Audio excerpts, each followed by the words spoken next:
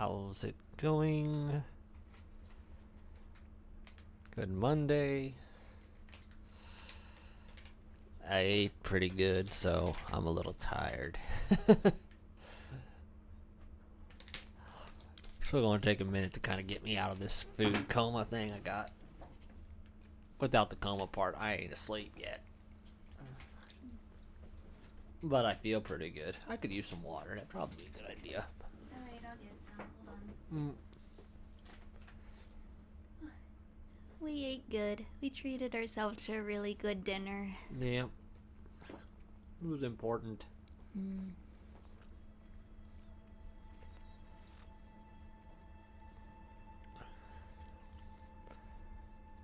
Where are we at? Hi.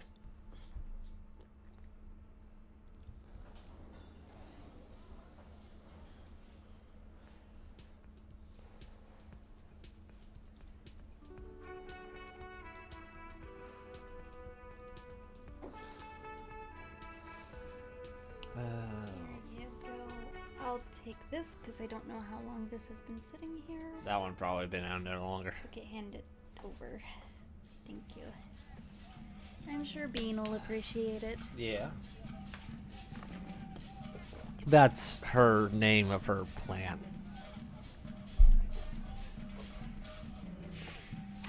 I think I'm done with the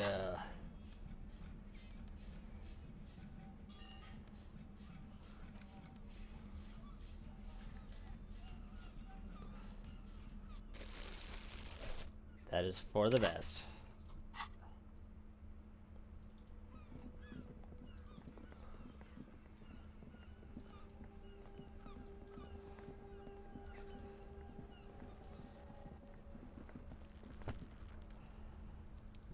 The man before you is naked, but for a pair of underpants and white boots.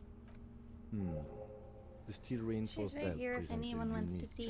challenge. I brought chain cutters, but I don't see a good angle. Well, I don't have anything there. Put It's a it plant. here. That's her plant. This is Bean. Yeah, it is. It is a plant. It's doing a lot better. It had a little bit of a dying issue, but I think it got out of it. So it's starting to Yeah. come back around. It's surviving. It's just not really thriving. It's doing all right. It's gotten a lot better since the Yeah. last time. It's got new blooms and everything. Only thing is how close they are together. It kind of keeps these leaves here. Yeah. So it's like, okay. Anyway, No, I wouldn't be interested in a pothos vine. Not at all.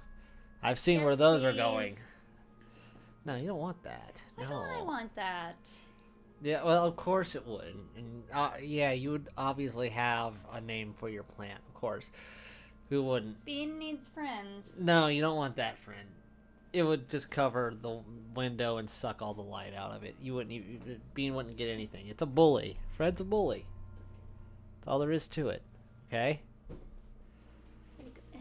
I set Bean up on top of your computer tower thing. It is. It's warm, so I guess it'll work. Well, this room is a lot warmer than the kitchen, and I think that's kind of part of her problem. It's a her now. I don't know. It's a plant. Like Yeah. they're kind of both, aren't they? Maybe. I don't Not know. always. Sometimes I don't know. Anyway, Alright. He doesn't actually think Anyway, the challenge is unique. Bean is a more He thinks tropical it's plant, so frustrating, maybe the warmer annoying, room is and harder probably than he better thought. for growth. The cadaver is a good 1.2 meters What up. you doing? Neither one Oh, of you us know, can just reach hanging the body around. without assistance. Yeah. And even if we do, there's the question of cutting Okay, I'll the stop. airship of the material. There's no question. There's only cutting. How hard could it be? An acrobatic maneuver would solve this situation. Nothing can go wrong with a good maneuver. Maneuver.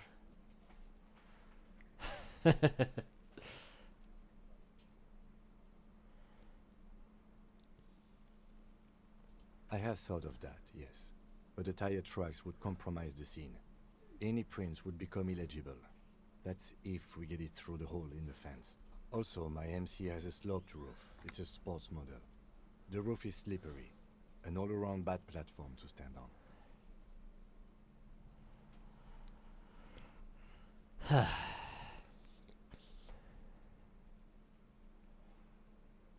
Yeah, I could tell that would be the case. And How about I take you, piggyback? The fuck are these pigs talking about? Oh, their bank or something. Oh, it's fucking boring, Kuno. Wish they'd fuck already. Yes, it's not a good idea. It's a fucking hilarious idea. You two puscapas get on top of each other and fuck. In silence, the lieutenant gives you a meaningful glance, as if to say, case in point.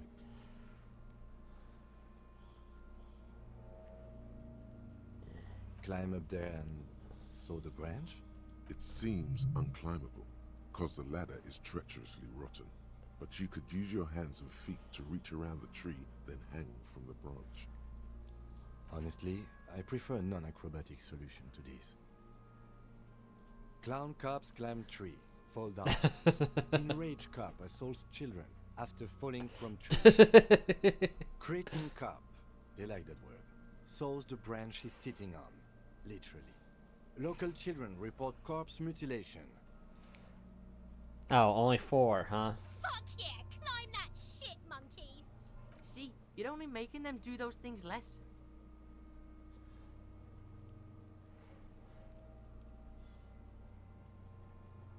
Oh no. We should be very afraid of newspapers. And the radio stations too. We should be wary of enticing them in any way. What I'm proposing is, we save acrobatic tricks as a last resort, after we've tried everything else. Oh, these have got to be the most fucking boring multiple parts I've ever seen.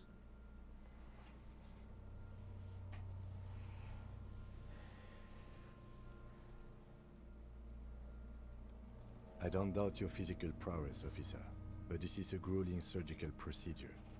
I saw 20 steel strands in there, and we do not have a secure platform for the cutting. The risk of acrobatic failure is one we cannot take. We must not become comedy for the locals.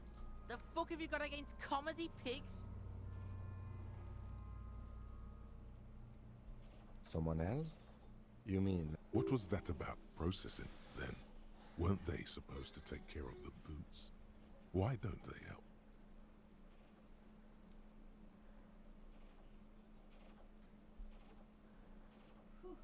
someone like a paid garbage man? Or a cleaning crew? I know it's hard, but I assure you, the others won't come to help us. And we have a growing sanitary concern here. We need to get him down, fast. Don't mind her. She's in a situation. I'm playing Terraria. Back.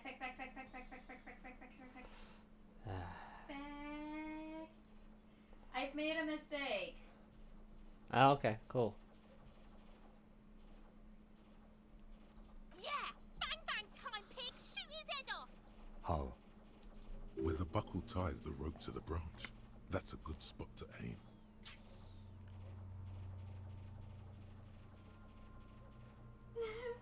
Beck, I don't understand Where? why nothing is working. Ah, yes, I see. If the shot hits that, there might be a chance to release the belt.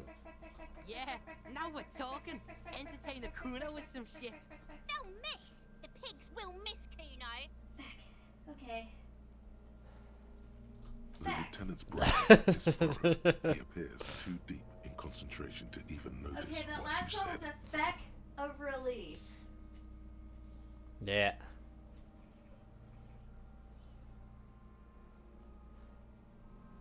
I'll blow his head off. Take it! Take the shot! Yeah, take the shot. Kuno wants some of that shit. Silence. With his elbow sharp, the lieutenant unzips his jacket and produces a lightweight firearm. He drops a paper cartridge in the barrel, separates the scouring stick, and gives the cartridge 5 tucks, securing it in place. That's a Kiel A9090 Armistice, mass-produced muzzle loader. He then steps back and assumes the fellow's position, taking aim. The corner of his eye twitches. His finger is on the trigger. He's gonna The kid's voice is drowned in a shrill blast that echoes off the walls of the surrounding tenements. A cloud of smoke slowly parts in the air as the lieutenant steps back and says to himself, God damn it. a lot of things were wrong with that shot. The fellow's test was the wrong choice. His shoulders were raised, but above all, he cannot trust his eyesight. Oh my god, that was so many types of wrong.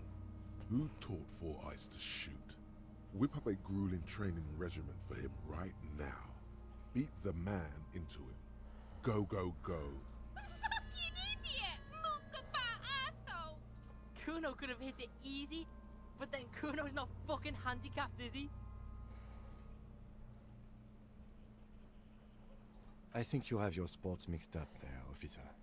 Squaring my shoulders has nothing to do with this. Bitches fighting. I have to say, it's beginning to look unlikely we can get him down without assistance. You know, you don't feel like too bad of a shot yourself. Take his gun and show him how to use it. It's bad as it is. Us shooting firearms like punks. Go ahead. I'm not stopping you. Just don't lose it.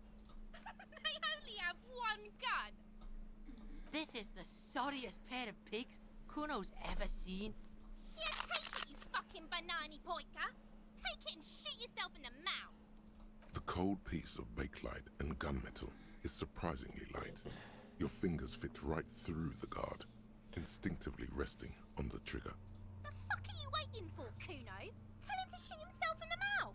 Kuno is silent. Aggression gathers in the air.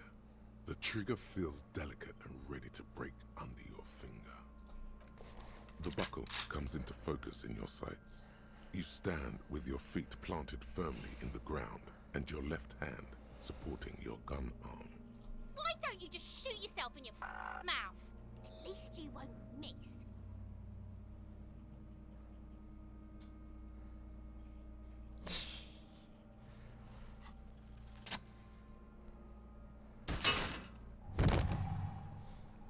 Yeah, I'm a The badass. buckle explodes into tiny pieces, coming loose with a whir. With your hand numb from the recoil, you look at the body slump down. For a moment, the man appears to kneel in front of you. Then, the rigor in his muscles gives up, and he smashes sideways into the spring mud, letting out a horrid stench. Fuck you, Kurpale!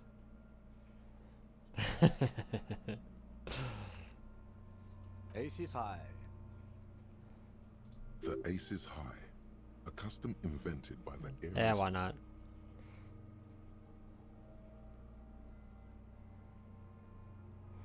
The lieutenant takes a little hop to perform the customary salutation.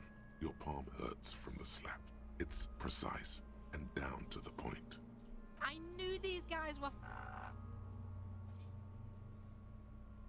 We will perform a field autopsy and determine the cause of death. But before... Excuse me. Slumped on the ground like that has not improved the way the corpse smells. The fall seems to have released something deep inside it. The stench is getting bad. I'm sorry to interrupt the jubilations here. I need a little breather before we do the autopsy. I would suggest we interview Everhart and Joyce, the leader of the Union and the Wild Pines Rep. But we've already done that, so it's up to you, detective. Take us where we need to be. Rigorous self-critique. Here it is. Hard facts from the man you are. You once jerked off in the locker room and were caught. It happens. You held a young woman by the arm and kept her in your apartment for 20 minutes against her will. That's right. These are not flights of fancy. These are real deeds, Harry, emerging from the darkness of your past. You tried shooting a fleeing suspect in the foot, but hit him in the pelvis, crippling him for life. And, above all, you let life defeat you. All the gifts your parents gave you, all the love and patience of your friends, you drowned in a neurotoxin. You let misery win, and it it will keep on winning till you die, or overcome it. Heyo.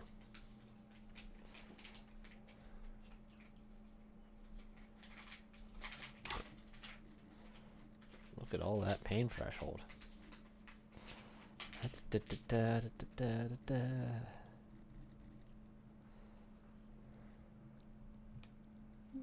Hmm.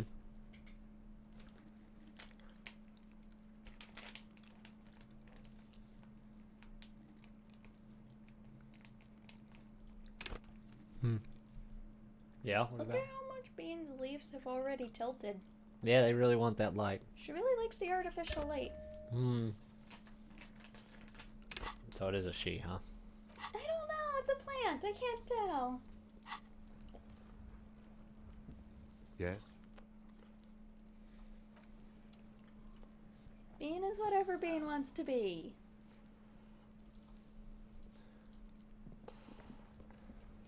Yeah, Kuno's anyways, like I'll be back. Kuno's dad. Kuno doesn't give a fuck. So,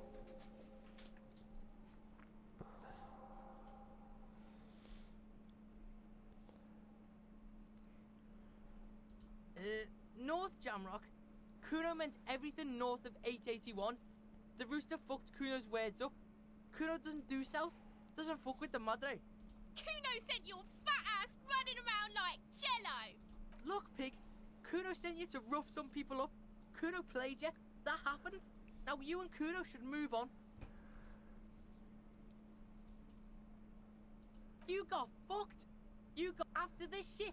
You better have something real in. Yeah, real interesting. Kuno doesn't fuck.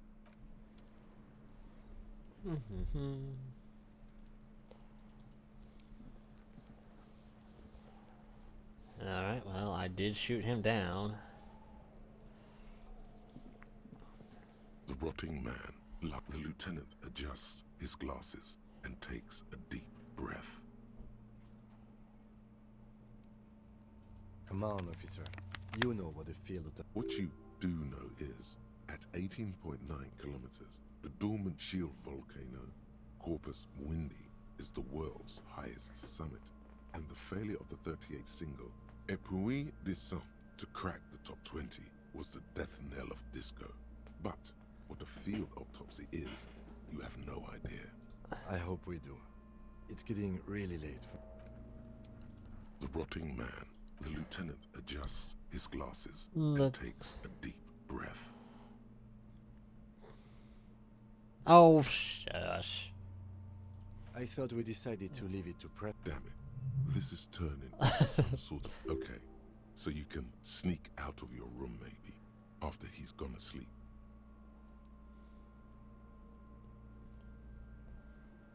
Oh, really? Yeah, that would have helped.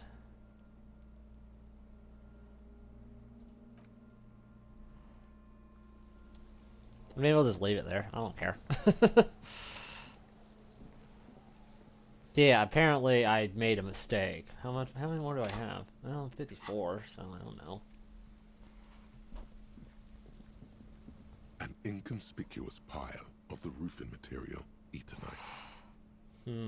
Let's see what I got here. Actually, I don't need that. Let's go leave. How much perception do I have? Beh. Bah. That's not going to help. That's not going to help. Beh. That will also not help. Does No, beh help? not really. But I should probably put that on. What's this? No, we need drama. I mean, the bow tie obviously is better, but hey. I don't make the rules. Damn it.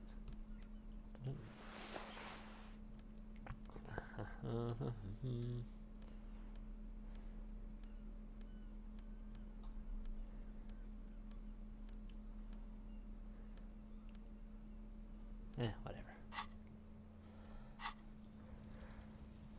Sure, I have to get through in there, huh? Now let's try. The rotting man, the lieutenant adjusts his glasses and takes a deep Yeah, I breath. still have to mess around with it later, huh? Alright, well, anyway. Forget it. What else can we do while we wait?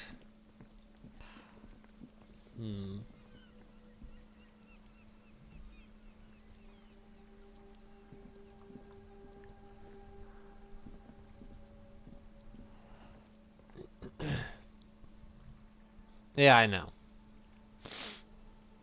Oh. What do I have? Just got that.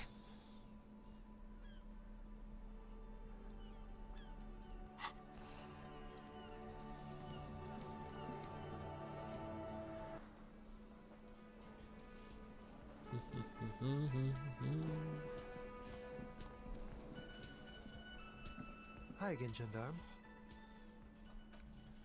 Could he be a member of the homosexual underground? Yes, this man is definitely Jeez. one of the homos. Just pointing it out. We're not talking about some kind of cult with members here. You made it up. Why?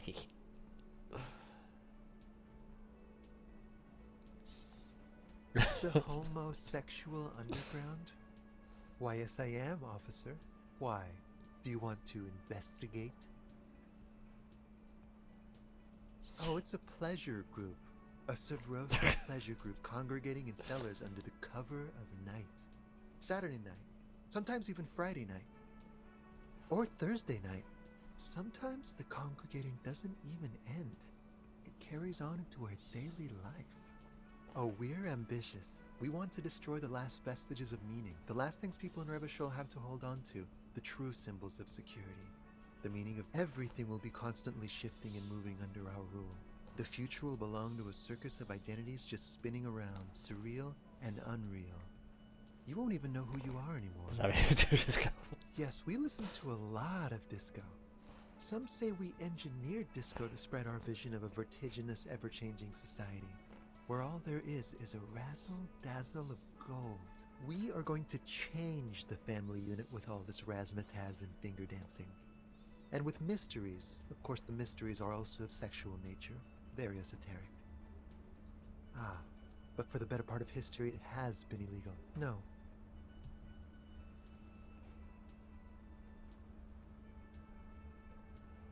Beautiful.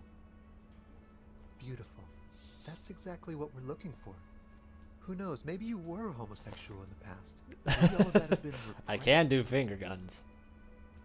I have to say that you do look like someone who might be part of the underground. You have that very distinctive, I can't understand what's going on here look. Absolutely wonderful. A man like you can figure out his sexuality in a working day. It won't be 20 hours unless you want to enter the heightened realms of the phantasm erotique afterwards. It may be 20 hours or more, but that would be on your own time. Admiring the atmosphere. What about you, officer? A bit too dramatic, don't you think? But it's true. If you really must do it, then I'd go with something else, some other substance. But then again, you're a cop. It definitely fits the genre. I fit the genre. We all do. Molded by fiction like we're characters in some bad novella. Human psychology is definitely lazy, don't you think? Bye-bye, gendarme.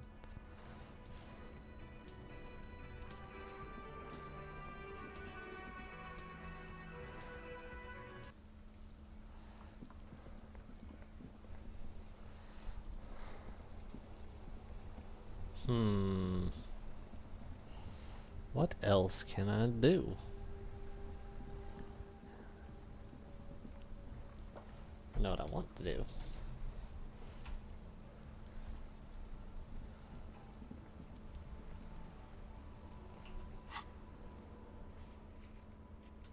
Hi.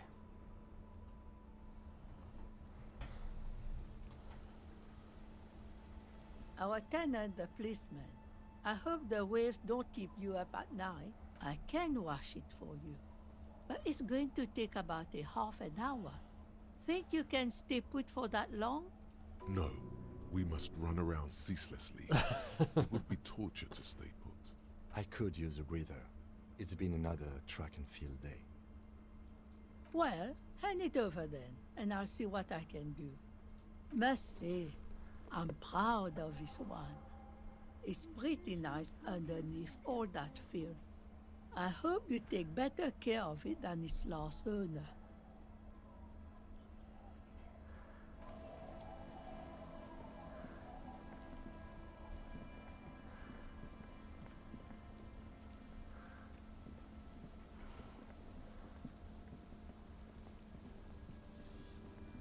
Tequila sunset. No, damn it. My jacket? A look of consternation crosses the man's face. He looks at you, then at his bottle, then back at you. What the fuck are you talking about, Tequila? Rosemary, what the fuck is Tequila talking about? Aye, that's the jacket you stole 2 weeks ago. From the kid who was making it with his gal on the beach. That's disgusting. I've never done anything like that in my life. You're both delusional. Found. That's medium concept stuff. It becomes abundantly clear to you how this man managed to lose his keys, business, friends, and girlfriend. Sounds normal. I'm calling it. It's neurological. Yeah, keep it trapped for myself. That shit is so medium concept, I wouldn't touch it with a stick. But yeah, okay. I'm sure it looks great on you. It's an okay jacket, if you are into that look. Okay, let's step aside for a second. I have something I want to talk about. Alright, whatever. I've been meaning to have a little chat with you about your sense of style. I'm glad you finally started dressing a little more like an officer of the RCM. Keep it up. The lieutenant regards you for a moment, unsure whether you're making a joke or not, and if so, whether he should acknowledge it. Right, detective. You are one regular cop. You know the expression, the clothes make the man? The right outfit in the right situation can make all the difference in the world.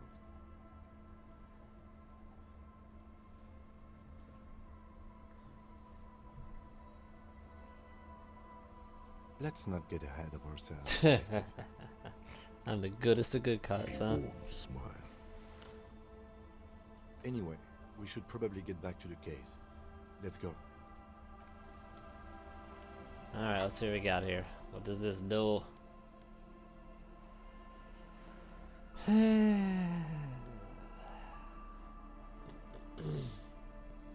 It'll be great when I punch things indiscriminately.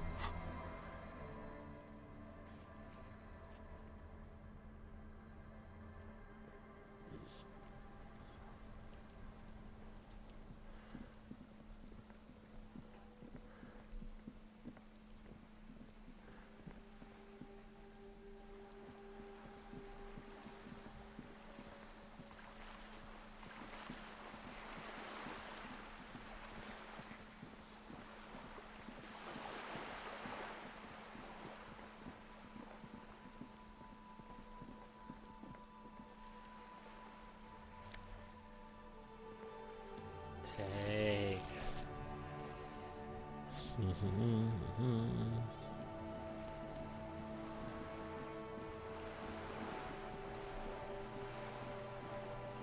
You're back. Good. What can I help you with? By love, you did. Fast, observantly, like an electronic printer. Pleased to meet you, Lieutenant W. Freighter Dubois. I am glad to see a man of high qualification. The situation is precarious. What can I help you with, Lieutenant Tiafreta? She reaches for the photo, takes it, then holds it in her hand for about half a minute in silence. It was taken with a Trigette not long ago. This is the man's upper body. There were no more markings on his hands or legs. Her mouth is relaxed. The accordion lines near her mouth vanish. The pearls of her eyes move slowly on the photo's surface. Sorry. I was trying to see if I can read the web of interdependencies between these points. The stars. I can't. But that's how you read this story. The points themselves don't have letters, numbers, anything. Their size, location on the body, and distance from each other tells you what they represent. Close. Port cities. This is an Oronese map of the waterways, a sailor's tattoo worn by wayfarers of the Dolorian century. Over 300 years ago, the sailors would mark their bodies to map their travels. Quite a few. Vredefort, the Oronese capital, traditionally stands on the right shoulder. He started somewhere near here. It happens. I have goals too. I just stop caring at a point. What next? Then he made his way to the Pretto Grange, through what I think must be the Stutz Canal, an artificial channel through the Occident. From the Pretto, he sailed to the Insulindic Ocean, first the Semines Islands, then this. Revachol. Those are the two constants. Vredefort on the shoulder, and Revachol in the heart. They started the tradition of these maps right after the discovery of Insulinde, at the dawn of the Interinsulary Age. The old world passing by, and the new world already here. Okay. Thank you. You said you can't read it. I can't. This man was no sailor, and these are no ports. I can understand geographic fragments, but not their meaning. In Martinez, looking into Krenel, he writes in one. Then the man puts down his pen and rubs his temples with both hands. Outside, there is a siren. Distant gunshots on the streets of the Jamrock Quarter. Vredefort? Vredefort has a military academy. The Semines Islands saw a recent conflict. In Revachol, he was executed.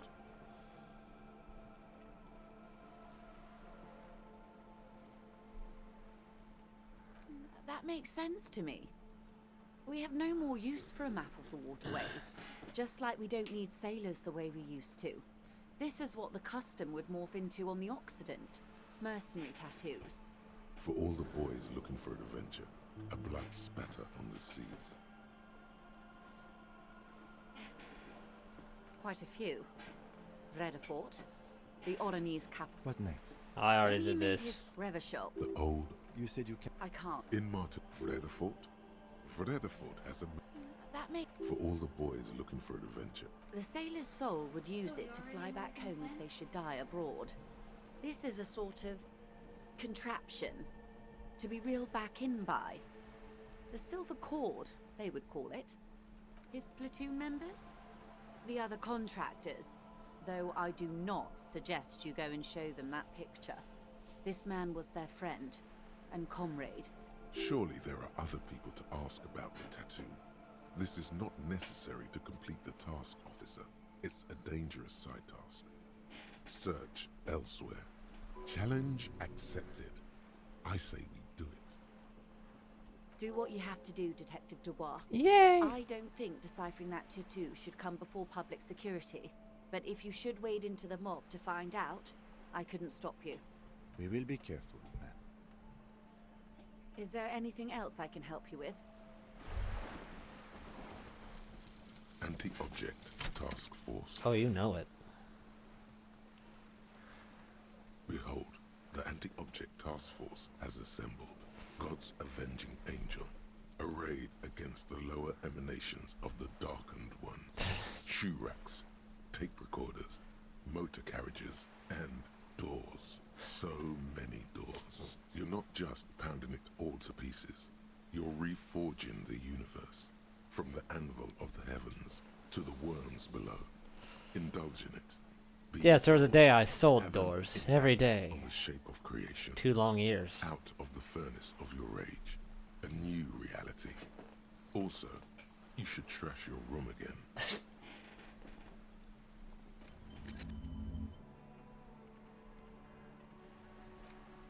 I'm broke.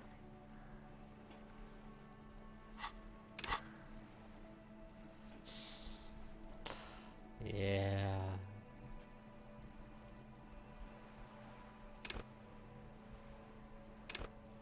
Hmm.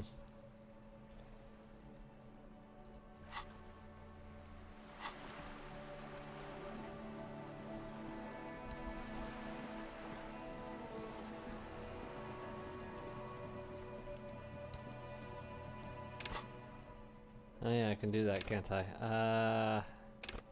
We're gonna do this real quick, I guess. Ting.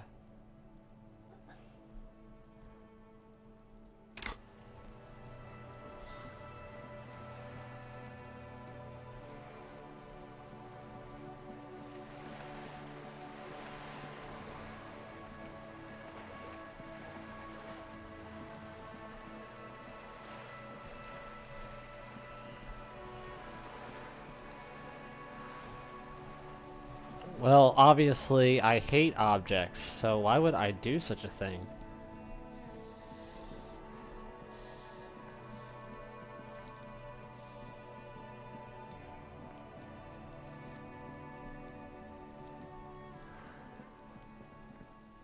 The rotting man Exactly. lies on. The lieutenant adjusts his glasses and takes a deep breath. Alright, well. I'm gone. I'm a joke. Look at me. You are now, but when you're A alive. killer. A motherfucker. And a killer. Takes one to know one. Go ahead, Coppo. What do you mean? It's the power of your imagination. Go ahead. Ask me more questions. You Yay. fucking love questions. I do. Into the wild pale yonder. In the past. Way out in the west. Because you're a copperoony.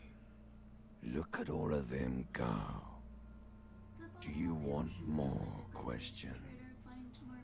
Give me a comical amount of questions. Coming right up, copperoony Rooney. This is getting upbeat now.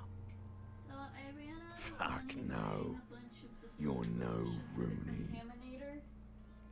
You Because ain't they no told me I tequila couldn't stop the sunset. corrupt from spreading. You're probably just Harry or Well, something. it can't spread if That's right. everything is just mushroom. Harry. You might be onto something there. Because Problem you solved. have loved it, me in Provocopo. Until it's It not, was but I'll love deal all with the along. consequences of my actions later. Sure, Lobo. I can ask you a question. Why are you doing this? Looking at my face, motionless. Looking into my eyes. Standing here. Why are you investigating my murder? I am all you have. Then you truly lost it all, brother. Let the world drag it all away from you. And what it left, you pissed away. And here we are. Well, thanks. Do I remind you of someone? A child born with Muller's disease, harlequinism, grown up miraculously. You sure I got out of that one? Coppellini. Come back later, Coppo. Amuse yourself with my frank manners and my memento mori features. If possible, also, see me in your dreams.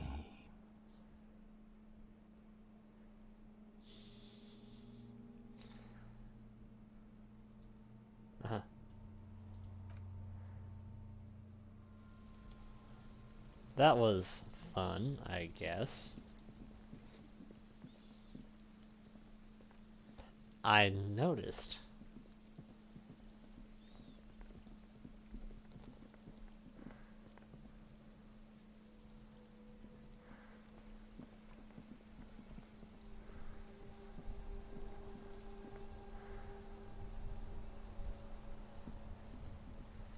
Huh, 7 o'clock. A...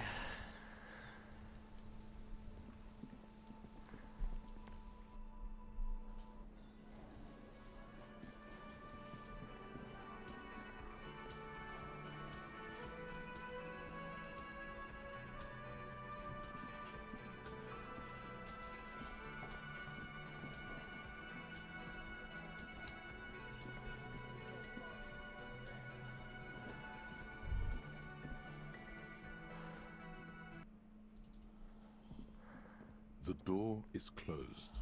Still nothing. The lieutenant gives you a quick glance.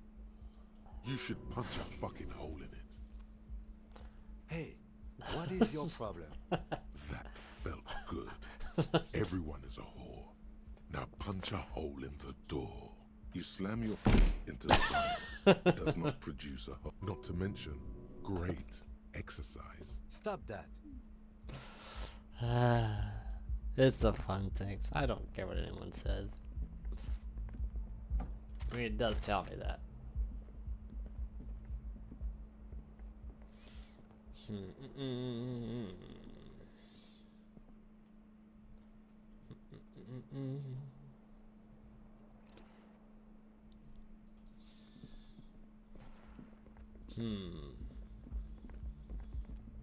Gotta wait for him to go away. Then I gotta take the boots.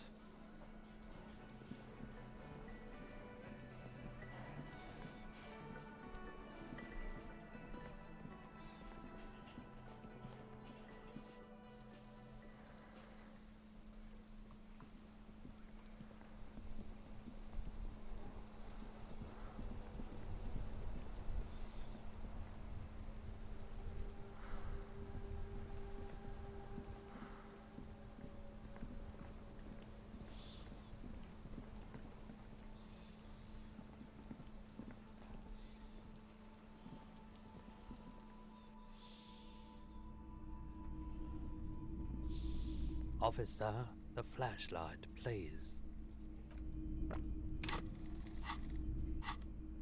Now everybody in their flashlights.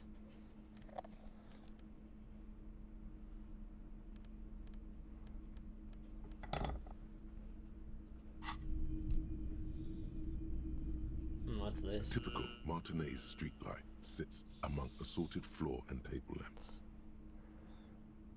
The light pole has been carefully cut, and the wiring has been redone and attached to a standard indoor plug. The light buzzes faintly, but persistently. This would make quite a statement in your living room.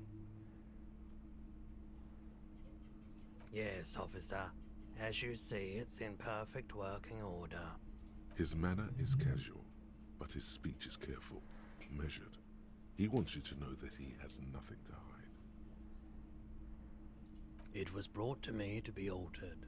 We are not here to investigate the theft of city property. You have to admit it's rather clever what he's done with it. 700 real. A bargain, I dare say. A bargain? No, it's not. He's trying to sweet-talk you into buying trash. The light has undergone 3 transformations, and every transformation, large or small, has a price tag. The light has been removed and rewired. That's 2 transformations. But what about the third?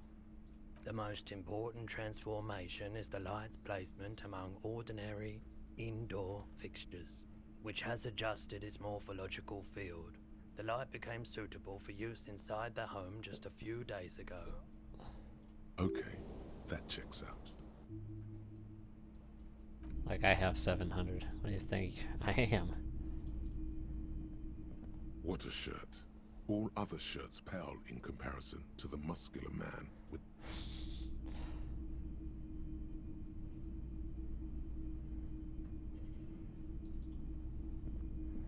Hello, hello. Let me know if I can help you with... Of course. It's in working order still, isn't it? Just pick your tape and set it spinning. Sure thing. My apologies, officer. A needle in a haystack. There is nothing you can do. Sure, man.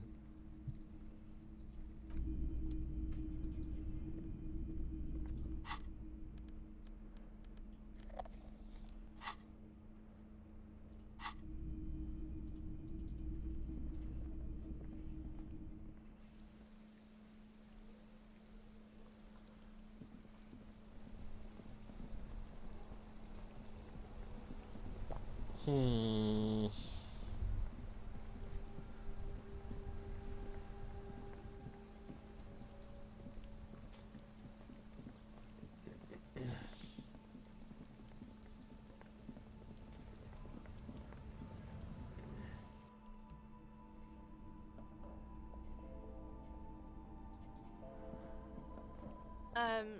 Is this about the questions again?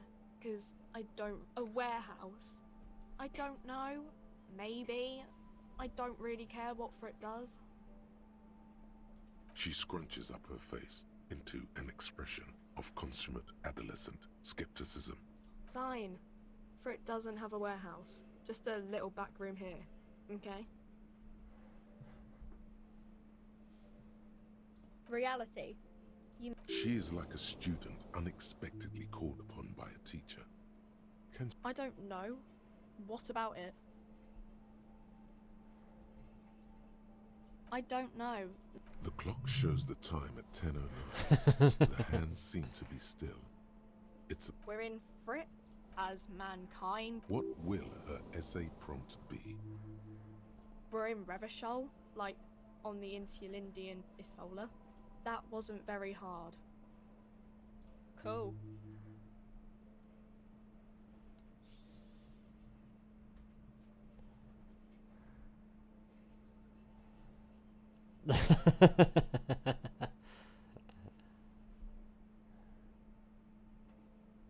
A warehouse. She looks up. Fine. Frit doesn't have a warehouse. Ah, whatever. No difference. Anyway, should probably just get some money out of this. The tear machine stands. Your bottles clunk into the machine. Yeah. Don't worry. $682.25 left, and I'll get that light.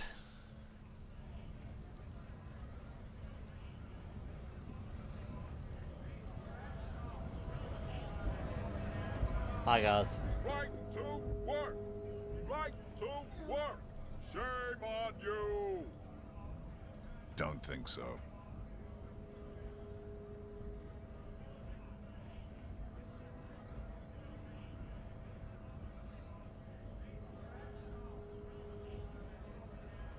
Silence.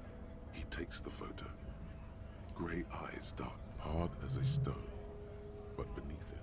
Fucking loincloths. Really did him in. What it means. I can tell you what this one means. Only one. You want to hear what happened here? Our colonel is deep in the bush here. Deep in the fucking bush. In Benital, 41. Monsoon season. He's on a reconnaissance mission.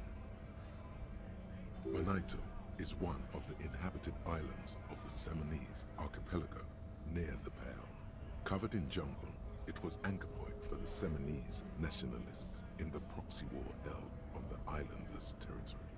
He spent a month behind enemy lines, scouting kept villages.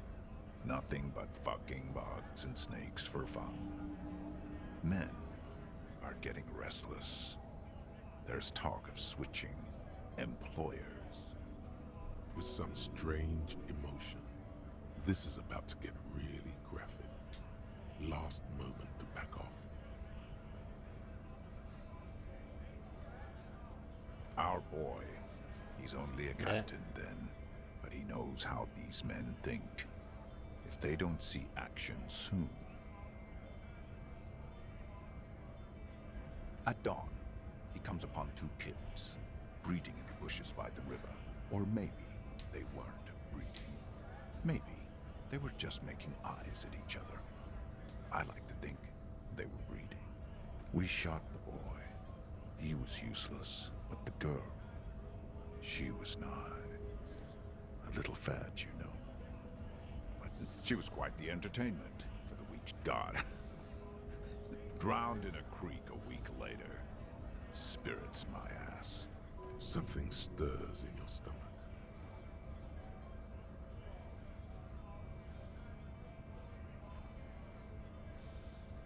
No, I was in the domain, in Jamrock, being a bouncer.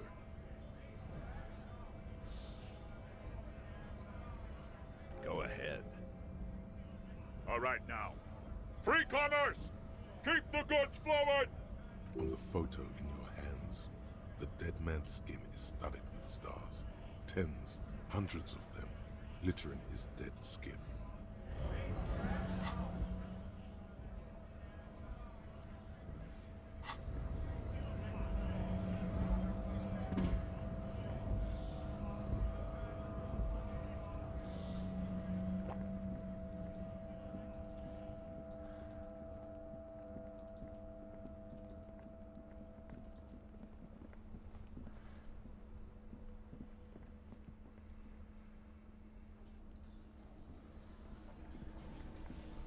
Hi, Gart.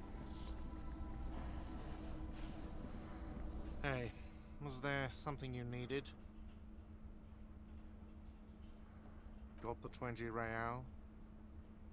Yeah. Then why are you wasting my time and yours? Because it's funny.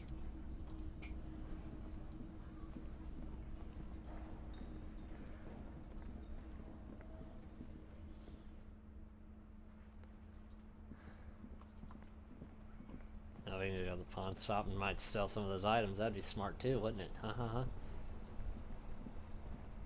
Unless they're being used for something. I assume the postcards have no meaning. Even that can be sold.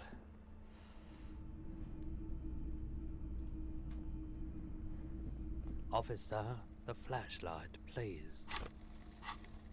Shut up. I'll just play the music. Hello, hello. Let me know if I can help you with anything.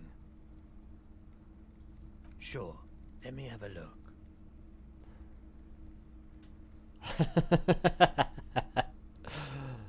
Oh, no. I don't like those kinds of objects. No. Photic paths, counter-radiance networks, anti-magnetism. You have absolutely no idea what aphotic paths are, but the tattoos on the man are not that. I know. Anything else you're thinking of selling?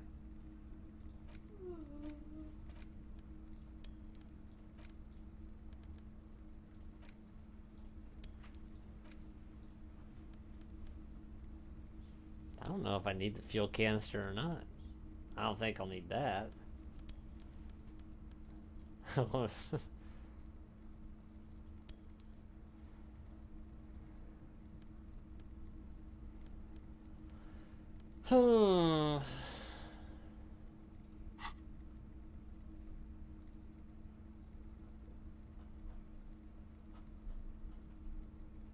Another time, perhaps.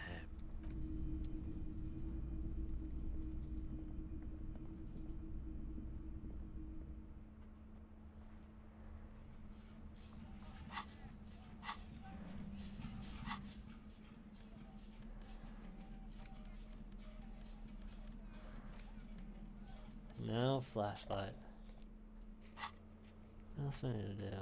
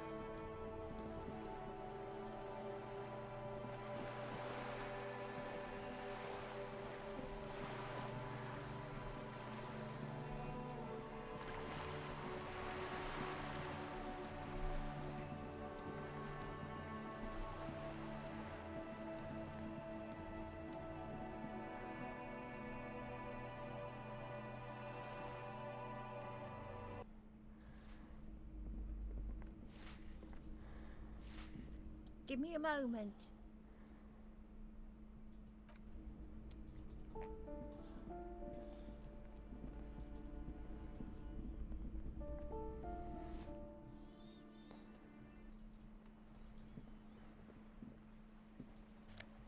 I'm taking all of it.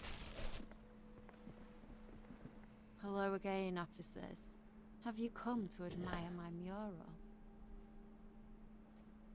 What do I care about some fucking tin eggshells? Ugh, alright, sad piggy. I'll give you this one. I saw a little girl in the fishing village running around with military-grade handwear. Looked cute as hell. Could that girl have been little Lily? It's not a bad place to start. Could have been her. Small kid with giant white armored hands. If you've seen one of them, you've seen them all.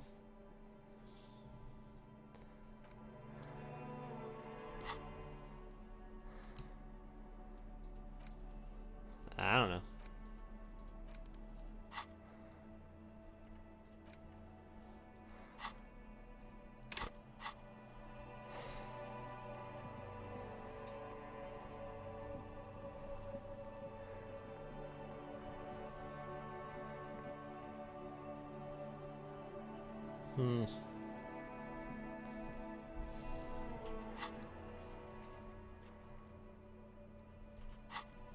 Oh, that's fine.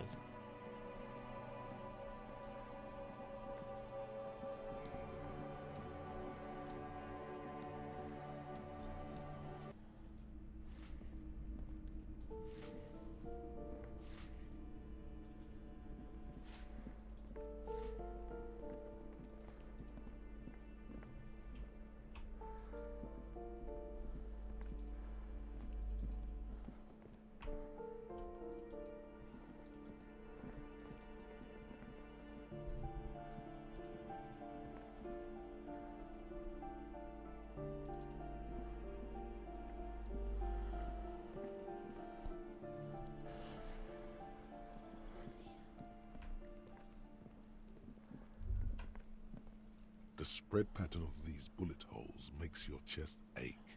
Your breath grows heavier. More old bullet holes. Half a century at least. From the revolution. Remnants from the revolution. These are over half a century old. Perhaps a crime of a sort ages ago. But no, these do not warrant an investigation. Not much. I don't have a fresh perspective on it. Should we go?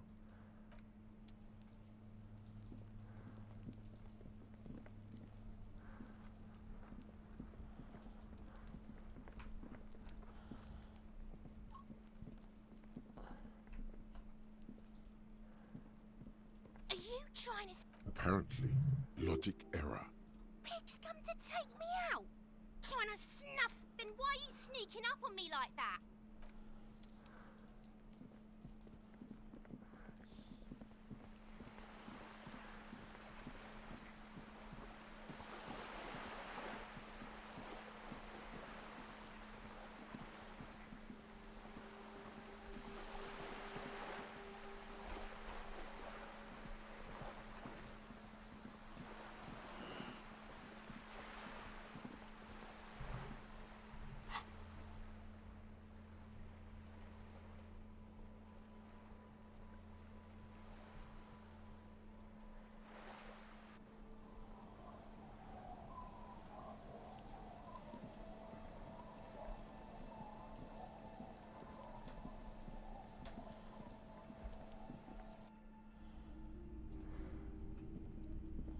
Hello, mister.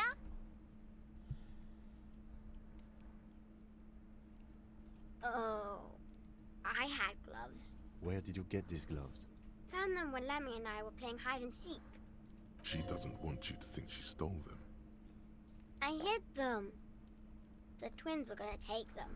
We are going to need those gloves. Oh, they're in my sandcastle. Behind our house. Under the sand. You can break the castle. It's not very good. Bye!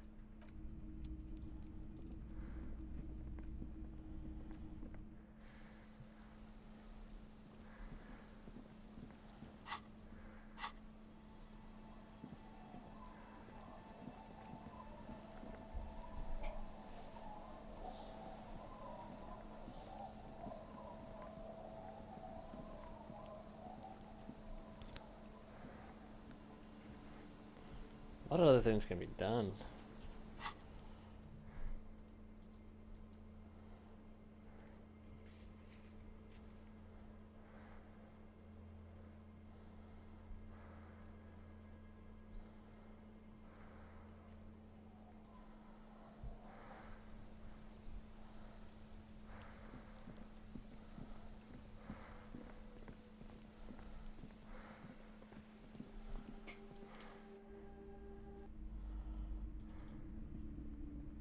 The display rack is...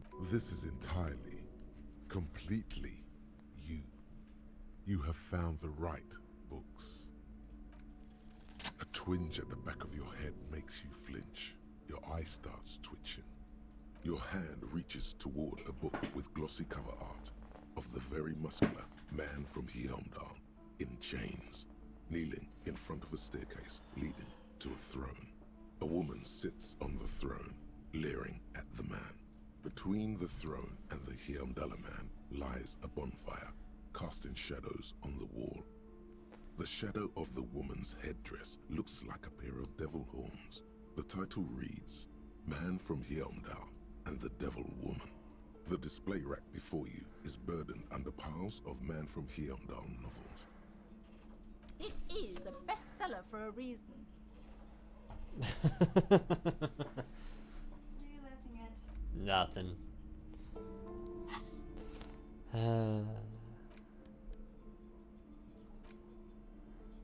The edges of the pages are worn and smudged. A lot of people have read about the Devil Woman's altercations with the Helmdall man. Then a year and a few, I might have to go fight Gollum. Oh, okay. The jacket copy proclaims, Man from Helmdall returns in his most exciting adventure yet. After crashing into a strange jungle, cannibalistic natives abduct his only surviving comrade, Noble Tiribold. Before Man from Helmdall can mount a rescue, he is ambushed by a tribe of female warriors and taken to the ancient citadel of Cloud City, where a mysterious and wicked queen rules supreme. Will Man from Helmdall be able to escape his dire situation Doesn't even have a name. and find his missing friend? You open the book to a random page. Man from Helmdall, wielding his two Zweihanders, is carving through a sea of savages. They ain't His Zweihanders, visage are they? fixed in grim determination. His arms, whirling like windmills, are soaked with the blood of his enemies. Mangled corpses litter the battlefield. Yes, they are. Einhanders. Good God, this is some retrograde stuff. When was this shit written? You flip to the copyright page. This book was written in 38. Berserker rage burns in his azure-hued eyes as he brings glory and honor to his long-lost Helmdaller tribe.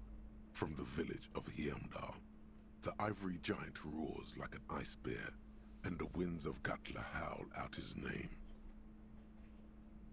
Man from Helmdall rides on a gilded griffin, his golden mane billowing in the breeze. Both Zweihanders sheathed on his back. He is off to war. Will he conquer his enemies?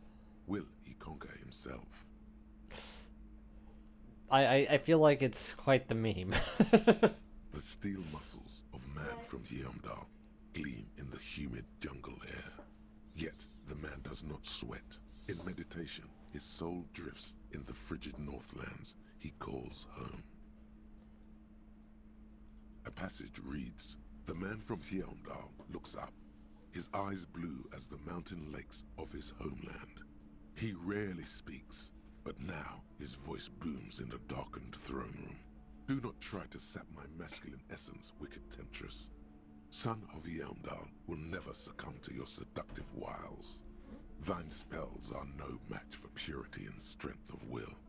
Brothers of Helmdall, stand above the vices of flesh, for it is weak and corruptible, yet mine is forged in gore and strife. Queen Lydiana just laughs, a sultry and salacious sound, then says, I have grand plans for you, man from Helmdall. She gestures her diabolical hand toward an array of potions and unguents. First, you shall please me. Then lead my armies against the vicious cannibals. Not a muscle moves in the face of the man from Yelmdar. Yet inside, there is turmoil. This goes against all he holds sacrosanct. Alright, I think I've had enough for now. The edges of the page. It's for auto-saving. It was important.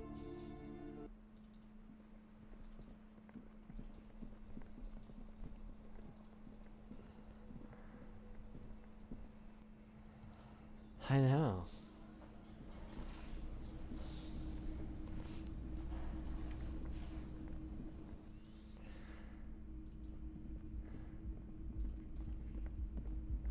Oh yeah, well, I have to go the other way. I'm all bad. No, I have to go outside. I don't care about money. I just spent it on a stupid freaking book.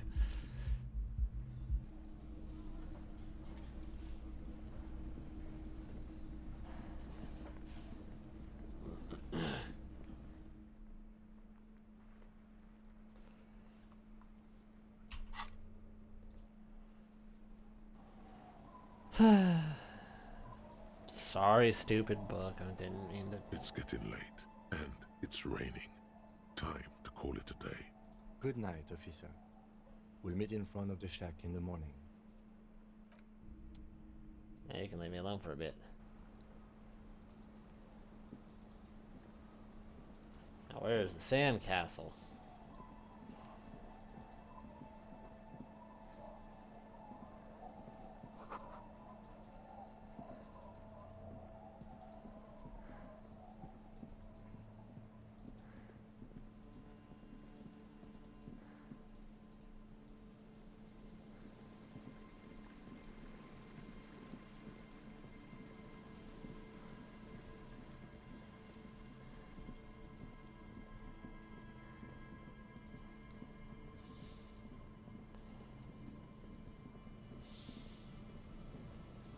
Anything?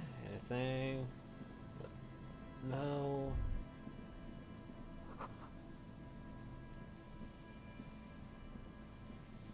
This is the trap Morel just set. Check the reeds hiss. It's good the cryptozoologists left. The later it gets, the colder. This trap is also full of panicked locusts. No sign of any cryptozoological beast inside.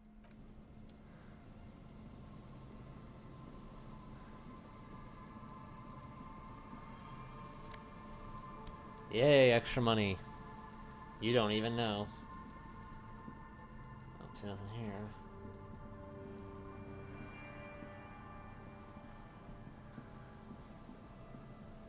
Is it down here?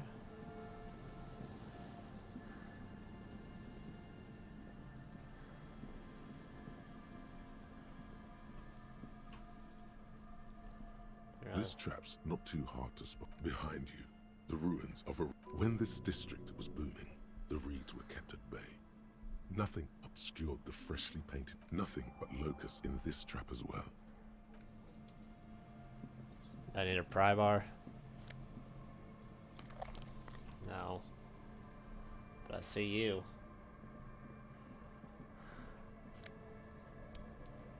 Free money.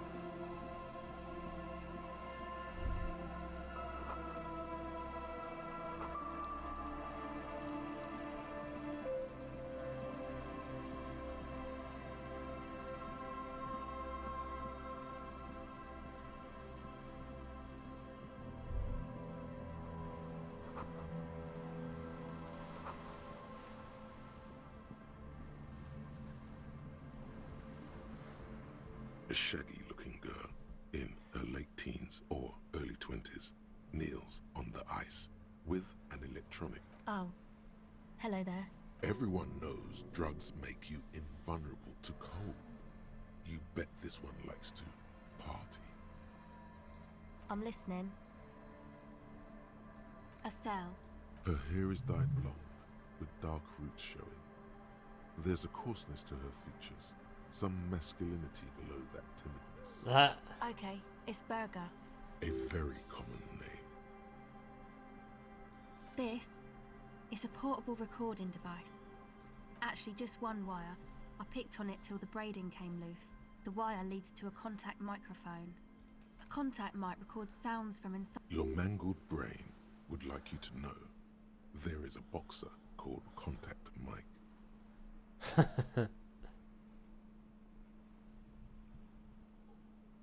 No idea.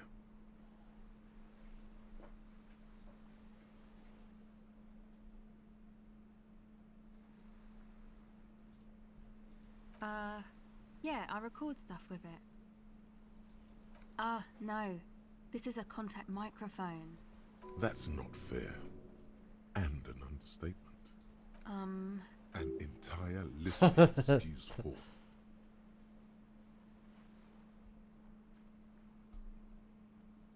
Man, you are one weird guy. You do understand it all just sounds like Mike to me, right?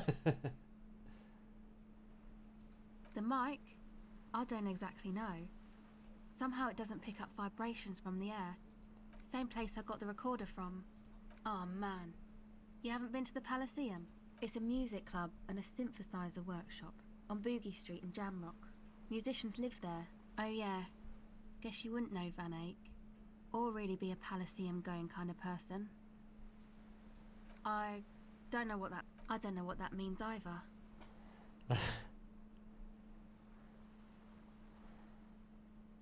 That's cool.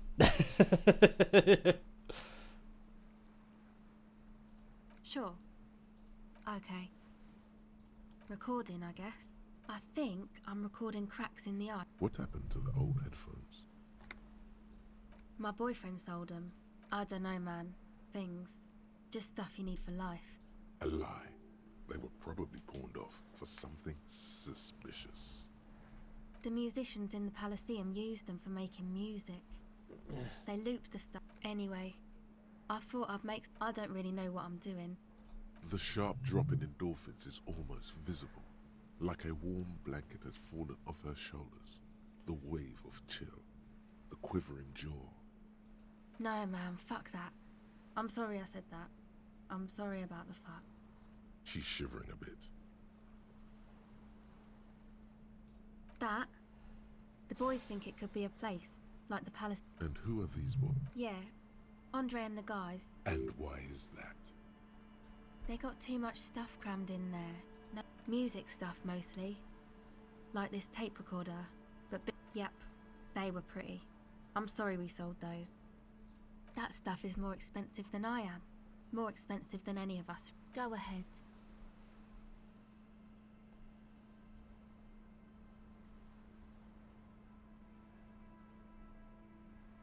What is this It's empathy? supposed to become like, except that. The floorboards up. There will never be. Not in a million years. You know, anodic, cathodic, music that's made with electronic instruments, synthesizers and tape consoles, you know, anodic. What do you need to know? I know. It's not, hey, don't get me wrong, but you're a cop, right? No, I'm the law. That's a different story. Okay, well, maybe you could talk to Andre and the guys, because there are some strange things going on in that church. They're inside that thing there. Go ahead. Okay, bye.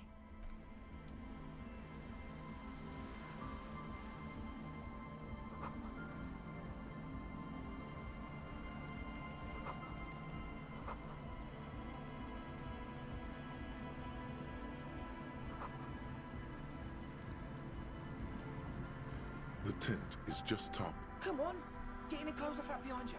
The warm stuff's getting out. Might as well. Why not?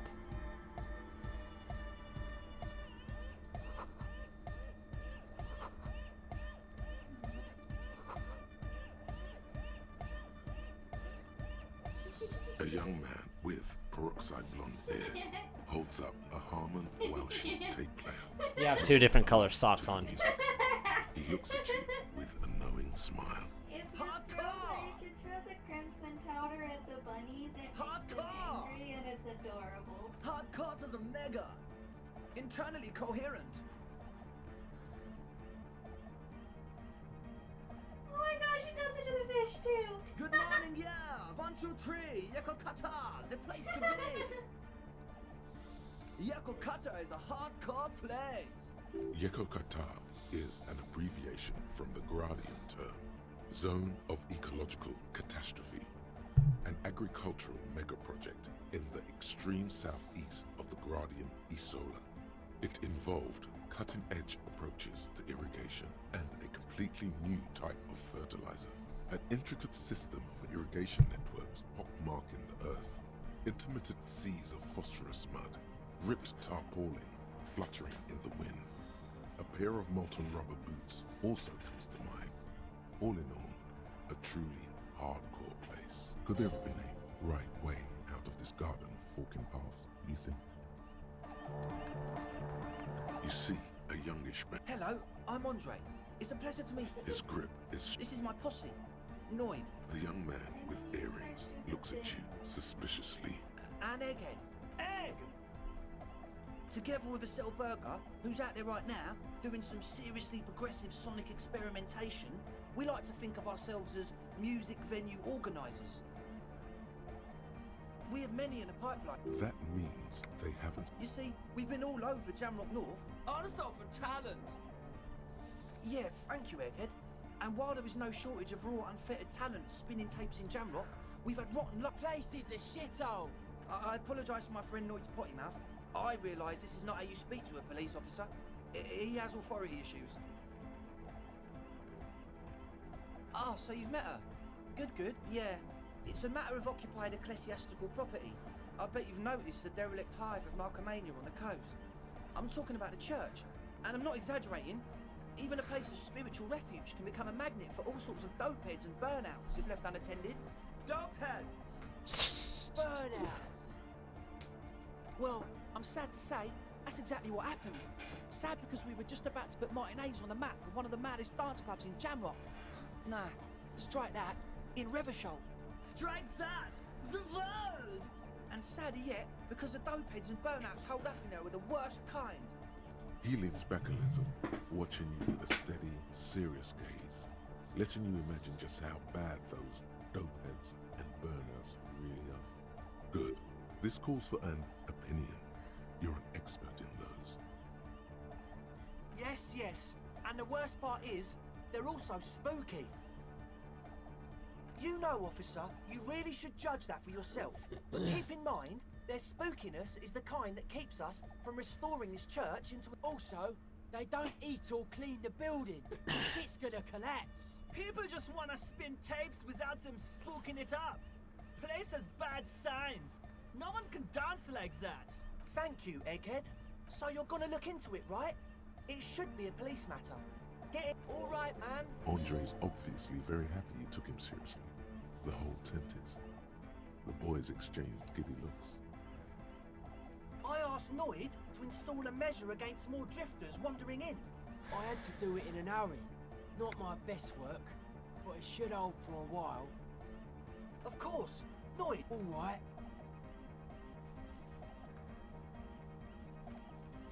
You sense the trajectory of the little piece of metal and plastic. The object makes a small ringing sound as it approaches. Ka-ching! The key hits your palm. The speed... Basket of glory. A young man with ribcage-shaped... The word august, used as an adjective. That's how cool it feels to be old and cool in the eyes of the young. Let's face it, you're near death, yet bathed in the golden rays of stately grandeur. Well, fine, I missed. Like a daddy-o. Not long. Like a week, maybe? Thank you. We just thought it was the right thing to do. Sure, man. Tell us what you want to know. Let's do it. Oh yeah, that's a meteor and name for the founding party. Thought it'd be cool to use it. If you don't know what the founding party is, there might be a way to mask it with minor demagoguery. Come to think of it, I've never really looked them up, you know. I can't give you a precise definition, but they're a very powerful religious organisation. And they have roots in ancient mass society. And they're the custodians of the Pericanassian church. Plus, they anoint the innocents. They, like, made the innocentic system, no?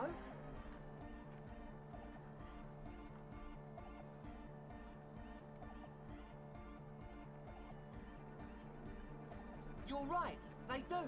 Pericanassian church is about love. And Nordic music is about love.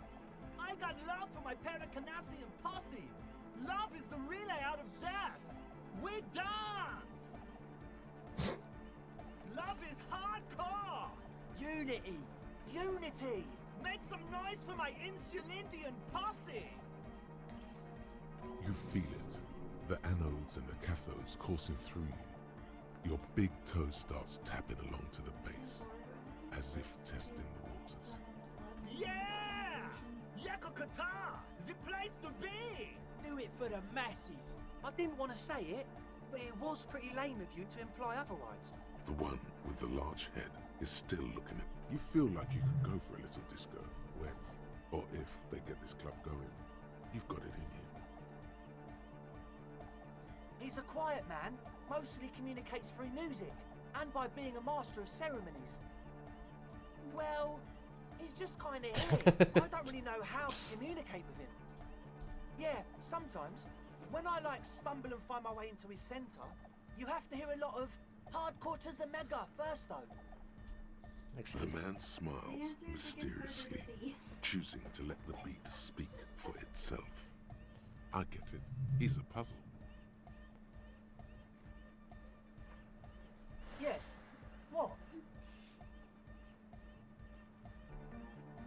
Yeah, good to have, bitch to carry. When I first scouted the place, I did some oh, it's the one they sell at... It's like he's lying to you, my liege. But he's slippery enough that there's nothing. He nods. Truth is, I don't really know. None of us do. I don't even know how many there are. All we've seen are glimpses. Yes. When I first scouted the place, back in February, it was abandoned, empty. Took one of them has wires running into bowls of water. Andre! Oh, and it felt like there was something in there. No! Which other one? I'm not as... Felt like silence. Awful silence. Not exactly. We've just seen someone who we think is a woman go in and out of the church. A couple of times. Like, you aren't alone. It wasn't quite... Not human. As it was this dark shape yeah, you know. The way it was climbing up and around, it was stalking a cell. Odd. Crabs are usually marine creatures, and not known for climbing water. Crab man! Yeah, totally. I mean... So he hasn't even been in there. You should ask her about it. There probably is no crab man. Don't let them draw you in with this nonsense. Sure. What?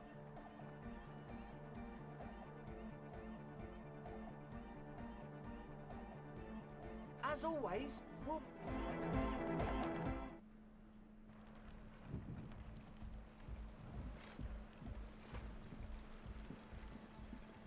A pane of Eternite, barely holding it up.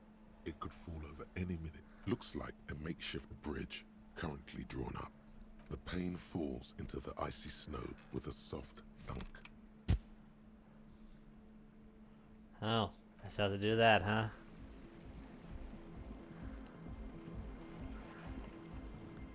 We'll do it real quick. The young man with... This is hardcore. It's hardcore! Skibbity, skibberdanger. I am the rearranger. Back to the heavyweight jam. Hardcore! Hardcore! Yeah! This young man adds a capital G before the H in his yegs and args. This produces a guttural Gotvaldian accent and makes it sound more animal, more in it. Or maybe it's not Gotvaldian. Maybe it's Oranese. Probably an homage to Oranje, where Arno van Eyck is from, judging by his name. Could you be listening to an Arno van Eyck creation right now? You know about him? You know Van Eyck? Wow! The skinny wraith looks at you with some disbelief. So am I! So am I! Oh! Is that why they call you Egghead? Because... Egghead to the Mega! The K became the G! The boy became the man! The Advent?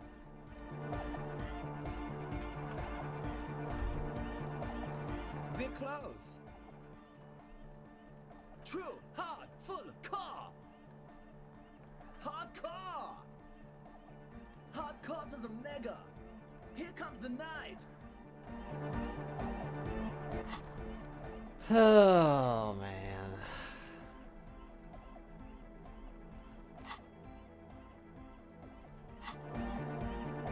Did I not solve it now?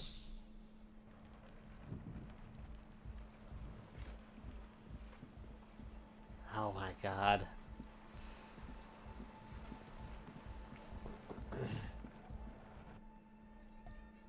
We're close. True, hard, full, car, hardcore! Yeah! This young man, or maybe it's not Gotvaldian, The Y to the E to the... Yeah! he missed one A.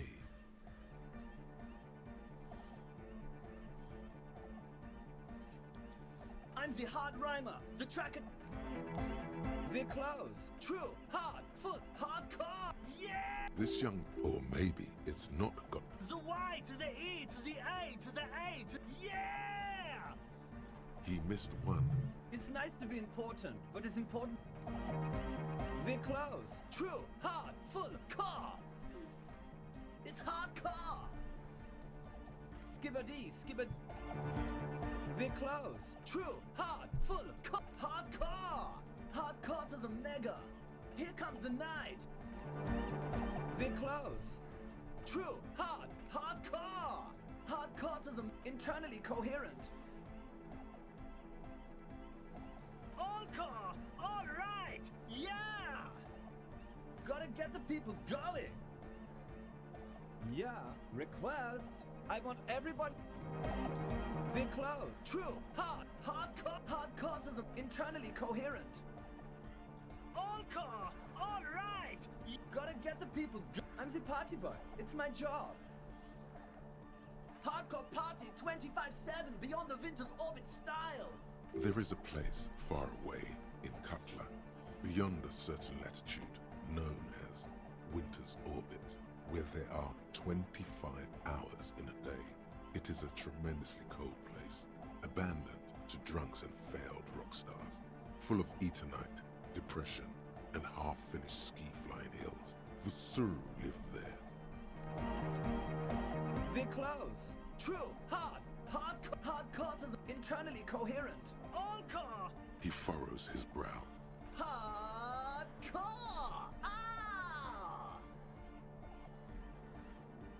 The question is, what is the question? But there was a question? We're close. True. Hardcore! Hardcore to the internally all car! He furrows his brow. Hardcore! Ah! The question is, what? But there was no question. We're close. True. Hard. Full. Car. Hardcore! Hardcore! Internally coherent. All car! All right! He furrows his... Hardcore! Ah! Is it though? One mind, one spirit. We're close. True. Hardcore to the Mega. Internally coherent. All car! He furrows his brow. Is it though? But is it? I mean really? No, but seriously, I'm a bit worried it isn't. The skin on your back is crawling. For a second, you can't even hear the music anymore. There is a hawthorn tree on Rue de Saint-Gislain, right next to the Don't be alarmed. Everything is okay. He isn't actually worried. Everything is still super hardcore. What he probably means is, it could be even more so. There's nothing wrong with it. Sometimes I just feel like anodic music is in its infancy, you know? For example, take this Arno van Eyck jam I've been pumping for the last month, and will continue pumping for the rest of 51. Isn't something holding it back from being hyper? It's like it's only ultra. I think it's super hardcore, but you're right.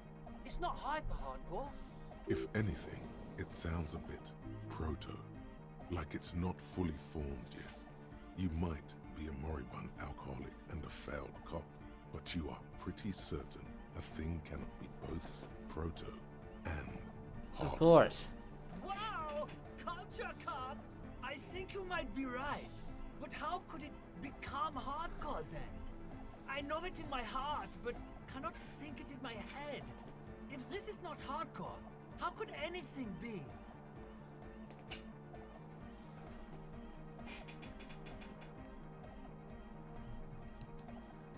What? Guys, there's something happening in his head. Oh yeah! He's doing it! But you're not. This is almost certainly a matter that surpasses the limits of reason. I know! So does mine! No! This is the answer! Uh-huh.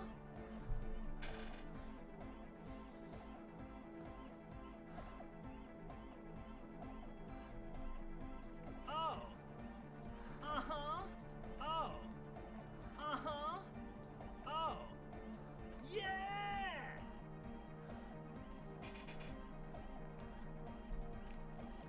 You know it in your lungs where the pressure should. It's the obvious answer. In your heart that's a low, and in your solar plexus where the hits should land.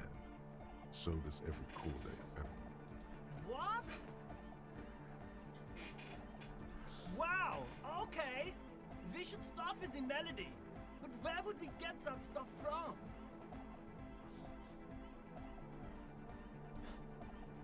I'm sorry, I don't know anything about anodic music.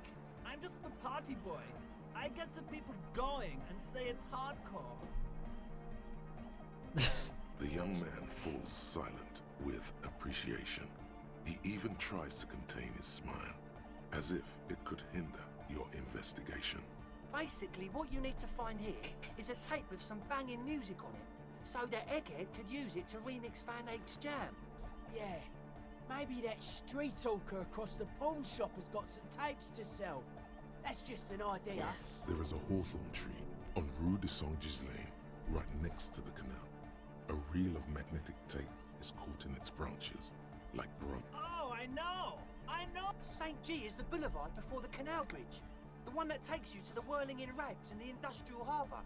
It's got the lanterns and the... I knew that! And the mosaic sidewalk. But it's all blocked with that stupid traffic jam right now. Anyway, does it? Anyway, that's all yours to... Copman! Lungs are for love! Yeah! No nation, but transnation! No war, but class war! He's not a communist. It's just something he likes to yell. He picked it up from a tape jockey at the Palace. She was a communist, though. Yeah! With a rebel yell! I could be a communist. If you want that, do you want me to be a communist? Please don't turn him into a communist. Oh yeah, turn him into a communist. Come on, it would be super.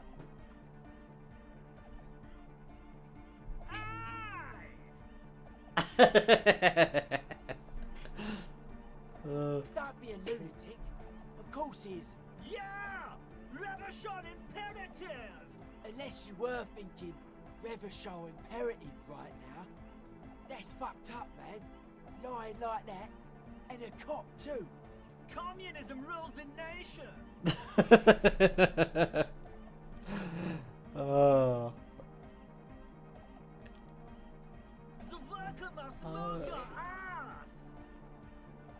I'm sorry.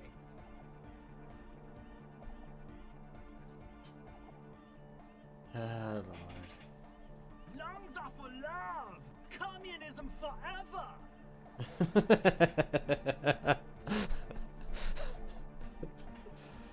Dark hardcore. Basically, yes, it is. All right. I don't know. I enjoyed it. Now what the hell am I doing tonight? I think I need to do perception. Is that what I'm looking at?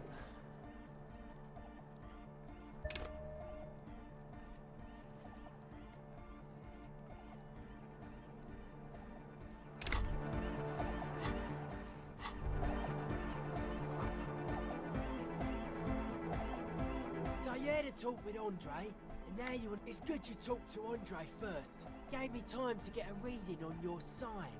Can't really talk to people before you get a reading. The hardcore aesthetic is ESO. I can see that. Further sign matching would do good for us.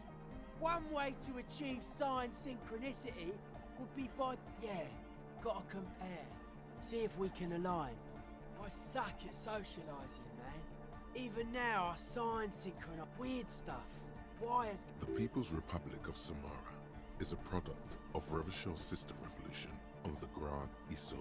It's known as a severely degenerated rogue state. Most of it doesn't... Sonic powers... Anyway, I'm done jamming. I still gotta find this sand castle, which is what I was doing.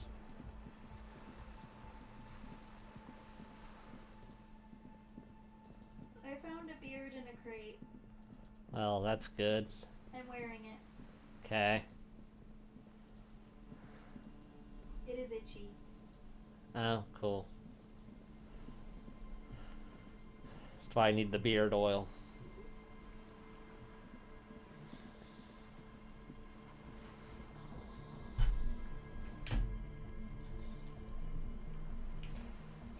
Yeah. That happens. You don't even know. I mean, have you ever been to a rave? What do you expect them to do?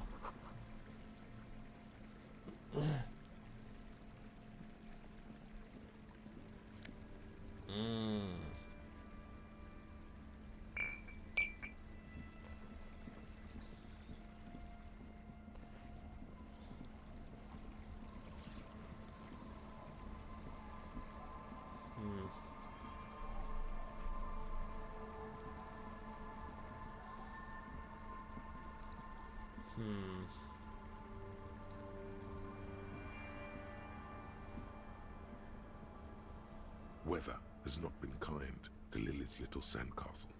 The once mighty towers are quickly eroding away. The walls and floors give way to the giant's greed.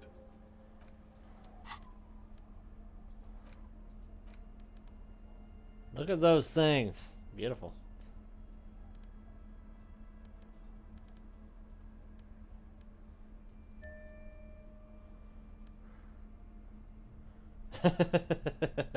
I'll just wear them for the rest of the game. I'm sure Kim wouldn't know. As you fold your fingers into a fist, you realize you could knock anyone out with one punch. The white ceramic gloves wrap around your digits comfortably.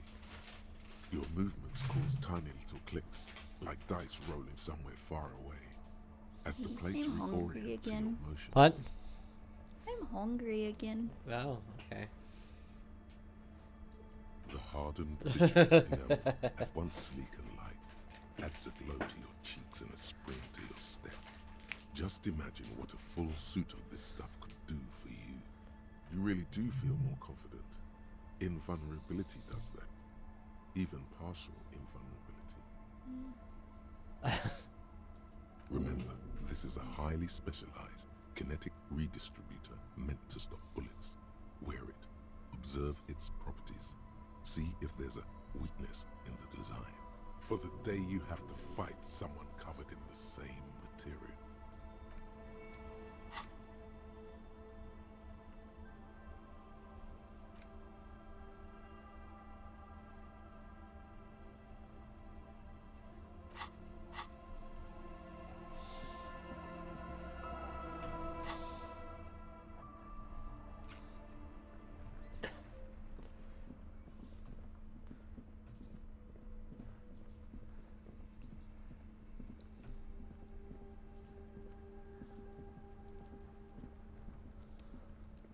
The rotting man lies on his side before you can grab hold of the boot, you hear a voice coming out of the dead man's mouth. It's the voice of Lieutenant Kim.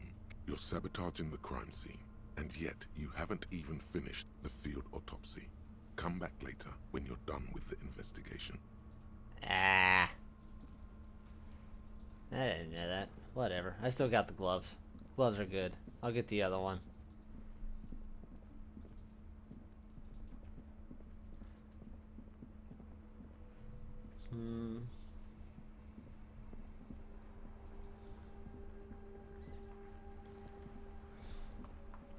The dented yellow mailbox greets you with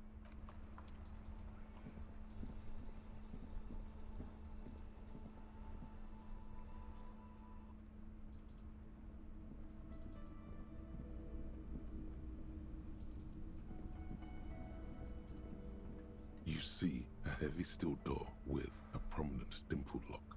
It's painted blue. We'll just go and get it later.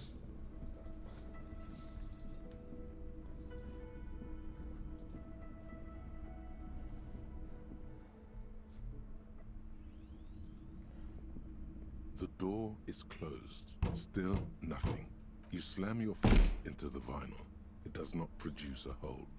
The door sits sturdily in the frame, and your fist hurts. Not to mention, great exercise. Well, I was hoping I could actually punch it for a change. Oh well.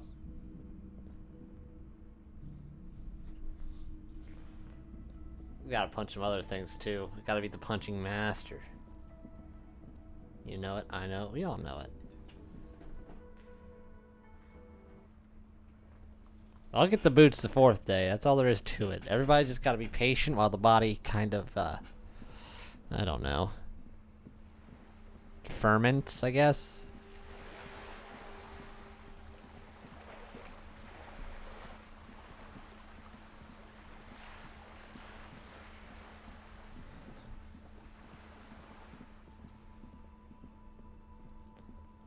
I wanna go in there. No, I don't. I wanna go around. Exactly. I knew what I was doing all along. Also, he's kind of a pleasant bloke to talk to be honest.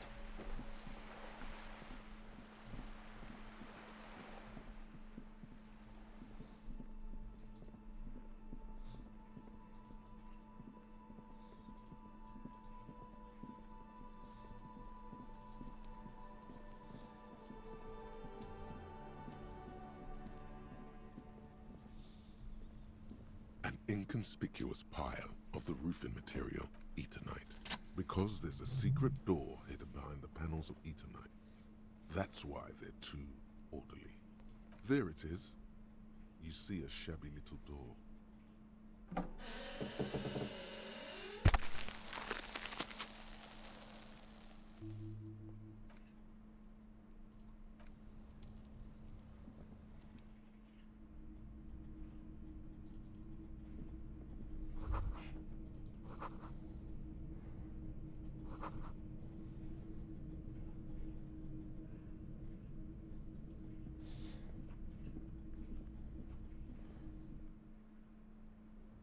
Oh, well, okay, we'll go it down in a minute, I guess.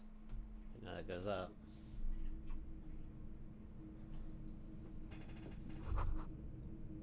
Be still, my beating heart. It's amphetamine. Sweet amphetamine. Just for you, okay? Because you were asking earlier. We'll just do it. You run your tongue across the plate 4 or 5 times. Oh.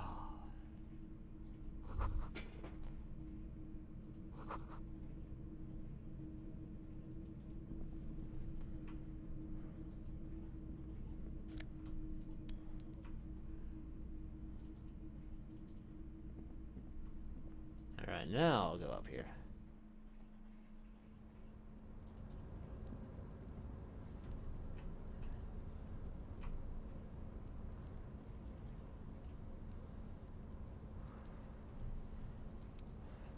Yeah, I was there.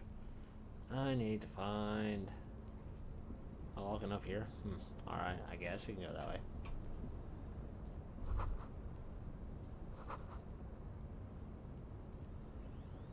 I guess we won't run then.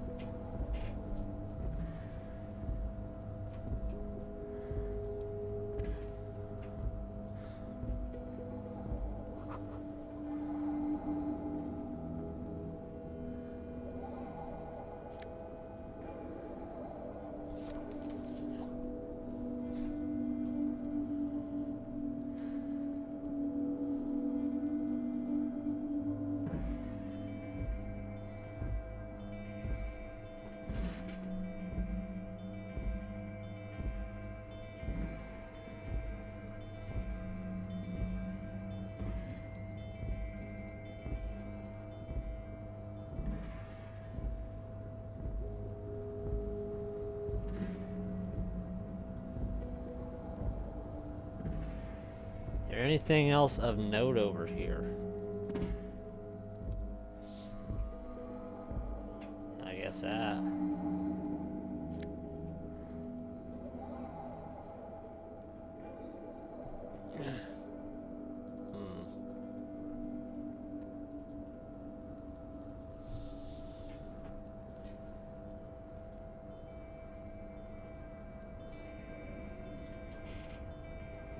Get in there eventually.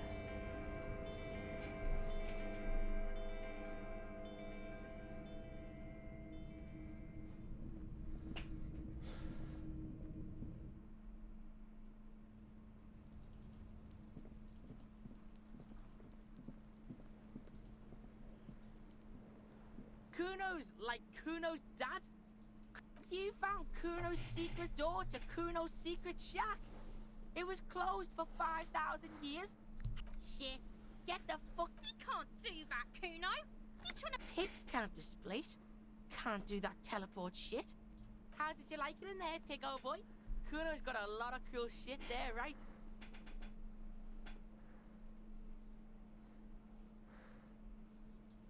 That's where Kuno gets his daily hit of electric. Kuno Shazam. Kuno rides the fucking lightning in there, pig. Bet you'd like to ride the lightning too, wouldn't you? You feel tired and old, but you could have that sparkle in your eyes. It's a vitamin, pig. Don't you know anything? You could use some.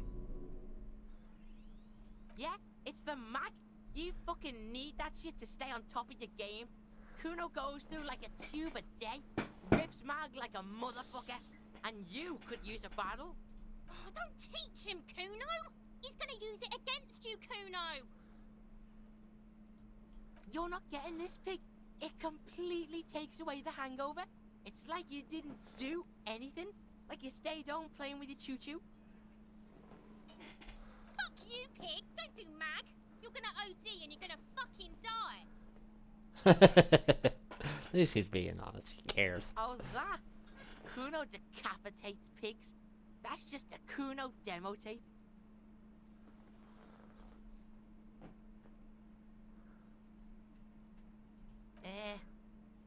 What is this shit?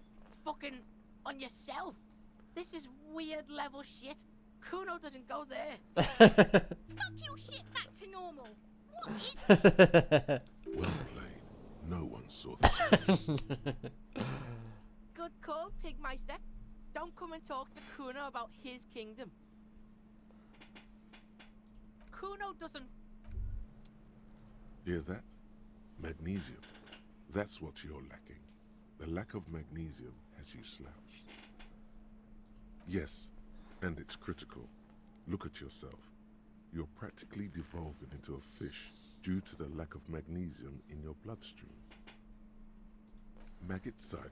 What are you doing? You need to maggot up. You've probably had 2 heart attacks and a minor stroke already. And the only prescription is insane amounts of magnesium. Yes, if you want to live, you need to evolve. You need to transcend the carbon barrier. Go to the apothecary and buy insane amounts of magnesium. It will reverse the damage to your circulatory system. Okay, why not?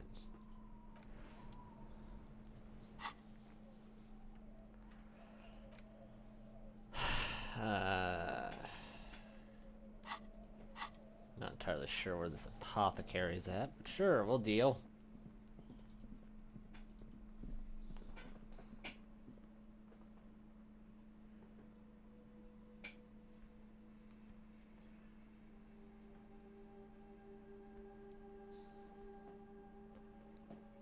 No?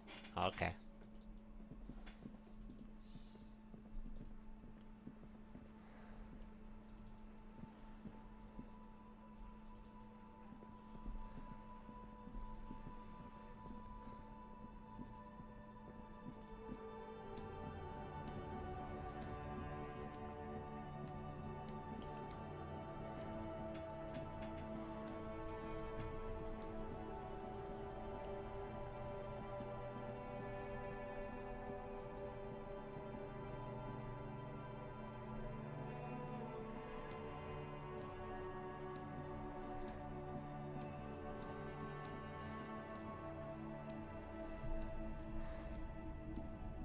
Officer, the flashlight, please. Well, I like the flashlight, alright? It's hard to... Fine, let's just put the alcohol in there. That mean it kind of makes sense, right? Hello, hello. Let me know if I can help you with anything.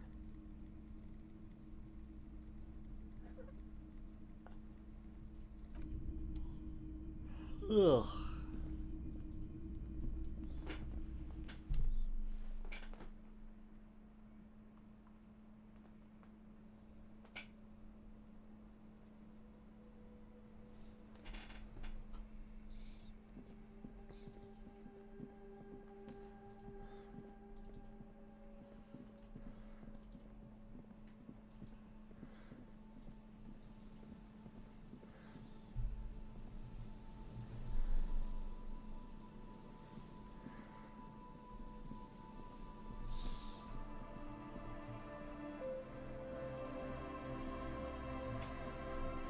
Nothing has changed.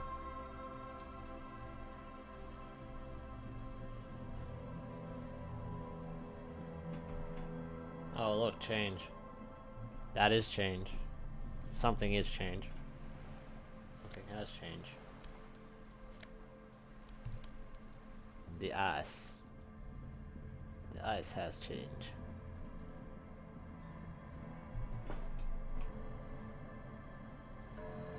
That seems interesting. Actually, you know what? Go here for a moment, huh?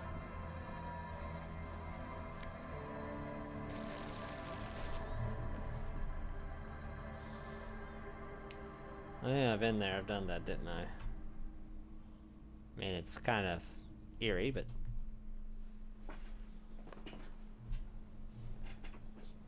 Who am I to say how they choose to decorate their homes?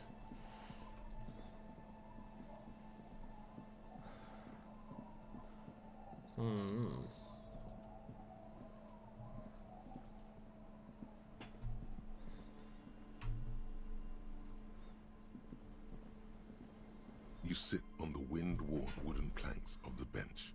Your feet ache.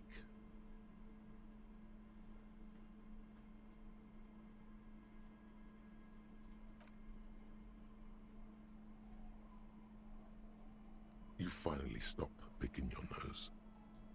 Cool.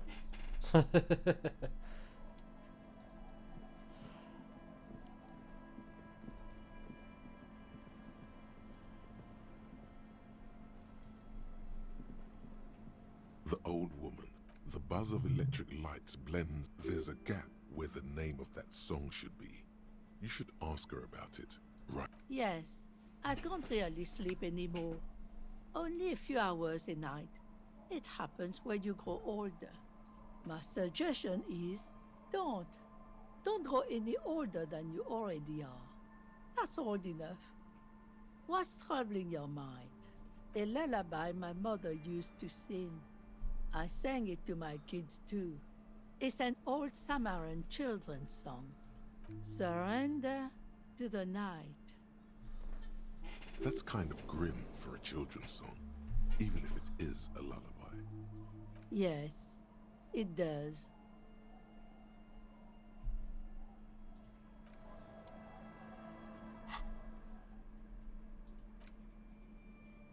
Oh.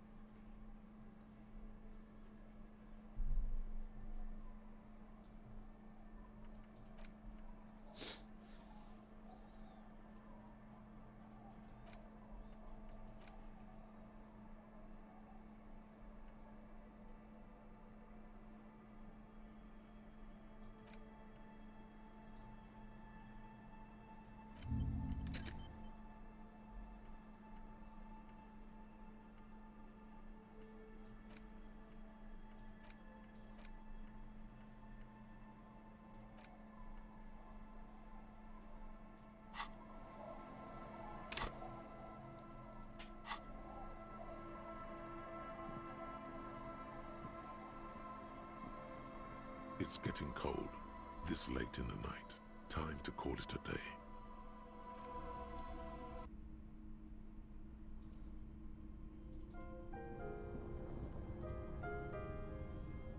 On the table, you see a bowl of water, a rough soap, and the bed is comforting, if a bit run down. Still, you've earned a rest. Yeah? Across the room, the heating system hums its soft lullaby. The mattress feels soft and sheets warm. It only takes you moments for the world to fall away.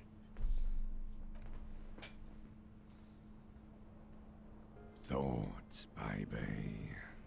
A million little lights in the dark. You're one fine instrument, brother. All those faces and all those names. All that laughter and screaming and steaming around. Every corner and every street. Recorded in you. Forever. On Faraday. On and on it goes. For untold hours. At the disco where you first asked her to dance. Rising. Rising. Above the dark curvature. The great wingspan of sleep. Studded with stars. Behold, there are millions of them down there. The first time. The last time. The smoke in her mouth. The plotted flowers. The faces turning, changing. It's the world, Harry boy. And you're made of it. Every day you're out there, you make more of yourself from it. I'm afraid you can't be unmade now. You can never forget this shit.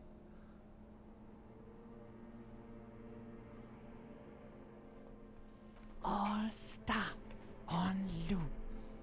Whirling, spitting out words and images. You're the son of the world again. Harrister, a ceaseless agent.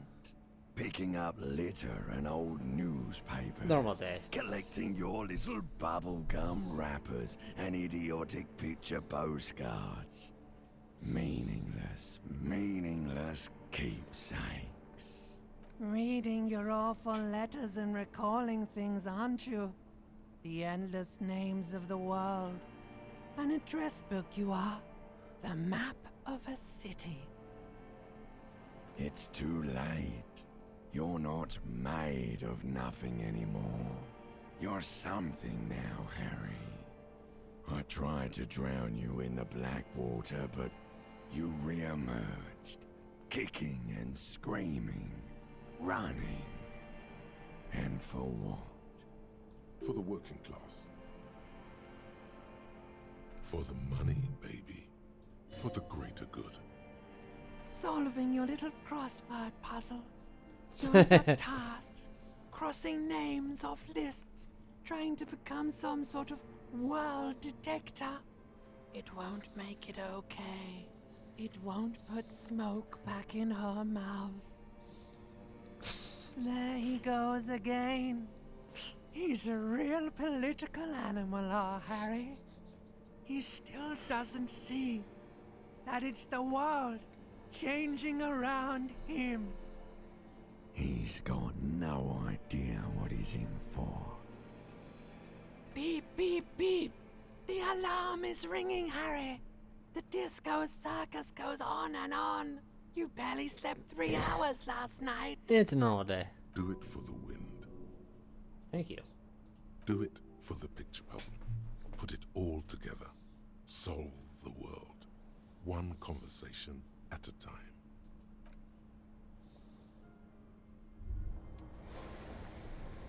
Rise and shine, comrade. It's time to get to work. Despite all the things you've been doing, only 0.0001% of communism has been built. It's too great a task to undertake alone. You're going to have to get organized. Uh-oh. Organization hasn't exactly been your strong suit, historically speaking. You must seek out your revolutionary brothers and sisters. Find out how much communism they've built. Then, together, maybe you'll be able to build as much as 0.000. Hey, honey, I'm building communism. But it won't be easy.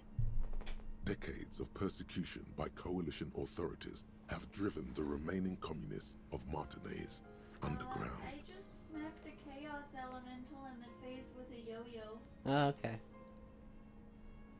Possibly.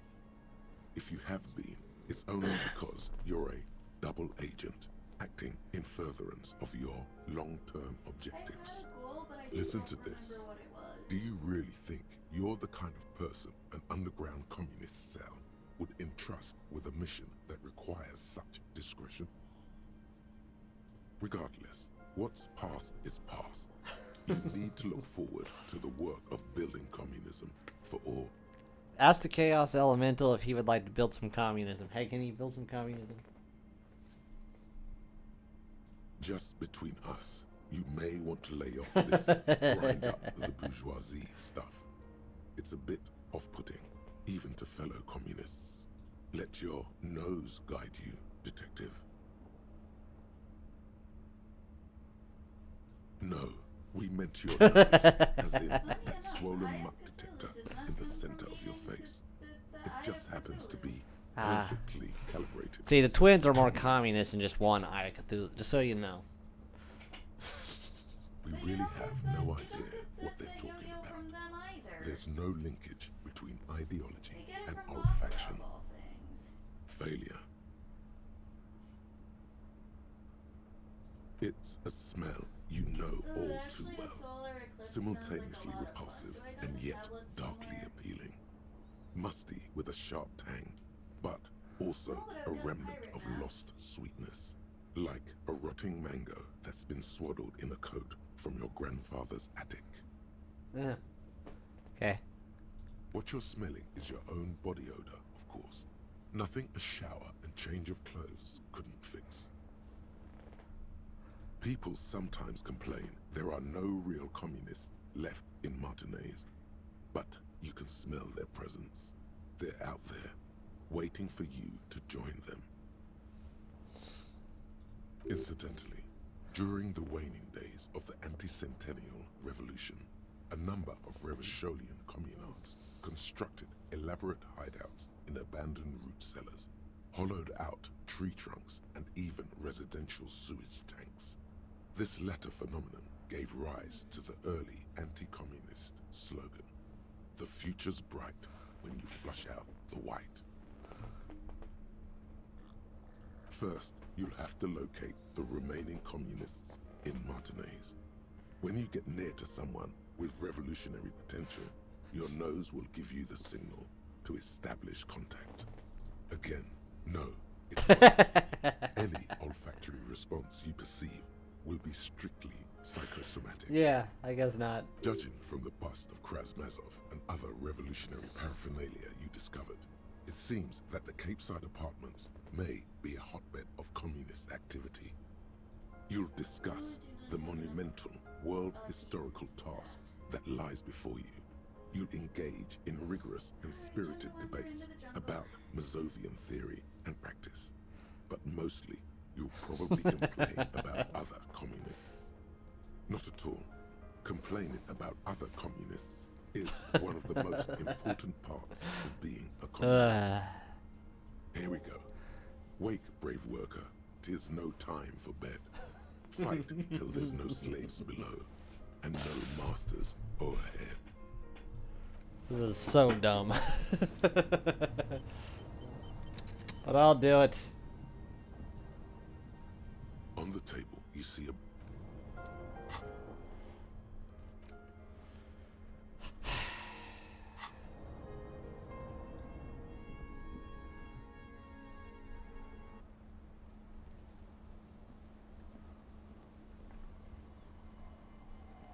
Yes?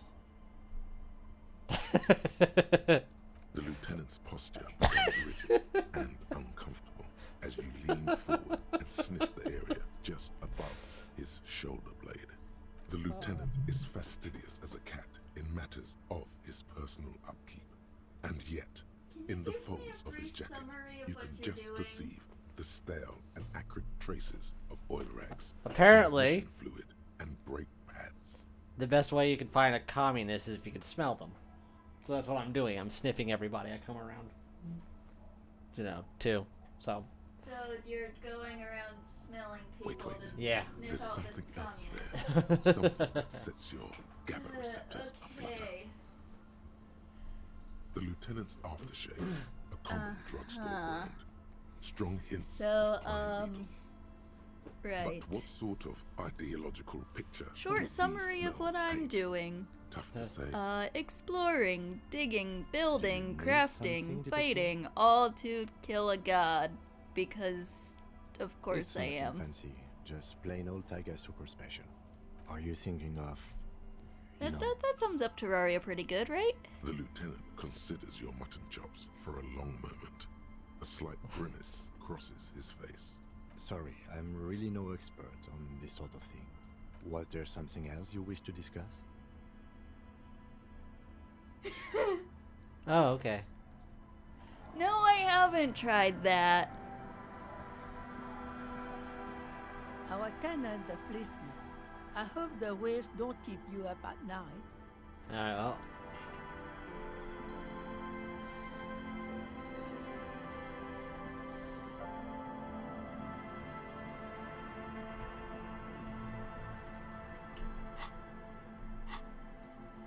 But apparently the witch doctor gets really pissed off if you put him in a hollowed environment. Oh, well, there you go.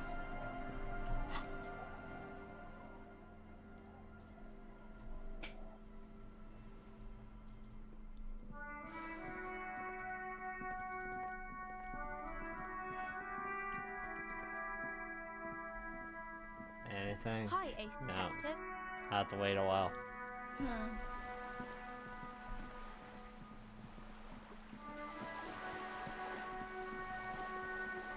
Hey, I'm gonna go get me some caramel tea. Did you want anything, like cocoa or anything? I still got this water.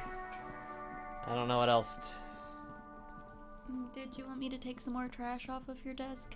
Might be a good idea. Okay.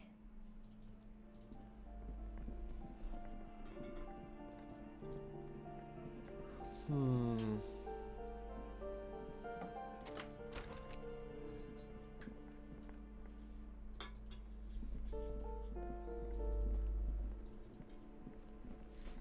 Ain't a whole lot of people here, huh? Give me a moment. Sure ain't you.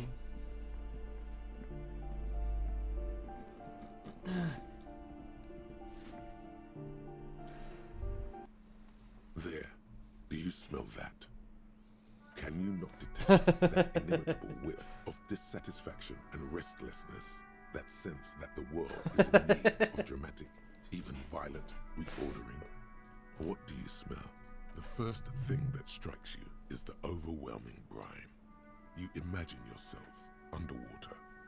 100-legged arthropod scuttling Radical along wealth the murky redistribution. silt We need to at the talk about the distribution of heat in the house. But then, yeah. It is cold in the kitchen. Shit hits you. Buoyed along on the air. This is the warmest room in the house. An acrid melody. I don't know why. I mean, I might have to go up the attic and maybe at one point double check everything. Everything in order, detective? Kind of a personal errand. No. Take it in mind. There's a lot to take in, isn't there? Without a doubt. Your politico-olfactory cortex doesn't deceive you. The smell is coming from that balcony over there. Certainement. A precocious communist youth. A symbol of a kinder, more hopeful future.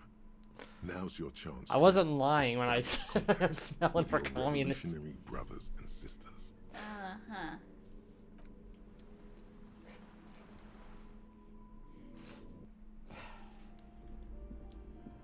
And I wasn't kidding when I said I was gonna clean up your desk for you. Could you hand me those empty bottles? Alright. There you go. Thank you. Is that soda can empty? Yeah, actually, it's empty. Okay. I don't know what this is. I just find that. Okay, and the empty food packs. Yeah, there you go. There's another one back there. Hello again, officers. Have you come to admire my What now? It's far enough out of the way. Don't worry about it. Oh, this package? Yeah. Oh. I said I was cleaning up your And desk what for do you. you know about politics? The girl erupts in a cackle that Oh, that's very nice. The little piggy wants to make sausages. Out of what? His little piggy friends? It was not a concern of mine. Sure. I know someone who'd love to talk that ideological stuff. You're looking for Steban, a right communist who runs a mega cool and very secret meeting. I might know. the lieutenant let slip a sigh that seems to suggest this turn was utterly predictable.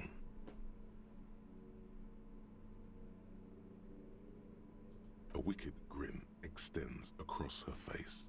Oink for me, piggy. Just once. Wrong! This is exactly how I treat my little brother. There, that wasn't so.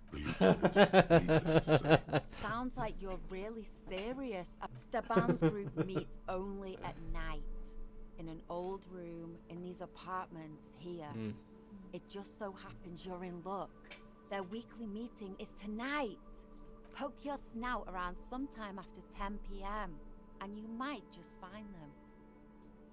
Just that he's a real communist. Not like the play acting you've been doing. The rest, you'll have to see for yourself.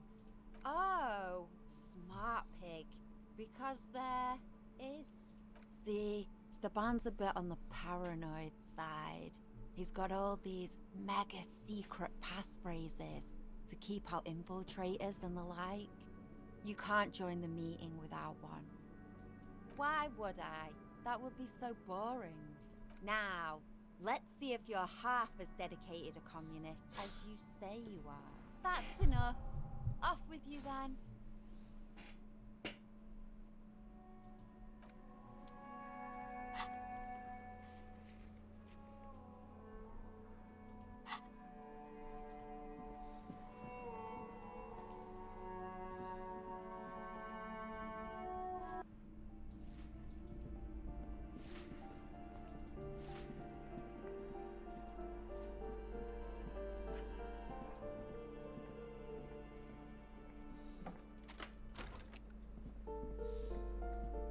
A plaster cast bust. Honestly, he does kind of look like you after all. Whoever lives here, there aren't many communists around. Not after the revolution.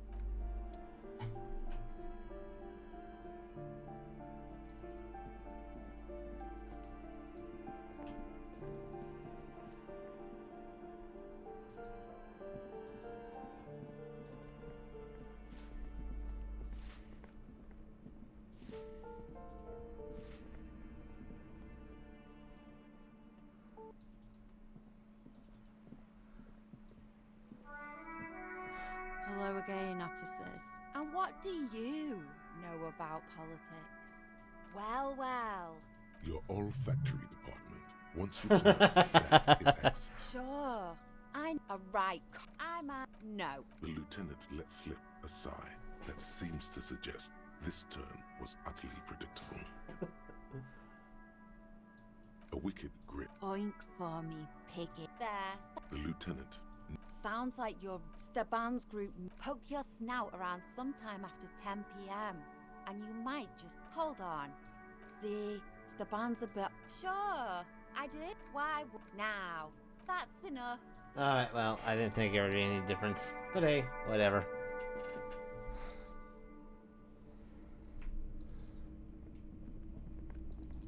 Whatever.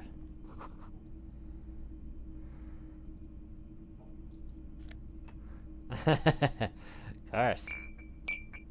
That is why.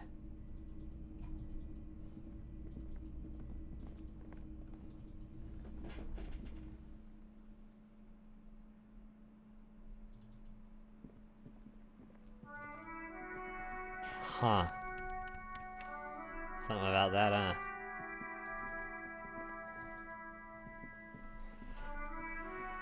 huh? Alright.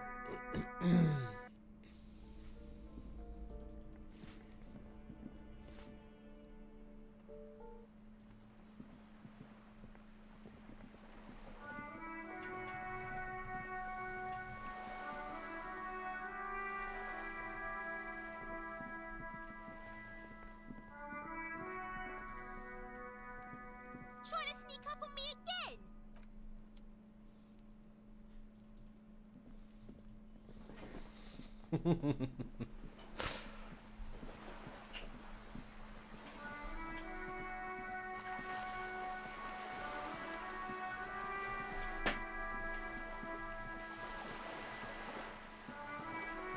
Do you know what I can do, maybe?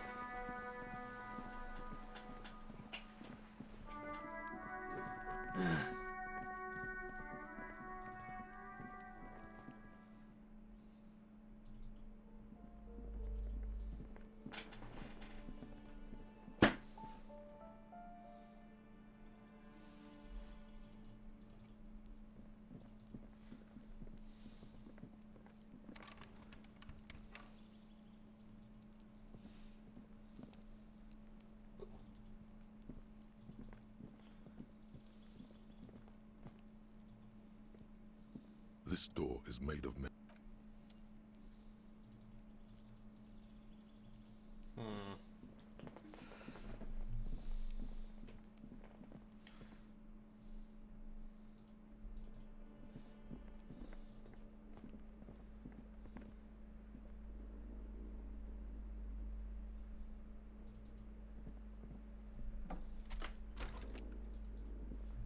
Someone snoring.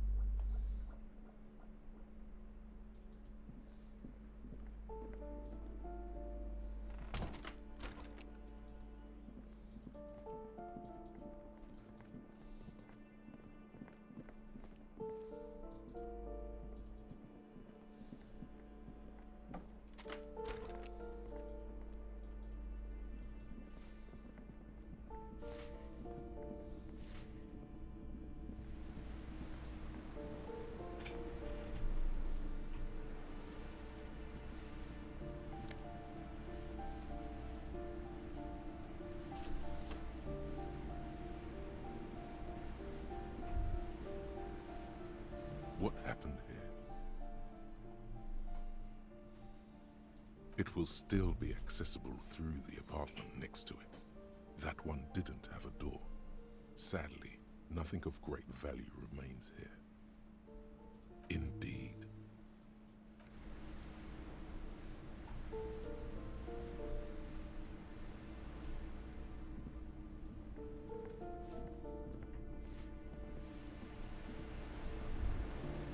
A shift in temperature.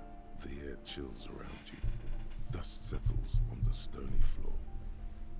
A former architect stands before a slice of window, a room plan in her hand. A cold wave has made the air in the building stand still and frozen, with temperatures falling down to -20 degrees Celsius.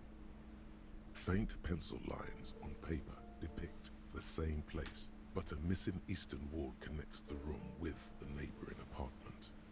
Ideas for arranging the furniture have been jotted down. Is red from the cold. She's breathing on her fingers, clasping the plan. Traces of sadness are visible in her expression. It's clean and empty, with new tapestry embellishing the walls. A standard HB graphite pencil has fallen off a three-legged stool in the middle of the room. She had an eye for beauty.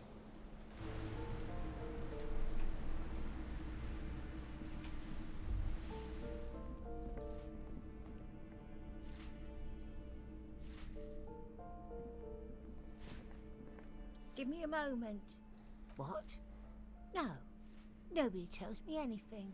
Would she understand if they did? If it ain't my business, I'll keep my nose out of it. Think we'd all be better off if people kept their noses to themselves.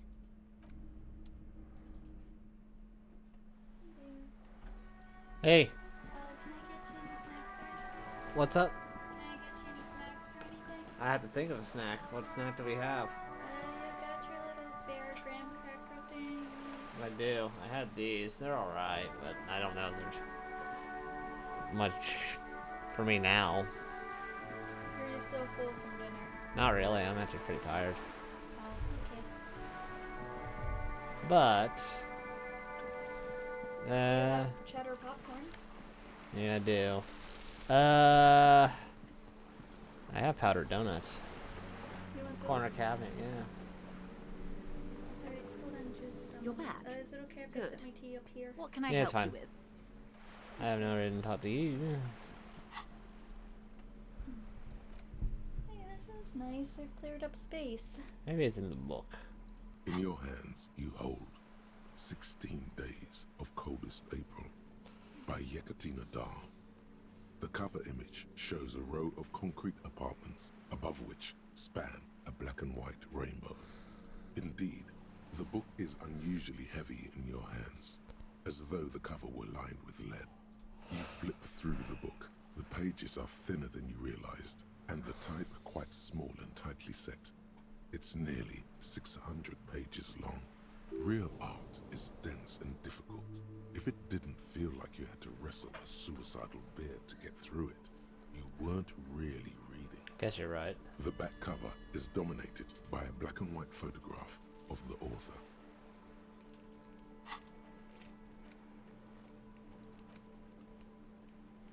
Oh. She can't be much older than her mid-30s in this photograph. And yet, from this cover, the eyes of a sad old woman stare back at you. In cold, detached prose, the thank author you. describes a scene from one of the Yugoslavia riots in the 20s. Mm. Used overturned motor carriages Love you. and set trash cans ablaze, while heavily armored guardsmen I am dash in very and disperse them comfortable right in a now, flurry of baton very blows. cozy and just perfectly content, and I would like you to kind of like also feel that. I'm sweating a little bit. Oh, okay. Well, take your flannel off. The Yugoslavia riots took place from 27 to 29. Fueled by ethnic unrest and the state's repressive tactics, these, as ethnic tensions run wild, a pair of young lovers meet. It would physically hurt you to keep reading. I'm sure. I guess. Why I have some medicine. They go through a brief and somewhat awkward love affair. And in the end, they betray each other and succumb to the absurdity of Guardian life. The man becomes a lens grinder, completely abandoning his former existence. He toils through the daily drudgery at the Lenka polyfabricate. Happiness and fulfillment have eluded him his whole life.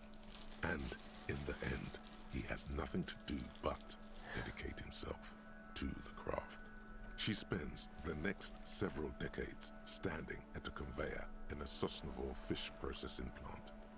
The smell of fish guts slowly seeps into her hair and skin, as every single one of her dreams dies, one by one. The memory of their short time spent together tortures the former lovers ceaselessly until the end of their days. Years pass in solitude, their bodies growing ever more decrepit. As life leaves their remains between the soil sheets, their final thoughts are filled with regret.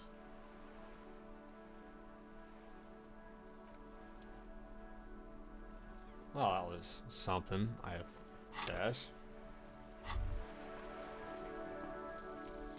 Wumpty Dumpty Dum Center. You're at home, stupid cop. Not with the art crowd. You hate them. Everyone hates them. Even they hate themselves. It's nauseating.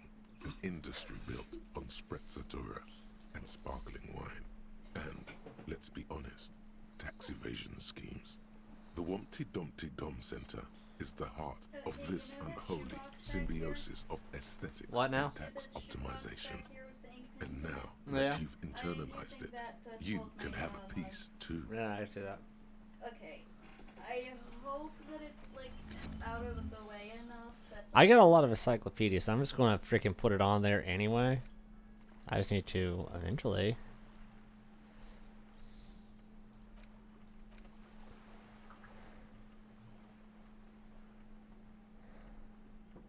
Take it off once in a while.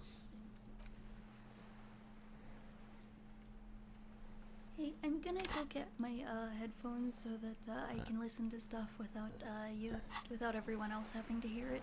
Oh, I got right. You're fine. I don't care. You know, copyright and all. Oh, okay. I got you. Those headphones. Yeah. All right. Two.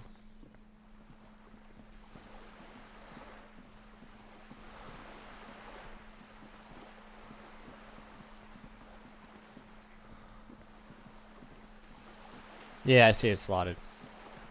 Like, I don't know how much of the random, like, Terraria noises this is picking up, but it's not really that loud, but, like, my phone might be a little bit louder and it might pick up more of that, so.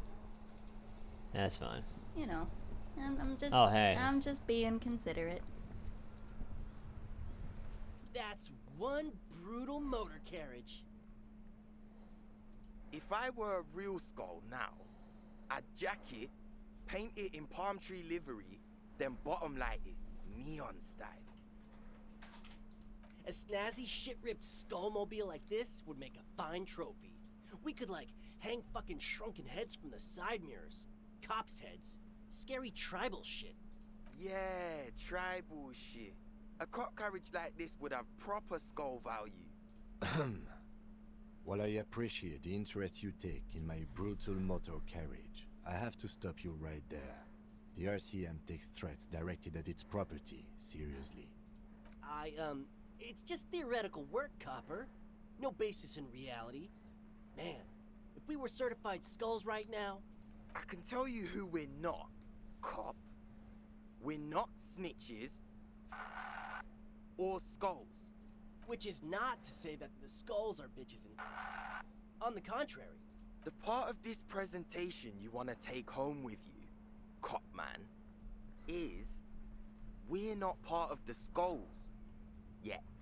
Okay then, let's indulge in some intellectual exchange. These young men seem eager to share their beliefs.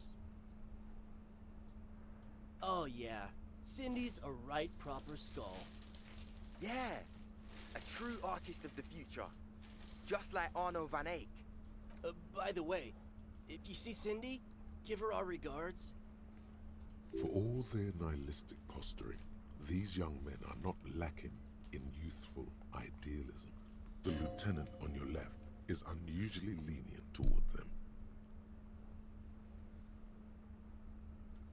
Oh man, yeah! We're not fucking kids, man. Be wary of the abyss. It's a threat. An impotent threat of violence.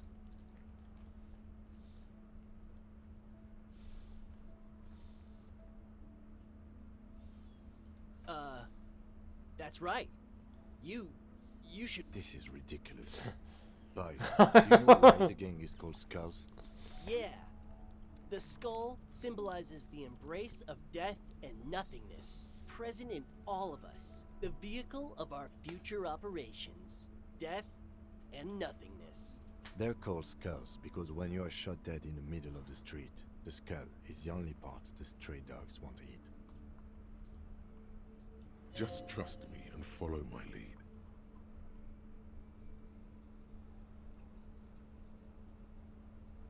And do what? Walk away, knowing that there are two delusional hoodlums interested in joining a criminal group, whose main areas of expertise are jacking cars and killing police officers? Don't well me. This might be fine by you, but it certainly isn't. The young men stare at the two of you in confusion. The Union does their share of policing in Martinez, at least where gangs are concerned. That's why there isn't much organized crime around here. Don't you worry about that. We're gonna make up for the deficit. Yeah, we are. We're not franchise skulls. Well, not yet. Once we get our name out there, we'll have a chance to join them.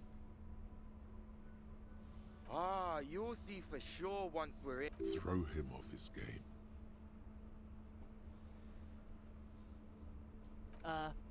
Well, yeah, I mean, we're only saying practice things for now, so we don't mean no harm to the Skulls brand, or to you. This is definitely something the Skulls would say, but we're not trying to encroach on the Skulls brand in any way. On the contrary, we're just here to market it. Hey, we could be just as hard, like pavement on top of pavement, or a brick on top of another brick. Or a grave on top of a grave. Whoa. These kids have the vocabulary, but might be missing a brain. Wouldn't a grave on top of a grave be just a big hole? What's hard about holes? Filling them up, baby.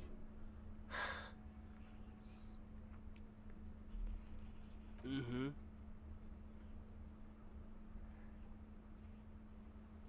Murder?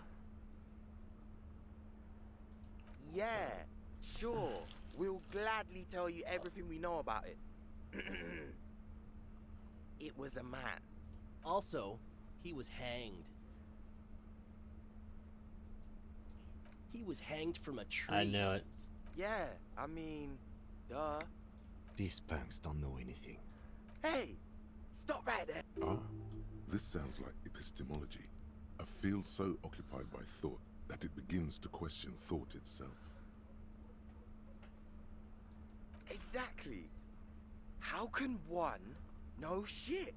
For example, how can one be sure that there truly is a body hanging behind a hostel? What if it's art? Or just a mere specter?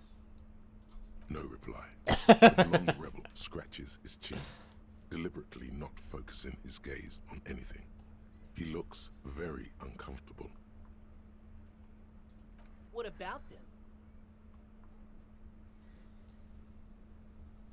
Well, first off, it's a statement and not necessarily something that characterizes me as a person, even though the statement has character.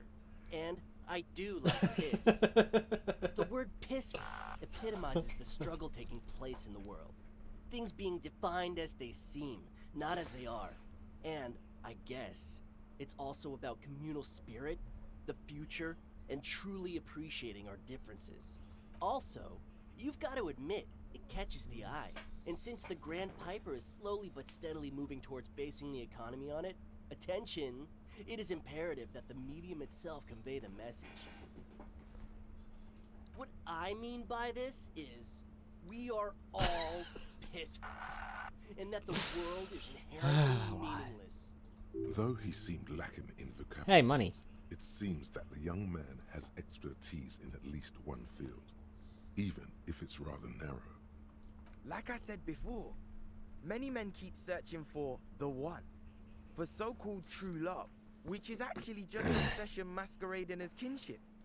The thrill of the chase, the hollowness that fills your chest cavity after catching it. I'm wondering if the poetics come with the jacket, or are they derived from something else entirely? To catch a fish, you'll need to hurl the lure many times, and even then it isn't certain that you'll get anything. If you blow up the lake, though, you get more fish in a shorter time. And, for time is of the essence and fleeting ever so quickly, one must think of a way to fuck the whole world and not get caught up in fucking someone. Because when one fucks everything, he fucks nothing. And that, to me, feels glorious. Sticking your dick into the void. Hate to admit it, but in a weird way, he's got a point. Is it a coincidence that here we have two badass jackets and two badass cops? Yes? Leather jackets adorned with imagery writing. The ideology they convey helps the boys justify poor choices in life and fashion. I'm not a fan.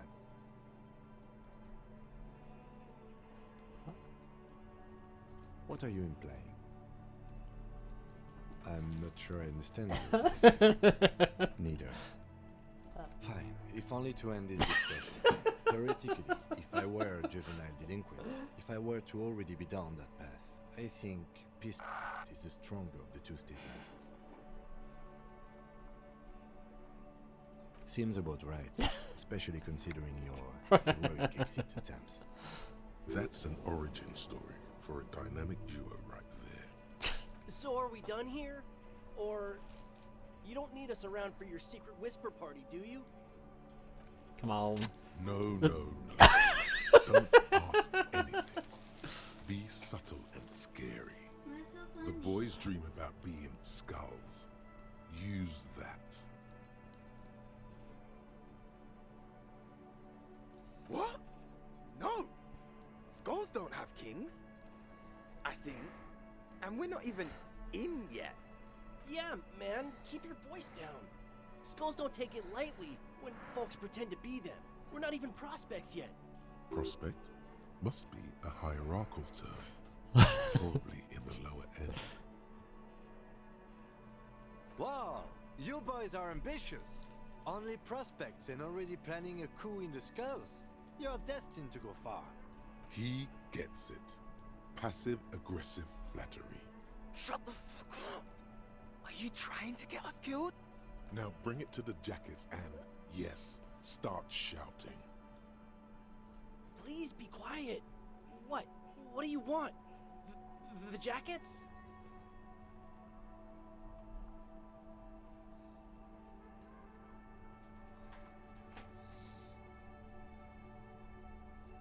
Oh, man. Okay, I get it. Skulls don't really wear slogans anyway. This was stupid. Fuck. Yes. The lieutenant watches the boys take their jackets off. Are you with mild spreading amusement. communism? No, I'm just stealing people's jackets. Oh, okay. Is it a nice I'm jacket? absolutely okay with nothing. Thank you.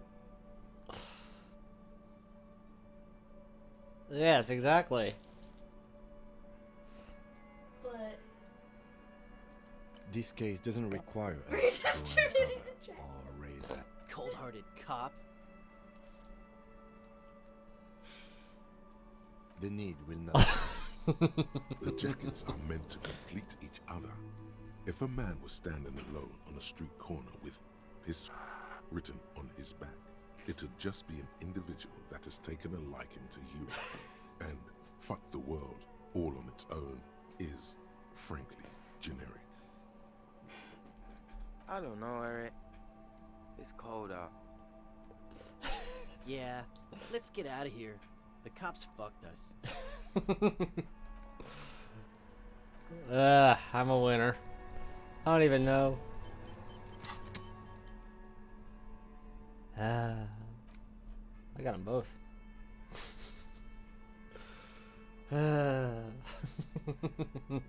I got them. good job.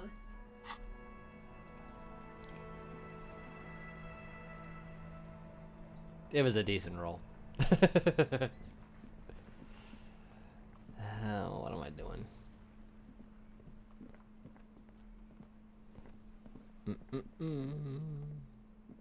We're going to do this now, aren't we?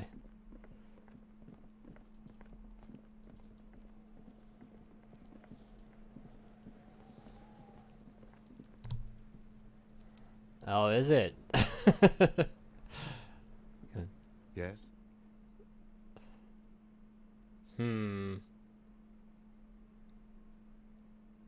Me? I don't see how my life is pertinent to the investigation. That's a fair point. Alright, for the good of the investigation, what do you want to know? What do you mean? I have no idea what you're talking about. The lieutenant's conceptualization skills must be rather rudimentary. I can't say that it does, no. When I need to think... The lieutenant produces his familiar. We all have our different mediums. His is written. Oh, we can't in a normal run. Okay. Good. Let's change the subject. The rotting man lie. The lieutenant adjusts his glasses and takes a deep breath. Come on, officer. What you do know is, at 18... Unfortunately, no. And hygienically? I suggest I handle the physical part of the autopsy, and you take notes. That's right. Shoot, Looney Rooney. Come back later, Corporal. Amuse yourself with my frank manners and my memento mori features. If possible, also, see me in your dreams. The dead man stares in silence as you crack open the ledger.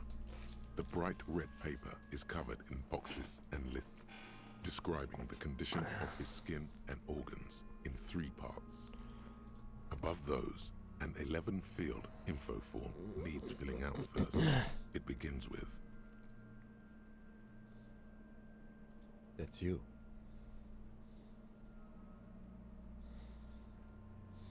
The corpse is indifferent to your scribblings. Just lies there. The next Of course it would. box says... We talked earlier. KK57-0803.0815. KK equals Kim Kitsuragi.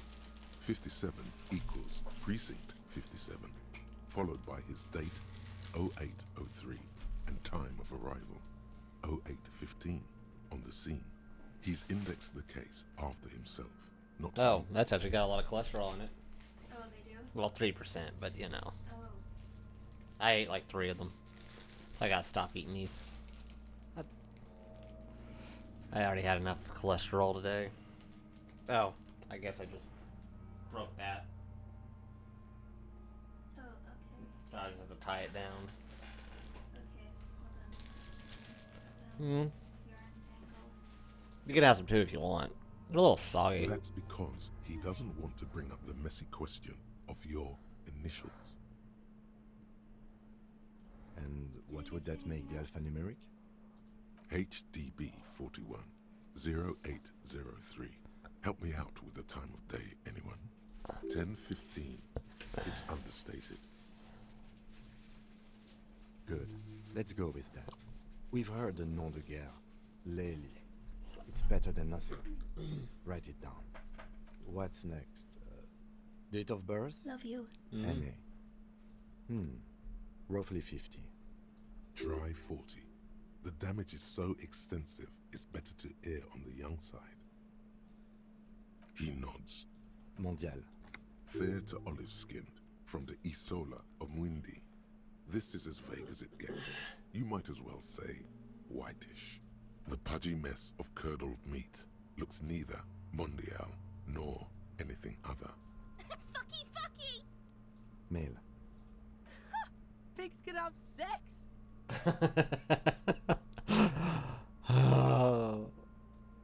Naively, Lieutenant doesn't double-check your notes. We're still going with March 4th. 51. What else? 9. Body identified by is non-applicable. 10. Case number is the same as the coroner's case. HDB 41 0803.1015 listens motionless with the cargo belt still around his neck. Only one box remains. None. At least not after the initial examination.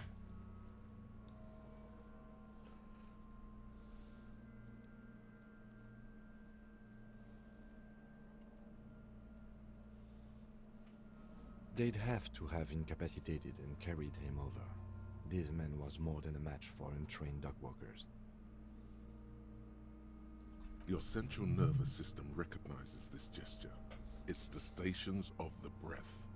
Ecclesiastic, religious in nature, a holdout from pre-Delorian burial rites. It takes him 2 seconds to perform. Then, somewhere in Jamrock North, a small wood shed behind Rosencrantz Row, Lieutenant Nick Feuerbach puts his hand to the chest of a small corpse, no larger than a monkey. It's raining outside, light drizzle. There is darkness in the shed. Elsewhere yet, an obese female sits in a wicker chair, her silhouette bull-like against the window. Outside, Grand Coudon. The day is turning dim for Sergeant Mac Dawson. Hand extended, he approaches, to make sure she is dead more than anything else. The building is tall, 7 stories, wind-wrapped in solitude. Most of the apartments are unoccupied. This was a suicide. The other, an accident. The small one.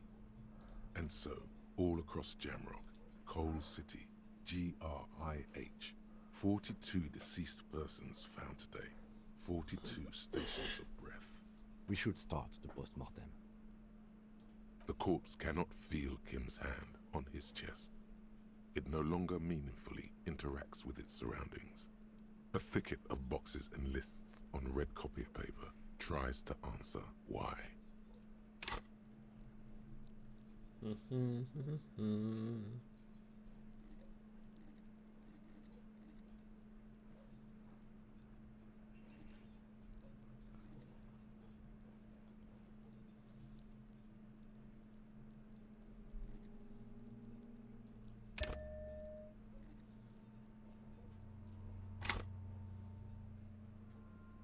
Clothes. The deceased wears armored boots and white briefs. The make of the briefs is Babrodine, I think. Let's see. See, it's happening. Babrodine, yes. Inexpensive. Size M. Color white. The disappointment is palpable. The red-haired thing was expecting something more lurid. The rest of the clothes have been removed post-mortem by scavengers in order to get to the victim's ceramic armor. Officers are in search of the missing pieces. Removal of the boots is left for processing. It would be clever of you to omit the boots altogether, sire. If you are to keep them for yourself, as you ought to, you have deserved them more than anyone else. boats. I mean, of course. The boat has a serial number. It's E50.100. It's like, why am I writing that down? 100. The lines between the plates are in the shape of the alphanumerical. The number is purposefully concealed by the design. Tattoos. The upper torso is covered in a single, continuous tattoo, resembling a national pattern. It reaches from the right shoulder to the heart. The ink is blue and white. The assistant has a color photograph of the markings, to be added to the case files as document A1. The photo is taken on the scene, using a Trigat Mini. The deceased has a belt for airlifting cargo around his neck, tied with a hangman's knot. Color, yellow. Length, 3 meters. There is a buckle on the other end. Well-nourished, athletically built, measuring 1.8 meters. Generally consistent with age 42. Preservation is good. Ambient temperature, below freezing. The spine is bent more than the lieutenant compensated for. This buster's actual height is about 1.85. And no, you could not take him straight on.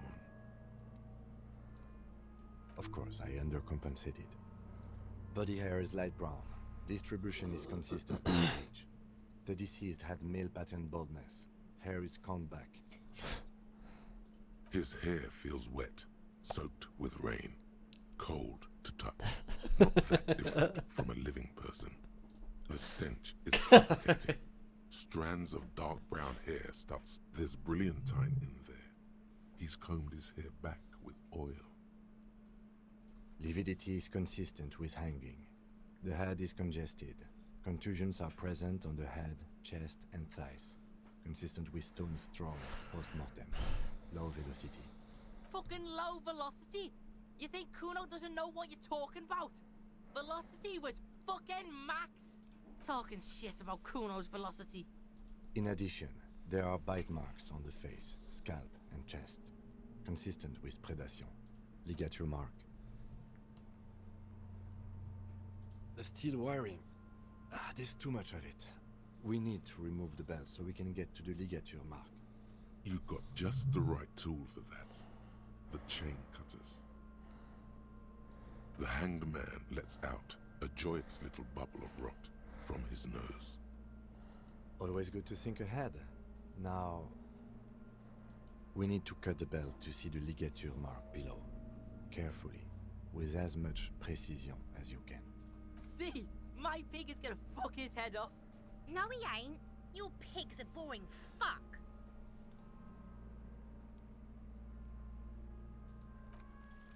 After some deliberation, you sink the cutters into the knot tying the belt together. You squeeze the rubber handles together, sweat forming on your brow. Snap! The knot is slashed. Another cut and the belt falls apart like a flower bouquet, revealing the dead man's neck and the dark red ligature mark around it. The rope rises to a point, leaving a gap in the ligature mark. The suspension point is in the back of the neck. As it ought to. This is where its grip on the curdled meat is gentlest, pulling up. Hemorrhaging is observed on the skin, above and below the ligature mark. The mark is well pronounced, consistent with a drop from 1 or 1.5 meters. Chest is intact, normal contour.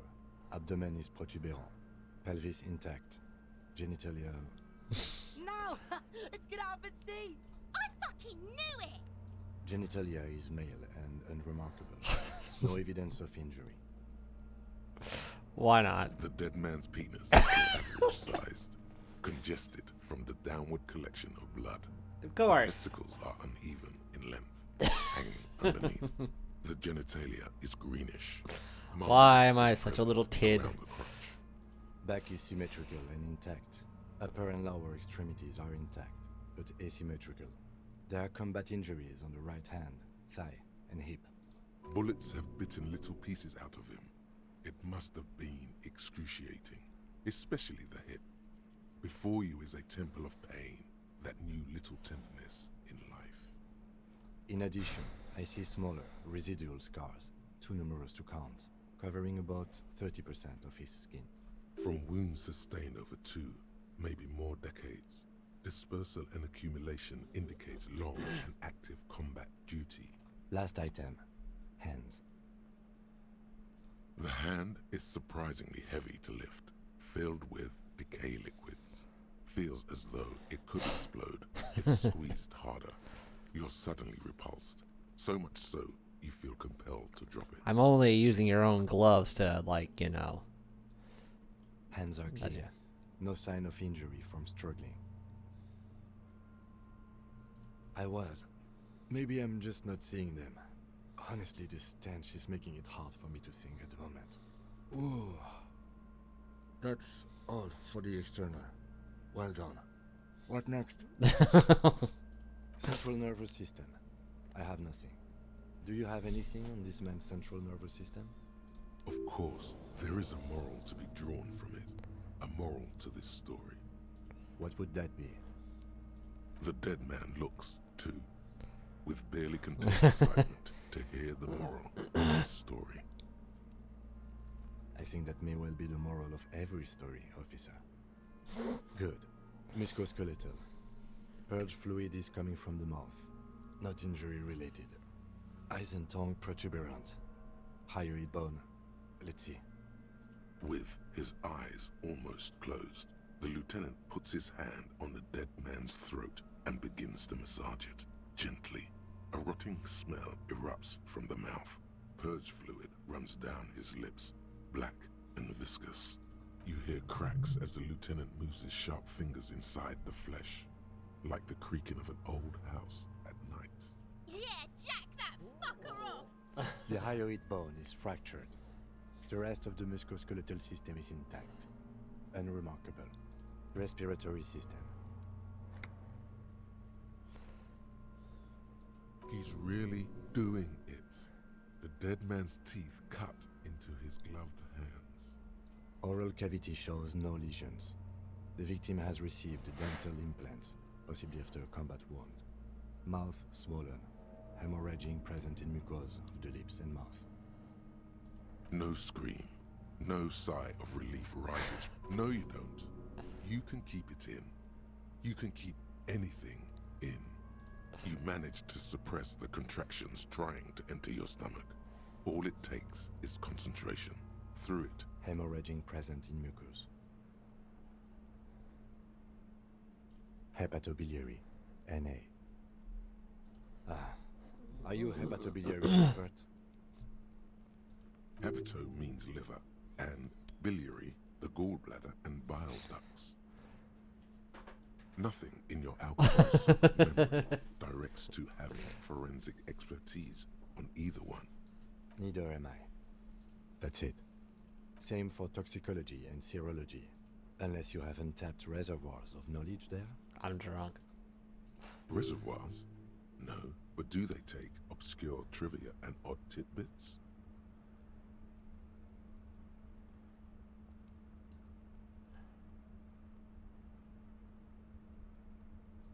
Like a toxicology screening? At this stage, I doubt processing will find anything, even if it was brimming with cocaine. But still, you should add a request. Cardiovascular. The body exhibits heavy lividity. Blood has gathered in the hands, feet, and neck. Hypostasis is visually consistent with the hanging. Gastrointestinal. This will do. Digested semi-solid food in stomach. Voila. What's next on the list? Let's see. We have bite marks, contusion in the head and chest, and a ligature mark encircling the neck. You'll need 3 fields. Leave a 4th one too. Be thorough if you want maximum results. Head, chest, and scalp bite mark injuries. Predation by birds has caused damage to the body. Odontologist does not need to be consulted. And your opinion, officer?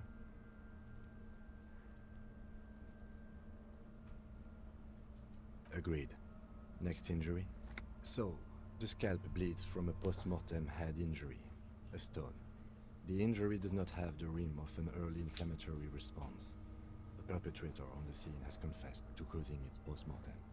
At maximum velocity, fucko! Has confessed to causing it at maximum velocity. Coagulated blood sticks to his scalp and chest, where the countless stones have hit the dead man. Beneath, the description of injury. 2 boxes. Right.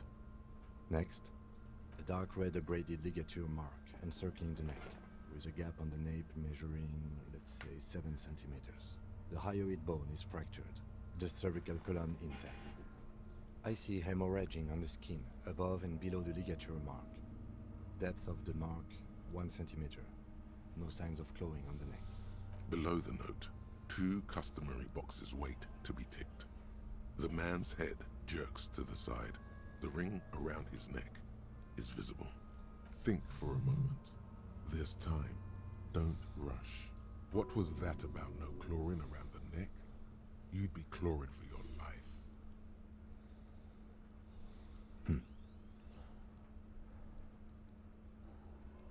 Why do you say that? Okay. Why don't you think it was fatal? Honestly, I'm not sure there weren't marks on his wrists. That part got blurry for me. The stench.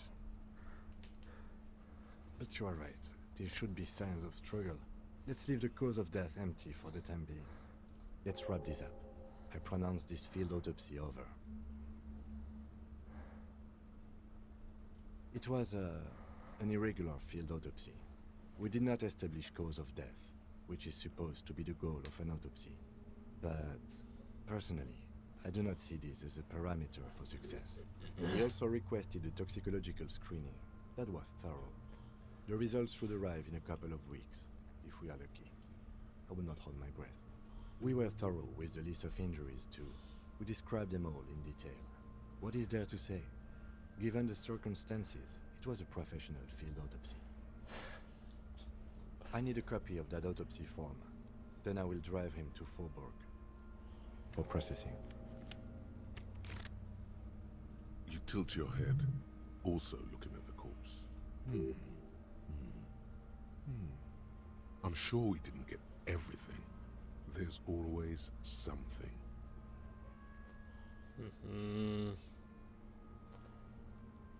Alright. Can I do that now? I can't quick save now, can I?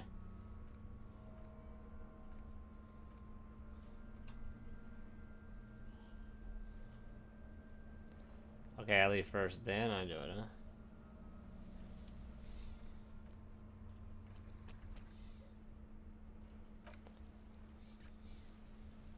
The man is the lieutenant adjusts his glasses and takes a deep breath.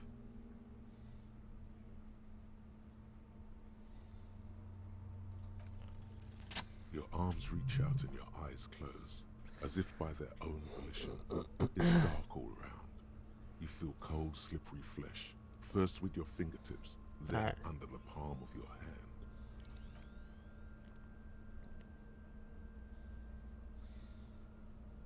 His face, his cheeks, his nose, his fat, swollen lips. Like a spider, your hand crawls over his features.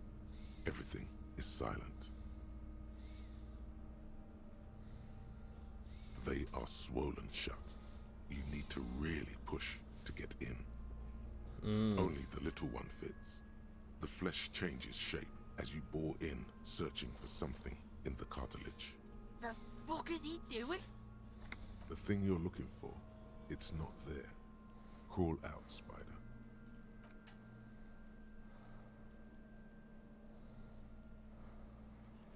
The oral cavity is cold and moist. A ball-like tongue attaches itself to the base of the mouth, lolling around like a scallop.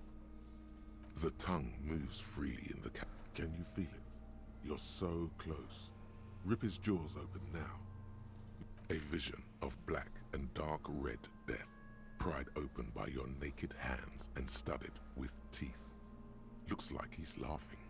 Death fumes rising from the throat, and there, in the back of his mouth, above the bell of the uvula, right in the soft palate, you see a hole, barely visible to the human eye. It is swollen shut, almost vanished. No larger than 0.4 centimeters in radius, the edges appear darkened. An abrasion collar. This is what we're after. Abrasion collar. Kuno is silent. A black trickle of liquid runs into his throat from the wound. Your index fits right in there. A tight tunnel of flesh opens up. Tissue damage.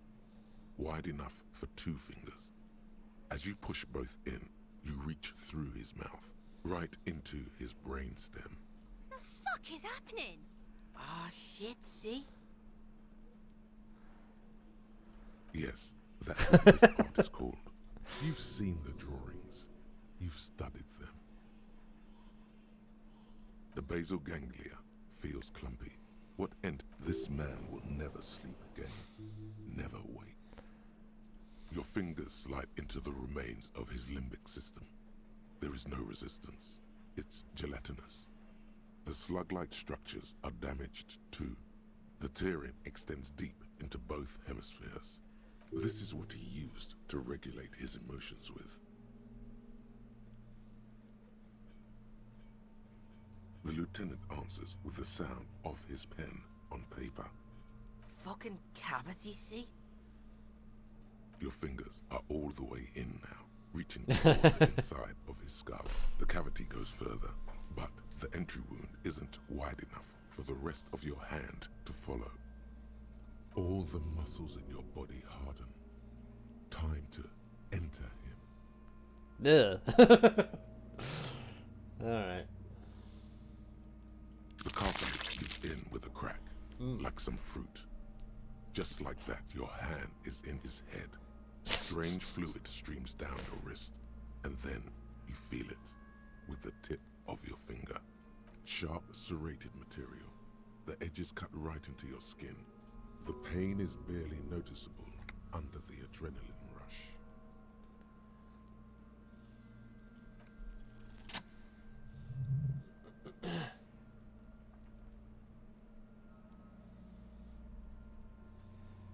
You pick the object between your index and middle finger. Feels sharp, like metal. You press your teeth together. Your jaw is clenched. All you need to do is just... The inside of the head feels cold and smooth, like a glove. Sweat dripping down your brow. Careful not to lose the prize between your fingers. With a plop, your hand emerges from the mouth, covered in blood up to the wrist. Between your fingers, a small flower, a blossom made of lead. Fucking beautiful! A bullet.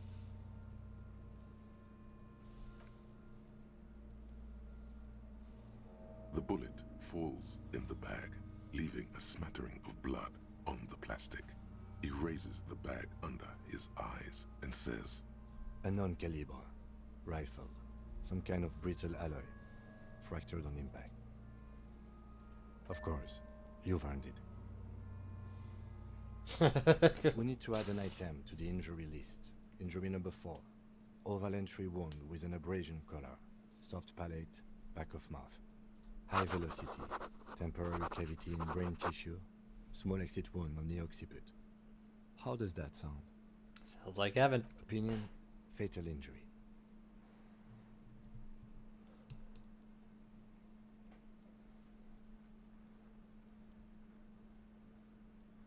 And one last thing. We can now fill in injury number 3. Ligament mark. Opinion non-fatal. Post-mortem. Treatment. He's proposing the bullet was the real cause of death, and the hanging an attempt to conceal this fact.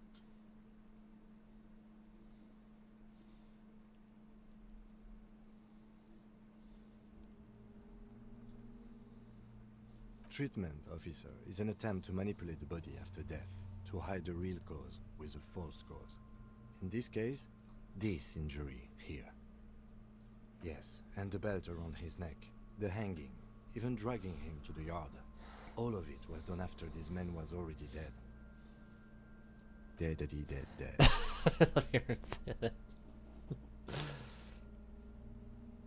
I did not just come up with this. There have been other signs too. Small thing. We were right not to assign hanging as cause of death, as the perpetrators expected we would. No such luck for them.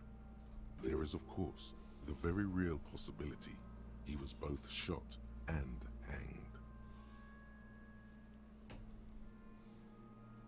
To put him out of his misery? It's possible, but it does not explain all the other dubious things here. Lack of struggle, primarily. I may be intellectually sloppy, but I prefer one theory at a time. And this just smacks of treatment to me. That's for us to find out. But this, it will make finding them just a little easier. To hide something. The real killer? The real motivation? What really happened here? Oh, you really... I am glad to hear you say that. Your room in the Whirling and Rise should come with a bathroom. Be sure to make use of it in the evening. Yes, we should take a closer look at it. I am certain it has more to tell us. This little thing could reveal much about the weapon that shot it. We beg the Probably cops my own and gun, carry him probably. to the holding pen of my kinema. I can transport him to processing myself, but I will be gone for the rest of the day. Work on the case. Tend to personal matters. Try not to do anything too dangerous. An officer needs backup in a neighborhood like this. I'll leave that choice to you. And one more thing. Great work, detective. After you bag the corpse, Lieutenant Kitsuragi will leave the party until tomorrow morning. You can do side tasks, and even the main case, but it might be more difficult. Plan his exit accordingly. I don't want to do that right away.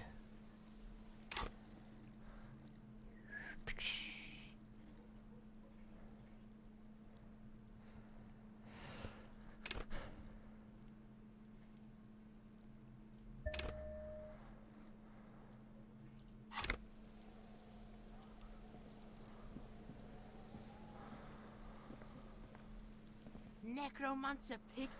That shit was dark. Going in there like that. Oh, brutal shit. Tell me, Kuno dies. You're gonna pick one out of his brain like that too? Kuno's gonna go out in a hail of bullets. Gonna look like a fucking porcupine. Kuno doesn't. Yeah. Why not?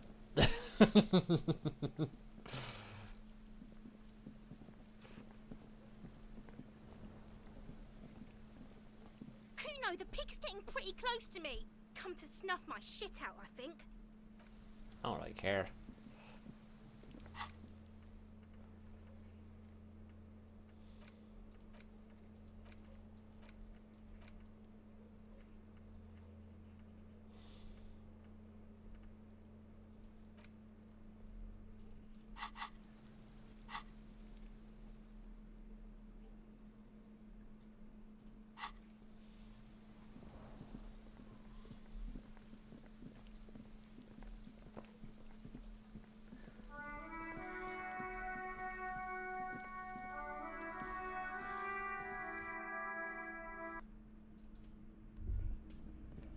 Wait.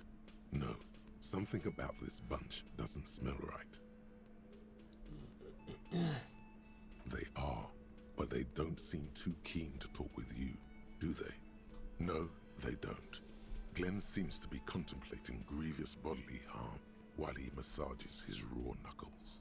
In the far back, Eugene is doing his best to ignore you.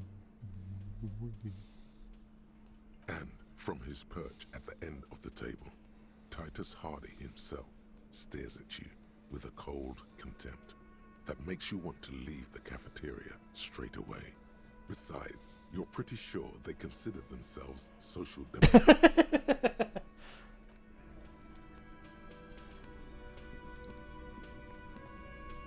Hey, was there something you needed? Got the 20 real? Good. You got the room for the night, but remember... If this is the last night, I just need a wash.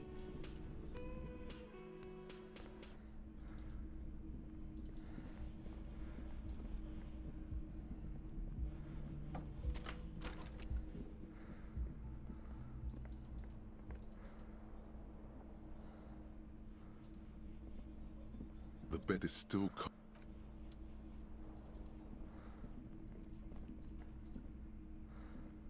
A mirror hangs on the bathroom wall.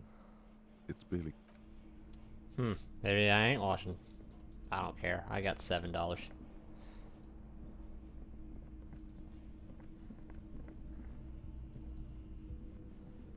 The door is closed. Yeah, I've done this a zillion times I've been here.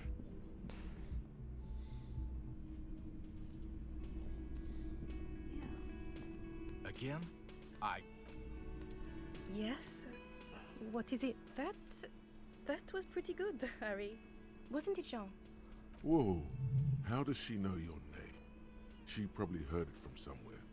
You have to be more careful, Karaoke Star. Names are dangerous. Huh, that was absolute shit, if you want my opinion. Drunken shit. Haven't wanted anything to end this badly since I had cluster headaches. Horrible. Truly horrible. I beg of you, don't ever subject anyone to this torture again. I mean, seriously, you need to... Jean, he's not right. Don't make it worse. And I really liked it. She actually did. Yes, I called you by your name. What about it? Good. Everybody knows your name. Please go finish your investigation, so everyone can go home.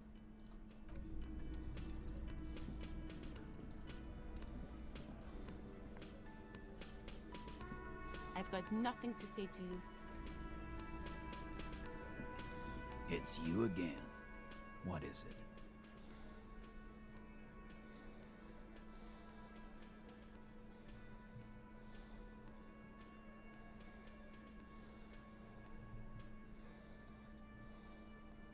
A bullet, you say? Indeed. Mighty. How did it get there? Well, there are so many bullets in the world, and so many heads. I guess it's only logical. At some point, one of them bullets had to end up in one of them heads. It's bound to happen again, you know? Just statistically speaking, of course. What's up? I said the Martians keep nuking me off of the map as soon as I spawn back in. Aw. Sire, it would be an event most dramatic if you were to produce the bullet and dangle it before their very eyes. Wow! He's got it in a real evidence bag and all! Why don't you go home and log it into evidence? These men have told you what happened. You know what I think? I think he was shot in the head as a kid, and his brain grew around the bullet. Around the bullet, man. That's a good one. All the goofing around is to avoid lying. It's a technique. Shit! I probably did shoot him. I was drunk last night. You guys know me when I'm drunk. Yeah, Glenn likes to shoot his guns when he's drunk. Better hope he stays sober. No, he meant before he was hanged. Did you shoot him before you hanged him? Before? After? During? This is getting ridiculous. They told you what happened. Stop wasting your time. Never been worried in my life, Lawman. It's not like you blew it wide open, but there's a little crack in there, somewhere.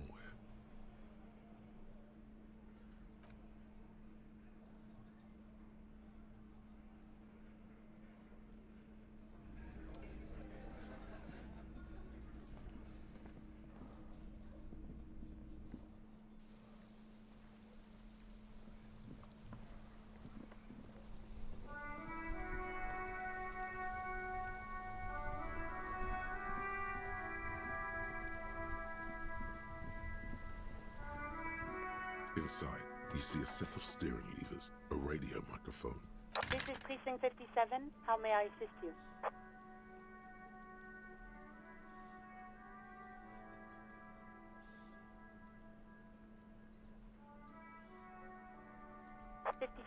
In the cabin. Just to check.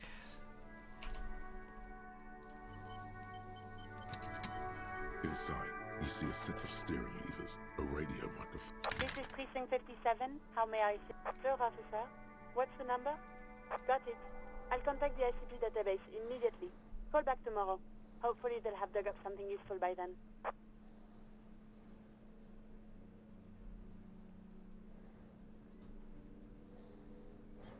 As as always, it's DJ Mesh and Felicio, and you're listening to Street Freaks FM, bringing you the hottest, the nastiest, the most vulgar. A flock of seagulls takes off nearby, startled by the roaring radio. Right away, the lieutenant reaches into the cabin and turns off the radio. He's not looking at you as he says, Someone must have been messing with the radio, or maybe picked up a random frequency. You wanted a prime line, right? Oh, is that what it was called? Go for it. Turn the radio back on while it's still on the Speed Freaks FM. Souped up motor carriage for one bad mama's boy. For the heavier foot and the freaky arm. God damn it. Look, it helps me to stay alert on long nights, okay? It's a method. I'm not some kind of speed freak or... You would be too if you had this motor carriage. But seriously, let's quit joking around, alright? We have a case to investigate. This is Precinct 57. Can I connect you to someone? Anyway. Just a second. Sylvie Malaika on the line for your office. Yes. Hello? Oh, great. What else do you need, detective? No, I don't know. It wasn't me. You hear the call. Anything else I can help you with, officer? 57. In the cabin.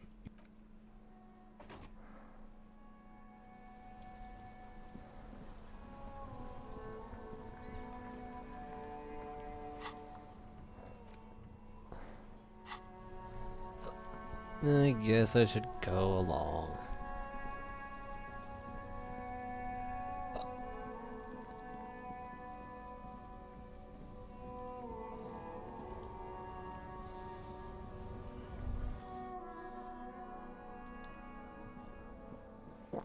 The tear machine stand. Your bottles clunk into Yay.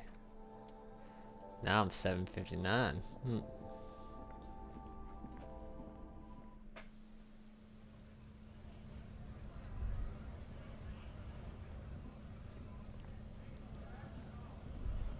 There it is again. That spectral smell haunting this industrial harbor.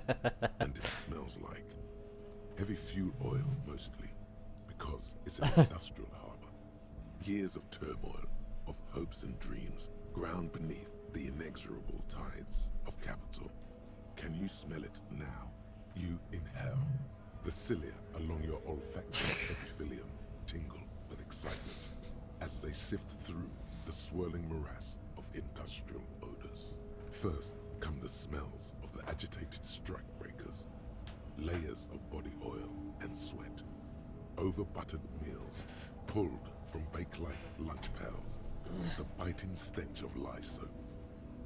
And then there's the slowly oxidizing metal gates, the scent of stale grease emanating from every crack. Still smelling for communists, detective? No offense, detective. But you're not particularly subtle. The lieutenant's right.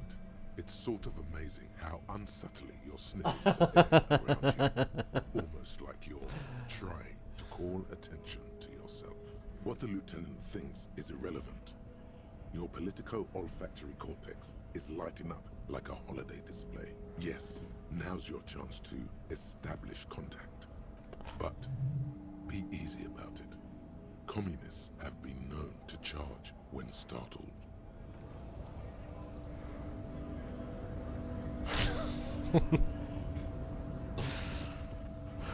Hola, wandering man. How can I help you? What's that, boy? Yeah? Now's your chance. Remember, communists are notoriously skittish, so it's best to insinuate your way in.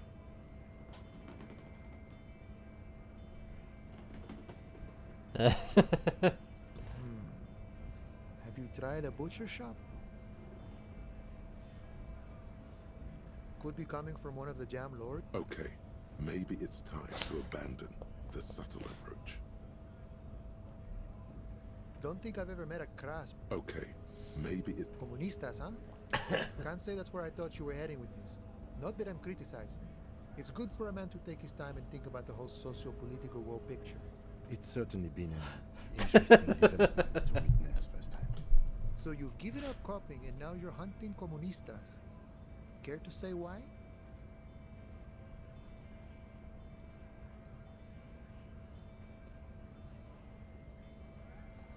Oh, I see. I wish I could help. Unfortunately, I don't know many comunistas. Some are, some aren't. It's a big institution, room for all kinds. Communist. All right. So if he isn't personally a communist, But you know, I did meet a genuine ideologo a few months ago. Perhaps he's your guy. Didn't say anything about his name. Wasn't this sort of encounter where names mattered? You know, a guy with a theory. Someone who likes to pit his theory against other theories in deadly theory combat. Of course. It was late one night as I was leaving the army. He was waiting on the corner in a bright white jacket. Classic Sarameritian style. He asked me for a light. We shared cigarettes. Then he asked me if I ever thought about getting into some of the extra physical branches of communism. It was all right. A little like something out of a Vespertine spy novel, but I must respect the effort. I couldn't tell you. Once I declined his offer, we finished our cigarettes and he disappeared back into the night. Just before he melted into the shadows, he turned to me and said, "Remember Dobrava and Abadanais." And then he was gone. I don't know. Guess not everyone remembers. Been wondering about that myself. Some comunista inside talk could be. Not meant for the wider public. They love that kind That's the of to password. ask someone who knows the ideologo personally. Not to interfere in your personal errand, but it might have something to do with that passphrase Cindy mentioned earlier. You're right. Hopefully. Won't happen again, detective. Sound like you two may have been riding together too long. The strain of the open range and so on. I have to say though, it sounds like you found yourselves a proper hunt. the man whispers a jaunty tune. A coastal breeze ruffles his hair.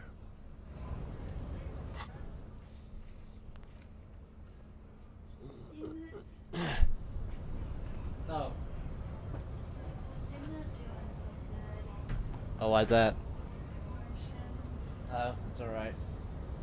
Are Martians communist? They sure are distributing me all over the map, though. Of course.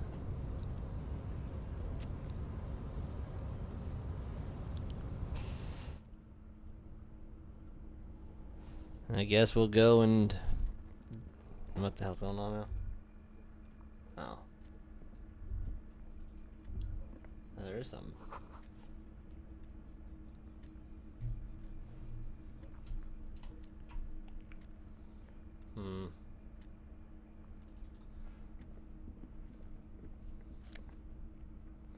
Yay. Toilet. The file cabinet stacked a drawer slide.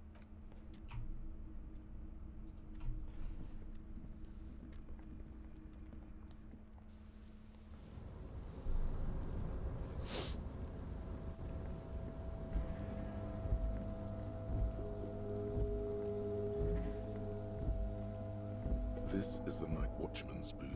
The chair is not as austere as the rest of the booth. A thin grey pillow is attached to the seat. The drawers are empty, save for old timesheets and receipts. One small box. I'm not here to tell you what to do, detective. Oh boy. Where to start? Elevated risk of dementia, mini strokes, prophet's disease, sudden death, hair death, erectile malfunction, critical flatulence, watery blood. Don't think about that.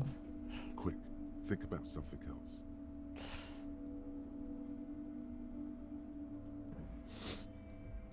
That's pretty normal to me. Your nihilistic humor renders the list of side effects null and void, just like everything else in this empty world. Maybe this was a bad idea. Yeah, but it is. You take the painkillers. They are yours now. stand and exit the booth.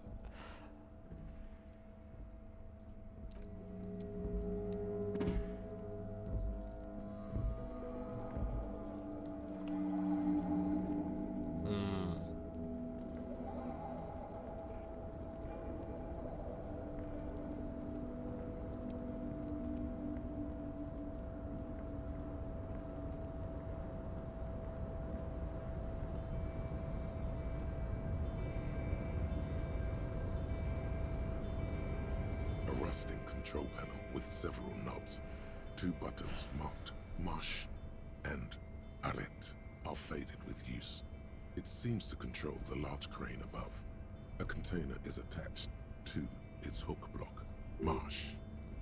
On. Arrête. Off.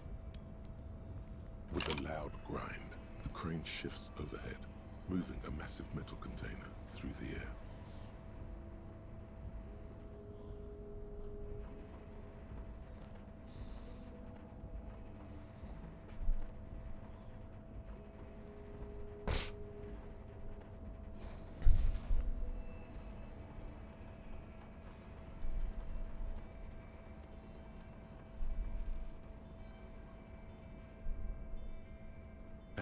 With a surprisingly quiet thunk, the crane places the container down. The harbor sleeps as the strike rages in the distance. The crane can rest again, now that its purpose has been fulfilled. Moving this container, of course. For this purpose it was built. For this purpose it has acted. And now it will rest. I can't see how that was worth the wreckers, except for seeing the crane in action, which I admit was satisfying.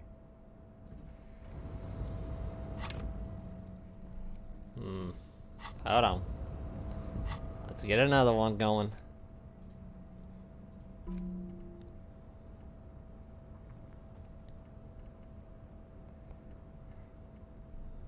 Need something that improves suggestions, what I'd really need. That won't hurt me, so.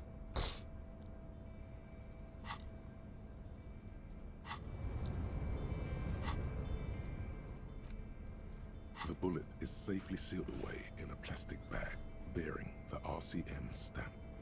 Kim has filled out the label on the bag with the item number, case number, and date and location the bullet was found. What?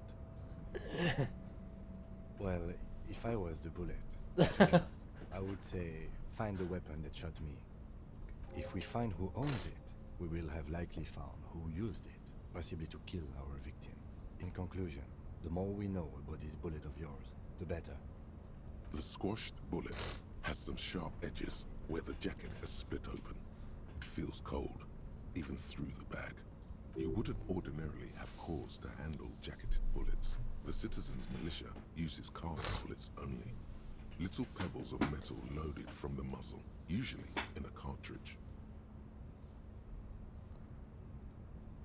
The jacket of the bullet is made of a yellowish metal. It has blossomed out to reveal a dark grey core. The base of the bullet is close to 5 millimeters in diameter. You can just about make out a few striations near the base of the bullet. Little hairlines, linear. It feels standard. It's quite destroyed. Some of the fragments are still lodged in the wound. What can you say about the bullet so far? A jacketed bullet. Okay. It would have been shot from a military-grade breech-loading rifle, not from a muzzleloader like those typically found on the streets of Martinez. Highly unusual. The people of Revachol haven't carried breech-loading weapons like this for nearly half a century. Even the RCM uses ordinary unjacketed conical bullets. This is strange. Very strange. I like this, officer. Strange means unique. Unique means incriminating. We need to find the gun that shot it. You can't remember what happened last week. What makes you think you're going to remember Arcane firearm model? Yeah, this is a new one, isn't it? Oh well, we'll get it again in a minute. I mean, shit. Just put it in hand-eye coordination, I guess.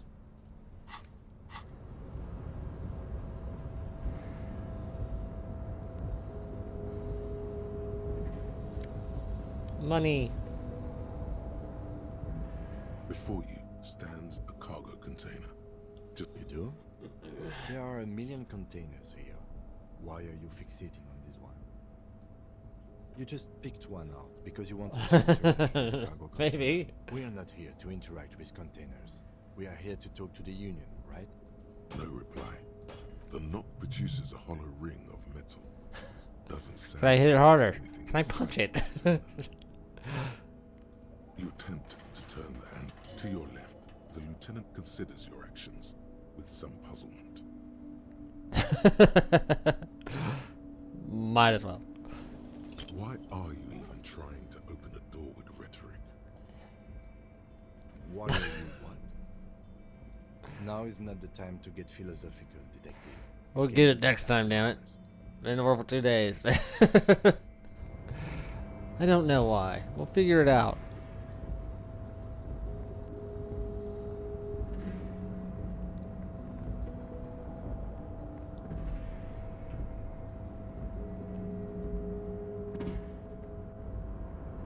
Hey, you. Oh, hey, mister. Nah, bye-bye.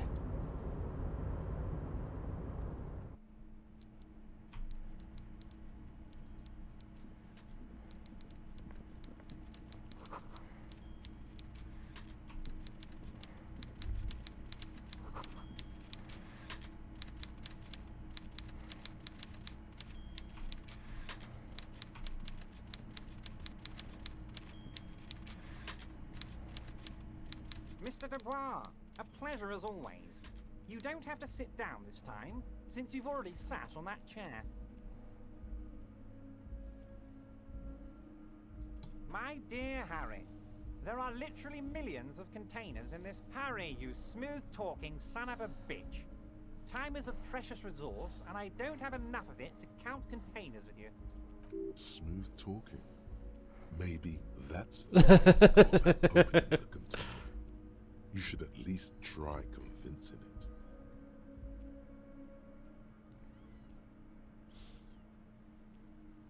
Yes, your lost gun. Your gun will be found. The only way to find it seems to be working with him.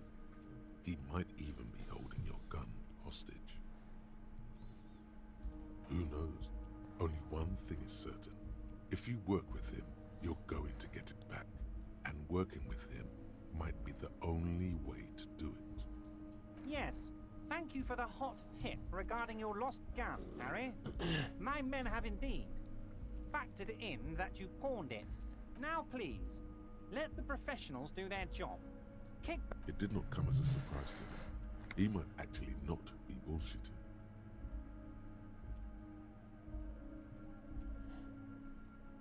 Damn it, Harry. That's exactly what it means. I'm only kidding, of course. Of course. I understand. We help you, you help us.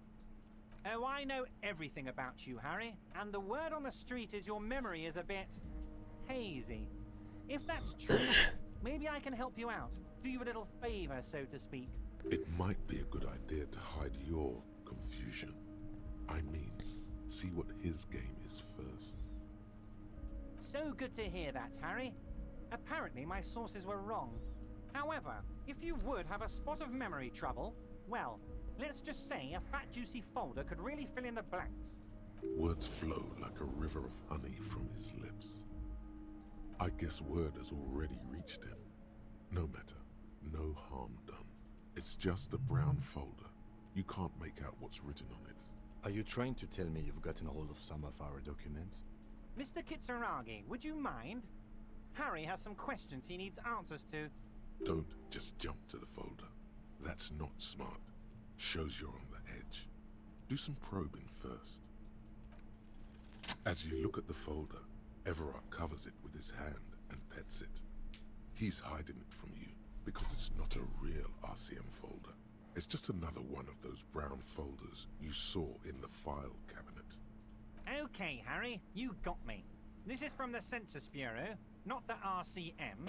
Those Census Bureau people are absolutely corrupt. You should do something about them.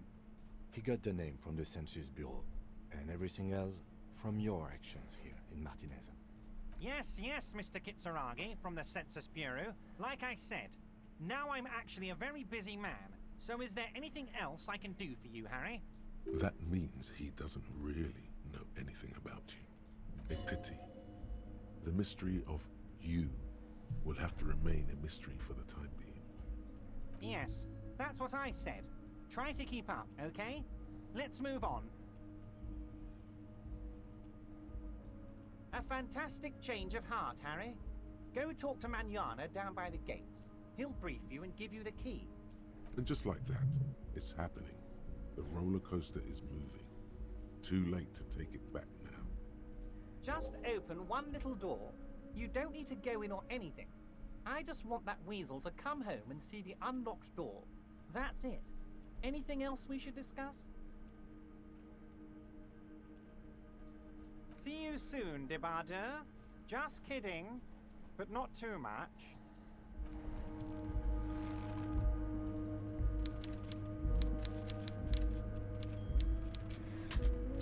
So where are we going? I don't know.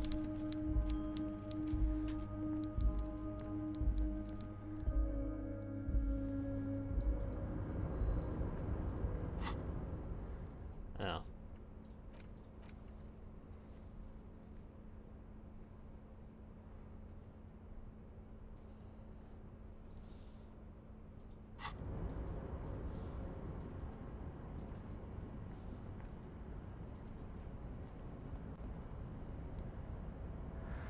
I might do it again.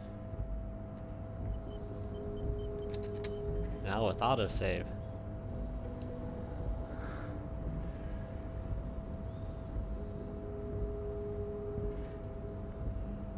Talk to me. You're back before the cargo container. No. Its draw has not lessened since you were last here. If anything...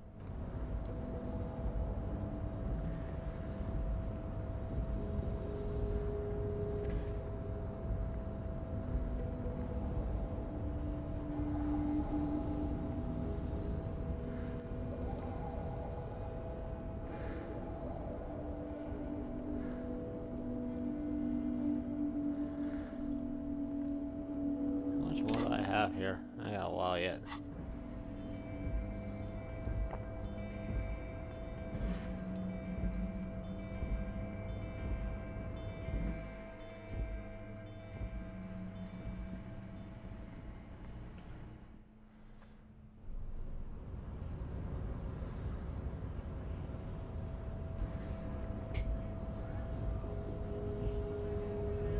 Hola, Wandering Man. How can I help you? A key, huh? What door is this key supposed to open?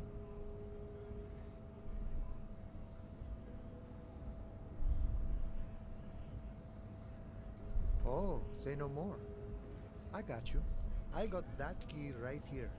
And let me tell you, it's mighty good of you to help us out during the strike. Working class solidarity, as they say.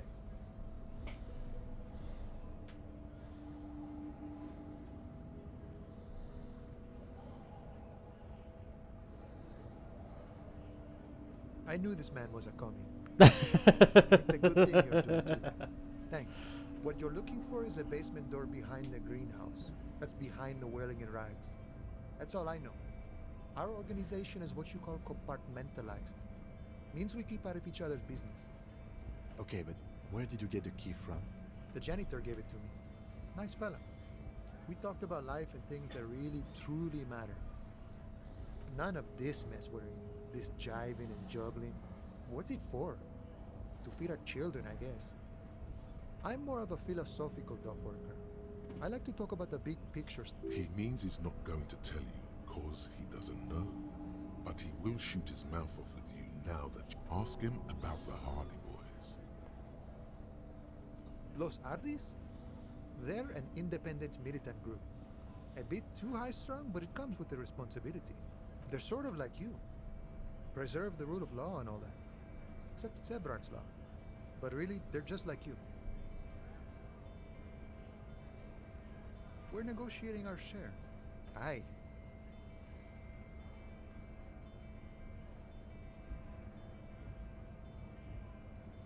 All of it. However... This seditious talk sounds like communism. Just so we're on the same page, communism is basically wanting to kill the rich people or deporting them to a labor camp in southeast Grad. But don't... I think it's best you make up your own mind now that you've met him. In my eyes, he is a capable organizer and a decent businessman. He's probably in his container. Sure thing. This was great.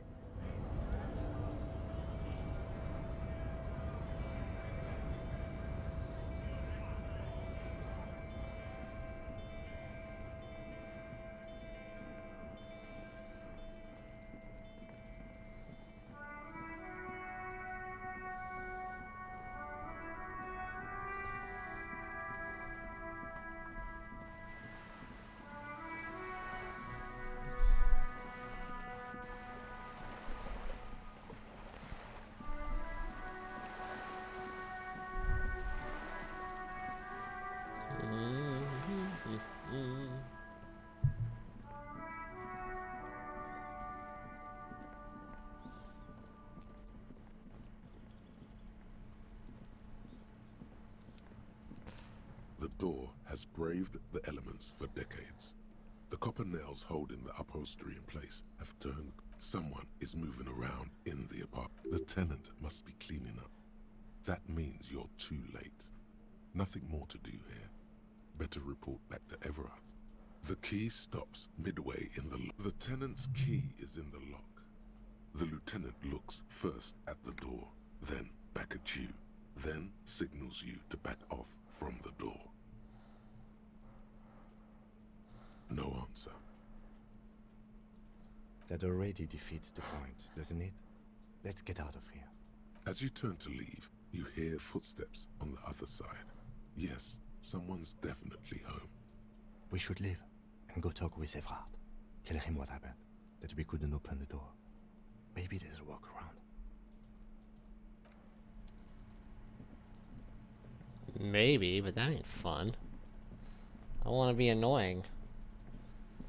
That's how we do things around here, right?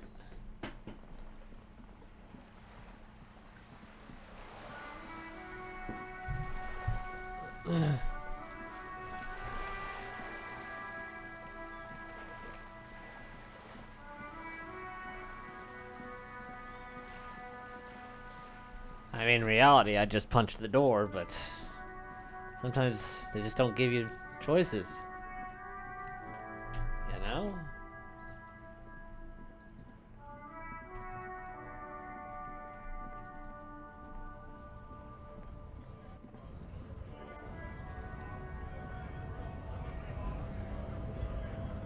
What are you... Right to... I know.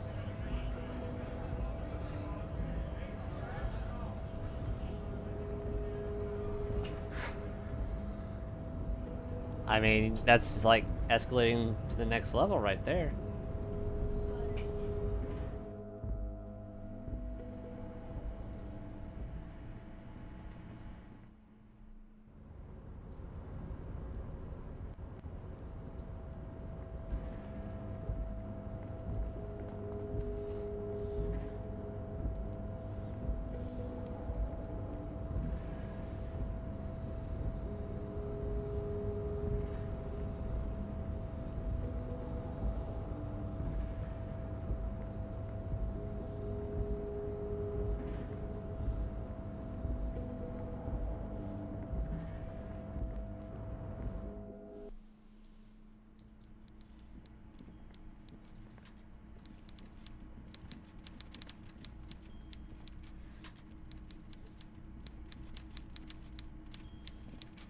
Mr. Dubois, a pleasure as always. You fucked up.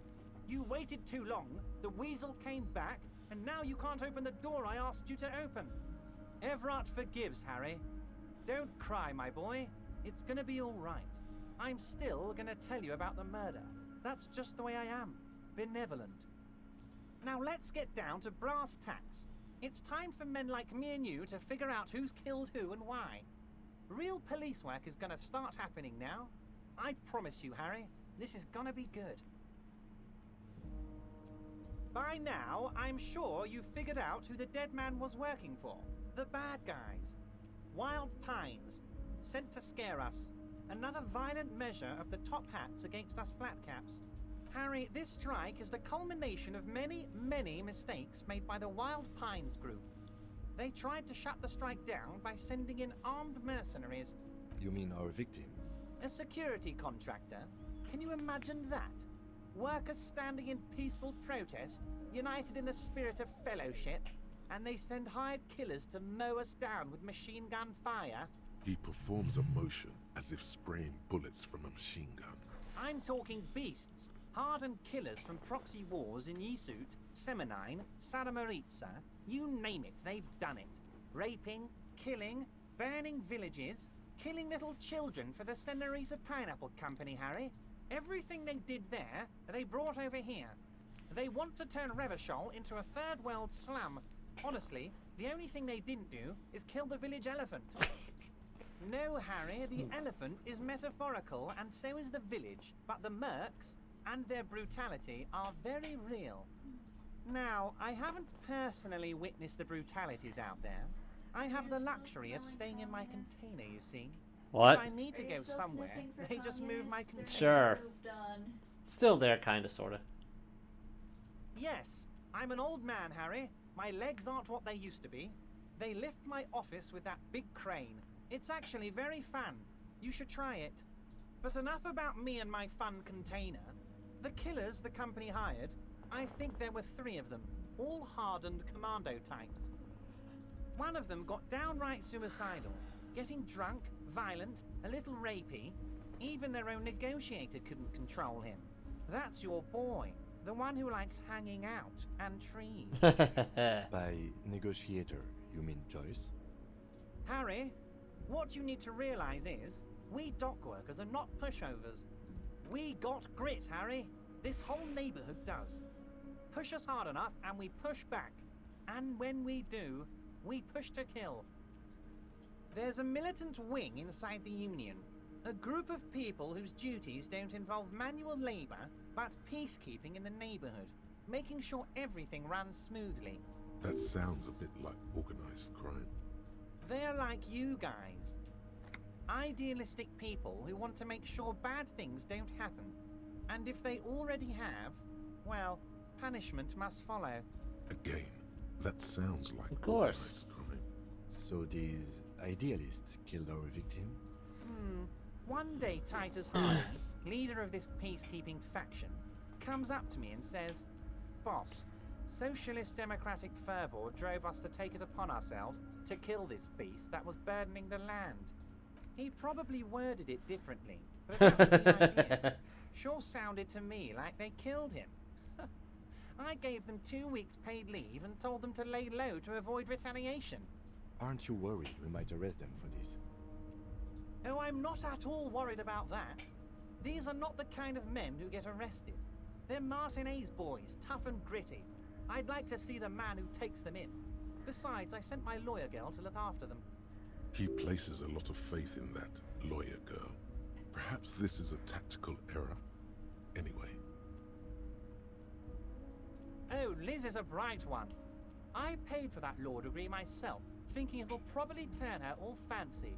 But hell, Harry, she came back a firebrand socialist. Sometimes she scares me with her zeal. Oh, they are simply fine young men, all 7 of them. Exemplary union members. Always working to advance their position in the local socialist democratic movement. Core members. Old Theo used to run them, but things really kicked into gear when Titus took the reins and named the group after himself. Gotta love his initiative. Interesting. Who's second in command? They're almost all of them great guys, born leaders. Whatever happened, I'm sure they only had the best interests of Martinez and Revachol in mind. Work with them. Hell, interview them. But don't fight them. They really are just like you. Men who like beer, women, and some order on the streets. How do I know? Let me tell you about these people. That's their MO. It's what they do. Last winter, some poor workers in Terminal E went on a little strike. The company sent in Sediment, a security contractor. The strike was over the workers' right to wear protective footwear, Harry. These guys turn up and start beating people. Tell you what, Harry, I wouldn't be surprised if we got the same mercenary company after a little rebranding. And I'm sure as hell not surprised to see an army of scabs under my gates. So you believe the scabs were organized by the security contractor? You said it.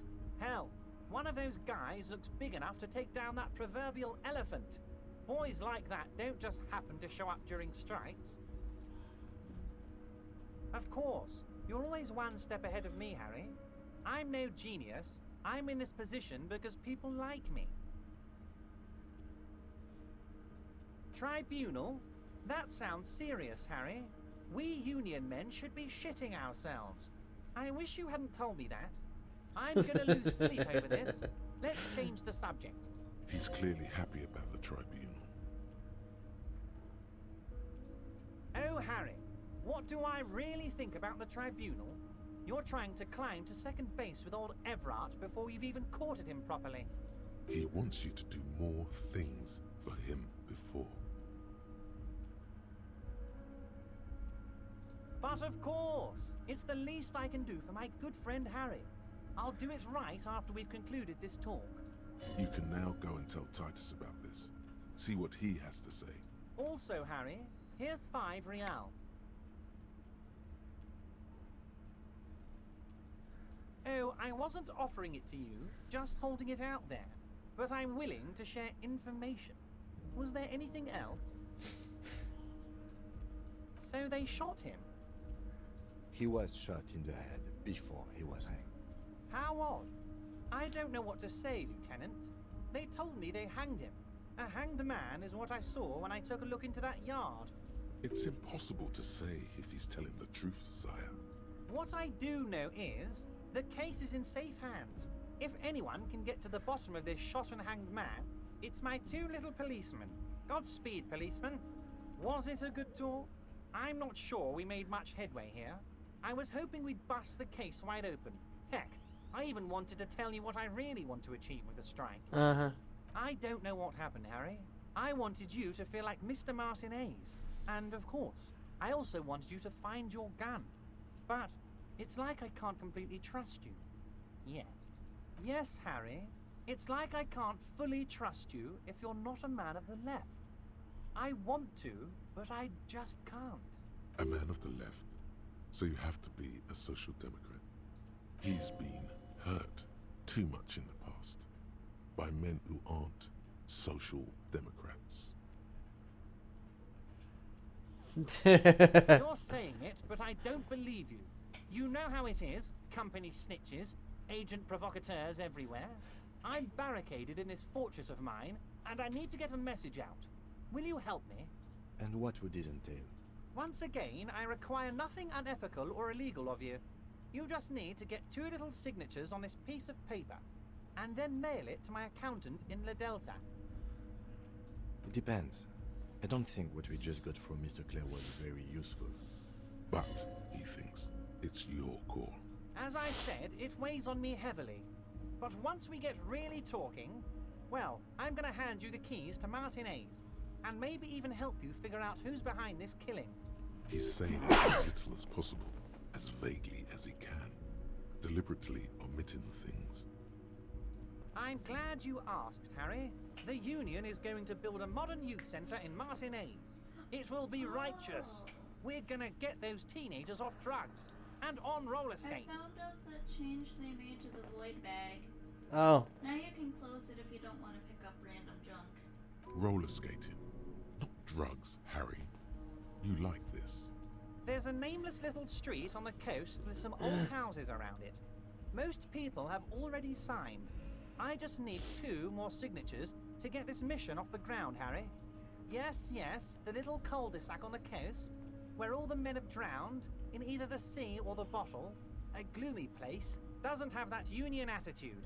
You're already pretty deep into this. What's a little more? No one can see you here in Martinez. They are just gonna have to deal with the construction noise for 6 months, and then they'll be living like kings. Right next to a fancy new youth center, designed by the best architects from Stella Marie. Is he absolutely sure the tenants won't be thrown out in the street? Am I? Harry, these people. Martinez is the most important thing in my life. I would never let anything bad happen to them. We're gonna build a youth center there. The value of their properties goes up and kids have a place to play in. I'm looking out for these people, not pulling the rug from under them, Harry. I'm looking out for all of Martinez, not just the harbor. You bring joy to my heart, Harry. So you need to get signatures from Isabel Sadie and Lillian Carter. The cul-de-sac is right past the pawn shop and across the canal. I heard there was some trouble with the waterlock, but it should be fixed now. Once you have the signatures, mail this to 13022 La Rocca in La Delta. Then I'll know you're a solid socialist. Most certainly, Harry. Nothing brightens my day. By all means, Harry. What's on your mind? No, you didn't.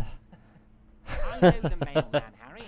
I know just like I know you'll get it done. By all means, Harry. But I did. I just grabbed the the envelope and sent it out. It was quick. You didn't even know it. I got a little bit of that sleight of hand.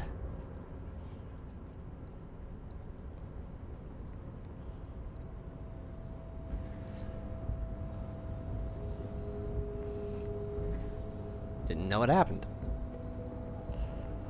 Oh, brother. Is there anything going on? You take the legal document out of the envelope, a 12 to 40 month construction period, and the zoning plan. Let's quick save it.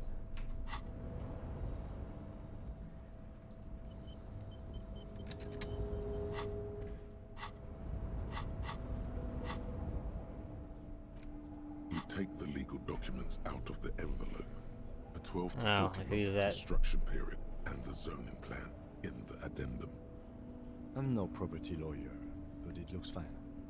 How else are you going to build something? It's always the youth center cuts into the ocean like the bow of some great modern ship.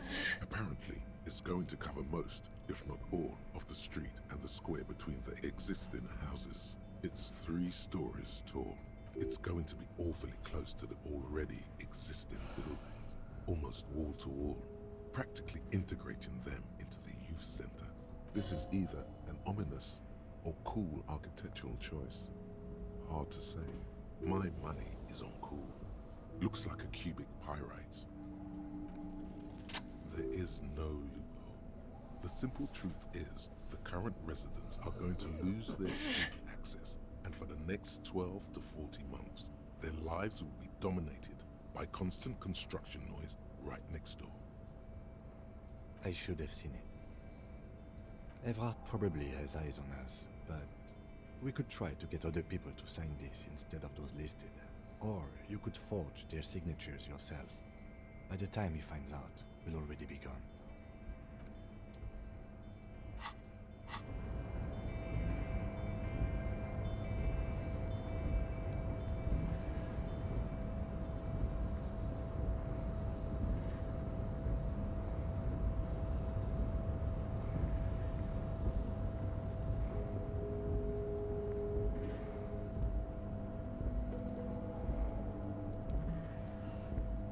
I don't want anybody to tear down my shack. I deserved it.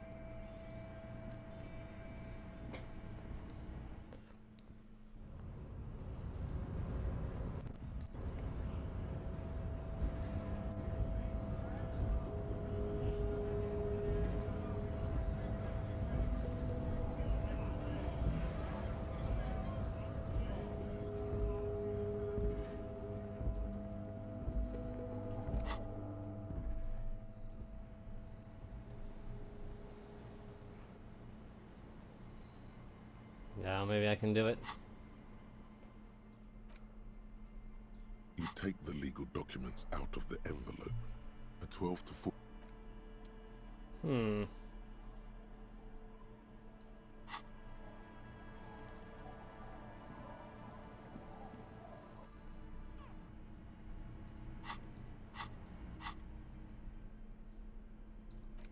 You take the legal documents out of the envelope, a 12 to 40 month construction period, And the zoning plan. The pen is shaking in your hand as you draw a pathetic little line.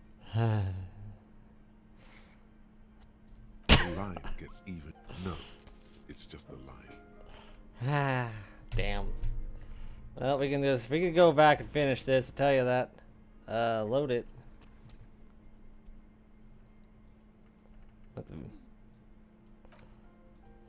It's just so awful.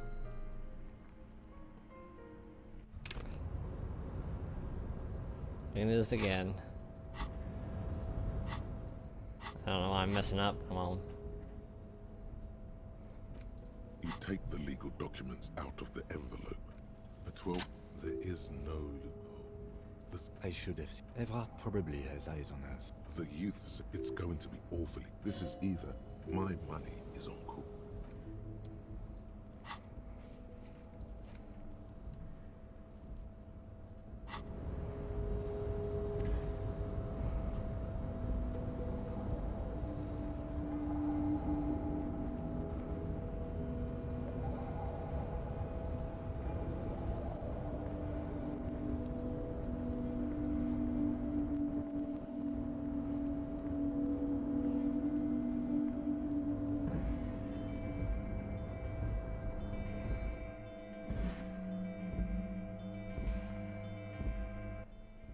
Something like that.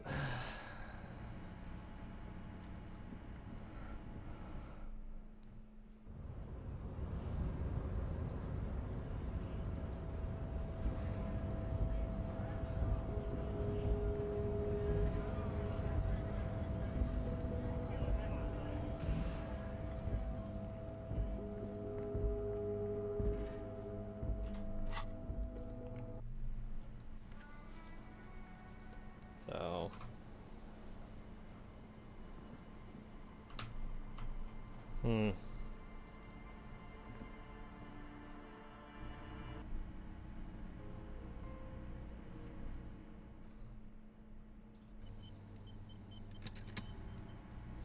now let's do it again.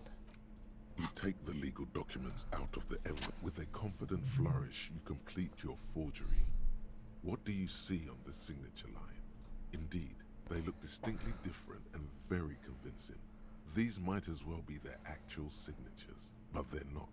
And the document will be nullified if they dispute it. That means Everard will have to start over. All you need to do now is mail the signatures to Everard's accountant in La Delta. There was a mail delivery box in the plaza, near the corner of the bookstore.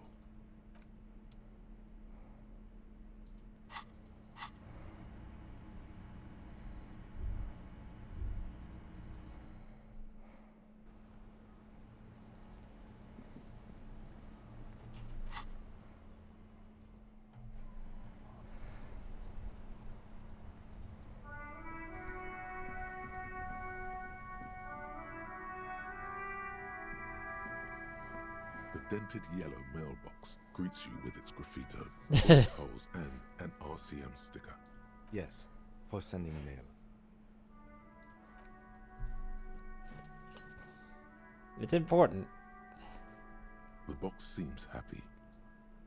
You drop the white envelope in the darkness. About a week's worth of mail as collected. It probably did the right thing. You can't trust that slut, Everard. You know he's going to play you somehow. All right, let's go back to Evrard. If we don't mention anything to him, he won't know before it's too late.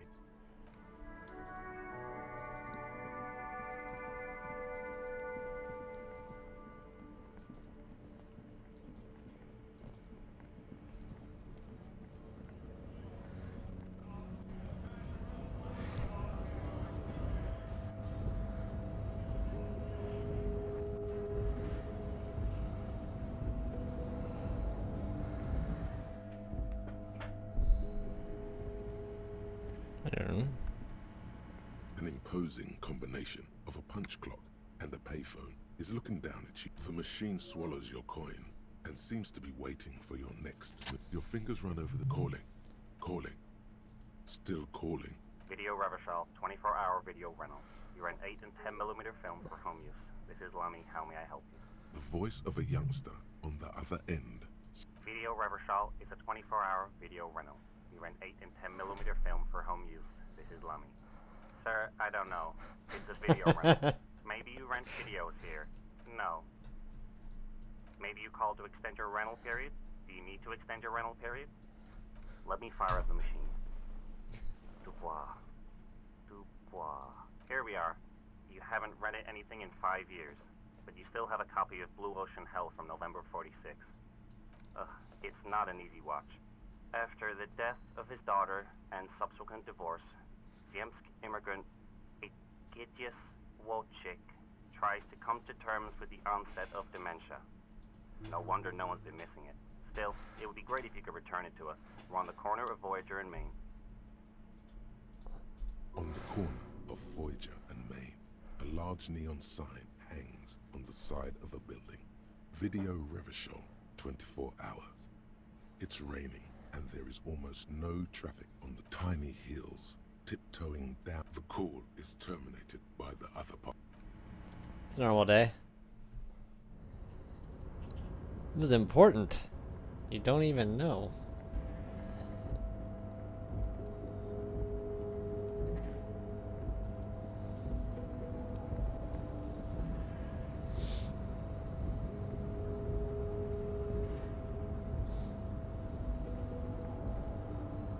Yeah, this way, don't we?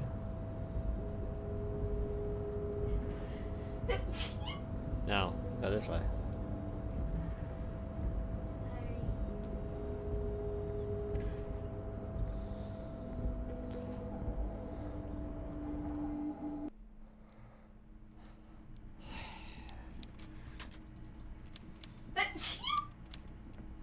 Mr. Dubois, a pleasure as always. The Golden Boy returns once more. Wonderful. Simply wonderful, Harry. Of course, I already knew this. My friend, the mailman, confirms the letter is on its way. You've done a great thing today. You've given the children of Martinez a future and proven to be a true man of the left. But you're I can not. finally trust you now. Anyway, what was the one that I needed? Oh, hand-eye coordination, I believe. You're in my inner circle. You too, Mr. Kitsuragi. We can talk about anything. The strike, the murder, your lost gun, nothing is off the table. Probably because my gun was used to shoot the guy. See, forging that signature really paid off. Well done, sire. Probably was one that shot him in the... And deceit you're in. Harry, I've got to be honest with you. Your gun was found 2 days ago. Withholding this information weighed heavily on me, but it had to be done. An old woman has it, and let me tell you, Harry, word on the street is she's a character, so watch out. This must be the woman who bought the gun from Roy, the one he described as terrifying. Yes, the same one. I see you've done your research. The pawn shop made the gun easy to track. Crazy stuff, Harry. Selling your gun like that? Wild. Anyway, the neighbors of this old woman contacted my men because they trust me and the Debarders Union. Apparently, she was waving it around at the entrance to her building. Waving the gun around doesn't sound good. None of this does. As I said, she's a character. I didn't have time for details. It sounds like she's unstable, but don't worry. No one got hurt. We might be looking at someone with a medical history here. Watch out. Unfortunately, I don't know anymore. You're gonna have to go in blind, Harry.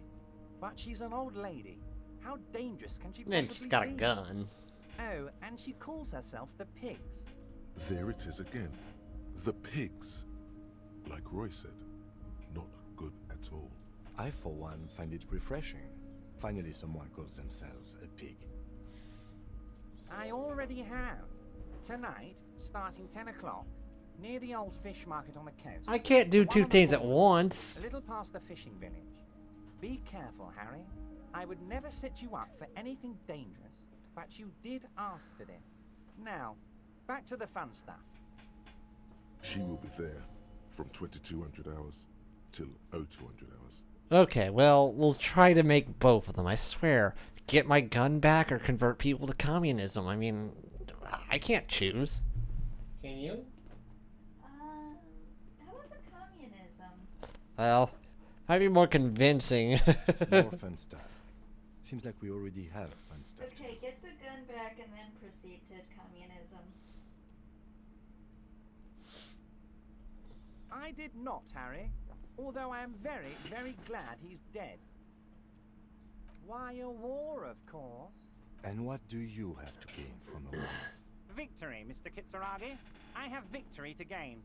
We are going to start a war with the Wild Pines group and win before they even realize there is a war. Let's do this again. I have. It's a great story, Harry. Did you also know how the bee colony kills the giant hornet? They swarm and blanket it entirely until it suffers a massive heat stroke and dies. Harry, we outnumber them 1,500 to 1, and that's just Martinez. With all the unions in Revachol, and with public opinion on our side, we can hold off 2 men, or 15 men, or even 50 men. The more they send, the worse it's going to look for them. They made a huge mistake hiring those guys. No one likes foreign mercenaries. The leftists hate them, the fascists hate them, even the moralists think they're in bad taste. Harry, there is no strike, only war. Class war. Or, in business terms, a dawn raid. Or wait. Is that when you still pay them something? Because we won't do that. We're not going to give nothing. We're going to take Terminal B away from them. The roads, the gates, the containers, that big crane, even the damn coffee maker. We're going to take all of it for the people, and fuck Wild Pines. The word fuck rings like a gunshot from his mouth. He doesn't swear often. So that's why you haven't let Joyce in? Yes. It's also why I let that midget Gaumont go. He's too nice. I can't put him through this. Plus, he knows how to get in here. That woman can't tell her tits from her arsehole. She has no chance. Tits from her arsehole. It's a local saying. Actually, No, it's not. it's not. Because we're friends, Harry. Besides, it doesn't matter now. You can go tell her if you want. It won't change the course of events. We have a significant head start. It's already happening. Oh, you mean what sort of goods are going to be flowing through? How am I going to replace all the contacts we'll lose once the poo-poo hits the fan? The clients will ditch us. Harry, we've thought of everything. Clients would take a well-known multinational conglomerate over a local mobster any day. We've been running back channel negotiations with all the major clients. I think the company will be unpleasantly surprised to see how many of them stay loyal to Martinez and to the new competitive contracts we can offer. With renewed zeal sparked by communal ownership, the men will be shipping those containers double time. You'll be surprised to see how fast things go without parasites latching on. We'll have our hands free to pursue bold, exotic new revenue streams. That's drugs. Drug trafficking. Drug trafficking? Don't be stupid, Mr. Kitsuragi. There are perfectly legal, 100% ethical chemical factories on the Samarin Isola. You don't need to be colonialist about it. All they do is produce components to keep the pharmaceutical industry running. That's people's health we're talking about. Old grannies, little babes, people with disabilities. The company thinks transporting these chemicals in bulk looks bad, has bad optics, may be illegal in some countries. The Debarders Union, however, we're all about the large volume column. In bulk shipping, large volume column. That is a money I major get. buyer, a shark. We're gonna transport the living daylights out of those materials, Harry. So your sick kid can get his benefit, and your wacky uncle doesn't have to come off risperidone. Benefit is a children's cold medicine, Fun. usually apricot flavored, and risperidone is used to treat severe psychosis. And the kids on the street can get speed and pyrrolidone. I'm an old-fashioned guy, Mr. Kitsuragi. I sometimes grab a beer with the boys, but I have no idea about the things you just mentioned. But if I were to supply ingredients for some sort of rainbow party, I would make sure the Union took a fantastic share. And I'd keep that stuff far away from Martinez. He's basically admitting to it.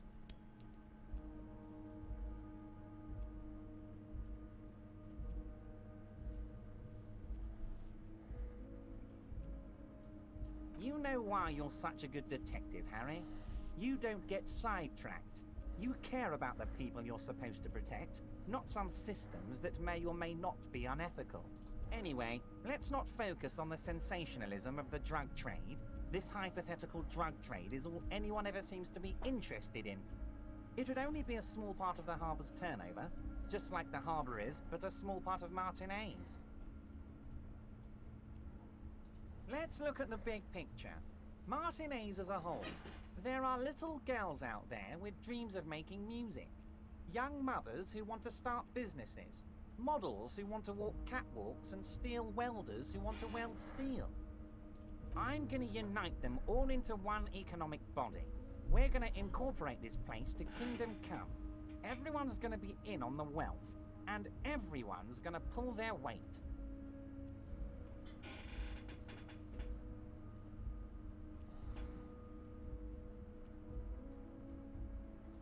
Thank you, Harry, thank you. You have no idea how much it means to me, because in many ways, you are that working man. You have already done so much work. 2,372, plus yours truly, of course. 2,373 is a sizable contingent for a labor organization in Revachol. We're way past specific union members now. This is the big time. We're talking about the future of Revachol here, Harry. You can bother Leonard with that. He loves to run his mouth on such matters. But I'm in big-time mode, Harry. There's something different about him now. He's more vibrant, more alive in his big-time mode. Great, Harry, great. I think we've truly built a bridge between Martinez and Jamrock today. We have united the RCM and the Debarders Union. This has been so great. I'm sorry we don't have more fun things to do together, but if you ever feel like bouncing something off me, my door is always open.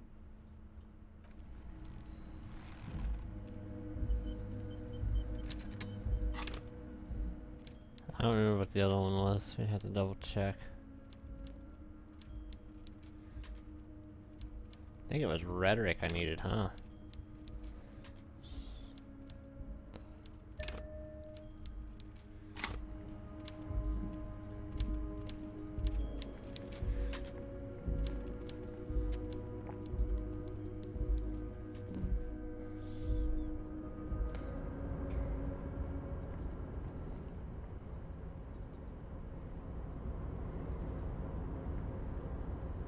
Hey, mister!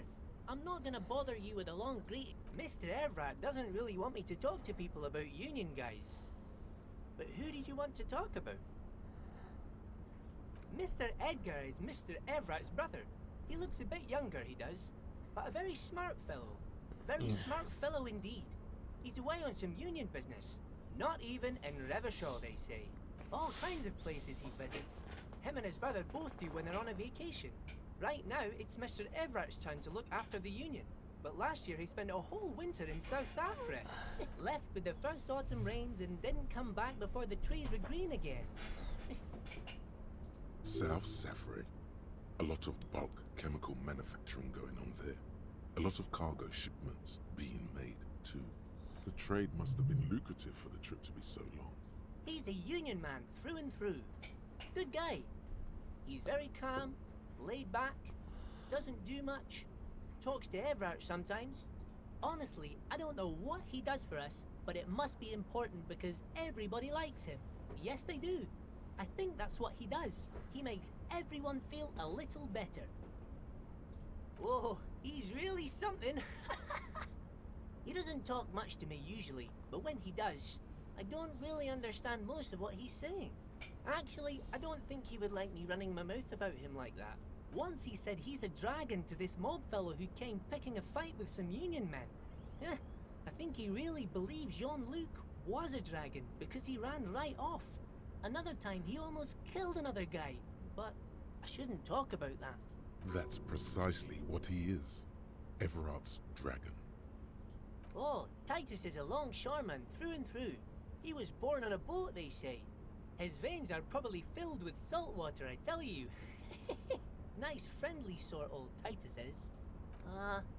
I'd best not. I mean, I could, but I don't think Mr. Everett would like it very much. You better ask him yourself, mister. The Night Guard? Ooh, he's a peculiar fellow. He's the strong, silent type, you could say. We talk all the time, but I don't really know much about him. He plays petanque with my old human studies teacher, Mr. Martin, down at the plaza. I think he's the only fellow who actually knows old Renee. They lived on the same street their entire lives. Even dated the same girl on and off for as long as I can remember. Strange fellows. Mr. Martin was always real nice to me in school. I remember once. Mr. Martin, yes. Don't really remember much about him. I was just a boy back then. Mr. Martin, Gaston also taught history and human studies to the Clear brothers. Sure, mister.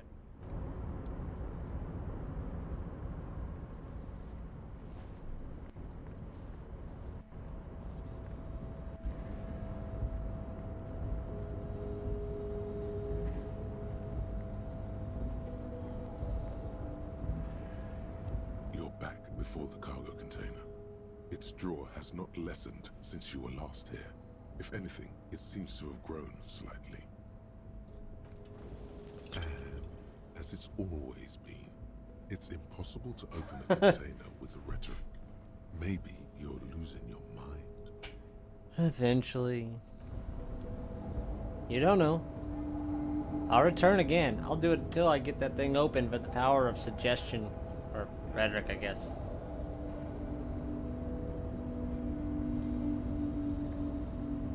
Now, where was the other thing I was looking for?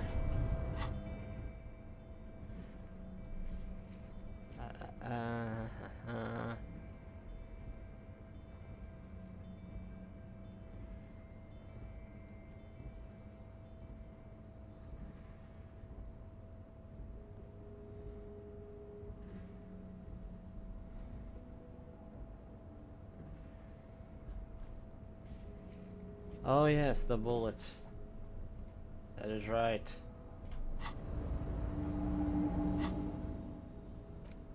The bullet is still safely sealed away. Let me screw this up again. Bearing the Oscar, a rifle, Revolutionary period.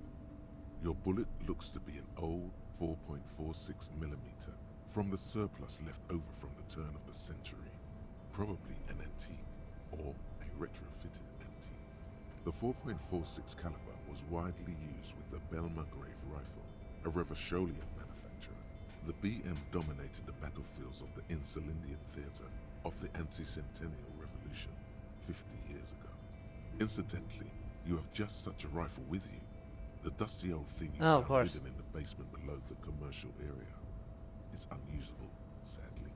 If it were, the bullet would probably fit the chamber. No, but Zeliger, a major firearm manufacturer, ended up with a surplus after the war. So there are still a lot of these old military rifles floating around, usually broken. Antiques enthusiasts, guerrilla fighters in distant countries, a few lucky jamrock bangers. You're looking for the same thing you found in that hidden weapons cache, only in working order. What are you thinking? Bullet? Okay. And? An antique. That makes sense. There can't be many breech-loading rifles floating around in Martinez, or anywhere in Ravachol, really. Sure, there's some arms trafficking, but the laws prohibiting the use of breech loaders we inherited from the monarchy have been effective, from what I've seen.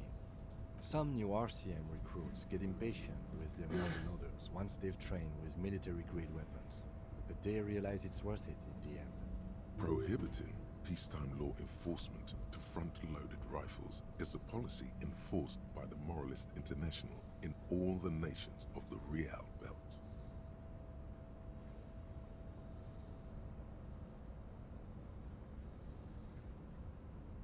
Imagine if everyone, cops, citizens, had access to firearms that could shoot multiple rounds without pausing to reload. After the first shot, the second, third, and so on come much easier. But back to the investigation.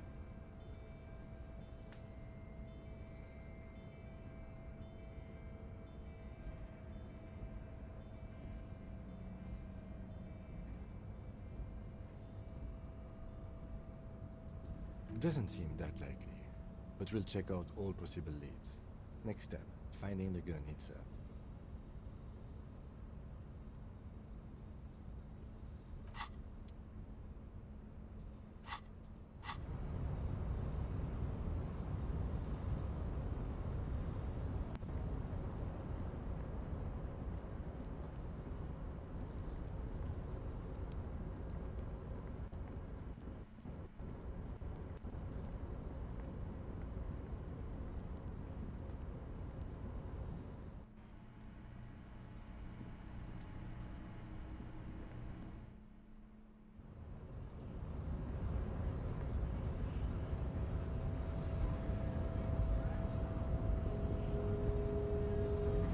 Your race descent has temporarily halted, but you will fall again. I think this racist is better than the last, but the next racist will be the really good one. That will be the...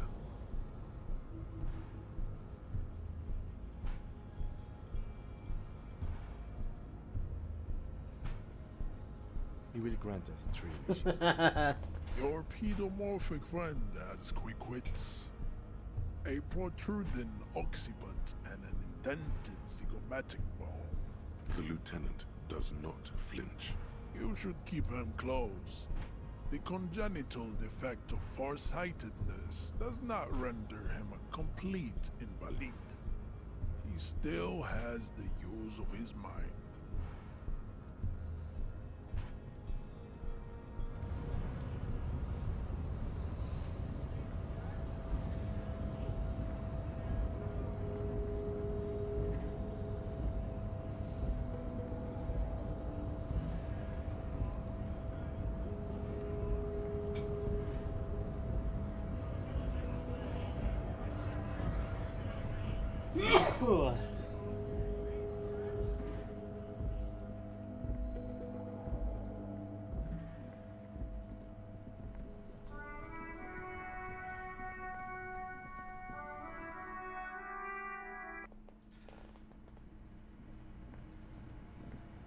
I've got nothing to say to you. Why are you wasting your time? Because I can. It's you again. What is it? I like pointing my flashlight at your face.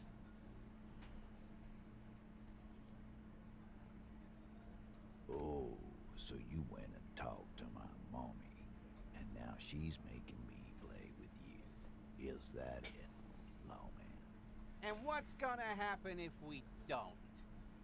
You're gonna go and tell on us?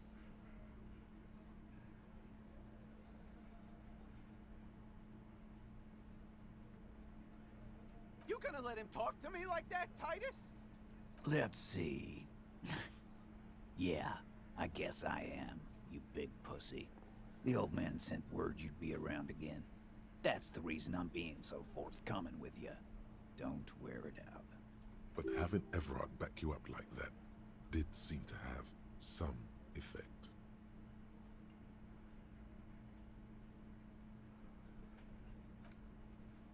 We'll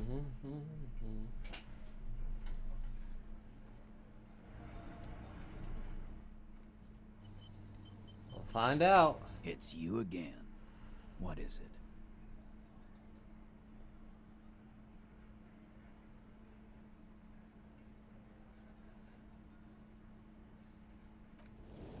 Establish authority. Yes. Authority. Feverish thoughts race through your mind.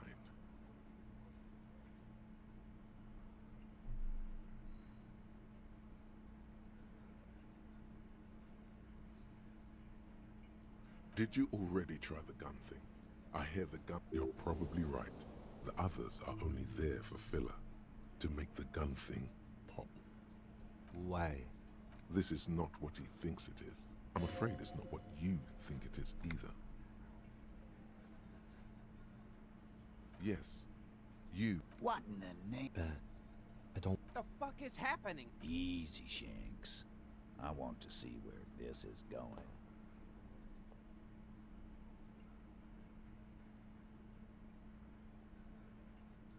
Merely what? Be careful, it's loaded. Good. Now put it in your mouth.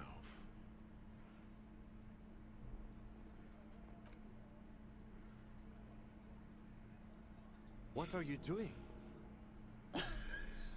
Genuine panic flies across the lieutenant's face. Fellas, you getting any of this?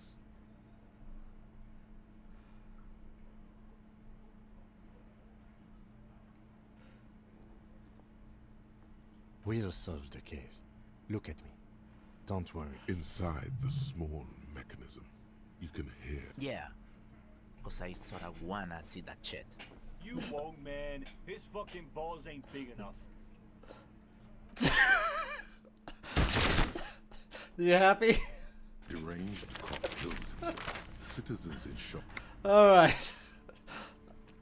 Are you okay? Yeah.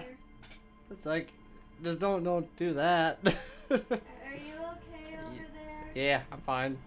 Okay. Go do this again. Having fun? It's you again. Yeah. You don't hear you laugh this much. Well. As you look around this room full of sweaty men, swearing, drinking, spitting out tobacco, does this look familiar? You believe the place was called Precinct Want to get it right. 41. I figured I It just was also filled with, end almost exclusively, in the game for failing sitting there. on desks, talking shit, wasting time. Huh?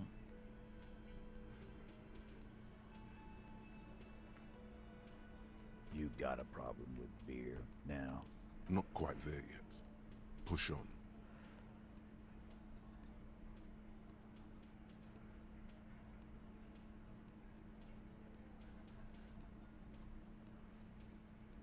Speak for yourself, buddy. We've been giving a shit for 10 years. Martinez was a dump before we put this outfit together. They don't know, man. They weren't here. We had 3 shootings a week, kids dead, fucking graffito everywhere. You cops haven't shown up since the 30s. Congratulations on the graffiti removal. All I see is you sitting around talking about Monica's titties while there's a rape victim. So what? What do you want from me? We took care of that fuck. Don't let him drink that. One more push. Quick.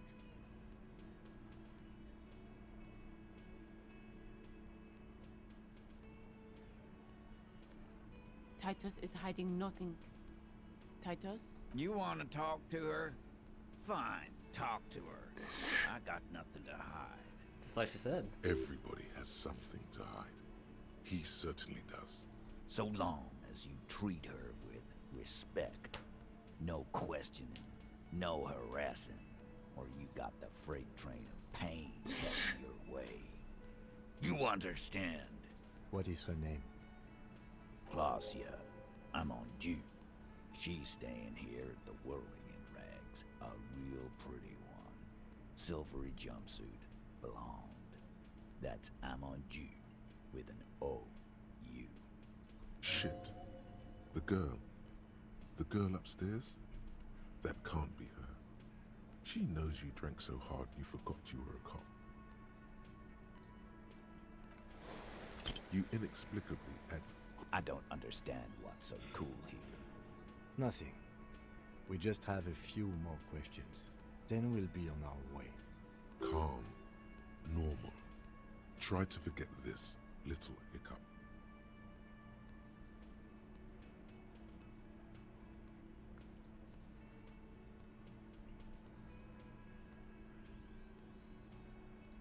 Remember what I said. Freight train of pain.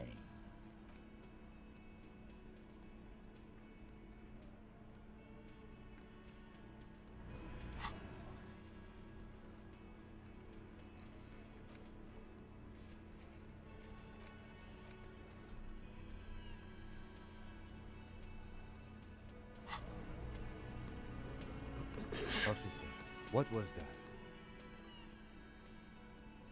Yes. Yes.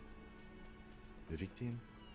Is there something I should know before we talk to her? Whatever you do, Don't say the first thing.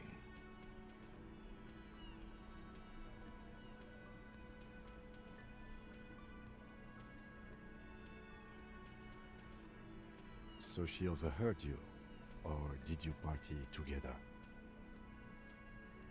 Anything else? Okay, that's manageable.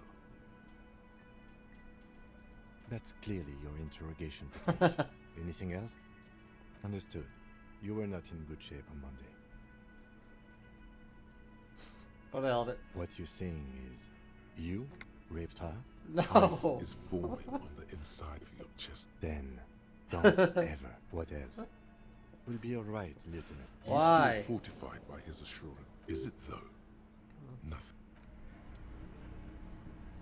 I've got nothing to say to you. I don't know, because I won. Again? I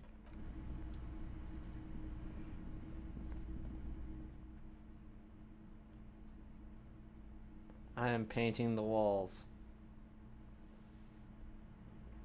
Can I punch the door now? The door is closed. There's still a dent in the vinyl.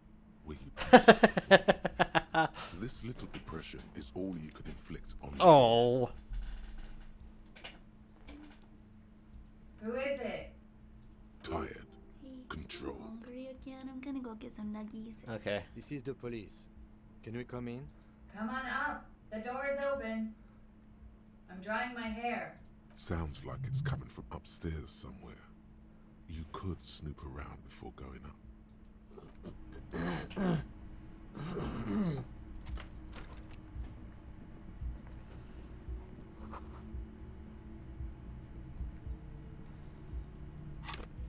Did you want anything? Are you good? I'm good for right now. Okay. Maybe. Well, I got a drink still. I don't have any more volition. Alright.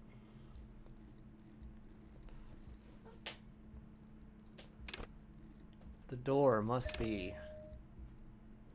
leveled.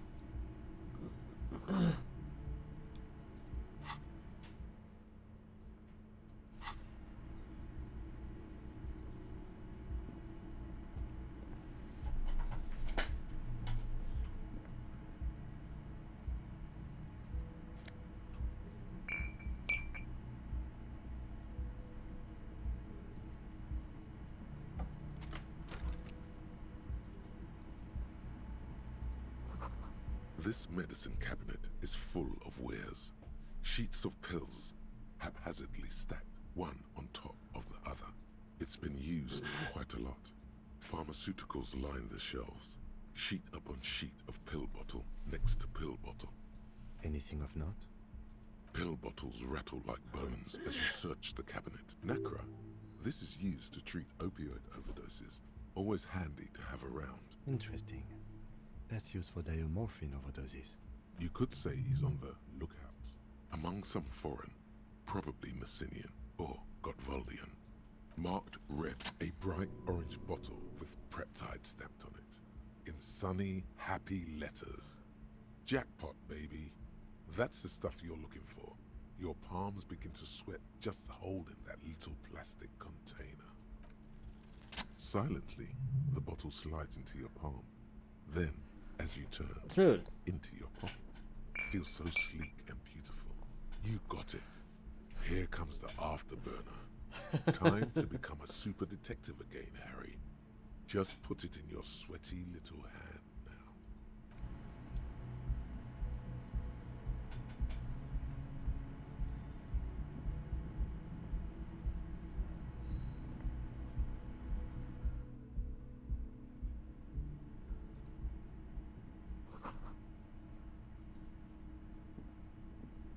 This window is pristine on the inside, unlike the one next to it. Light from the desk lamp reflects off the glass in an untarnished golden halo, smooth as ice. There are spots of mud and rain on the outside, even smudges. But the surface of the window is clear from the inside. No chips, no hairline fractures. Following your lead, the lieutenant leans in closer to inspect the surface. Looks like it, yes.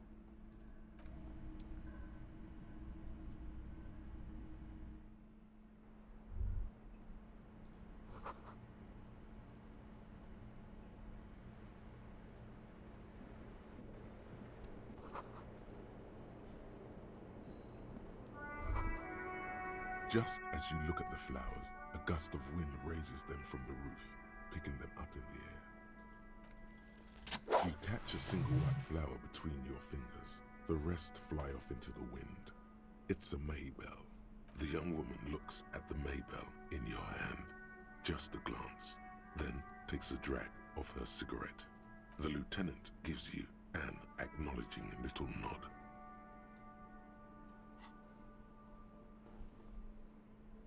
Your 9mm semi-automatic finger pistols produce a satisfying snap.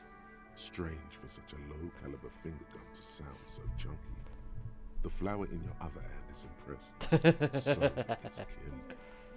That's not entirely true.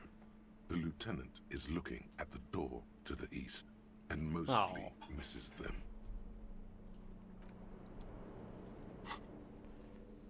I'm just going to waste my time interacting. 6 crumbling petals rest on your palm.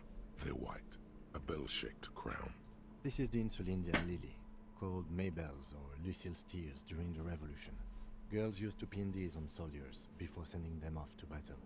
This flower is a spring flower, but it's a bit early for that, isn't it? The revolutionaries, so the communards and the anarchists. White's their color, but the custom started in the suzerain's army, so it held meaning for the kingsmen too. It's about girls and boys more than sight. Girls sending off boys who are going to their death, then also dying themselves in the ruins from dysentery and consumption. It's a symbol of the Civil War. Yes, but not this early, not to my knowledge. It looks dried, preserved. Maybe, maybe not. We'll see. The petals feel dry and fragile in your hand. Water flows under the channel bridge. Dark water. You rub your sides for warmth, but there is none. The feeling recedes. Wait, have you noticed there's a war veteran playing a ball game on the plaza? You should ask him about the flowers.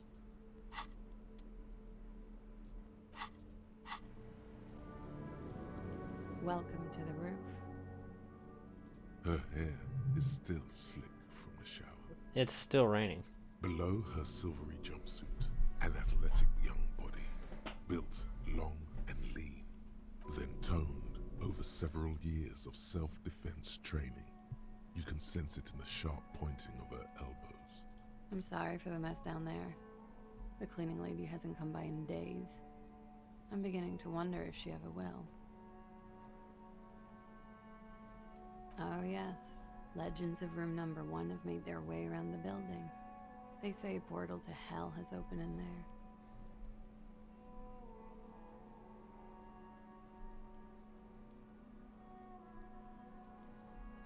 A third place?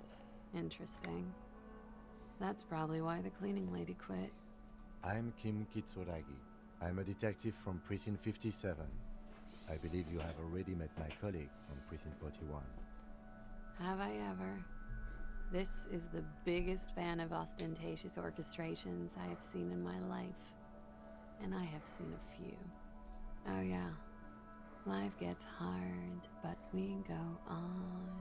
The chorus of the 35 single, megaphoning the entire human race, instills you with the fuck it all swagger that prompts one to plow into grannies on your morning stroll.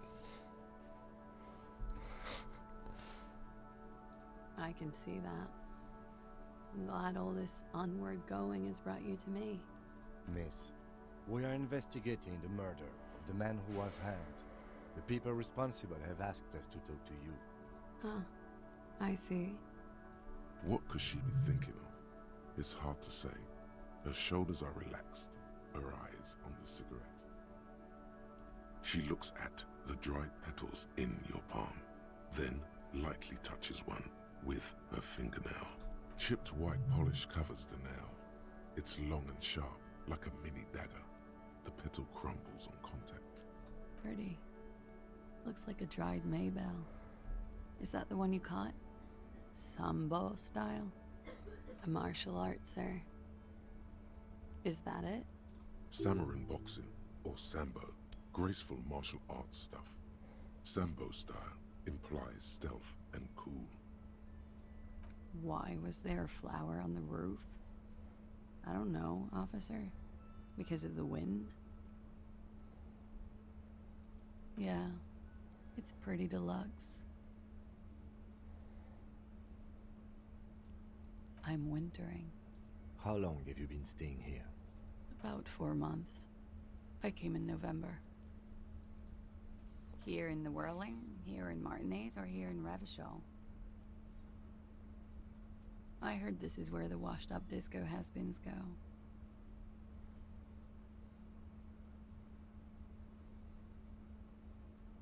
She looks at you and nods.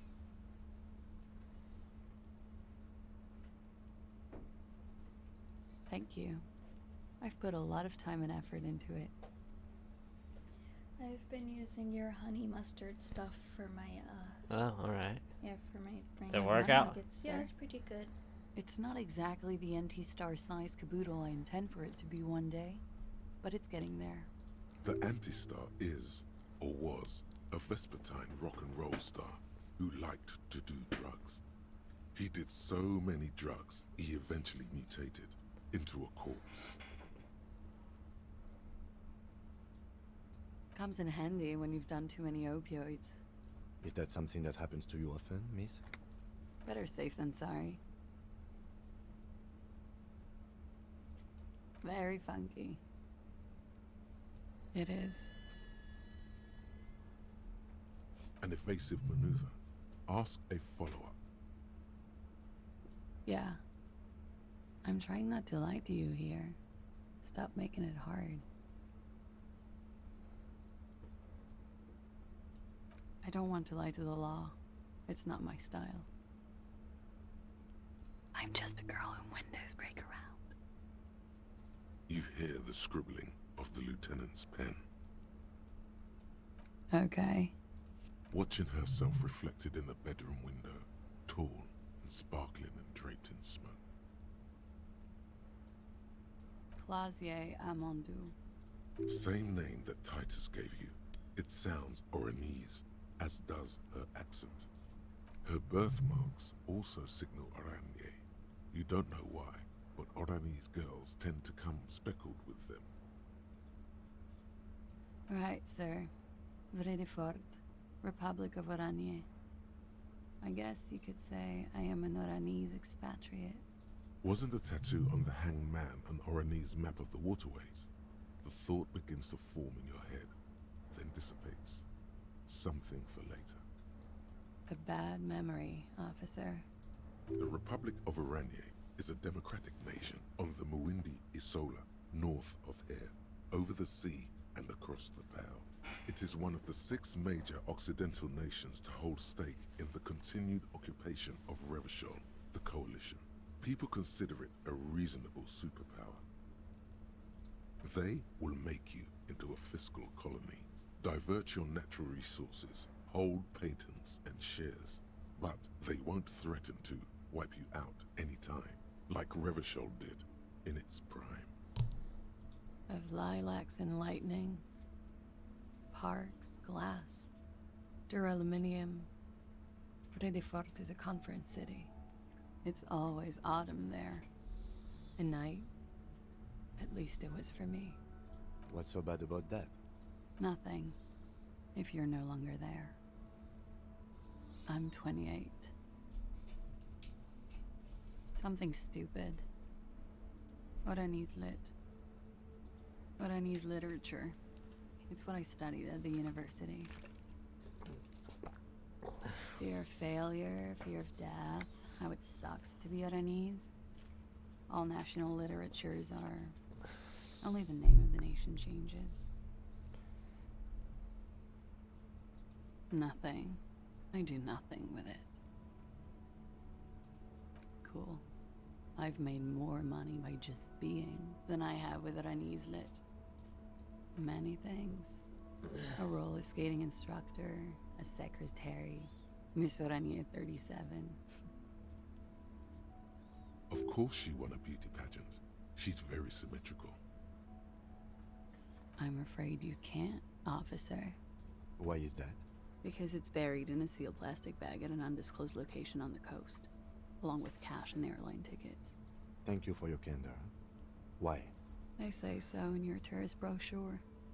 Keep travel documents away from your person when west of the river. If I were to lie to you, I would come up with a more mainstream name than Clausia Mondu. It's a weird name. She seems to be telling the truth, sire. Look, officers, I like this place, but I don't want to be stuck wandering the city like a ghost after being robbed of my travel documents. I don't want to become an indentured servant in a brothel on Boogie Street, and I don't want my relatives to pay the ransom. There are plenty of other reasons for hiding your documents from the law. It's also why I hid it. Why, yes. I'm an unpopular girl. There are people back home who don't like me. If they show up, I'm in a hurry. The kind of hurry where you can't afford to not find your documents. But don't worry, this has nothing to do with your investigation. I would love to change the subject. It's not important. So did you figure out what this has unless to do I'm with some disco kind yet? of suspect.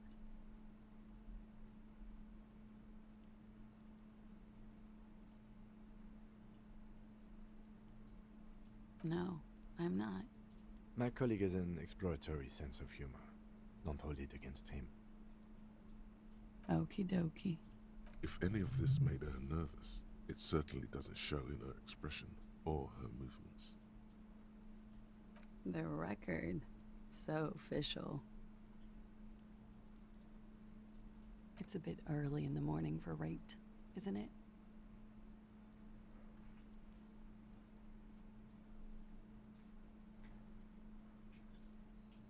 Is it? It is afternoon. Time flies, man. Yeah. I'm gonna go with not raped. I don't want to say that shit about him. By him, she must mean the victim. Tell them it's not my style. They'll have to, you know, if they want to jazz up the charges, they'll have to get someone more, rapeable. By they, she means the Hardy Boys. Are you saying that you were asked to tell us you were assaulted? Not explicitly, but I understood what they meant. It wouldn't hurt to spice things up a bit. Some assault and battery. Sexual assault, maybe. It was clear the latter would be spicier.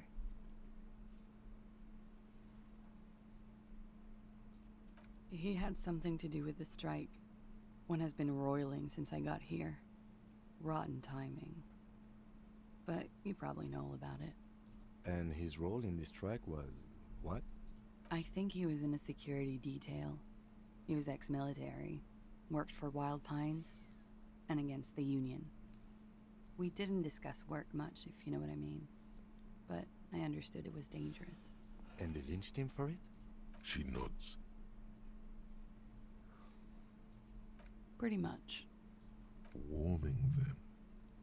I'm 89% sure. You know how it is. Do you?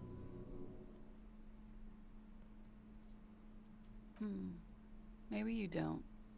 There are numerous cigarette burns on those silvery scales. Easy to see now that you're closer. In conclusion, officer, I'm gonna go with a mild to medium, Hey, not raped. You need here. anything, like any drinks or snacks or anything? I still got the water. I'm sure there is one person in the world who does. I mean, there are so many people. But let me make this clear. So, The man who was have you been hanged from that drinking your tree water? did not rape me. What? Have you been drinking your water? It's right there. The wording, the verbal eye roll. She's almost disgusted with the platitude you served up. We partied.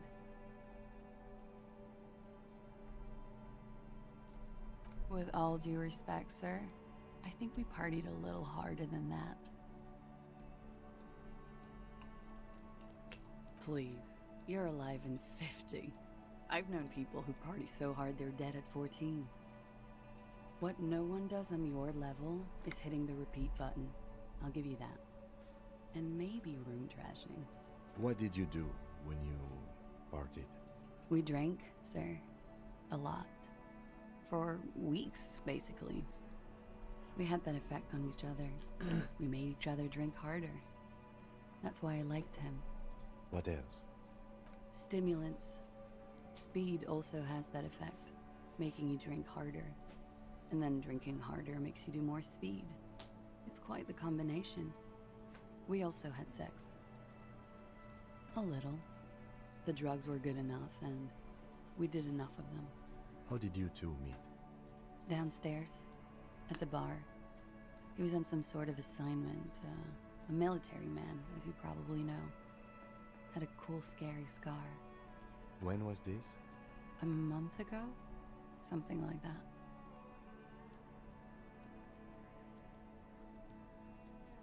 Oh yes. I have multiple viewpoints. From the roof, out of the bathroom window, in my dreams. A bitter cringe. It hurts. You look to the lieutenant. He takes a small step closer. You called us, the RCM. Yes. Jackpot. I made it. And I would appreciate it if you didn't tell everyone. In Martinez, they call it snitching. Reporting crimes is confidential in Ravachol, miss. Because I couldn't handle it anymore. None of these people called. He just kept hanging there. Then they started stripping him. The voice was disguised. Did you... I didn't exactly disguise it. I just muffled the mic and nicked the landline a little. With nail clippers. And I diverted some radio fuzz into it. Into the cold wire. So, she's God's mystery phone cutter. Did I? Fuck. I didn't mean to. I had no idea what I was doing. Jigsaw falling into place. This is satisfying. Good catch. Good radio I song. appreciate the symmetry. Still, that's pretty clever tampering.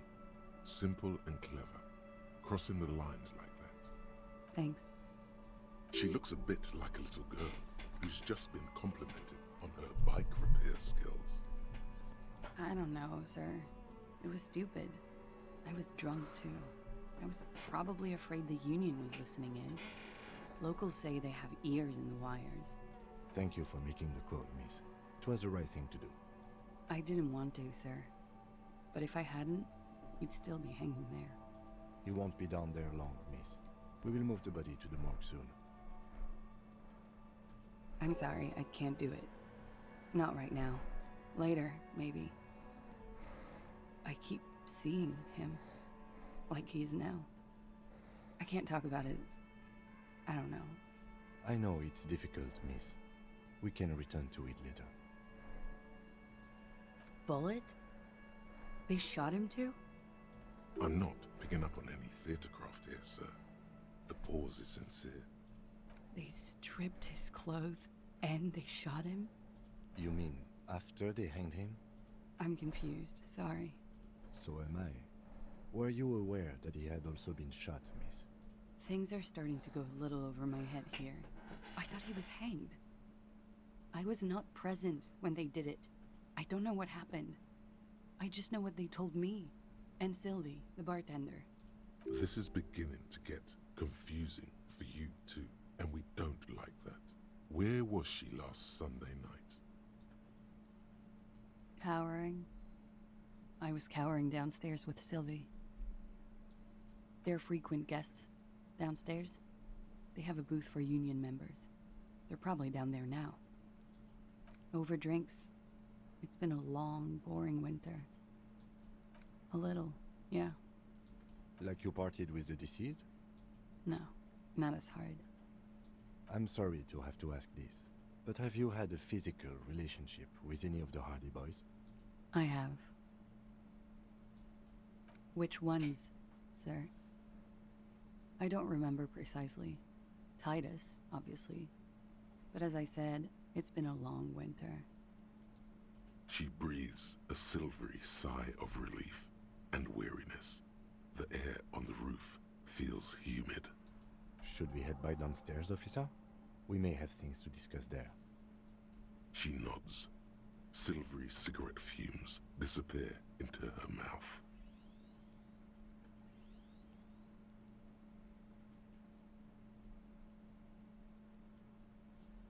You might hear in a minute. Give me a minute. Why not? Aces high.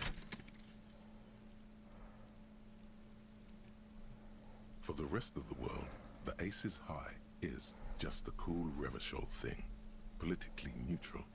In Revachol, it still holds revolutionary connotations. Also, have you looked at Lieutenant Kitsuragi's clothes? He wears a bomber jacket, just like the ones worn by aerostatic brigades, and those cargo pants could store tools for hot-fixing your aerostatic. Maybe you should ask him about this.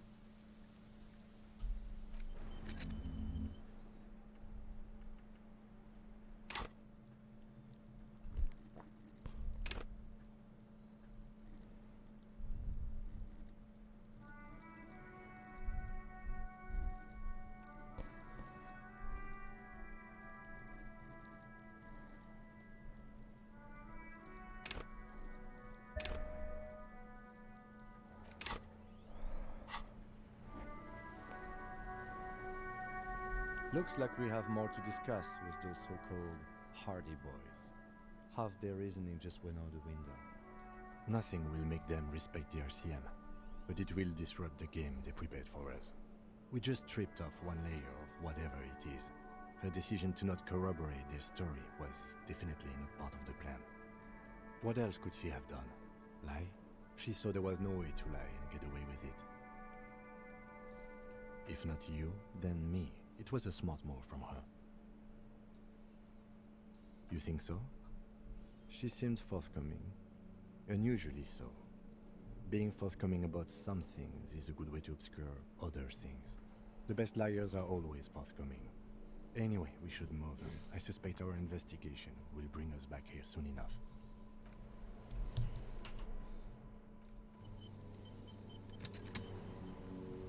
Officer, what brings you up here in the rain? She looks back. Time, don't worry. We will protect you from her beauty. We will see through deceits. You are shielded. You are advised. There are Miss Aranye disco dancer. Nothing. Just time. Anything out of the ordinary, and air moves in your windpipe.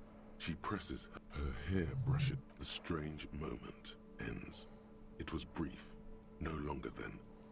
Yeah, I'll take another chance. But I'm not going to do it forever. Oh, well, I can do it that way too.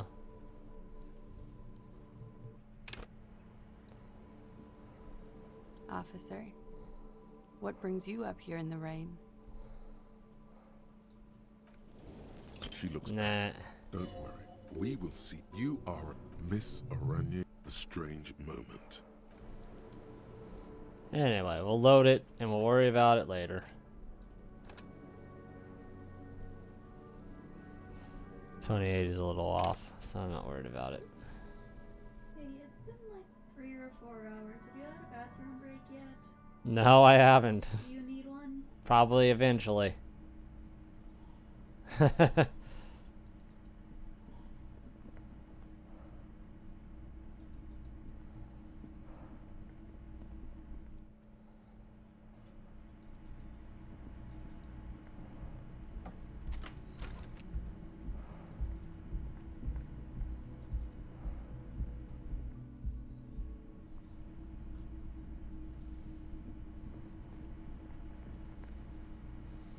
Hey, was there something you needed? Thanks. I hope you found what you were looking for. How strange. I certainly didn't put them there. The trash collection service? CS Municipal. Ah, the elusive CS Municipal. I doubt we'll be able to track down who was sent here last and when. This will have to be one of those little threats that solves itself down the road. On Clinton Street, near the Boogie Street Diamond, a small truck rattles down an alleyway. It stops by a rusted trash container. 2 men, their faces rough and swollen, jump out. They look at the container despondently. CSM is written on their backs. Thank you anyway. Sylvie had the keys before I got here, and I can vouch for her. I can vouch for all my staff. None of us would tamper with the crime scene. I think fugue stains are more your forte, officer. Yes? Sure it is.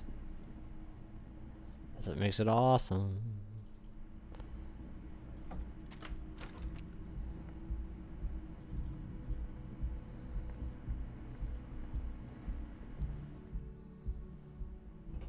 So I guess it's right there, is what I'm looking for.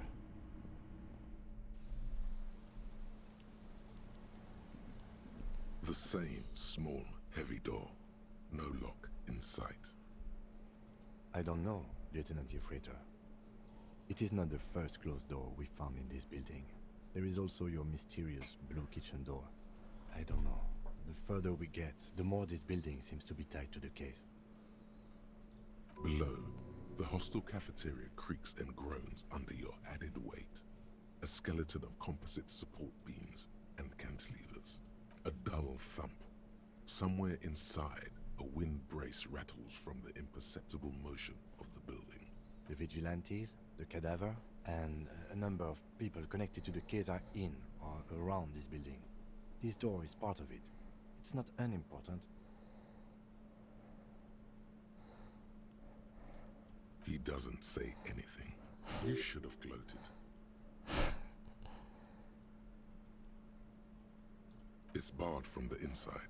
Sounds like it's heavy, too. Yes, I am the expert. I want to punch the door. Or kick it, whatever works. Something cracks inside. It is an unbelievably satisfying sound. Makes me happy. Nice. Filling you with a belief in your own body. Sounds like the property damage wasn't in vain, at least. Would it hurt to look in? I don't know about that. I'm disappointed.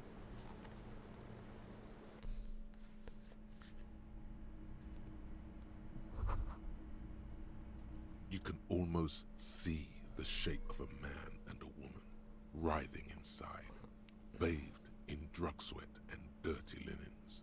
Bottles lie around everywhere. You can barely see through. Better not to jump to sensationalist conclusions here. The footprints on the floor, however, definitely suspicious. You lean closer to the peephole instinctively. I bet they're doing something quite unnatural there. Sensationally unnatural.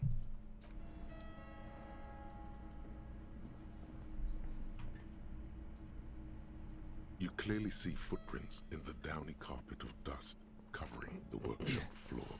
Jackpot. These, unlike everything else here, are new. 3 weeks maximum from the dust coverage. It could easily have been 1 week too.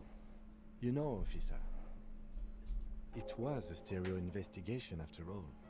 It has now converged with our main investigation, adding a new fact to consider. It means someone snuck through what seems like a secret route, behind our rape victim's room, in the recent weeks. This may prove to be significant. Large prints, most likely made by boots. The size is hard to determine. Sole could be bigger than vamp. The soles have left a pattern, uniform, horizontal lines. This print is unlike one left by a regular worker boot. It is not a brand sole with logos on it. It seems custom-made or old-fashioned.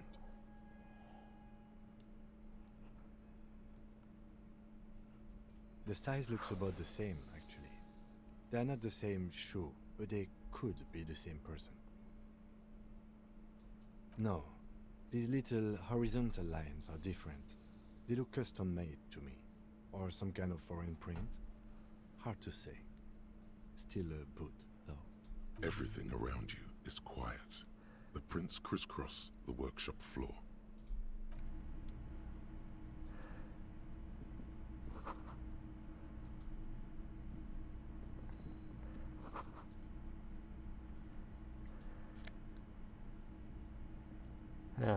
Okay, I guess.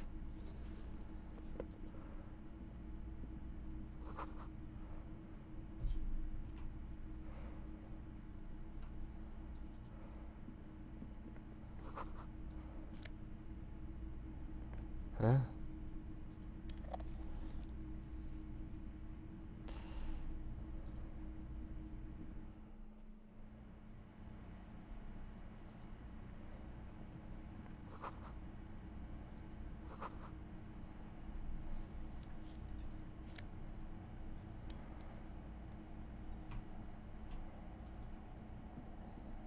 Over there, in the corner.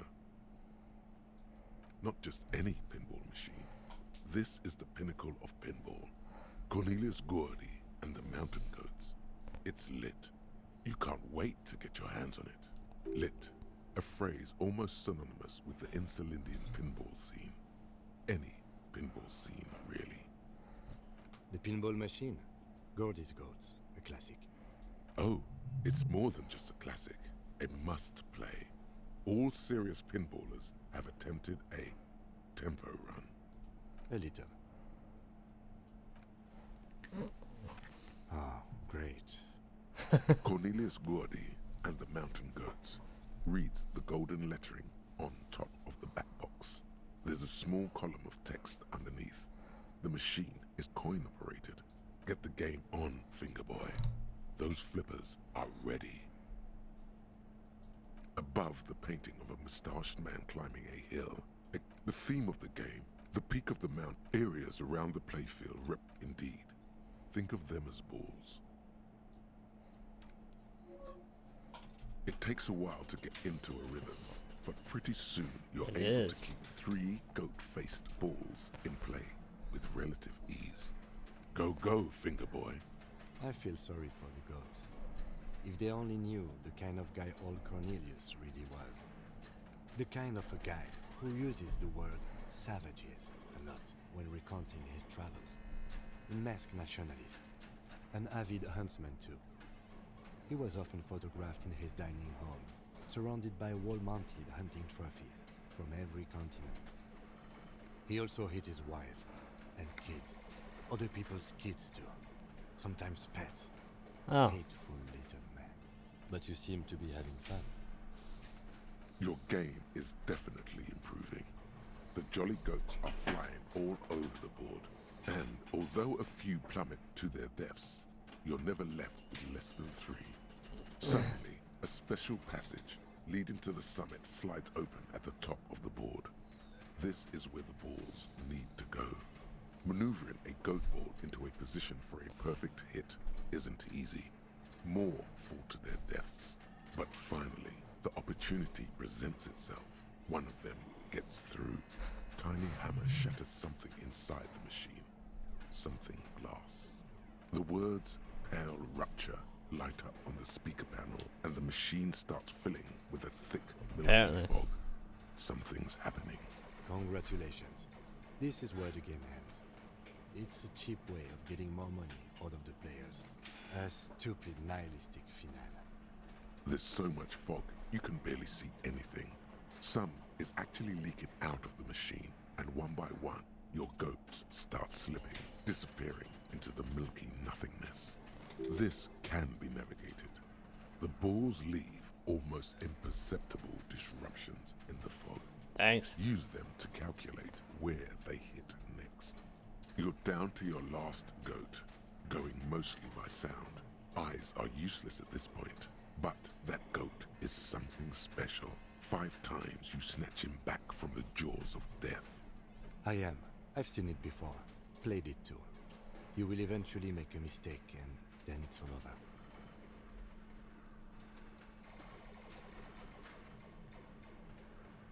Well, too bad. I'm a winner. Automation-like precision, you keep the final goat ball in play, reacting to the tiniest stimuli, floating in the flow state. The fog is clearing, and suddenly the old speaker crackles. Gordy ball is lit. Huh? A panel opens up at the top of the playfield, and a new ball charges downhill. It's larger than the goats and matte black. Cornelius spell the white letters running across the equator. So violent is its descent, it immediately knocks the last goat into the abyss, then proceeds to bounce all across the board as if carried by some demonic otherworldly inertia. High score, announce the speakers, and the whole machine lights up. Then the flippers retract, leaving a perfect opening for the gaudy ball to join the goats backstage. Cornelius vanishes, and the machine powers off. That's amazing. You didn't just win. No one I know has ever beaten Gordy's goats. That is a monumental achievement, Detective. Congratulations, Your Highness. That was really impressive.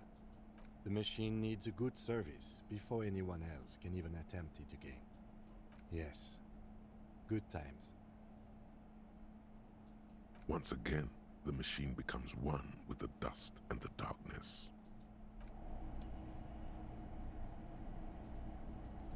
Yes?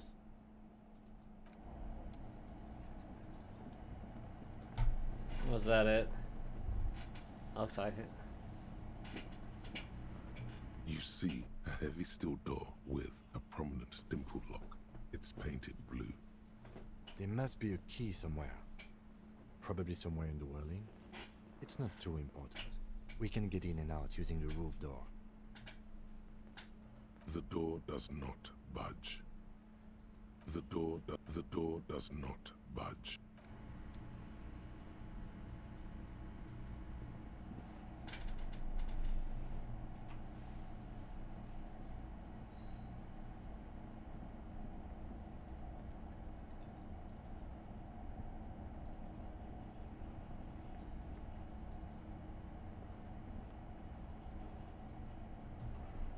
This small elevator is dimly lit by a bulb that's been glowing for ages. Smells of nougat and sweat.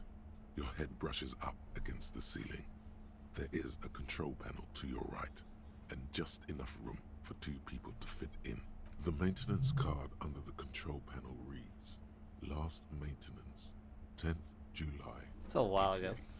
This elevator must have been used to transport pinball machines to and from the upstairs workshop.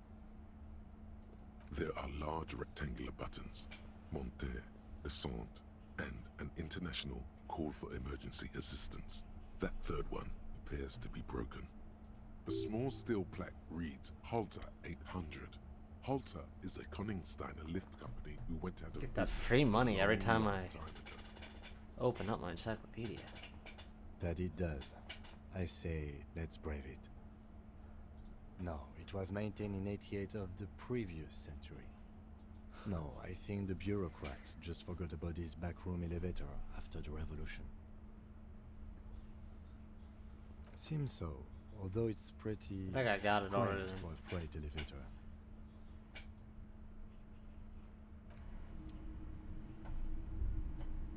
Like I think I did. This. That right there.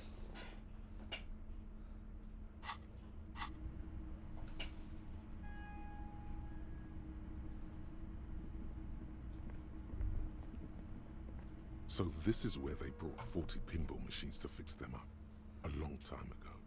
Everything is covered with dust now. Yeah, I have it.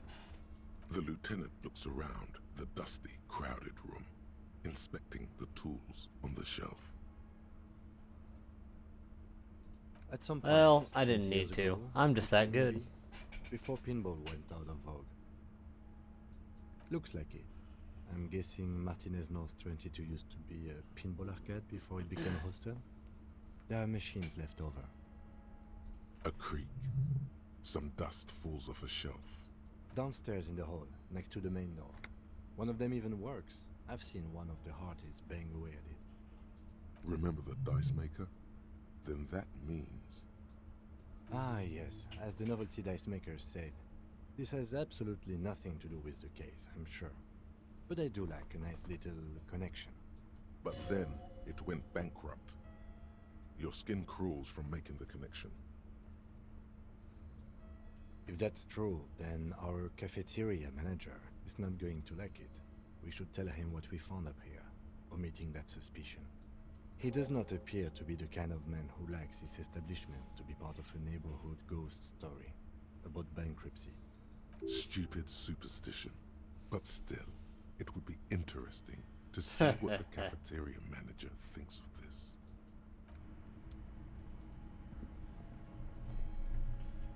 Anything else? No.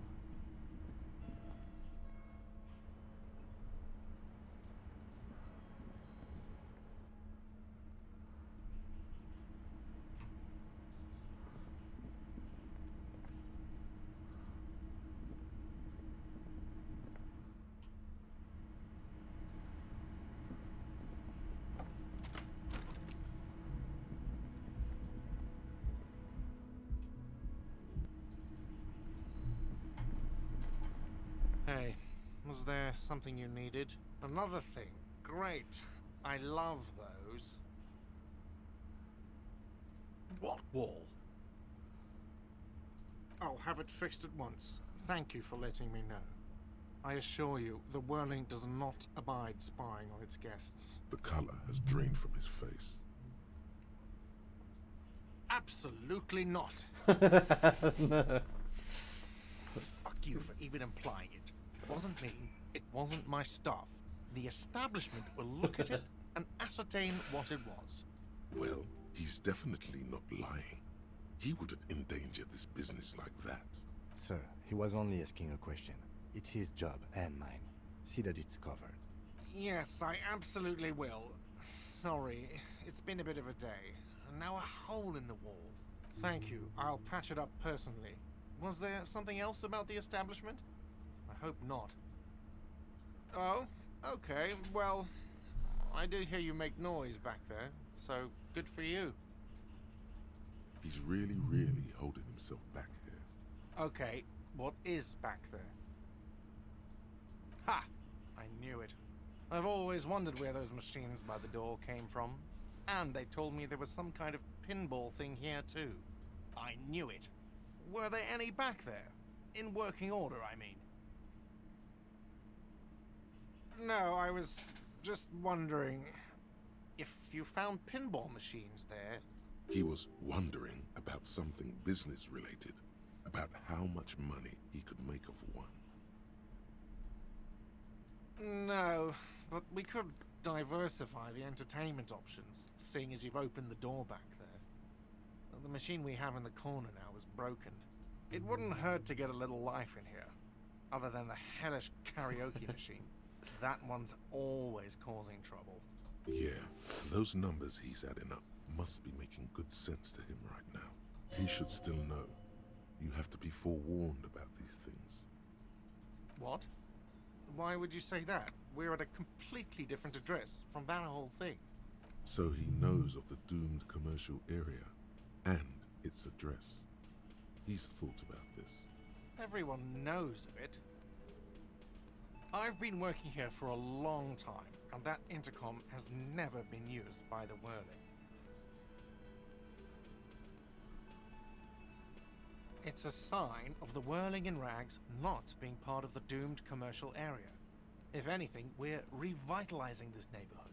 Relax, Mr. Gart. I'm sure there is no doom. He simply wants to share his discoveries with you. Does this look like part of a doomed commercial area?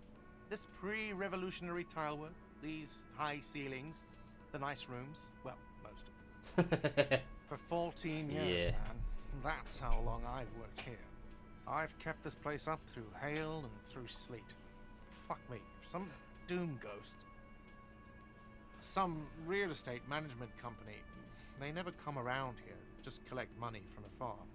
Honestly, I think some money laundering might be involved.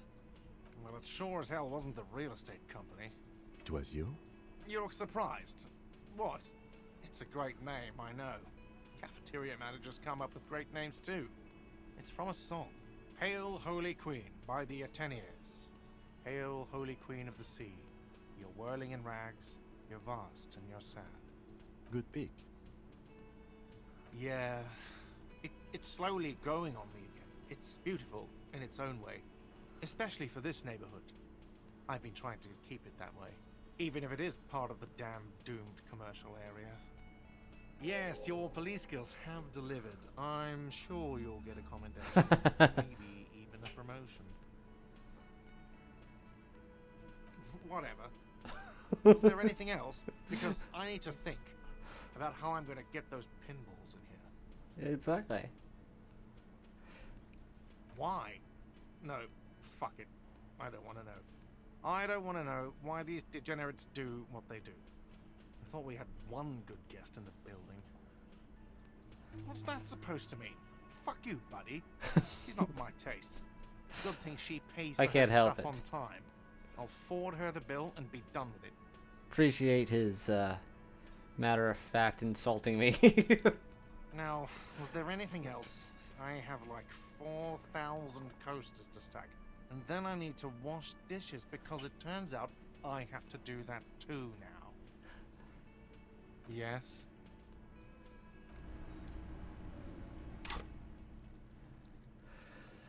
Oh, brother.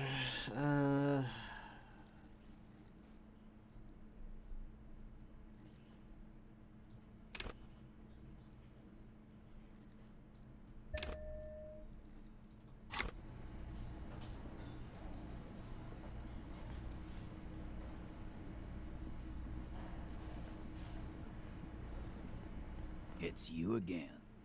What is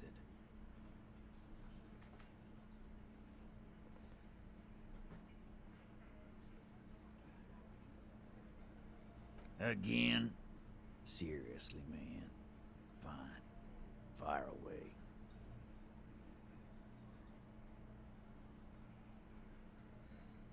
I know her. How well do you know her? A small twitch in the corner of Kim's mouth. He has a hunch about what knowing means.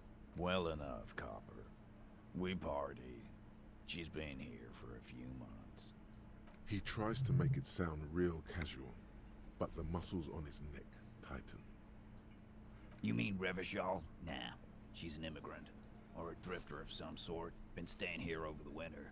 Don't you give her any more trouble. She's just had some bad luck, that's all. Shut up, Angie. She doesn't need your help. Titus gives them both a look. They fall silent. He did it before we killed him. He's not gonna do it again.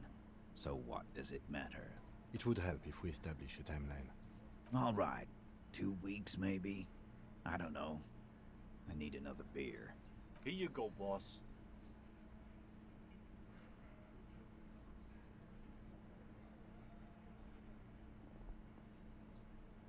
What do you think I meant?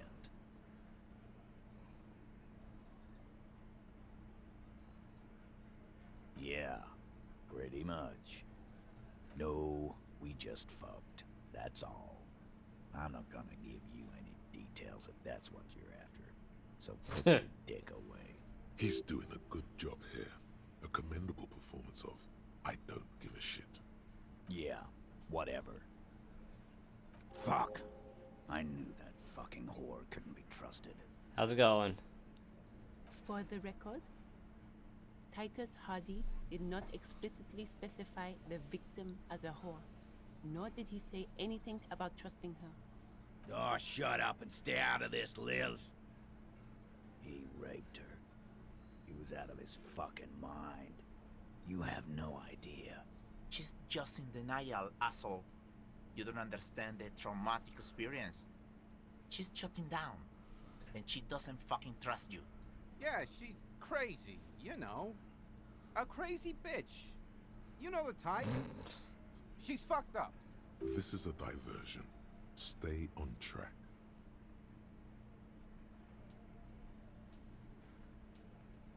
Lawman, I'm at the end of my goddamn rope with you. I fucking told you not to push her. His hands become fists. And you went and pushed her. I am gonna fucking hit you. Duck. Titus Hardy. Everard personally sent me to take care of this. If this goes south, we'll all be in the shit. But you, Titus Hardy, are going to be buried. Am I understood? When she's angry, she emphasizes the S. It gives her voice a strangely hypnotic quality. Her lips barely move as she speaks. Look, Copper. We know that fuck was a rapist and a killer. We got him confessing to it on tape. Show it to him, T. Here, jerkwad. Listen to this shit. And then come back and tell me the soldier of the apocalypse was an innocent man. This is their last play, this tape. Their story is in tatters, a mess. It might be nice to listen to, but at this point, you don't need to.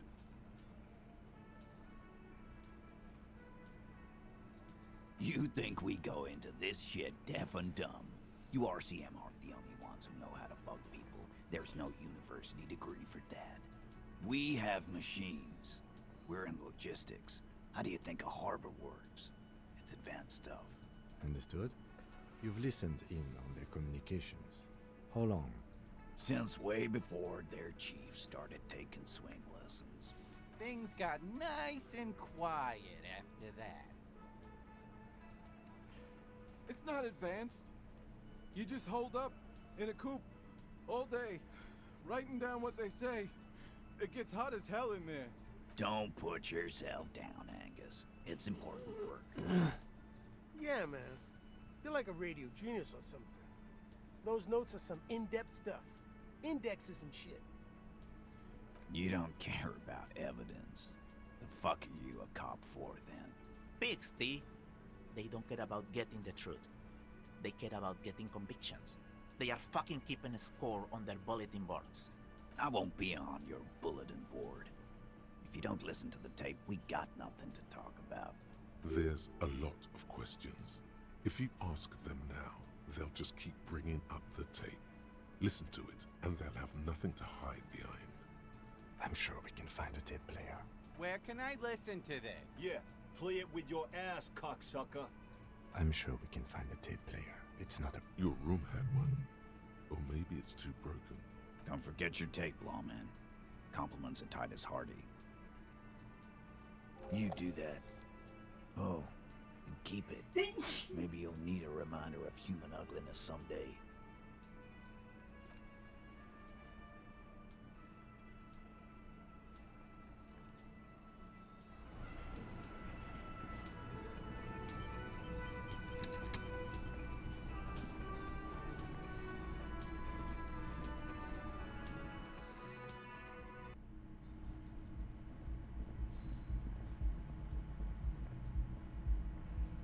Kind of wanted to punch that door one more time.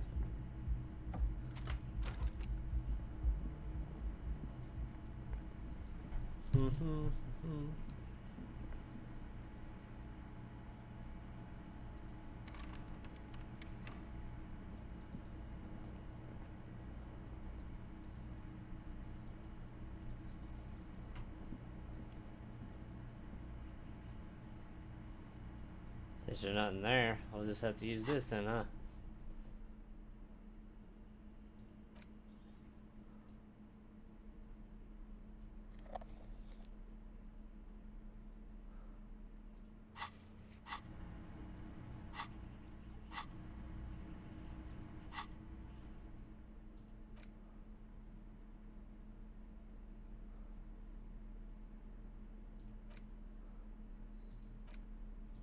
The porter reel is just what you needed.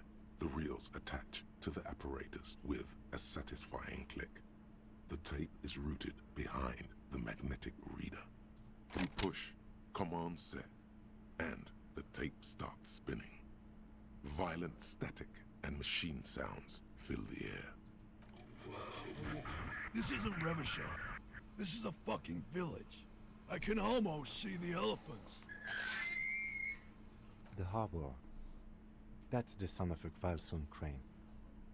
He's right. When this shit is done, I'm gonna tear that place up.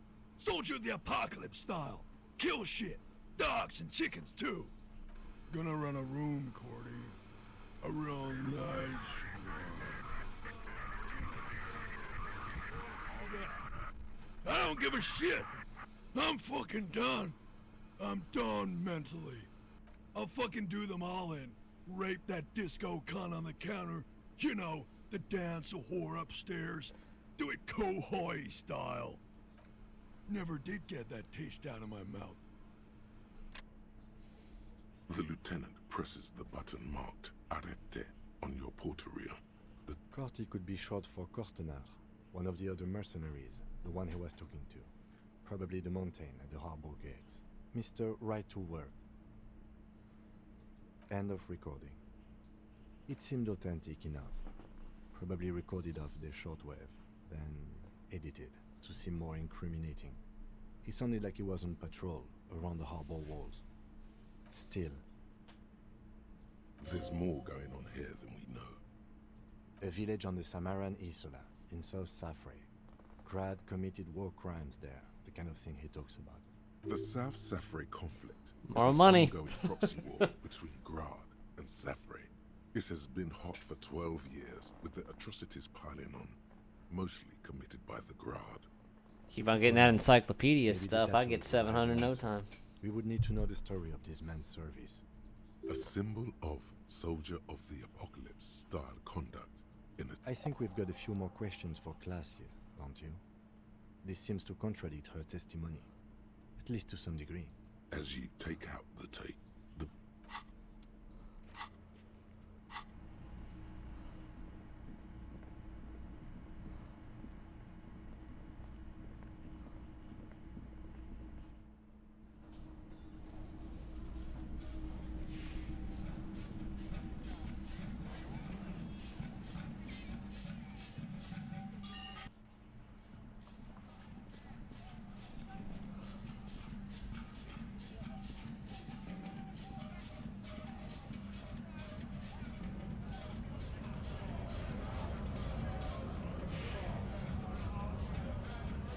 Right to work! Right to work! Sure. Yeah, whatever. Thought I might talk to him first. Whatever. I'm committing war crimes to try to get a pet lizard. What? I said I'm committing war crimes to try to get a pet lizard. Yeah, that'd be a good idea.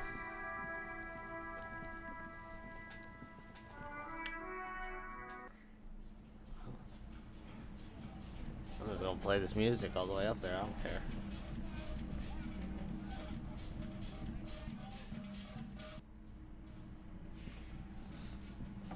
If I read it right, it's a 1 in 1,000 chance drop to get the lizard egg.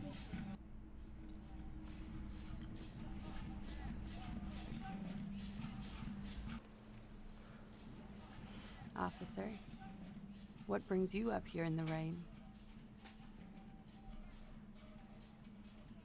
She puts her coffee cup down with a soft ring as the porcelain meets the metal table. Did he? I never said he was a good man, or that he had good intentions.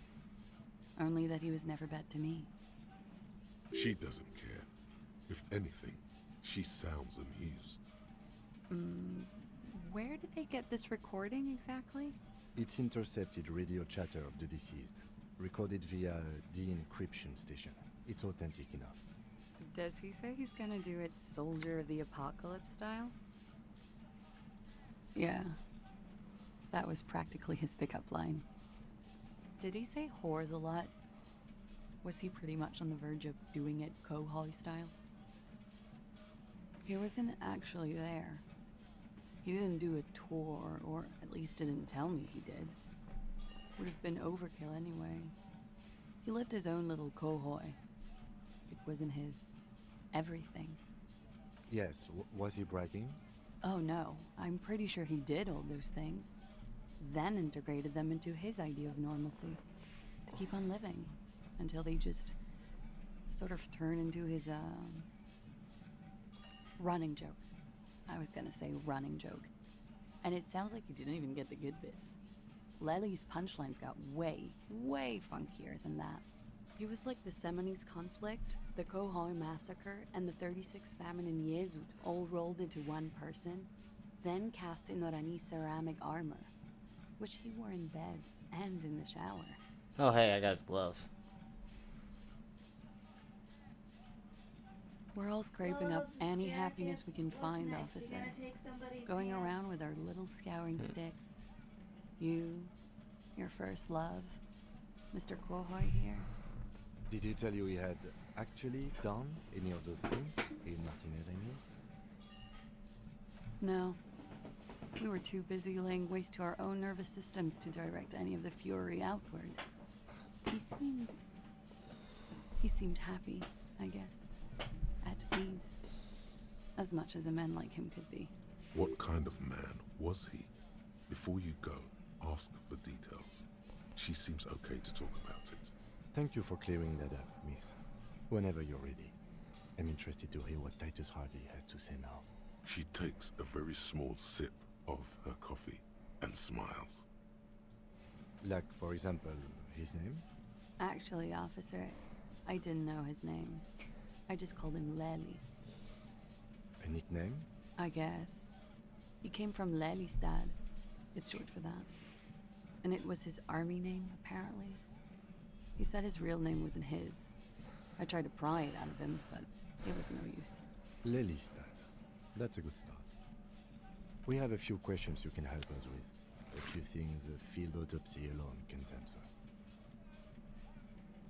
The young woman cranes her neck, trying to catch a glimpse of the page the lieutenant passed to you.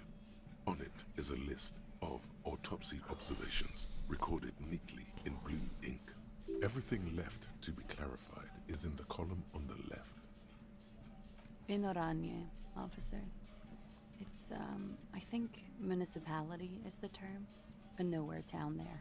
The Lelystad municipality More money. has few boroughs and even fewer cities. It's made of agricultural plots near the border of Gotvold. Executive summary: cows, silos, and wheat. Oranje? Oranje's map of waterways? This fits with his tattoo. You were almost right, officer. That means his race was occidental, not mondial. I'll update the form. Yes. We were compatriots. Did that bring you together? No. He was too old for that. And from another part of Oranjenrek. I didn't even understand his accent. What brought us together wasn't Oranje. It was bad habits. No love for Mother Oranje. But wasn't he a soldier? This could be worth pursuing. No. He left the National Service after they taught him to do what he did on Seminine. He wasn't the flag-waving kind. He was the making money, killing people kind. He was by no means a stupid man. A people person. A small platoon leader. Certainly not a patriot. There is nothing on Moindi. The old world is dead, and we both knew it. Maybe Oranje did bring us together. In loathing. I love Revachol, though. I hope she loves me, too. He was 42. 42? Are you sure? I would have had him above 50. He had many scars that made him appear older. But no, we even celebrated his birthday, like, some weeks ago. It was a funny 2 days. He had little reason to lie to me. Looks like you were right, officer. Points are good. Have one, you old dog, before we all die. It isn't. Police work is a cooperative sport. There is no challenge without competition. There must be an opponent. This is clearly sports for him. Something like archery or darts. That's still pinball for me. I just like to get autopsies right on the first try. Where were we? He's lying. Blue. Light blue. They were like little blue galaxies, you know? It was strange, seeing those eyes in his fucked up face. Pardon the swearing. I do him an injustice. He wasn't ugly. And he had a beautiful, soft voice. Very surprising, what with all the scarring. It was quite something, watching him speak. He had a combat wound on his chin and mouth? Yes. Severe. It made him look like half his face was cracking away in some strange smile. That and those eyes. Ah, yes. His hair, if you can remember? It was light brown, almost blonde. He darkened it with brilliantine, made oily. Not nice to stroke. I couldn't convince him to leave it alone. Oily, isn't it? We have... She understands what autopsies entail. It doesn't get her off balance. No. I can see you've put quite a few things here. They don't all give you a point. There it is, in your rushed writing. Right where the lieutenant... Fucky. You should really get this questioning back on track now. Oh. That. Sure. Waterways. It was mostly for showing off to chicks, though. How? Imagine him lying in bed. Freakish musculature laid out on the sheets. Scarred, of course. Tattooed. The sheets are dirty for some reason. Is this Orani's lit?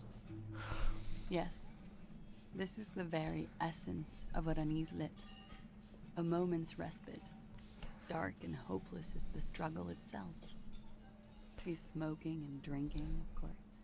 And his chest and shoulders and arms are studded with stars.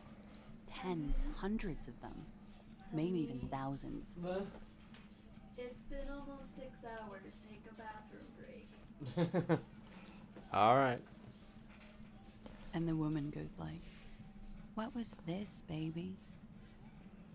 And he says, "That was too hardcore. Don't ask me about that." So she goes, "Okay, but what's this, baby?" And he's like, "Saw some bat shit there. Killed some loincloths." And so it goes. Star after star. Port after port. Third world country after third world country. And he's done horrible things in every single one of them. Oh yeah. No thank you. I've seen enough of him dead. I can tell you what they meant without looking at them. Go on. He was a blue-eyed boy with thick arms, from a small town.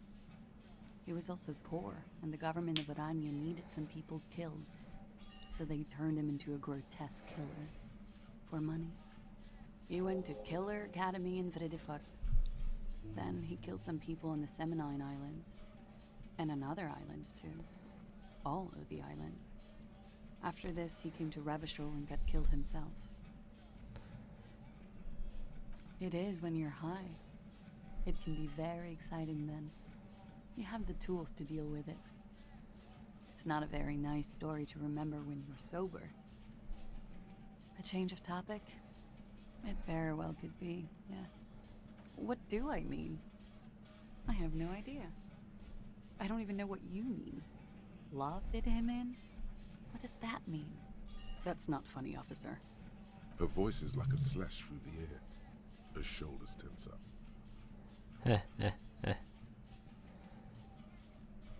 A real rainbow splattering of pharmaceuticals, I bet. Barbiturates, amphetamine, sildenafil. How much does the toxicology report cost the police of Revachol? I could do it for half of that. Save you some money, make some myself. It's quite expensive, miss. But we'll manage without your help for now. All right.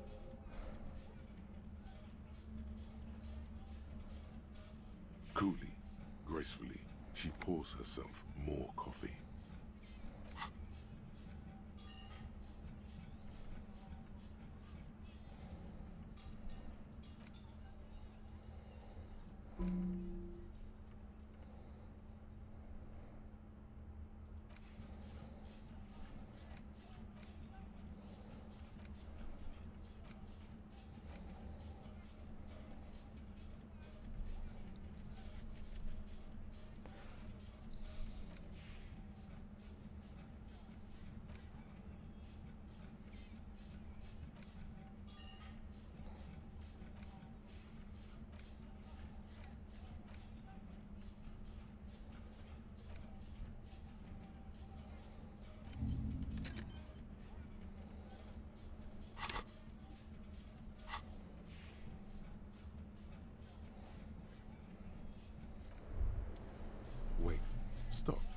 That man, bloated beyond all recognition, was 42.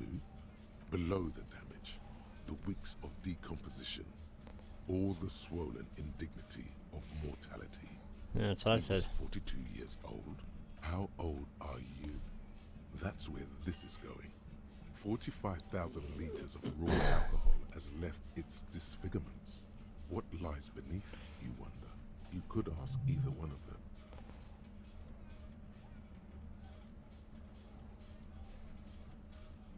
Huh. How old do I think you are? She's buying time to formulate the best answer. I don't know. 40? I was like 9 when OO peaked. That was what, 19 years ago? I liked them when I was 9. You couldn't have liked it when you were 40. Let's say you were 20-something. 25. A good disco age. 25 plus 19 is 44. I'm gonna say you're 44. Wow.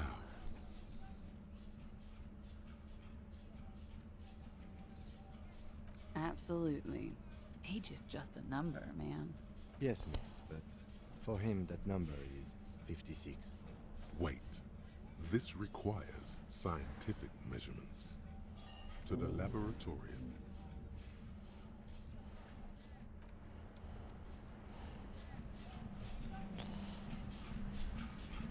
Quick save it again because I'm just dumb.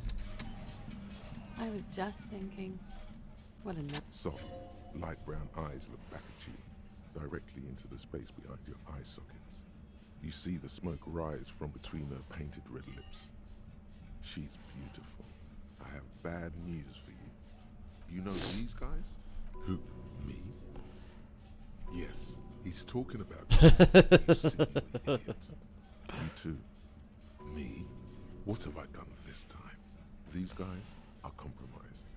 She's got them singing along to her tune. The little bleeps and bloops you trust for info, you can't trust them anymore. Believe it. There's no way of knowing. At the moment, I'm afraid it's best to assume all of them. Bullshit, man. I ain't compromised. Especially that guy. Well, yeah, he would be. That guy, the most compromised one in here. No fucking way, man. I just want a drag of that sweet menthol Ziggy. Really? Quick. Tell me what's under her jumpsuit. Glory. Truth. Softness. Protect her. She wants you. How it always does. Through subtlety. There's nothing you can do about it. You are how you are, and she is how she is. Things will go as they do. No. It's better to know you're being played than to be played without knowing it, is it not? Yes, Mr. Thespian here has been singing paeans to how truthful she is. She is a lady, most fair and just. In his defense, to reduce him to such inadequacy, she probably had to employ half-truths more often than outright lies.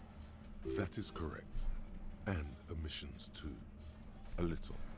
They're all still of limited use, interpreting things to the best of their ability. Maybe they add flair or something. I wouldn't know. I don't add flair. But when it comes to assessments of character and factual accuracy, they are not to be trusted. Not with her. Don't be melodramatic. You can trust them. Just not with Miss Orange Disco Dancer here. You can't draw a sound conclusion. The one who usually does says, she may want to control the information rollout, not to become a suspect. She may have a past she's escaping, unrelated to this case. You doubt it's something truly insidious. See? It's oddly moderate, probably compromised. Don't worry. It's only been 4 or 5 seconds. You've got this.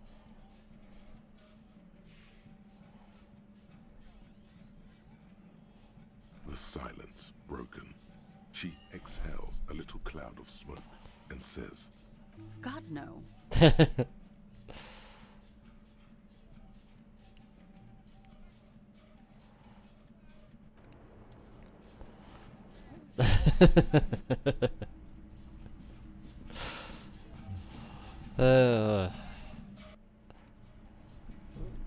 5 minutes of introspection. 2 words ends it.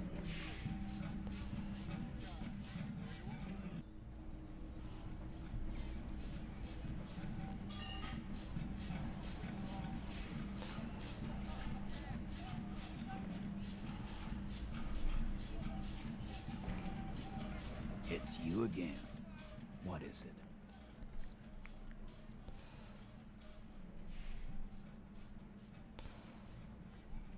And he tenses immediately. Chest tightens, jaw sets, ready for another blow. That fucking fucker. You're the worst cops in Revachol. I gave you gold on that tape. That fucker wasn't aimed at you. It was at her.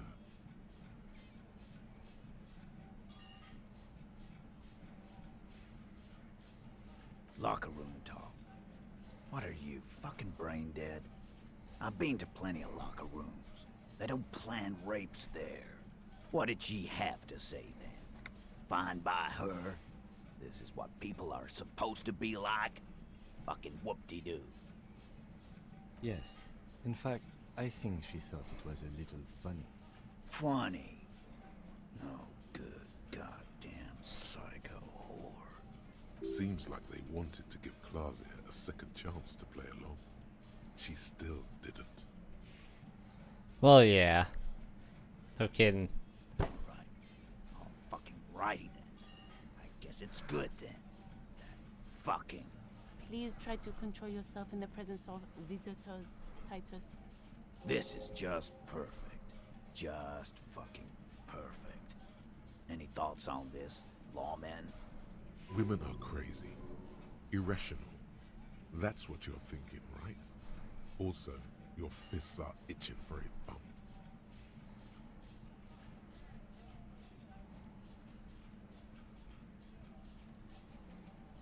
Nah, I know her. She's just a girl. In over her head.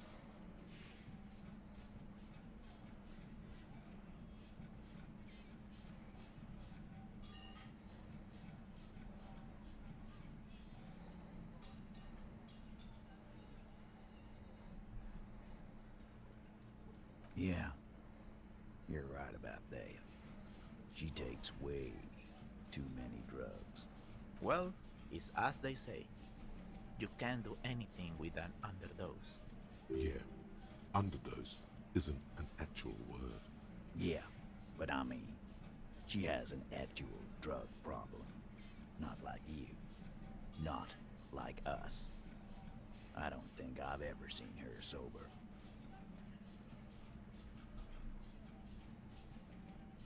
I asked for your opinion, not a bedtime story. Tell it to your grandma. But she didn't. She knows she can't lie to us, unlike you. Fantastic. So now, you remember how to do your job. I'm so sick of this piss. We should get something harder in here. Yeah, guys, we should get a party going tonight. Why? Maybe not then. Success. They admitted to unlawful collaboration to derail the investigation.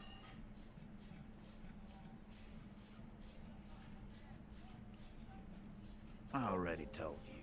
You fucking hanged him. There's less gusto in his voice now. His men too are growing increasingly silent. The man is slowing down. Looks like a bad blood sugar crash. He can't keep track of all the variables anymore. Who could? It's getting harder and harder to perform one's part in this sordid play. All it takes is a nudge. Come on, Titus. We know you didn't hang him. He was shot. I know you're tired. So am I.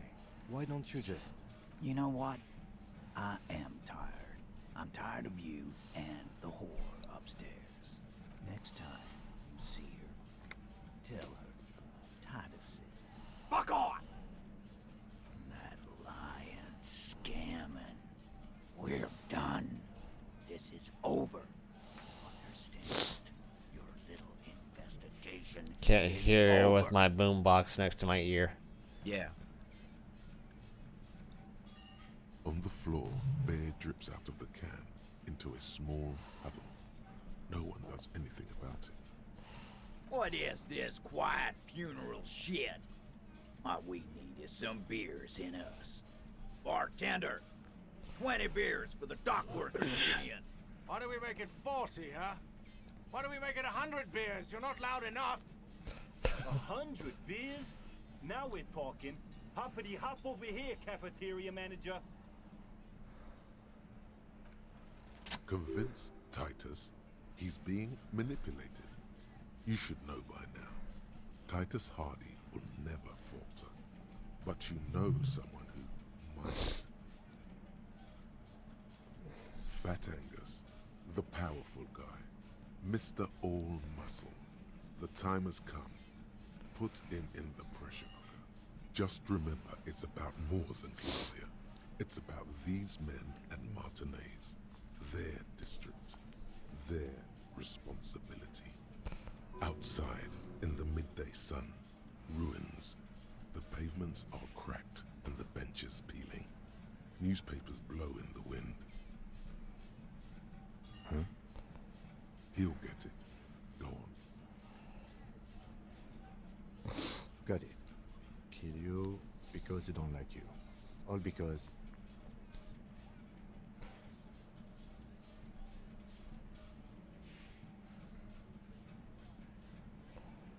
Goddamn right. Don't come around if you're not from around. Fuck you. I'm not from around. That's not why we... There we go. Don't come to the Wild North if you are not white enough.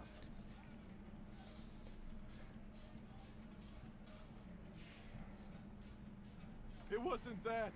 It wasn't. We didn't shoot him. That's it. That's the weak one. You flushed him out. Now go in for the... Officer, you will be next if you don't shut up. Firearm. A Glass 08 or a 38 caliber pistol. Either is small enough for you to have missed. He's onto you. He knows what you're trying to do.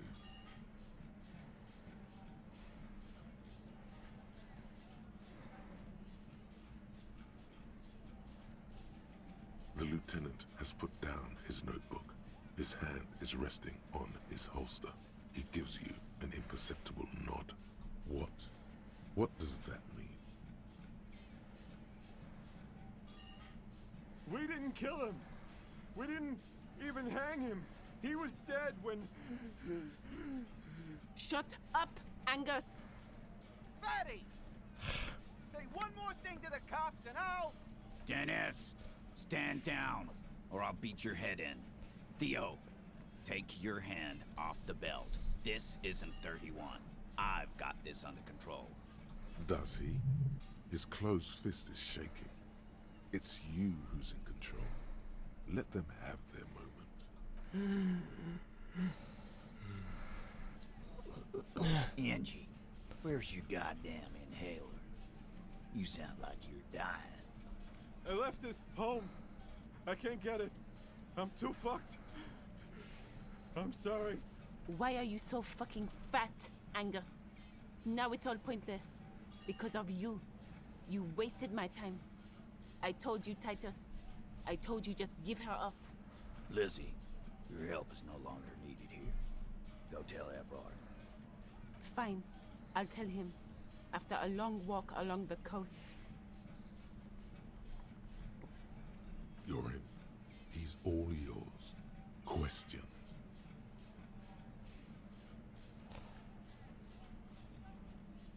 He nods. You hanged the corpse to cover up the real cause of death. The bullet in his head.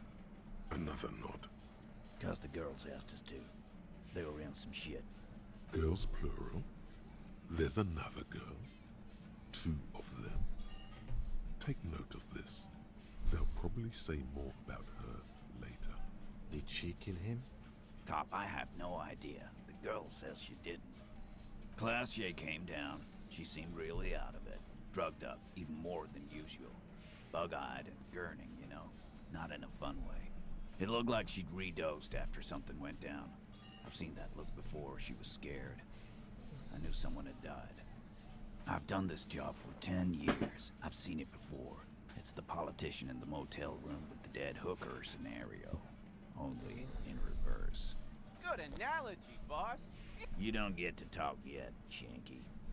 You're still on the bench. You keep taking it easy too, Angus.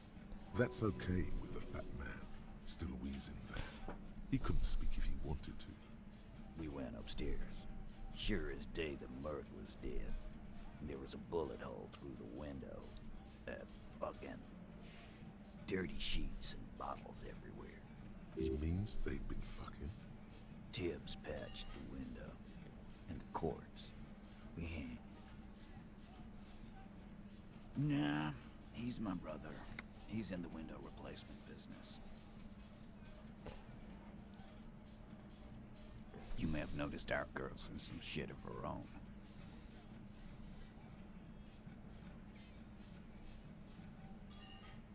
Yeah, she wouldn't.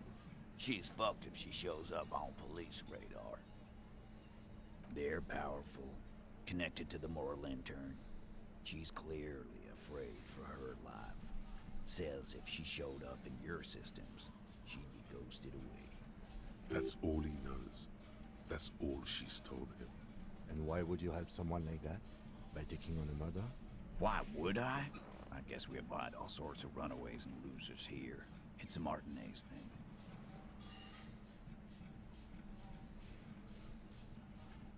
Not yet. Just some ideas. She says the shot came from outside, behind the window somewhere. So that's a clue.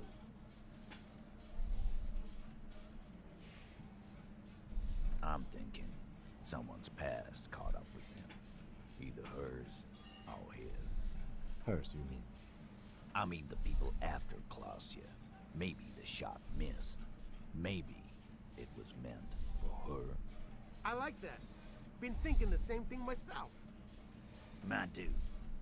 One of those mercenary buddies of his could have done it. They got guns. Training. Years of bad blood, probably. Or it could have been someone else from Crenell. Tell you what I'd do. Check out the coast for vantage points. Maybe consult with a ballistics buddy of mine. That's what I'd do. If I wasn't too busy doing this clown dance with you. In a manner of speaking. Remember the two girls? He may be talking about the other one. That's right. It was her idea to hang him. I liked it for political reasons. It sent a good message. Fella, you think too much. He's off all right. You're gonna hurt your head. That woman is just affiliated with the Hardy Boys. You don't know her, anyway. We're Hardy Boys. And that's it. Nope. You're not getting to her. It's Klausya you want to talk to. The lieutenant gives a smile only you can see. Me too.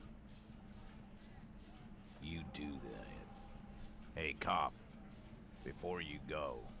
Suddenly, the wind picks up outside. You hear it rattling the large windows in their frames. It carries newspapers, circles the whirling in rags in a warm column. She, Klausya, came to Martinez to hide. Many of us did.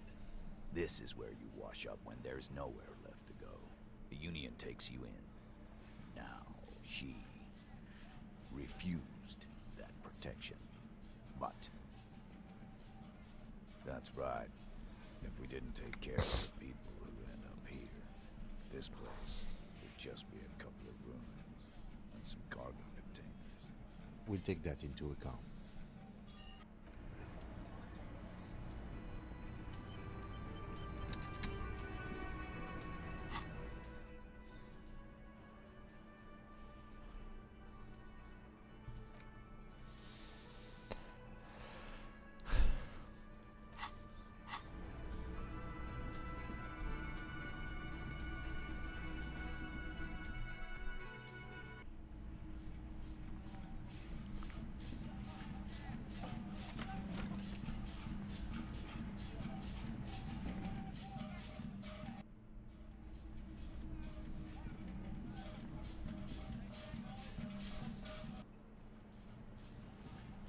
Always good to see you.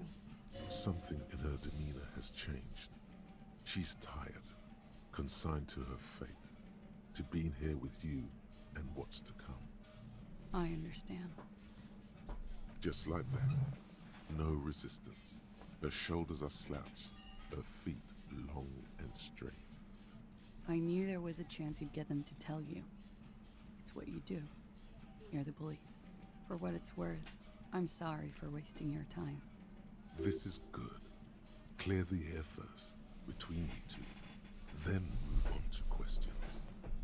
No, it's not good. It's the opposite of that. This will let her dictate the terms of your... Shush, I can't hear what she's saying. Let the miss speak. She's tall and thin and tired. A twig trying so hard not to break. If you knew we would find out eventually, why did you waste our time? Because of the Hardys. I couldn't just dispense with them. They were only trying to help me. Out of the shit I'd gotten into. You're right. There's more. You answer to the coalition government, and by extension, the moral intern. Briefly glancing over her shoulder to the sea, as she's done time and time again. A grand expanse of water reaches over the bay and to the horizon, wine dark in the evening light. The Pale, the Muindi Isola, the Occident, and then Oranje, the old world.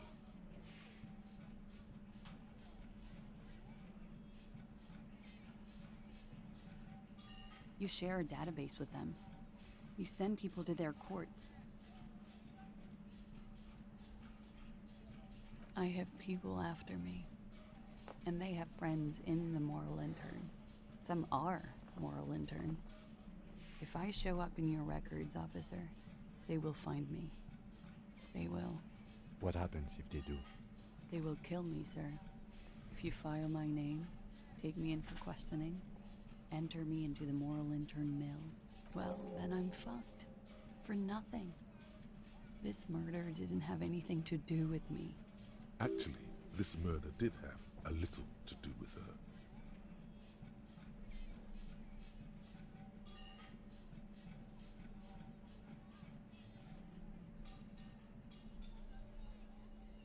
Last week, Angus and Titus's brother, I think he's called Tibbs, took care of it. I told you I'm a horrible girl. I told you things break around me. You should have another look at that window after this. Reconstruct the scene. It's right there. Yes, you see the glass sparkling out of the corner of your eye. Because I'm an idiot. Which is an indicator of truth. Idiot. She's nothing of the sort.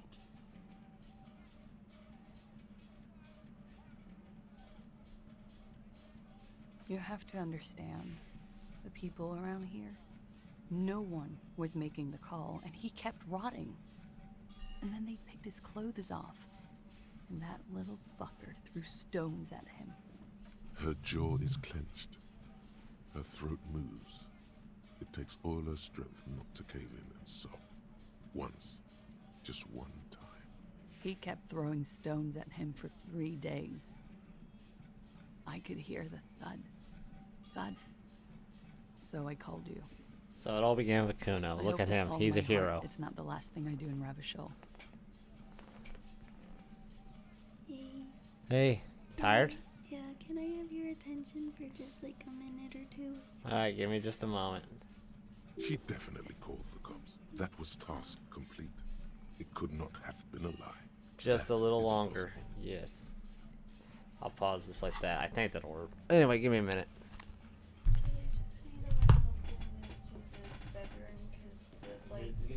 Too bright. Light's kind of bothering me. It really makes my head hurt. It's not muted, by the way. Oh, okay. I don't think I've said anything. No, I just wanted to let you know. Okay. Okay. Thank you.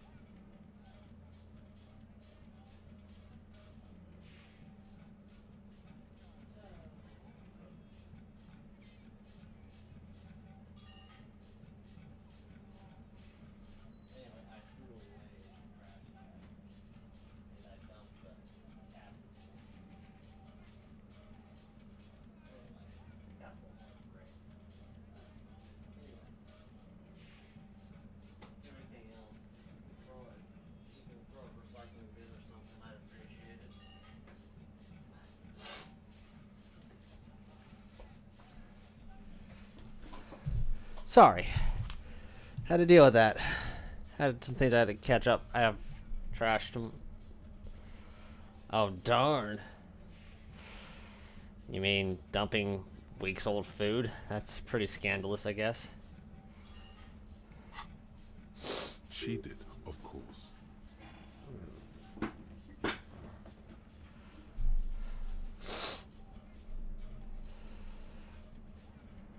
We were there. Together. In bed, I mean. Okay. He was in a kneeling position. He had just entered me. I was on my back, looking at him. I heard the window behind me shatter, and I turned to look. There was a hole in the glass. I turned back to him. His eyes were looking through me, and his mouth was open. Dumb. I could see. I could. A great pain moves through her, a dark and indefinite wave. She continues in spite of it. I knew he was dead. Before he fell down on top of me. Uh-huh. He was heavy. I pushed him off and he fell to the floor. There. He only had his boots on. I bit the pillow, not to scream, then ran downstairs. I waited for the second shot to come. For me. I thought there would be one. It never came. She's forgotten about her cigarette. The butt has burned right down to her fingernails. Oh.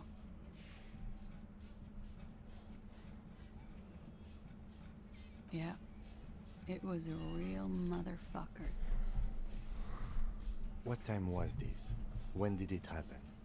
It would help us if you could be as precise as possible. 11:30 to 12:15. I don't know the exact time. Around midnight. It's okay. Were you inebriated? Not as much as usual. He'd done a line, plus other things. I was drinking. Wait.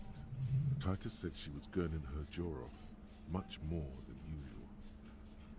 Oh, yeah. I did one of his lines, just to clear my head. Did you hear or see the shooter in the course of this? No. Nothing. I was trapped. I was stuck in my room downstairs. I got some clothes on and crawled back up, drew the blinds. Blood was coming from his mouth. Not a lot. Just a little. He was still on the floor, slouched. I couldn't be there with him anymore. So I ran down and out of my room, into the hallway, down the stairs. I knew there would be people there. It's not nice, but it's not illegal. Not here in Ravishol, or even in Oranje. What exactly did you do? Industrial espionage. I joined a business collective with the intention of betraying them. I did my job well enough to be asked to do it again, with a bigger company. The kind you really, really don't fuck with. I took their ledgers, 2 decades worth of accounting. I need the names of the companies involved, and who hired you. The job was Lou's doing County Savings Bank. They sound small, but they're part of the Lou Scott conglomerate. That was the second job. The first was some printer company. You wouldn't know them. As to who hired me for the job, I don't know. But they're after me too, along with Lou Scott and their friends in the MI. Once you're done in the competitive intelligence circuit, you don't have allies. You're radioactive. Lowe's Cap. These people engineer financial disasters in second world countries. The conglomerate also includes the Bank of Consecration, Airbird, and the popular Papalolo line of dairy products. Yeah. Papa fucking Lolo wants to kill me.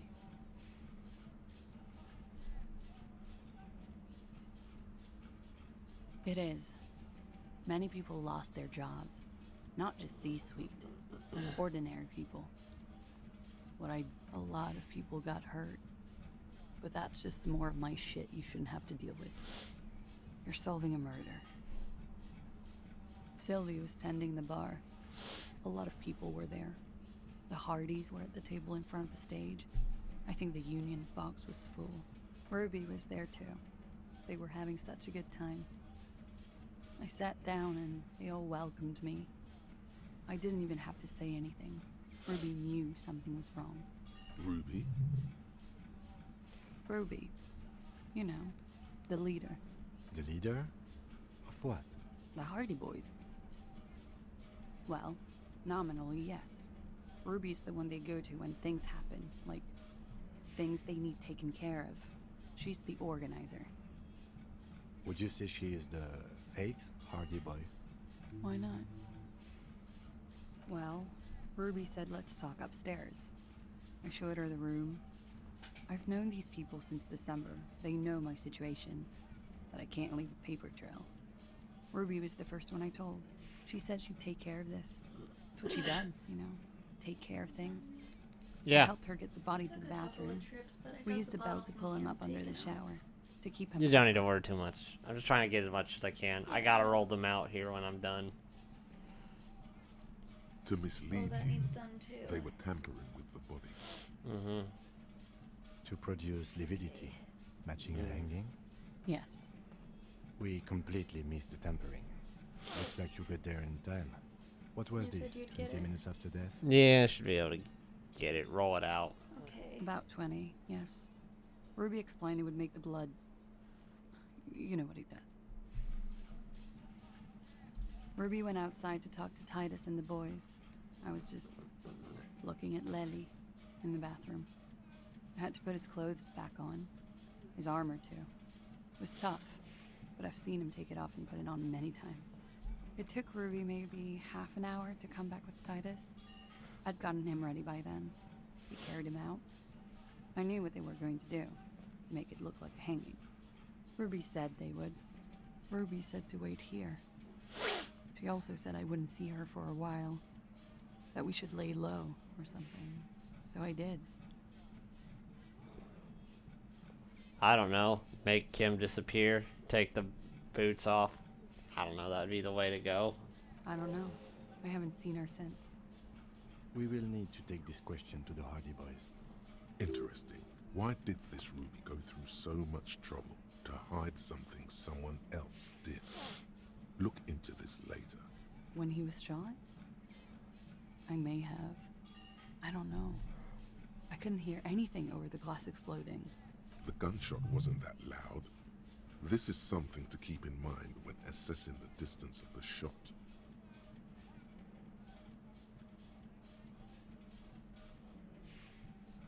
That's the first thing that went through my head when I heard. I thought they'd found me. So they wouldn't be hurt. I've come to understand, however, this is paranoia. What happened didn't have anything to do with me. We can't go after Loose Cap. Not yet. I don't ask you to, Lieutenant. If they want to kill me, they'll kill me. If they want to toy with me, they will. She's come to this conclusion weeks ago. What? Why would I put myself through this? He wouldn't have died if it weren't for me. I know. He was a serviceman. He must have had a gun lying around, close to her hand. A military weapon using jacketed ammunition.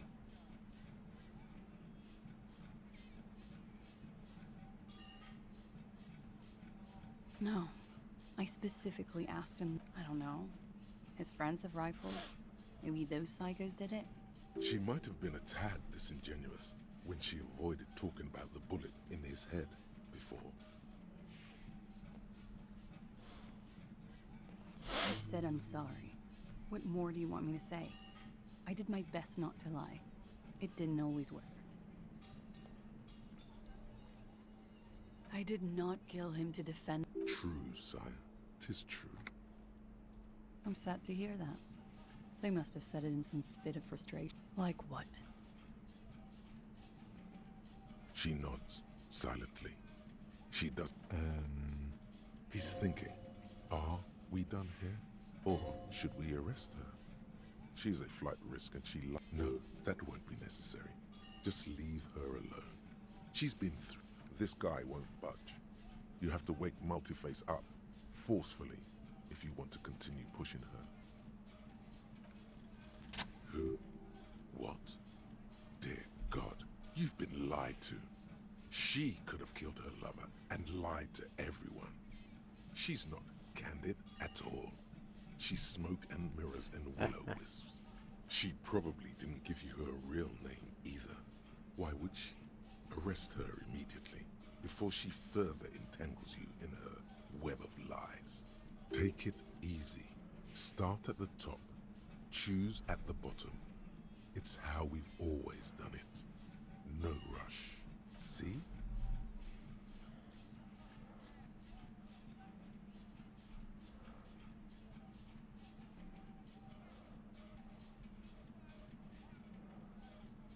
I did.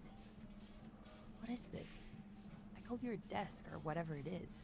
The numbers are all over town. Call 8-100-2 for emergencies. There was an older woman on the other end. It sounded like she was smoking. She took my complaint. She coughed. That is the emergency's desk number. Anyone could know that, sire, by looking around and calling the desk. At what time did you make the call? Thursday night. It was late, sometime after 12. It checks out. But I know the time of the call too. I know I have not been 100% truthful with you officers, but I am now. I agree. You wouldn't give us your real name, not when people are after you. Okay.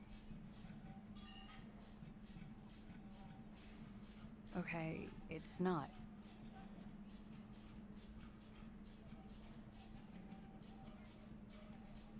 You log your work every week. It's all transmitted to Common, sir. I couldn't just beg you not to enter my name. So I lied. Like I lied before. Like I did at LCSB. I have to lie all the time. I'm so tired of it. No.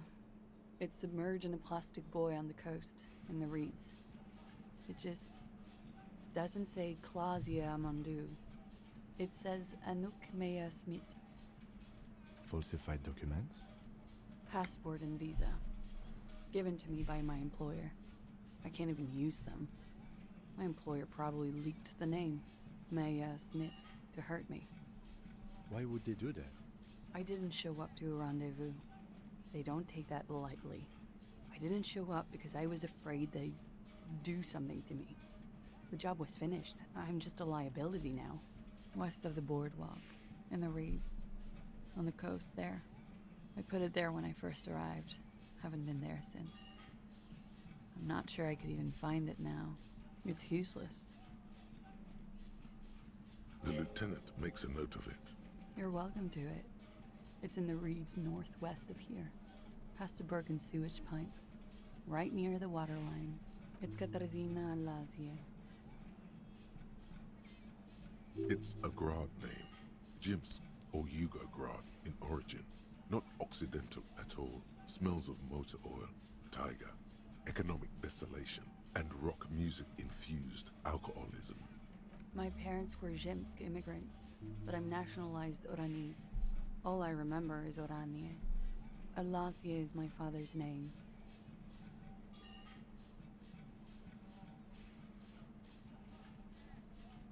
You can call me whatever you want. I am. They can never take my sash and my scepter from me. Yes, they can, for lying. She nods, her back straight, ready for whatever is next. Ready for the damage. She knows you're grilling her.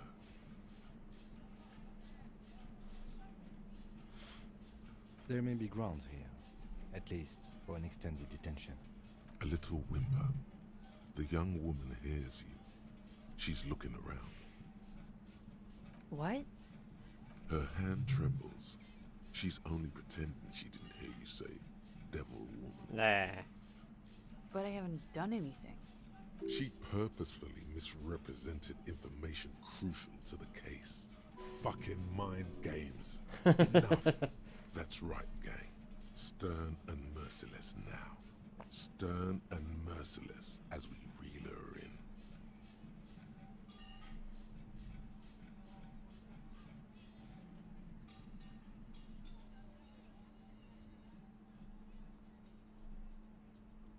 lieutenant produces a pair of handcuffs.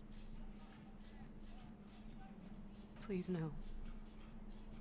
Fragile, unshielded. Her voice is thin and tired. I think I know who did it.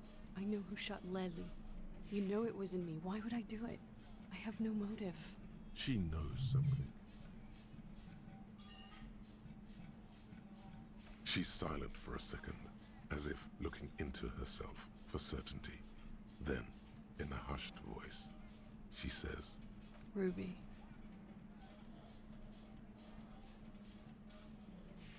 She could have had access to the roof. You've noticed that door there, right? Maybe it leads downstairs. She could have come to the roof through that, then taken the shot right here, where I stand. It was dark outside. I wouldn't have seen her.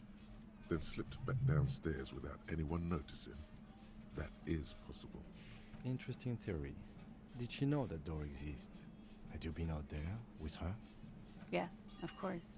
She's been up here many times, jacking private stations off the ring antenna. She used to come here to drink on the roof with me, before it got weird. She has this thing for me, ever since I met her and the boys downstairs. She's been pretty frank about what she wants. Sex, and more. I made the mistake of confiding in her. I told her I was on the run. She started protecting me. It became an unhealthy relationship. When I started spending time with Lely, she told me to end it. Said there would be shit if I didn't. I don't understand. What exactly in your relationship made you think she is romantically interested in you? She said she's in love with me. She even asked me to run away with her when I told her I'm a fugitive. She started developing notions about our relationship. And you led her on? A little. I was flattered, you know? But then I had to let her off, and it was not easy. I came to regret being friendly with her. We maybe kissed, nothing more. This is just an assumption. I know what it sounds like. That's why I didn't want to tell you before. But she knew what had happened when I came downstairs. Somehow, she knew Lely was dead. She wasn't surprised at all. When we came up here, she was calm as a stone, too. She cleaned it all up, like she had a plan. This is a familiar theory. You had it too, remember? Could it be that Ruby was covering up after herself? The lynching? She came over one night, drunk, said she'd turn my life into a living hell. I've been threatened before, so I can tell when someone knows how to do it. And she's a pro. She must be. To keep the Hardys in line. I tried severing ties with her after that. I thought it... Some of that fear is still with her. She exhales sharply. What are you talking about? She's afraid you'll arrest her. Okay, and what? Arrest the liar now.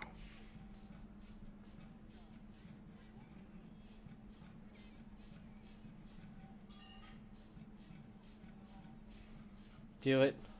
Alright, we'll do it, just for your case. Still? After all this, sir, please. It's that I don't deserve to be sent to the moral intern and ground into paste just because I disturbed the sanctity of accounting. That's some multinational... She's gearing up for a last stand. This is it. I don't know. To spend my days with smoke, drink and dance, wallowing in shit. Just like everyone else. You have those station calls, right? Where I have to show up at the station or I'll become a fugitive. You can write me one. You don't have to take me in right now. I promise I won't go out anymore at night. I'll be right here. I know you can do that. Just let me come in on my own. In 2 months, or maybe even 1 month. That's all I need. You do have the phone. That's it. I'm calling it. Kim is beyond compromise. Definitely, sire. Everything could change. This city, the extradition rules, The people after me could be in jail. Or maybe Revachol. Maybe Revachol could be free. I could be trying Hey, how's it going? free Revachol. An independent state that doesn't hand its detainees over to the moral intern. A free Revachol. There is a low, distant rumble on the motor tracks. A great machine shaking the pillars down south. Electricity runs up your spine. I find that hard to believe, miss.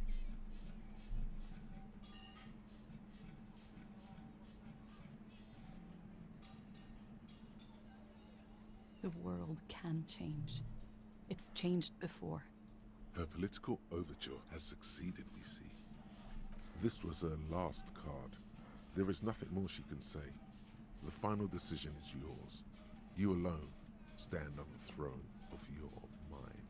She looks at you in silence, her face filled with fear, lips parted. Wait. If you arrest her, Kim will have to transport her.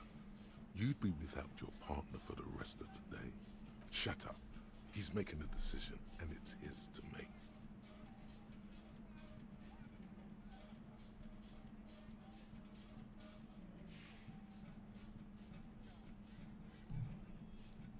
Oh no. It's fine with me. Somebody really wants me to go and do this. Does everybody else just decide otherwise? Is that what it is? Is that what it is? I just figured I'd ask. Because I'll do it. I don't really care.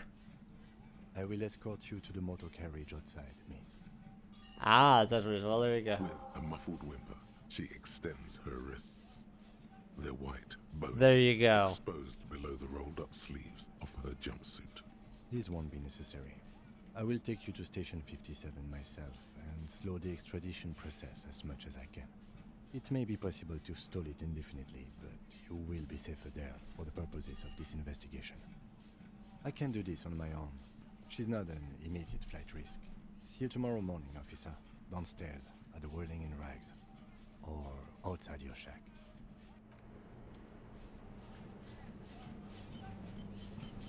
There you go.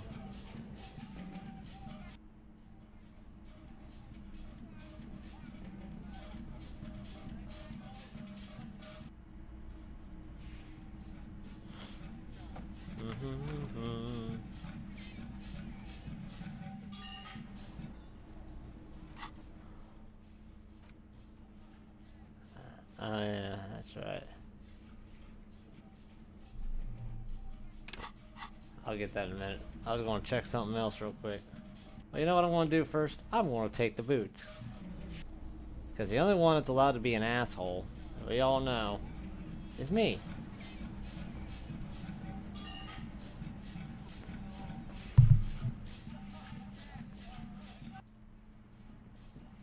I want the dead body.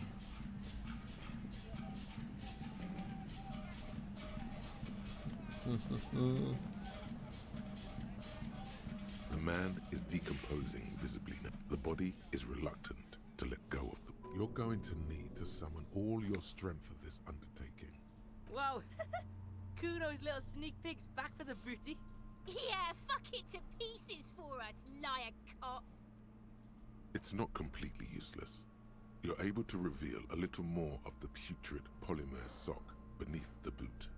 It feels like the leg is going to come off along with the boot, but you're able to get the boot to move a centimeter or two. Just relax. This is easy. This is happening.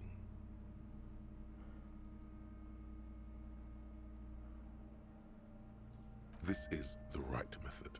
It takes some time, but eventually the boots come off, with nasty slices of polymer sock stuck to even bigger pieces of skin and rotting flesh. Look, he's skinning the fucker up good. Puka style. Hell, keep at it, pig. The legs look like they've been clawed at by wild animals. As for the boots, you can't possibly do anything with them until you've cleaned and disinfected them thoroughly. Yes, these absolutely need to be washed before. The stink is incredible. Of course. Didn't the Whirling have a kitchen? Yeah, apparently. We'll go to the kitchen and get him. You saw nothing, buddy. Fuck does Kuno care? You shouldn't care. Kuno doesn't. There we go. I got a couple other things I gotta do too, like, you know, restore communism and get my gun. I don't know what order.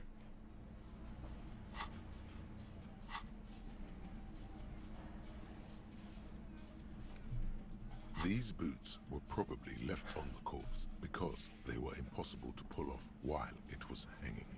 They're not exactly pleasant to look at right now, much less smell. Hopefully soon you'll know more about them. You've seen too much to be that naive. Even if you don't remember it, you'll never know what it was like to be him.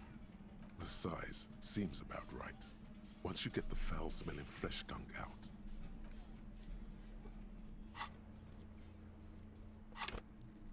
I should probably level up, huh?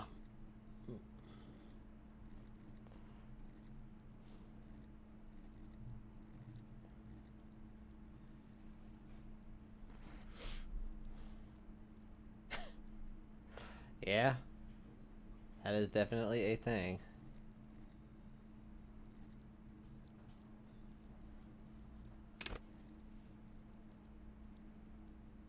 What else can I do? That maybe? I don't know.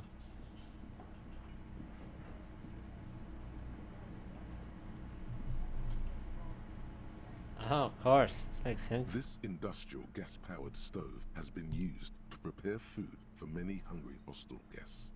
There are several pots and pans on hand. Getting the corpse residue out of these boots is going to require patience, and also a huge pot full of boiling water, soap, and white vinegar. A commercial pot draws your attention. It's very large, gigantic even. It could be used to make enough stew to feed an entire city, and also to boil a putrid pair of death boots. There is a variety of soaps and bleaches in the cabinet to the left of the stove. There is also a bottle of white vinegar in the cabinet next to the fridge. This is gonna take the hard stuff too. Use as much as you can. It's bad with those boots. Don't be stingy now. The delicious smells of cheap soap and vinegar waft up from the pot. All right now, chef. Light up the stove and boil them. The strong smell of vinegar forces you to step away from the pot. The water slowly comes to a boil. Strips of polymer fabric and human tissue separate from the lining of the boots. They float to the bubbling surface. A 2-course dinner of rotten flesh and hardened ceramic. The boots look cleaner and cleaner. Those bits of human flesh are beginning to look cooked. You can smell it too. Just like beef stew. Thanks. Smell must be there, That's huh? it, chef. The boots are as clean as they're going to get. Steam dense with the smell of strange meat disappears into the vent above the stove. You didn't see anything. The boots are shiny, hot, and reek of vinegar. Just perfect. Yes. What do we got? I guess. Who needs composure when I got authority?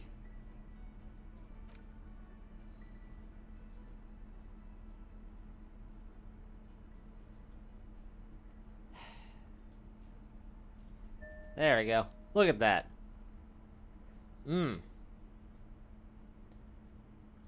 Nobody needs to know what happened to the boots that I'm showing. It's like next day. The man ponders his cooking utensils and gives you a little nod, acknowledging your presence. Alright. I just wanted to make sure. He kept quiet. We're good. Hey, was there something you needed? Another thing. Great. Yes? Yeah, goodbye. Oh, those guys are gone. That's good. Didn't need to see him anyway. Because I'm here by myself. I'll do what I want. Just dragged her away, huh? Stone cold. Didn't think you had it in you.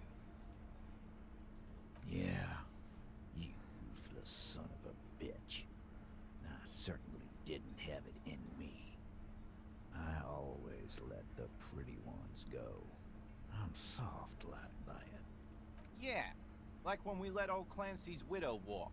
Oh, Denise, the diner girl. The milk rack on that one.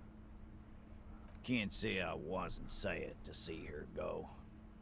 Our Clausia there. Her face when your friend walked her out. Goddamn.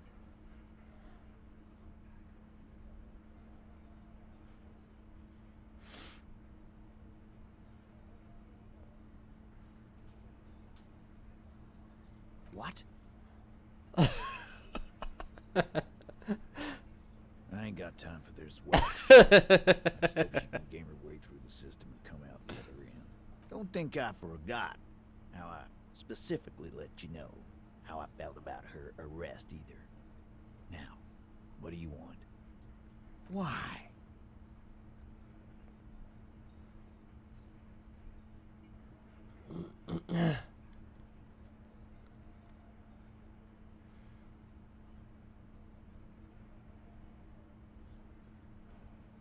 Sounds like you're making her a suspect. Ruby's one of us. We're not gonna throw her under your moral intern steamroller. Fuck that shit. And fuck you too, moral fa-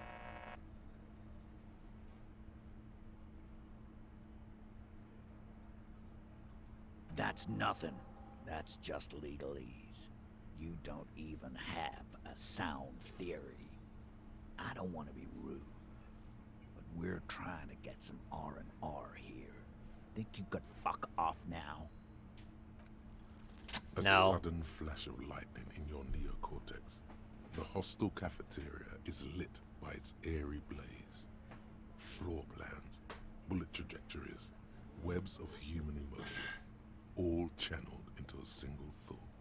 Because she was here, all night, with us. He's cobbling together shit so he can put her away. It's Cop 101. No.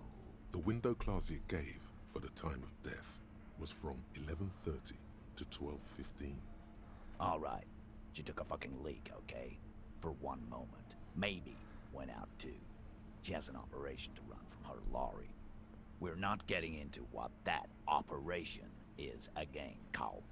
And just 'cause she was gone for 5 minutes doesn't mean she magically got to the roof and shot him.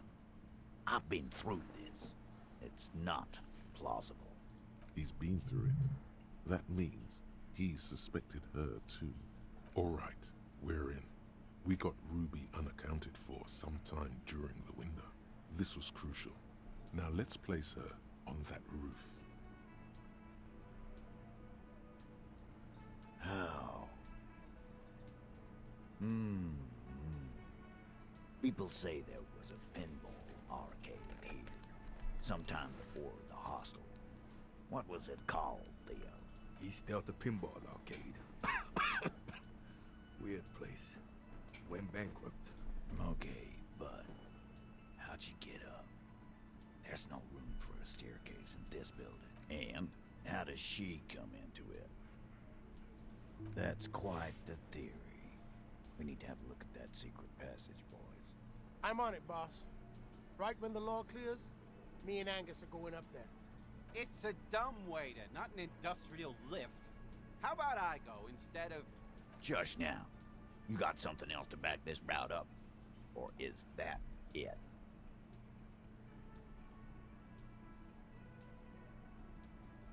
Footprints.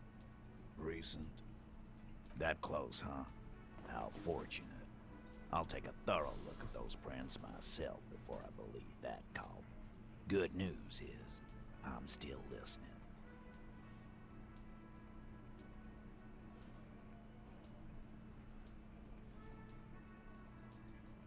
I've seen the winch. I'm not blind. You saying it's part of the elevator she used to get up there? That's one mystery down there. An architectural mystery. Doesn't much concern Ruby, does it? Why not? You can't draw a straight line into Clausia's window from any of the surrounding buildings. Not from what I know about Martinez.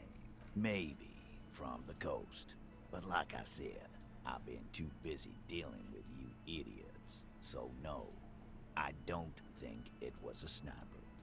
It was close up. Firmly doesn't go well with could've. There's a route to the roof. Me and the boys need to check it out. That's what we established. But a route does not put that bullet in his head. A gun does that, and Ruby doesn't carry one. Phase 2. Murder weapon. Get a gun in her hand. If not that, then at least a shadow of a doubt. In the shape of a gun. Just don't contradict yourself. If it doesn't sound like Ruby did it, maybe keep it to yourself. But what if you miss interesting information that way? The choice is ultimately yours. But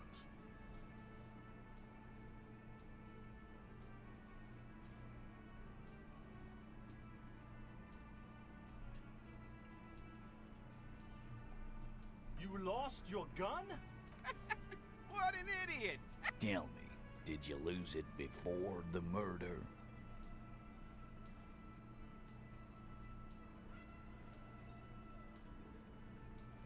No, you didn't. stop thinking about your lost gun. You'll get a heart attack. That looks antique. A Belle McGray. It's inoperable. Where'd you get it? Also inoperable? God damn it. We need to close that dump down for good.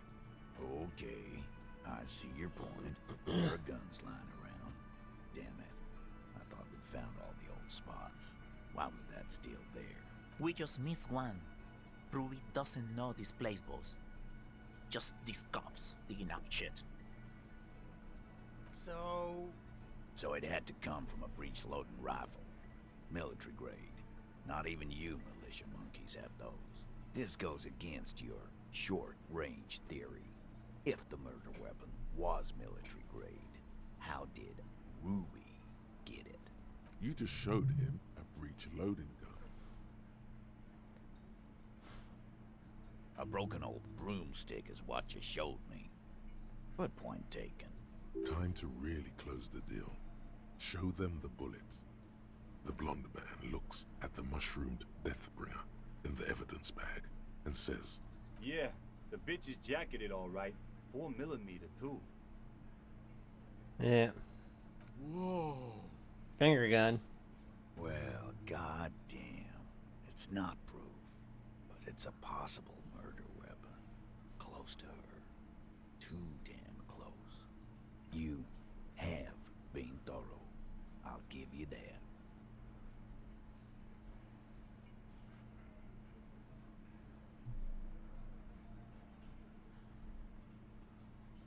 God damn. That's just about your favorite topic, isn't it? Every fucking 5 seconds. Trouble. This is Revachol.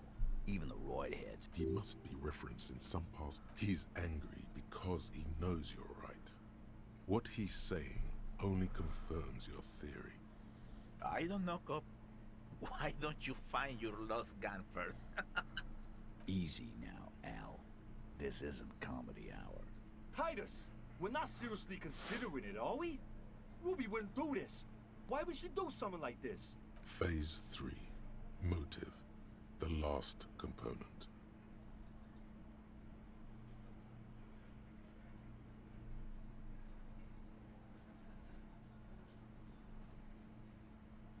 Nah, man. That's just Ruby. She's got shit under control. That's her whole thing. That's why she's so good. Plus, man, it's like female intuition. You know, women talk to women. Which is sort of why we need someone on the team who they talk to. Eugene wants a woman on the team so they can do their job. That must be hard. Half of Martinez is female.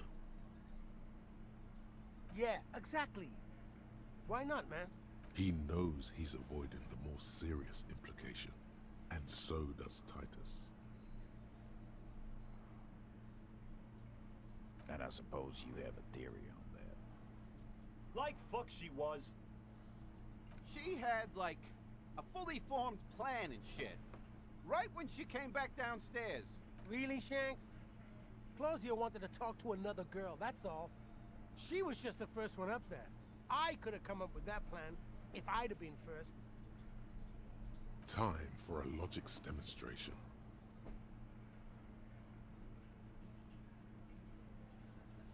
I didn't do it, fucker. It wasn't my plan. You probably did, though. Fuck you, man. I would never fuck my guys over like that. She didn't either. She would never do that. Why aren't more of you defending her? This is fucking stupid, Titus. Glenn, I thought the same thing when she skipped town and left us in this shit. Oh, so he didn't rule her out completely. And she skipped town. This is good. Yeah. Like what? The what? You're going to have to be way more blunt here. The big man falls absolutely silent. Behind his squinted eyes, dominoes are falling.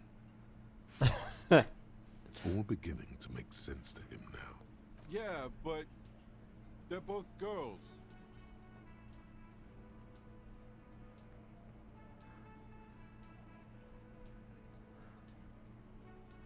Yeah? No. Ruby's got more balls than a ball pit. You'd have to be an idiot not to... Guys, I'm not the only one who knew. Right? Knew what? First he says she's murdered him. Now she's a who? It's a lie. Whatever. Come on, Glenn. She likes Monica's titties more than you do. Everyone knows which way the wind blows there. I did. I knew it. That's why she didn't fuck me at Fatty's birthday party. She didn't fuck you, 'cause you're 40, and you still live with your mom, Dennis. This is some sordid shit. It's also the kind of garbage our Miss Aronier puts out to cover her own ass.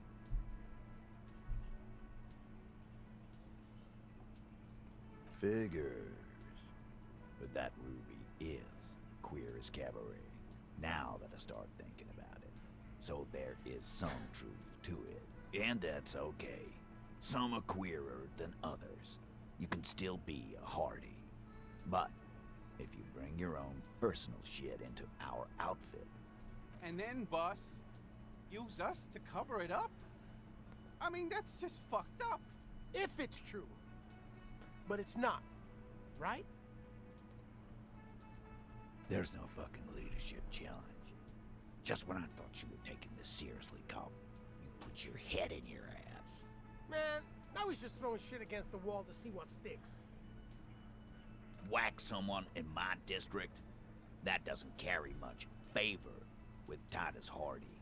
She has to know that. Silence. He looks around the room. The old man in the corner nods. A very small nod. And a trickle of tobacco spit on his lip. Yeah, I see it. There's one more thing I've been wondering about. Ever since you asked me where she is. Add it to your list of suspicions, if you want. I don't know. I don't know where she went. She just got up and left. Got real scared, too. Wouldn't tell me where. However hard I asked. Wanna know why? She was afraid I would tell you. Maybe she was right. By now, I probably would. Perhaps. Ask her if you find her. It won't be easy, though. She made sure of that. Friday afternoon, when you first arrived, I got word the RCM was in town. Then she came in to see me. Told me she was leaving. That's when we had our little conversation. I told you. You. Yes, you. The cop with the sideburns and the disco clothes.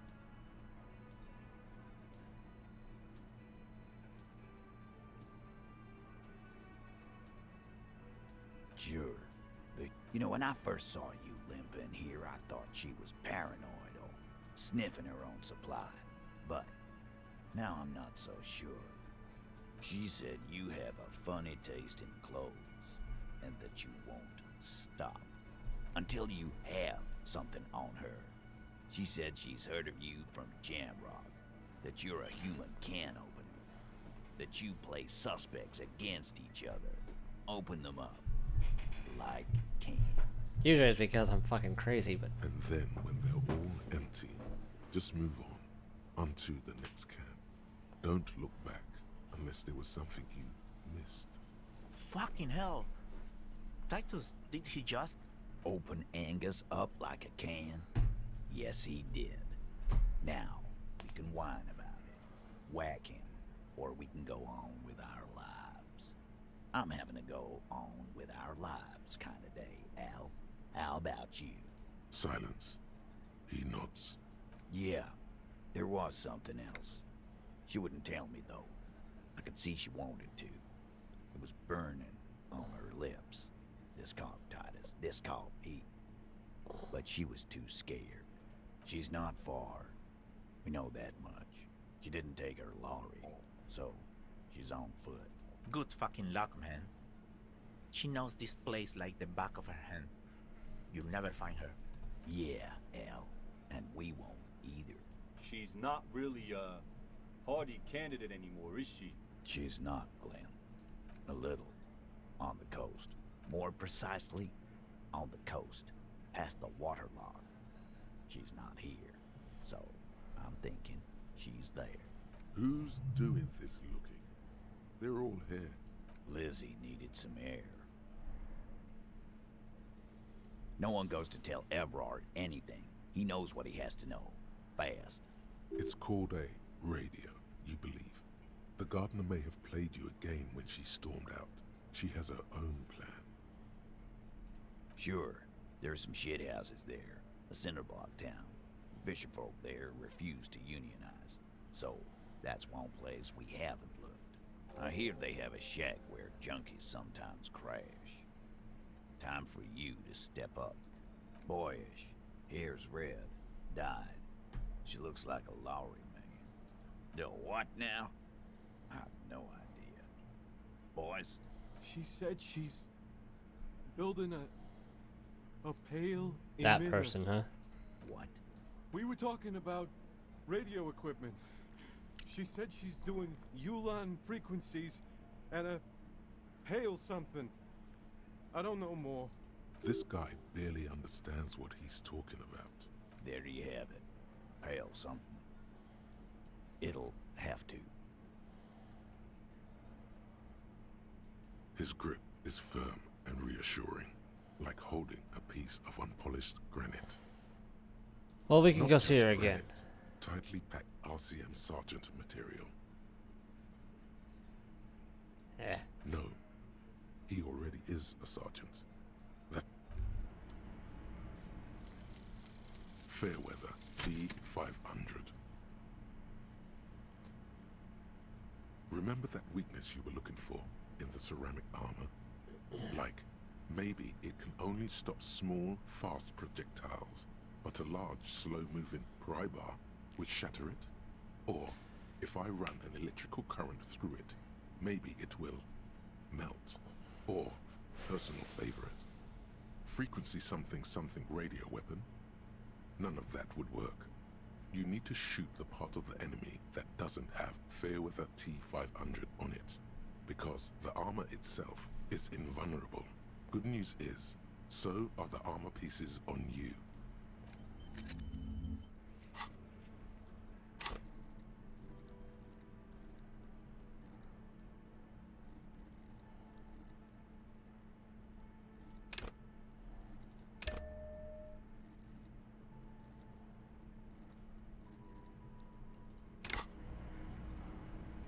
All right, let's go talk about communism.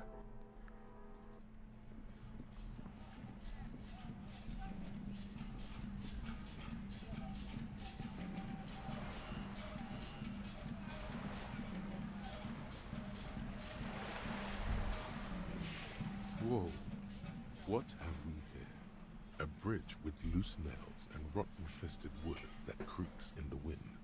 A construction code violation if there ever was one. Yeah, I know what you're trying to do.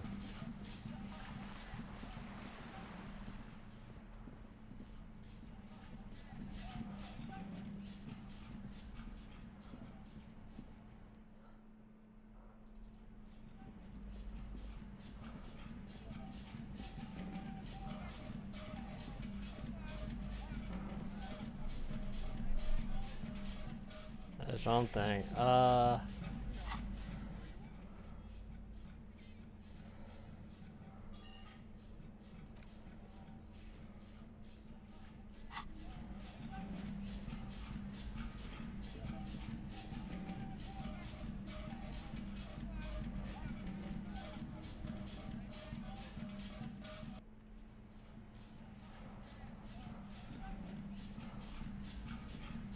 Hello again, officers.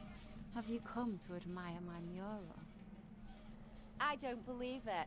I've never known those boys to have manners. They'll never be skulls, but their hearts are in the right place. Fat chance. But you can still do your part to revitalize the neighborhood. She throws you a conspiratorial glance. Have you noticed the quiet? This place is a sepulchre. She's making a valiant effort to come off as a nihilist, but she's really just an angry little commie.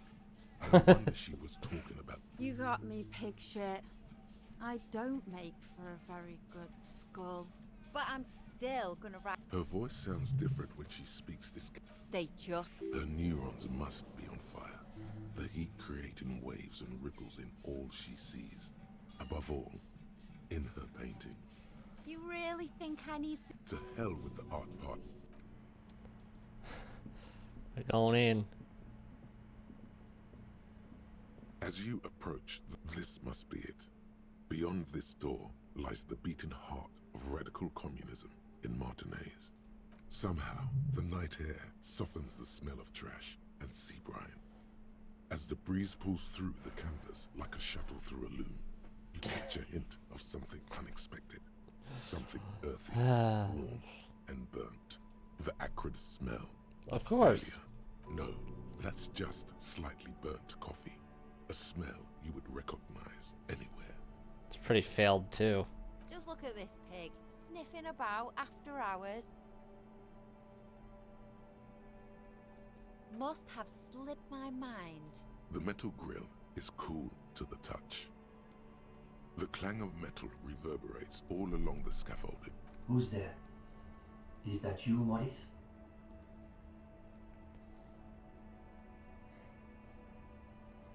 Who said communist? Did we say communist? Get out of here. For a moment, silence. What's the passphrase? There's no response. You begin to wonder whether they've slipped out some back way. Alright. The key's taped to the back of the door frame. Just make sure you put it back when you're done, or we'll all be locked out. And do watch the concrete. It just kind of falls away, in places. Have fun at your underground meeting, pig. Hope it's a blast. Yeah. The two young men are either oblivious to or ignoring your entrance. Their attentions are fixed on whatever it is they're stacking in the middle of the floor. Matchboxes, it appears. I think it's holding bullets. It is. It's definitely not holding. Those matchboxes are stacked so haphazardly. Probably not gonna get my it's gun like tonight. they want them to collapse. Careful, careful. Aww.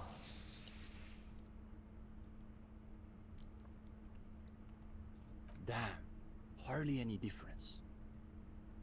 You're late. You should know the meeting starts at 10 p.m. sharp. Hey, I had questions.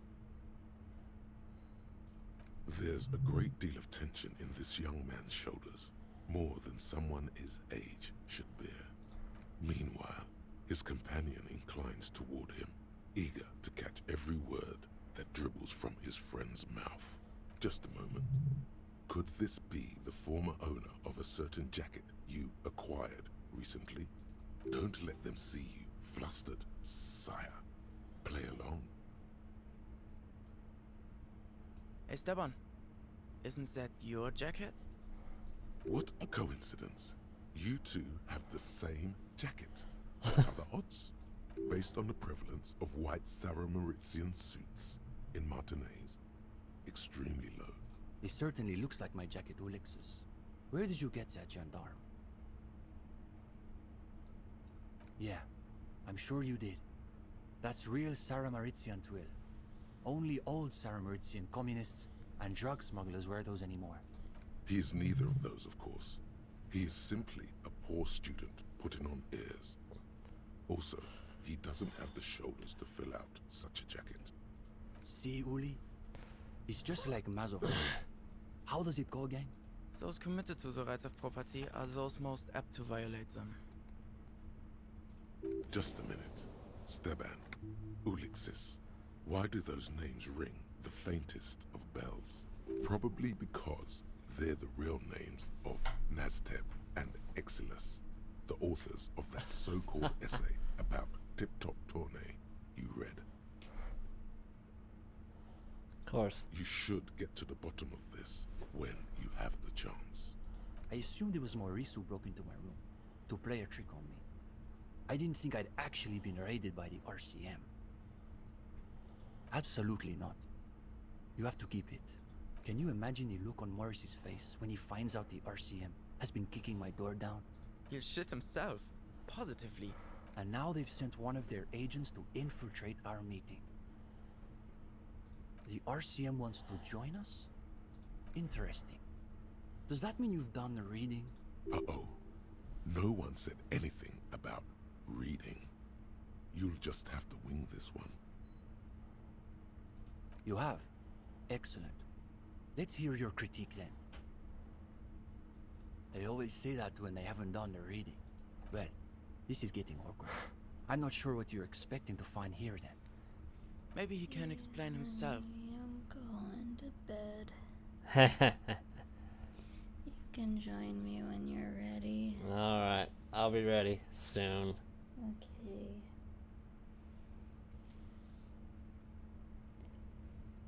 I don't think so. Unless you've been hanging around the cultural studies faculty at the École Normale de Revachol. Perhaps he subscribes to La Fumée. You've read our article. That I did not expect. The energy in the room has shifted ever so slightly in your favor. They're afraid they've somehow embarrassed themselves in front of you. Well, don't keep us on tenterhooks. What did you think of the essay? Time to meet these two on the intellectual battlefield. Why don't you show off those highly developed critical faculties of yours? Well, of course that's just an initial foray into the subject. We're hoping to return to it for a more substantial treatment next term. In any case, I'm glad our piece found its audience. That's always the hope with these things, you know. In the most generous sense, I would say we're cultivating revolutionary consciousness. Yes, that's probably the best way to describe it. But more specifically, we are running a reading group. The most rigorous and theoretically advanced materialist reading group in Martinez. Comrade Steban is a great discussion leader. One of the best at the university. It's obvious they take this group of theirs extremely seriously. Whatever you do, don't compare it to a common book club.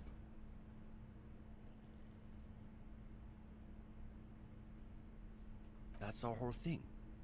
The world is so shallow, all noise and repetition.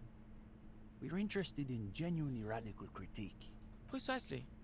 We are not interested in senseless parroting. We like to read critically. Within the contours of Mazovian historical materialism, of course.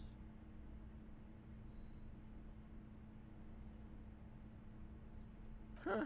As though you can call that problem teaching. One thing you learn quickly at university is that you're not going to find a real education in any lecture hall or discussion seminar. We are post-attendance, basically. Exactly.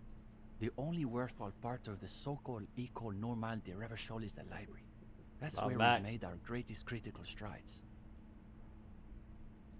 We study all the foundational texts of Mazovian theory, of course. Just last week we finished the second volume of Puncher and Watman's Innocence of Capital. Truly extraordinary. And before that we spent 6 weeks on State and Plasm. For some reason, the word plasm catches in your ear like a piece of old wax. Uh-oh. You can feel your attention span rapidly deteriorating. We've also read Wertmüller's The Megastructure of History, and before that, Real and Reality. Communist theorists love puns, in case that wasn't obvious. Hablars une paix infernale. The original Fizdale translation, not that watered-down revisionist garbage. These two deserve the Order of Honor for bullshitting. There's no way they've actually read all this stuff. Obviously. But, of course, our special emphasis is on the theories of Ignace Nilsson and his followers, especially the inframaterialists. Only Krasmazov's most trusted lieutenant, the evangelist of the revolution, and the founding father of the People's Republic of Samara. It's hard to overstate how unimpressed he is that you've never heard of this world historical individual. He also happens to be the greatest communist theorist after Mazov himself. It was Nilsson who first postulated the existence of ideological plasm, which forms the basis of inframaterialist theory. Those words again. You've got to find out what this inframaterialist stuff is all about. Whatever it is, one thing's perfectly clear. These young students have a much deeper understanding of communism than you do. You could learn a thing or two from them. If you can convince them you're one of them. The young man sighs. His companion looks about furtively.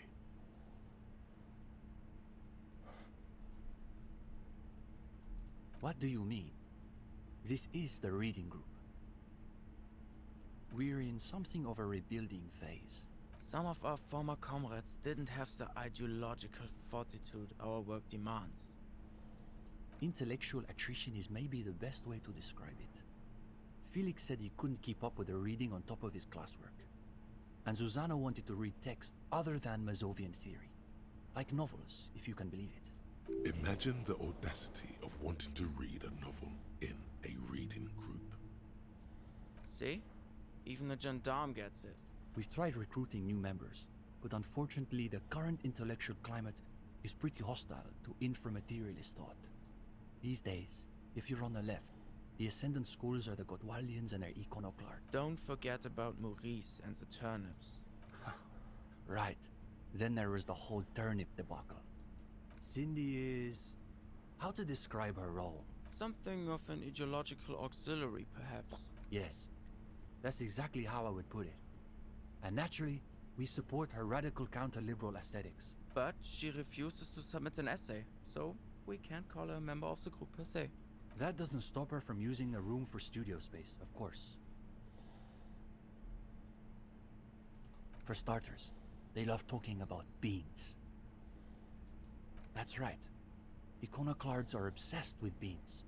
They love... Nota bene, iconoclast is an extra pejorative form of the already pejorative name, Mazovian economists. A moderate school of Mazovianism which advocates a gradual transition to communism through carefully managed economic modernization rather than violent social revolution. They're by far the most bean-centric school of communism. See? You're already falling for that scarcity logic. You start, and next thing you know, you see, iconoclasts claim to be communists. But in reality, they're just liberals with hard-ons for spreadsheets. They're the most depressing school of communism. They love writing long books with a patina of Mazovian theory to cover up their cheap psychologizing. A gang of cheap psychologists and intellectual midgets. Typical Gottwalders, in other words. It's okay for Uli to say that, because his dad is from Gottwald. Do you think all the problems in the world can be reduced to repressed sexual urges? I don't know. I get drunk every night. No, of course not. That's reductive in the extreme. Well, there you have it. You see, the Gottwald school look like communists. They talk like communists. Of course not. Basically indistinguishable from fascists. You'd need an X-ray machine to tell the difference. It's an unfortunate He's studying macro and microeconomics. Right. So a few weeks ago we were discussing the extra physical... It was unbelievable. He said, turnips don't care if they are grown by... Basically, he was rejecting the whole foundation of inframaterialist theory. What is this inframaterialist business? Simply that under suitably revolutionary conditions, crop yields naturally increase relative to non-revolutionary crops. Susanna said that he has been hanging out with some non-communists lately. For us, the question boiled down to, if you don't even accept the basic ideas of Nielsen and inframaterialist theory, why are you in the rating group? Of course you do. It's pretty basic stuff.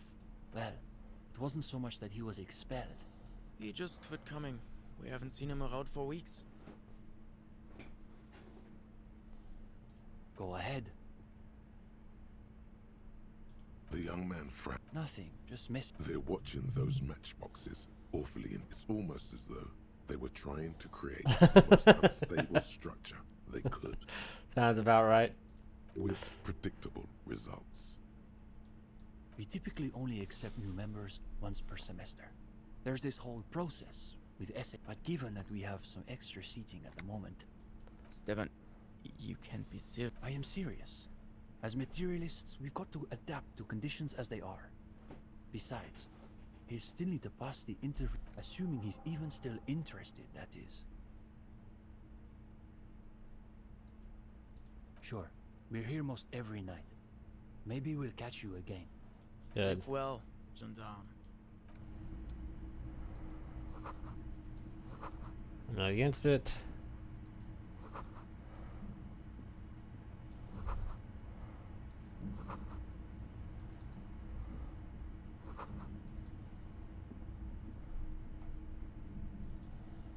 But I gotta go get my gun.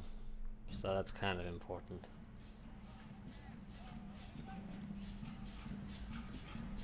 Hello again, officers. Bye-bye. I need to get out of here. I need my gun.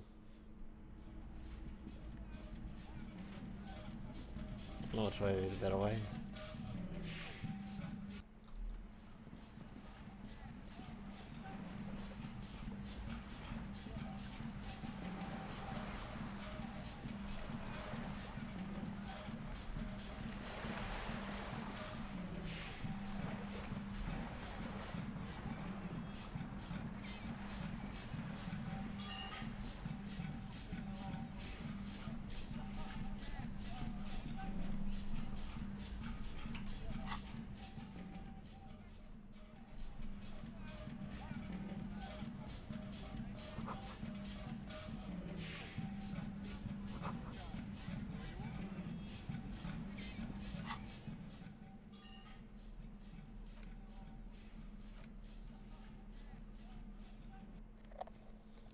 Thank you. Sometimes, right? And you need to go to something else, huh?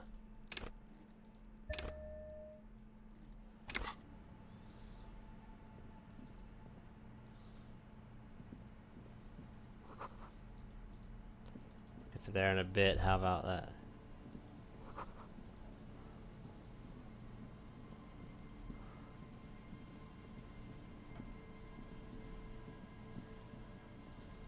The boardwalk's this way.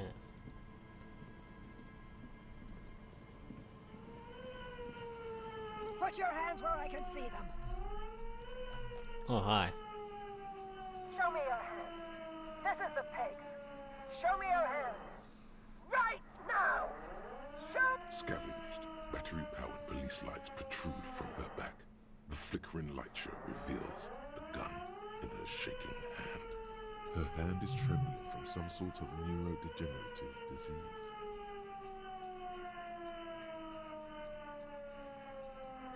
Failure to comply. Suspect is displaying aggression. Officer, under duress! Officer, under duress! Her eyes bulge with terror. Veins protrude on her forehead. I am the police. Don't move. Don't move. Hands on your head. Suspect is on the loose. Suspect at large. Officer, administer street justice at our own peril. That one extra lick with a baton or extra knee strike above was what was actually required. Suspect is under control. Suspect is under control. You'll have to go for the gun sooner or later. Perhaps you can learn crucial facts before you do. I guess. This is dangerous. You're 70% certain you always leave your gun loaded.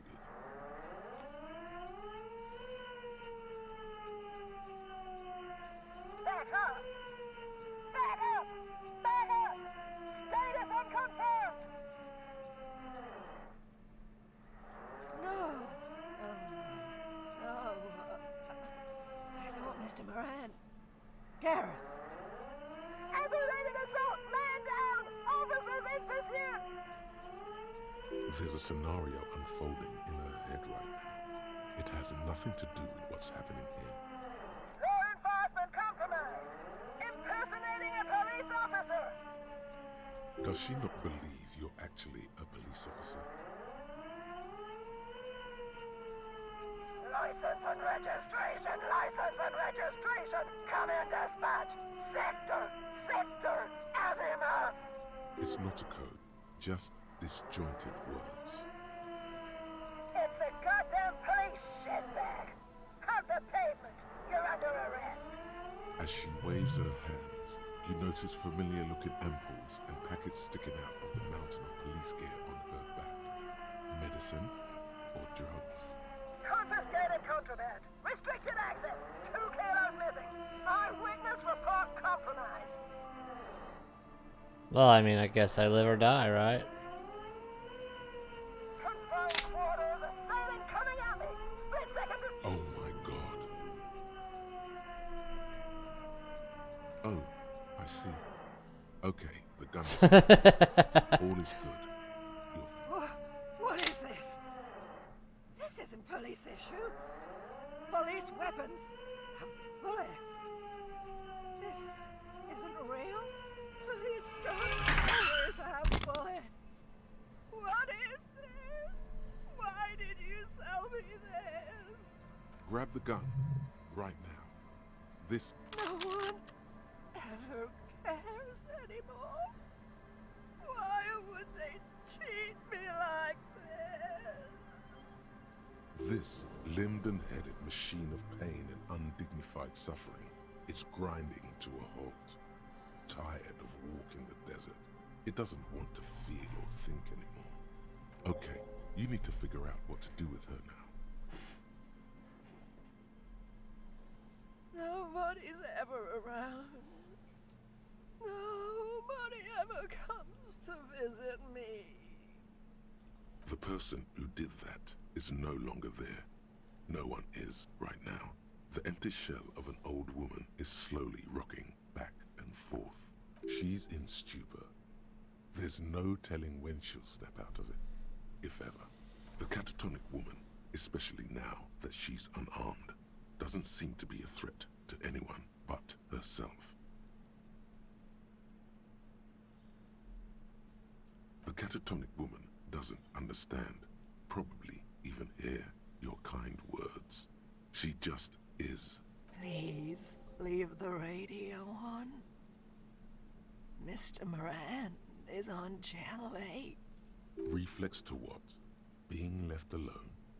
She stands motionless, just a heap of clothes and fleshes now. Maybe if you search her once more. The woman stands slumped. She looks catatonic under her mountain of RCM paraphernalia. Is one of those things a police cap? There were narcotics in there too. You're thinking of taking them? Do. She doesn't even flinch as you reach out and disentangle the familiar-looking lieutenant's cap from her mountain of RCM paraphernalia. And I'll take that You too. take the vial of Pyrrolidon and the bottle of speed as evidence, obviously. Obviously. She didn't consume them. She didn't look high. She confiscated them, a little like you are doing now. The old woman doesn't react to your touch.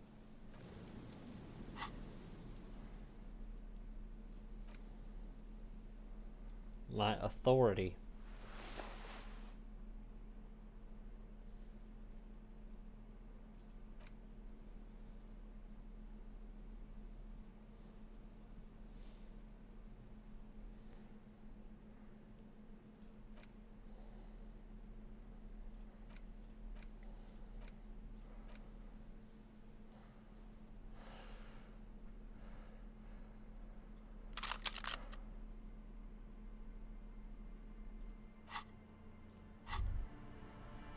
Holding the gun feels natural and satisfying. It's like an extension of your arm, the polished wooden handle almost fusing into your palm. It reminds you of the day you first held it, with fear and respect, hoping you don't have to use it in vain. The sun was out in Jamrock. It was so long ago. This is your gun. It's more of a symbol than anything else, because there is always a rational, sensible, reasonable solution to every situation. Sheathe it and know you have the moral high ground.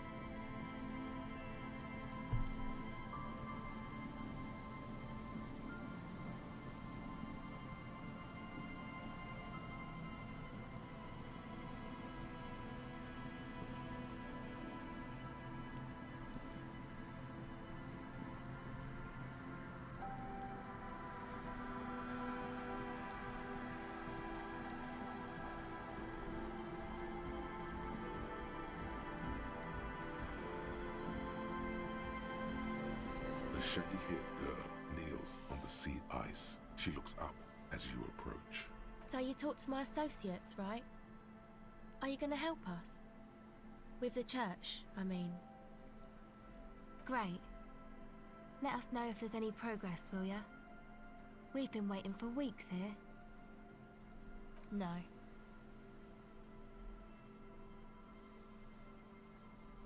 Oh, that. She's less prone to blurt it out, crab man, than the others. Okay. I went in and I saw a woman next to one of those machines there. Noid calls it a mainframe. She was dressed like someone who's been raised by their grandmother, you know, strange old clothes. Had this absent expression, didn't say anything, just stood still. And then, you know, right behind her, a man crawled down the wall, upside down like a crab, down the church wall. I think the woman didn't even know he was there. He was completely silent. He stopped right before he got to the floor, then just hung there like that, looking at me. Right at me. I fucking turned around and walked out. End of story. It was too dark. I couldn't tell exactly. Come on, she obviously could. She already went into detail. He looked like a banger, okay? He was all muscular and stuff. Had a mesh tank top. I know it sounds ridiculous, but that only made it scarier in a way. Yes, a banger. As in a mess gang member. I know what it sounds like, but that's what I saw. Why? Nothing. Anyway, what else?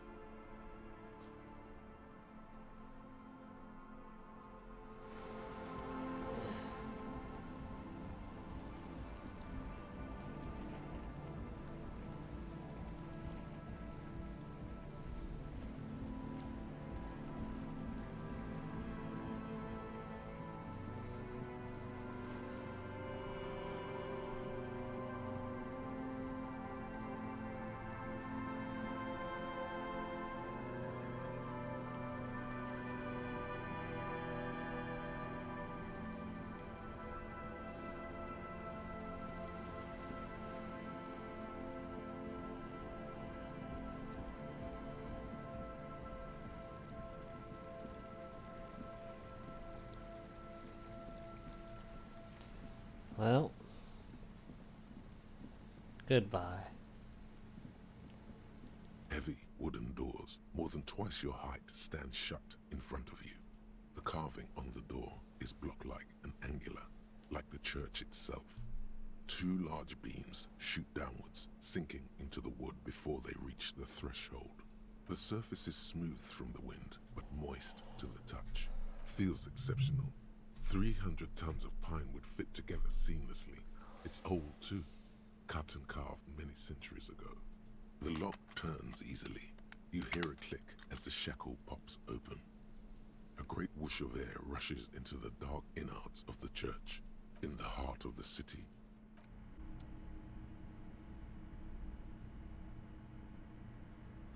The hell am I?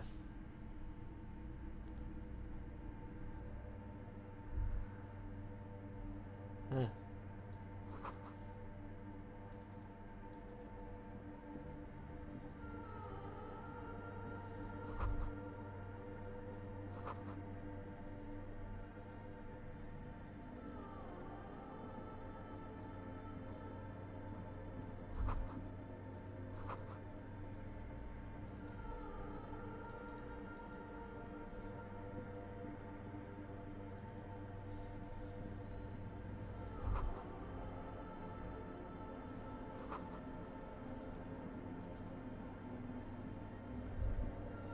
The silence in this part of the church, it's almost palpable. All the shifting matter and shuffling of living things is gone. Nothing seems to exist beyond the church anymore. Maybe if you were to stand in just the right spot, even your footsteps would be completely silent. And then it's gone. Almost all of it. But for the faintest of hums, it seems the sound here is detached from its source somehow, if not blotted out outright. Truly unusual. You can hardly hear your own breathing.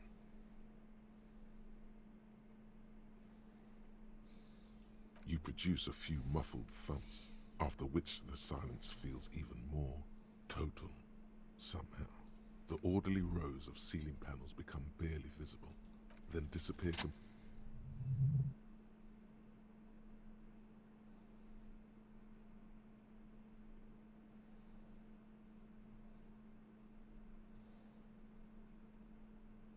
It's like there's something moving up there. A shadow has emerged from the tower and it's making its way toward you through all the other shadows. It's not a shadow anymore, becoming more substantial as it gets closer. The shape of an animal descends. Oh no, you've lost sight of it. Where did it go? Yes, the darkness makes the ceiling feel infinitely far away. It's climbing. Climbing down, holding on the beams.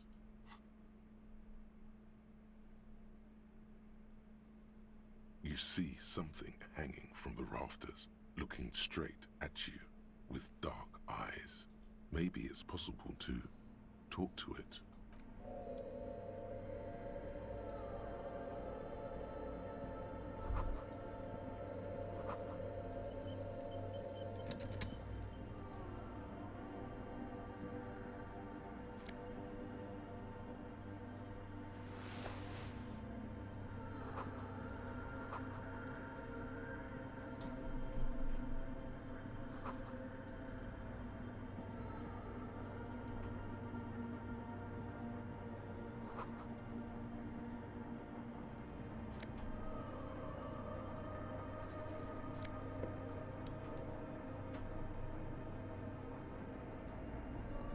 I don't know all day, so you can do whatever you want.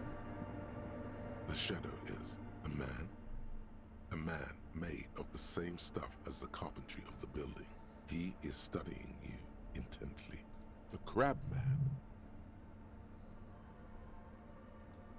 The man leaned forward a little, fixing you with a steady, unreadable gaze, then speaks. Habitual alcohol use has made you into a scared little pussy, Holmes.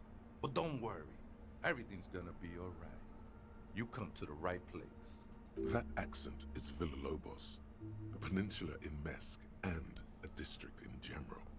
There's a sizable contingent of Villalobos-speaking Mesks in Rivershaw.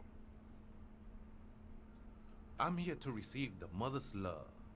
You can too, Holmes. And when you ready, she will take your hand and lift you out of that despair at the bottom of that bottle. He's a born preacher. Enjoy the rhetorical flourishes, but remain vigilant. Don't let him get too close. He's crazy. Seems it's already too late. Have fun on the cookie train. Hey, and what was that about the bottle again? You haven't even drank that much lately. Lay off it already. Shish. Está crudo, way. I see deep inside you. Your body and your spirit are suffering greatly from overindulgence. And you don't even know it. Not all of it. I was like you once. You don't know all the havoc El Vino is wrecking on your mind and your spirit. Necesita parar, homie.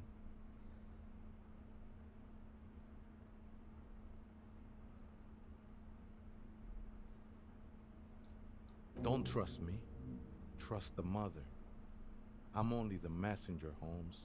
This is the Church of the Mother of Silence. You are welcome here. You have no idea what the fuck he's talking about. Is he just trying to throw you off your game? Whatever it is, he's quite confident about it. Just look how gracefully he sways. 'Tis not an act, my liege. Save him perchance, he hath deceived his very self. This man is a zealot. Other spooker? Oh, esa viejita es muy estudiosa. Don't know, Holmes. Viejita is grandma?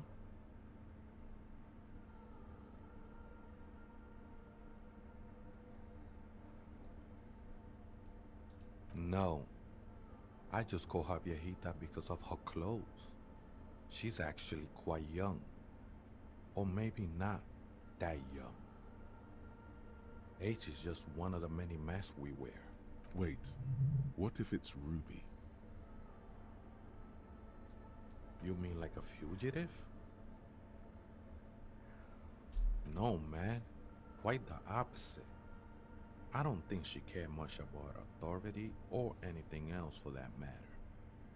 Maybe only about her machines. That's what I said, Holmes. Don't really follow her comings and goings. Just see her typing on her computer now and then. We got different interests. I'm afraid not, S.A. You just have to wait until she comes back, Or search through her radio computer. the ones in the tent outside, right? I see them. Think they scared of me.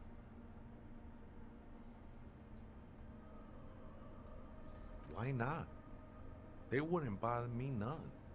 I'm usually way up there, imbibing. Ain't no music on earth that can reach where I go. Might even be nice to have some company.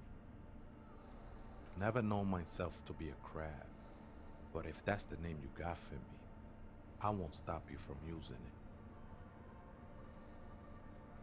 I always thought of myself more like a flame, flickering along the rafters and beams. It may be that I gotta work on my technique. That's not the only technique he's working on. Look at those carved sculptures. And is that a satchel of tools over there? Sure am. Whittling wood used to be something I just did to busy my hands. Now I use those same hands in service of something greater than my own restlessness. All right, let's consider the context and meaning here.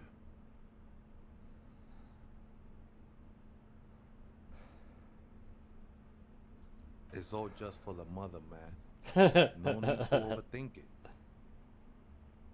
I was in a gangway, but my memories of that time are fading. Most of them are already gone. No, man. You gotta let that shit go.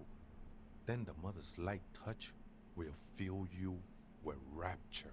Tiago's my name, by the way. Though those syllables don't mean much to me. A name isn't just your identity, but also, so to speak, Your place amongst your fellows. Your place in the world. I ain't got no use for such a place anymore. That's not quite right, but you're getting somewhere. Any one of us could have been anything else. We are all one who sing the mother's glory.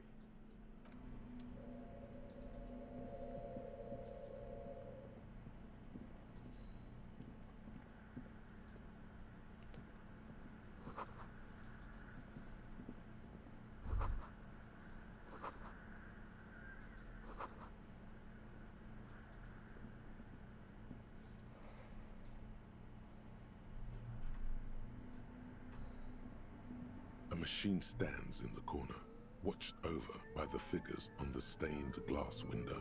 It's turned on and quivering with soft electricity. Another radio computer. Could it bear connection to the one in the doomed commercial area? This is the Ream Prefect, radio computer model number RC7024, equipped with a Feld mainframe and a Ream-compatible interim printer. The Ream Prefect is the governmental version of the commonly used Ream Civic. Although mostly based on the same technology, the Ream Prefect is equipped with better noise attenuation circuits. As you step closer, you notice fluorescent play and print buttons on the keyboard. A hatch connected to the central compartment is wide open. The speaker comes to life. Static seeps through the machine's plane. Good evening. Votre accident en Saint-Brune. This is the East in... It's the same old woman you spoke with through the radio computer in the doomed commercial area. Good, thank you. Please repeat. Is this the personal log? I have 2 machines registered to this company name in... Saint-Brune. That's the church. Rue de Saint-Ghislain. The doomed commercial area. Anything else I can help you with? Please end the call and do that. Sleep well, votre accident. The machine's keyboard is still illuminated. Revealed behind the hatch sits a cube, another filament memory. Press play to talk with the repeater. Nothing happens. The speaker comes. Good evening. Votre accident. Good. Please repeat the password.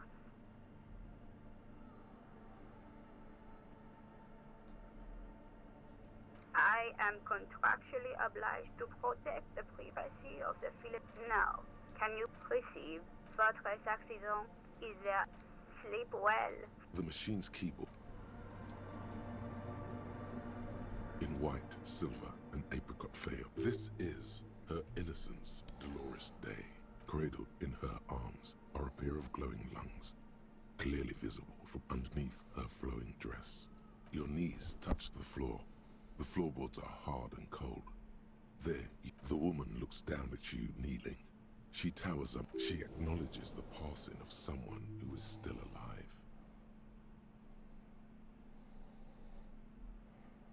As that great and desperate thought passes through your mind, you rise from your knees into the apricot-colored light of the window. Despite the damage you've done to yourself, the title appears lost. No amount of Commodore Red can wipe her sad smile from your brain thing.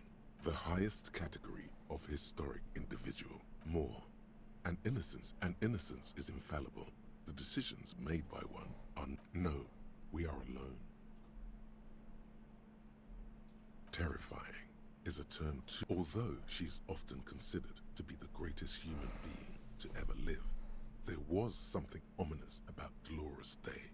Constantly surrounded by her terriers, she was the most socially secluded and least self-aware of all the innocences. Some modern thinkers would consider her a war criminal for the campaigns she waged against the Mesk state. And then there were the resettlement programs. The Mesk state tried to detach itself from innocentic rule. Parts of the world were experiencing whiplash from accelerating into secularism.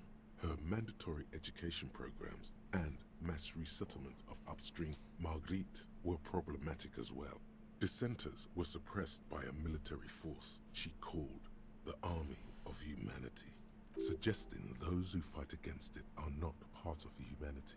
She adored chess, yes, but also military wargames. Dolores Day often holds a tiny tin soldier between her index finger and thumb in icons such as this.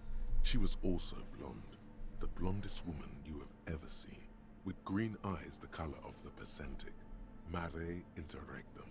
Little is known of her Marchese husband. It's as if he vanished from history after completing his role, which was to introduce Dolores Day to court. In conclusion, yes, there is something lonely, paranoid, and even terrifying that people seldom mention, but feel when they think of her. This subtle terror is part of her iconography.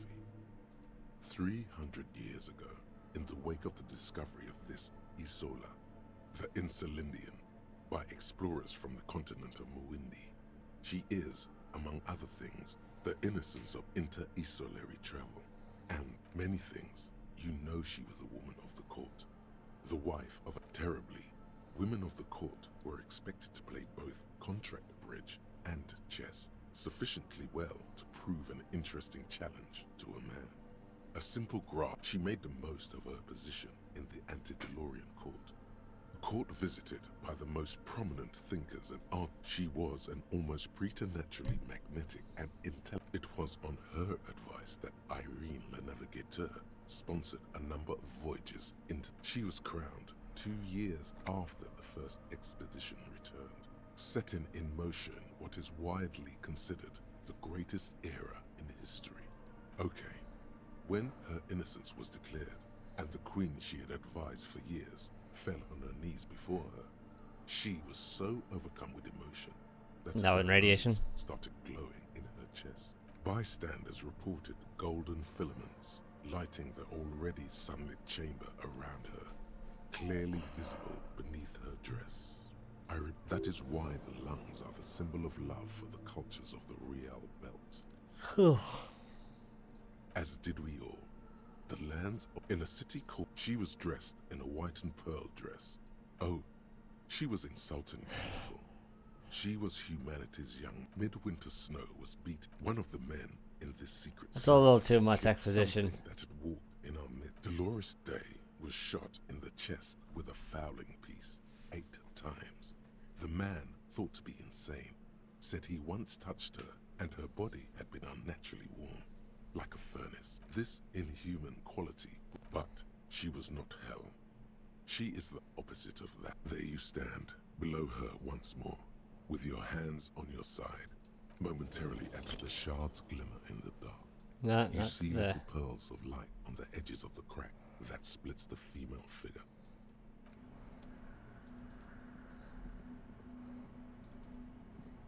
I might as well go home.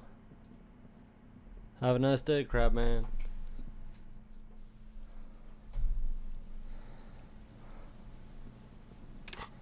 Yeah, I could do the visual calculus, but I'm just not in the mood to do it again.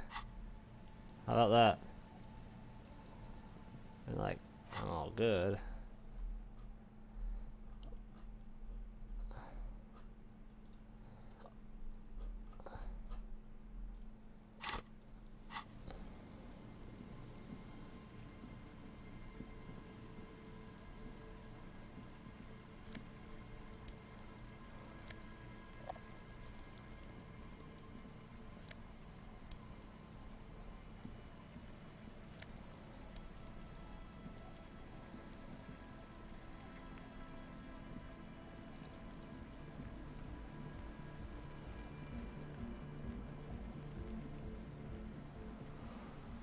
Hello again.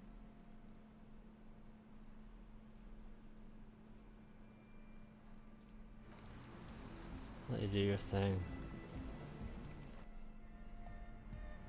Hi again. So, how are things going?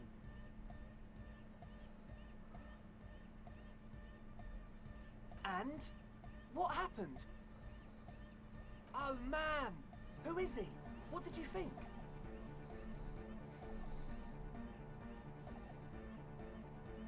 Really? Huh. Interesting. What's he doing in the church? No matter. Is he gonna... Yeah, Noid is right. These guys will never catch him. You will never catch him. There's nothing to do.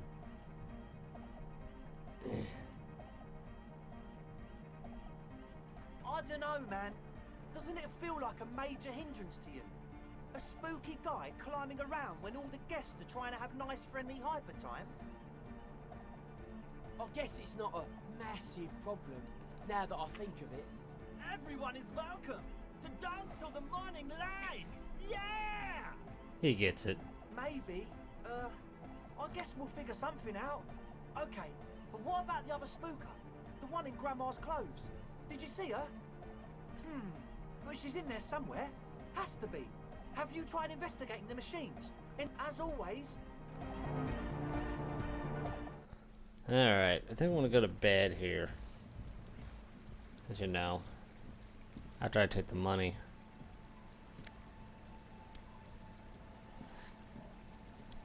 I feel kind of rich when I got like 75 bucks.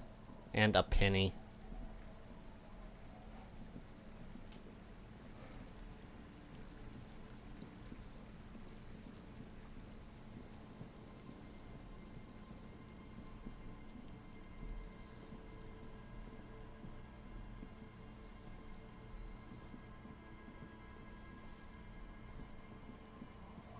Our tenant, the policeman. I hope the waves don't keep you up at night. What can I help you with? Nay, I haven't seen anyone lately. Because she's blind, which you seem to have forgotten. This is my little cinder block town. I know what goes on around here. She's being evasive. She knows something.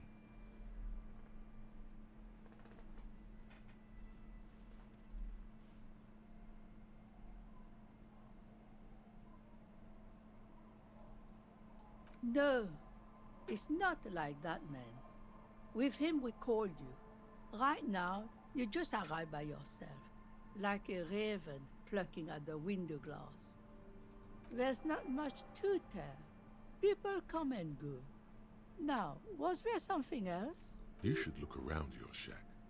Maybe she's rented it out to others too.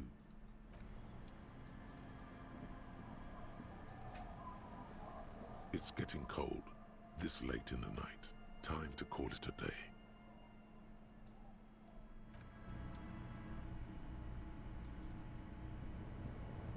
On the table, you see a bowl of water, a rough soap, and next to it, a small, like an artist with a brush or a master swordsman. You use the small mirror and the straight razor with some soap to remove all that unkempt hair from below the nose line. The sharp blade shapes against your skin, producing a scratching sound. They feel so smooth, surprisingly so. A feeling of freshness overcomes scrubbing. All the necrotic tissue should have used gloves. Detectives use gloves when they go rummaging around with someone's dead brain. But man persists, and finally, your bruised hands look clean and presentable. Sort of. The sudden absence of the morbid dead tissue smell is uplifting.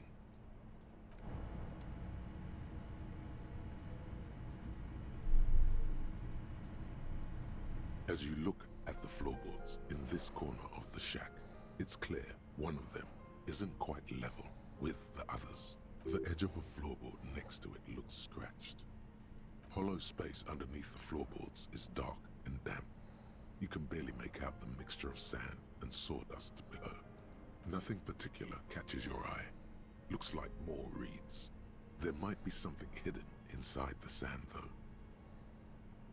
You stick your hand in and start combing through the sand. Dry, not like outside. Fine dust. And then, something hard wrapped in paper. A small cylindrical object. You pull it out. A bullet. A 9mm bullet, to be exact. Fit for all muzzle loaders of that caliber. Like your own Villiers pistol, for example. The floorboard isn't interested. Maybe the washerwoman is. You have enough to confront her with. It's extra ammunition. She's locked and loaded, ready to fight some cops.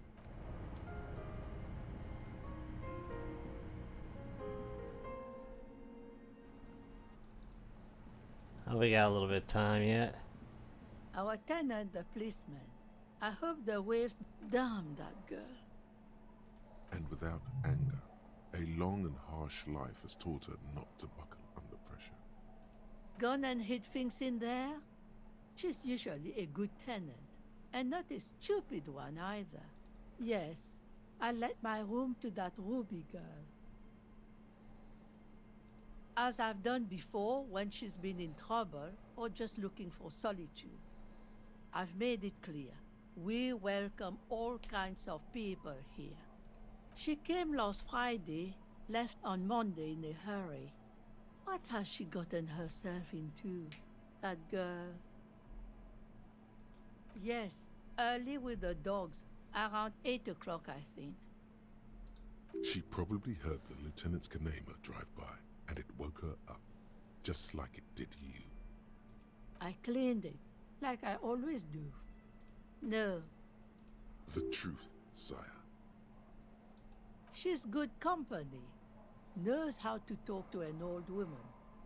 At my age, you don't get a lot of quality conversation. So I really appreciate that about her. No, she was mostly silent this time. Kept to herself. She tried not to let it show, but I could tell she hadn't come to fish. Usually she likes to cast a few lines, but this time she mostly stayed in her room. How would I know? She's a gruff one, but not violent. She doesn't go around toting a gun. Nothing of the sort. Sure, she was no stranger to the bottle. She fit in that way. But I only knew her to have a beer on the beach while watching the sunset. She isn't what you'd call a drunk. Even offered me some from time to time. Said it was part of the communal life. But I never saw her lose control of herself, the way some people do. Not that I know of, though she was into nice music. She once showed me a few mixtape millions she'd made. Although I guess she was pretty handy with the mechanical and technical stuff. Even fixed the heater in the shack. You should be thankful for that. She may simply have kept the equipment elsewhere. I don't know. Further up the coast, she tried to leave quietly, but the hinges on that door screeched like a cat in heat. Woke me up. I heard her rushing in those heavy boots, heading up north. It's a peninsula. She might be trapped. You'll never find her, you know. She knows the coast like the back of her hand. You only just arrived.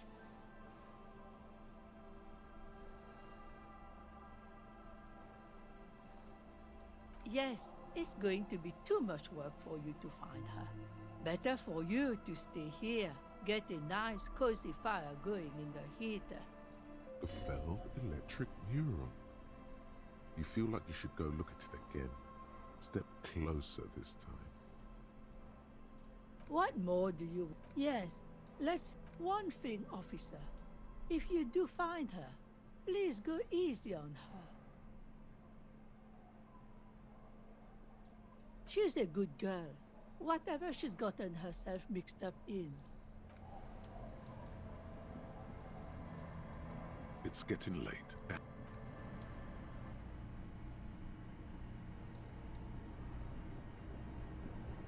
The bed is comforting, if a bit run down. The bed underneath you is soft, if lumpy. Waves wash the I will sand have to then leave grow after distant this. to your ear. In the Continue quiet this hum tomorrow. of the organic heater, you fall asleep. Like a deftly cast fishing net, sleep pulls you out of the world and into its dark shore.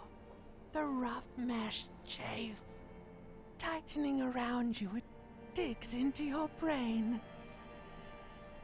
How have things been going for you out there? Helped anyone lately? I got some new boots. Saved anyone lately? This bastard isn't even listening to you. Figure that one out. Because you know you are a murderer. A disco music listening psycho killer who offs poor people and then forgets about it. Hear that? He doesn't even flinch. Iceman doesn't care about killing people. That's nothing to him. Blackwater, under the bridge. The thing he's really scared of is much, much worse than that. Don't tell him, sister. It's too bad. We're trying to help you. All these processes, these tortures, voices and tremors are all just distractions, flares and countermeasures to keep you from the last dream. The worst of them all. The last dream will be total annihilation. Cinders peeling off the fuselage. We won't be there to help you anymore, Harry. We will be dormant. You will be naked and alone. The air will smell of apricots. Of hell. An ancient sadness, brother. 10,000 years later. In front of the video rental. I've been there. There is a warm breath on your face again. Everything is okay again. Everything is so okay. Your eyelids flutter open for a moment. When you close them again, you sense the light of the room around you. You're back. In 2 seconds, the alarm will ring. I have an alarm. The last thought in your head before waking is, maybe you shouldn't have seen that stained glass window in the church. Whatever.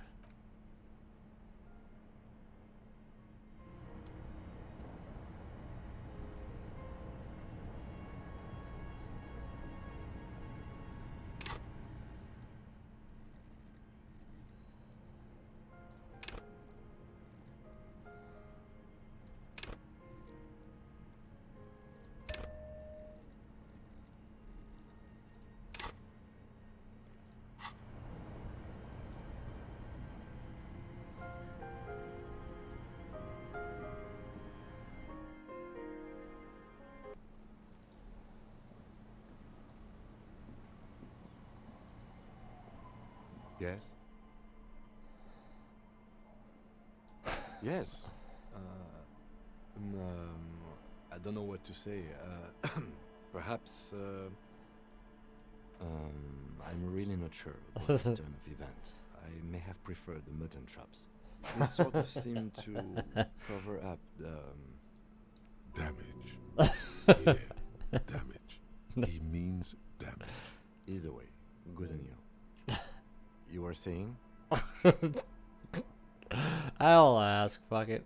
Okay, let's talk about it. You stole the boots.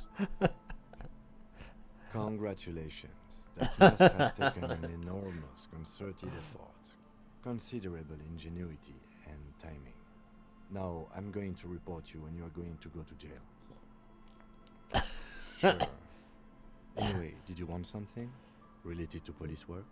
I don't care about your insane theft. Thinks and looks away from the boots. Just know, if anyone asks me, I will snitch on you. Oh, brother. You're fine. What do you want to know?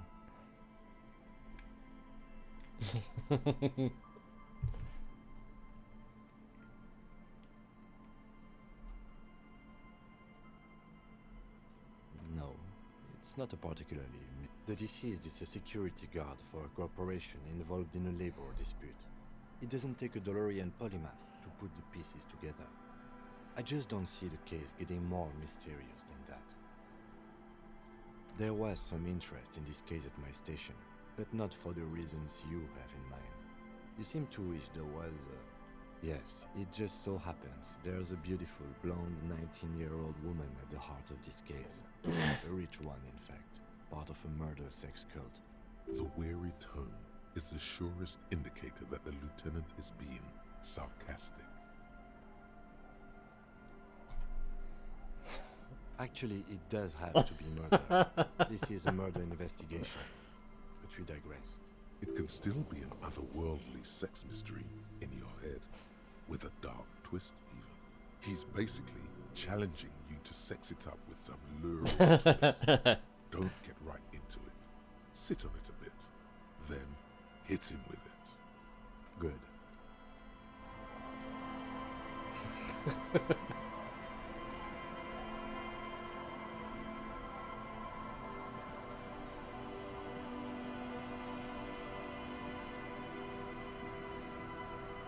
Odyssey's gonna calm down soon, I can feel it. Why does she care about the waves so much? What is it with waves and fishermen? But until that happens, I can try to assist you the best I can. So, what will it be, officer? Oh, that's good to know, I guess. Why is it in the sea? That's great.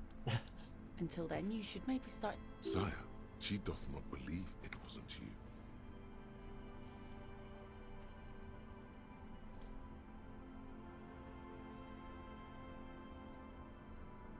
Aye. Feels deserved, don't you think? Falling in the line of duty like that and all? Holding a funeral doesn't mean you love death. Don't be childish. You're a police officer. Our things are part of our life world. They're made with human sweat and they share human history. We should care about them as we care about humans. To some extent, at least. Life world. Someone's been reading up on last century Gotvaldian philosophers. Play it cool now. Oh yeah?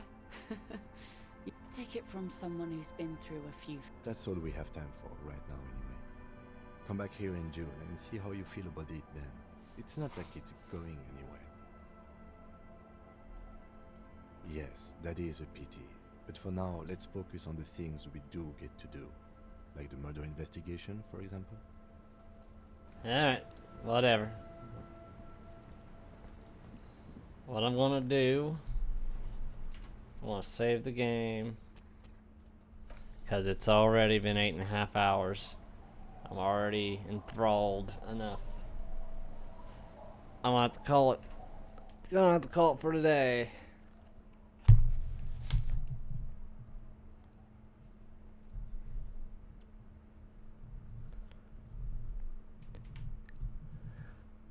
I'll try to be back for tomorrow. I can't do this every day though. I do have things. My vacation basically starts tomorrow, so if I'm up. So I do have other things I want to accomplish during that time, so that's the goal. Anyway, I gotta get out. I gotta take the trash out. I don't want to pass out, so you know. See you later.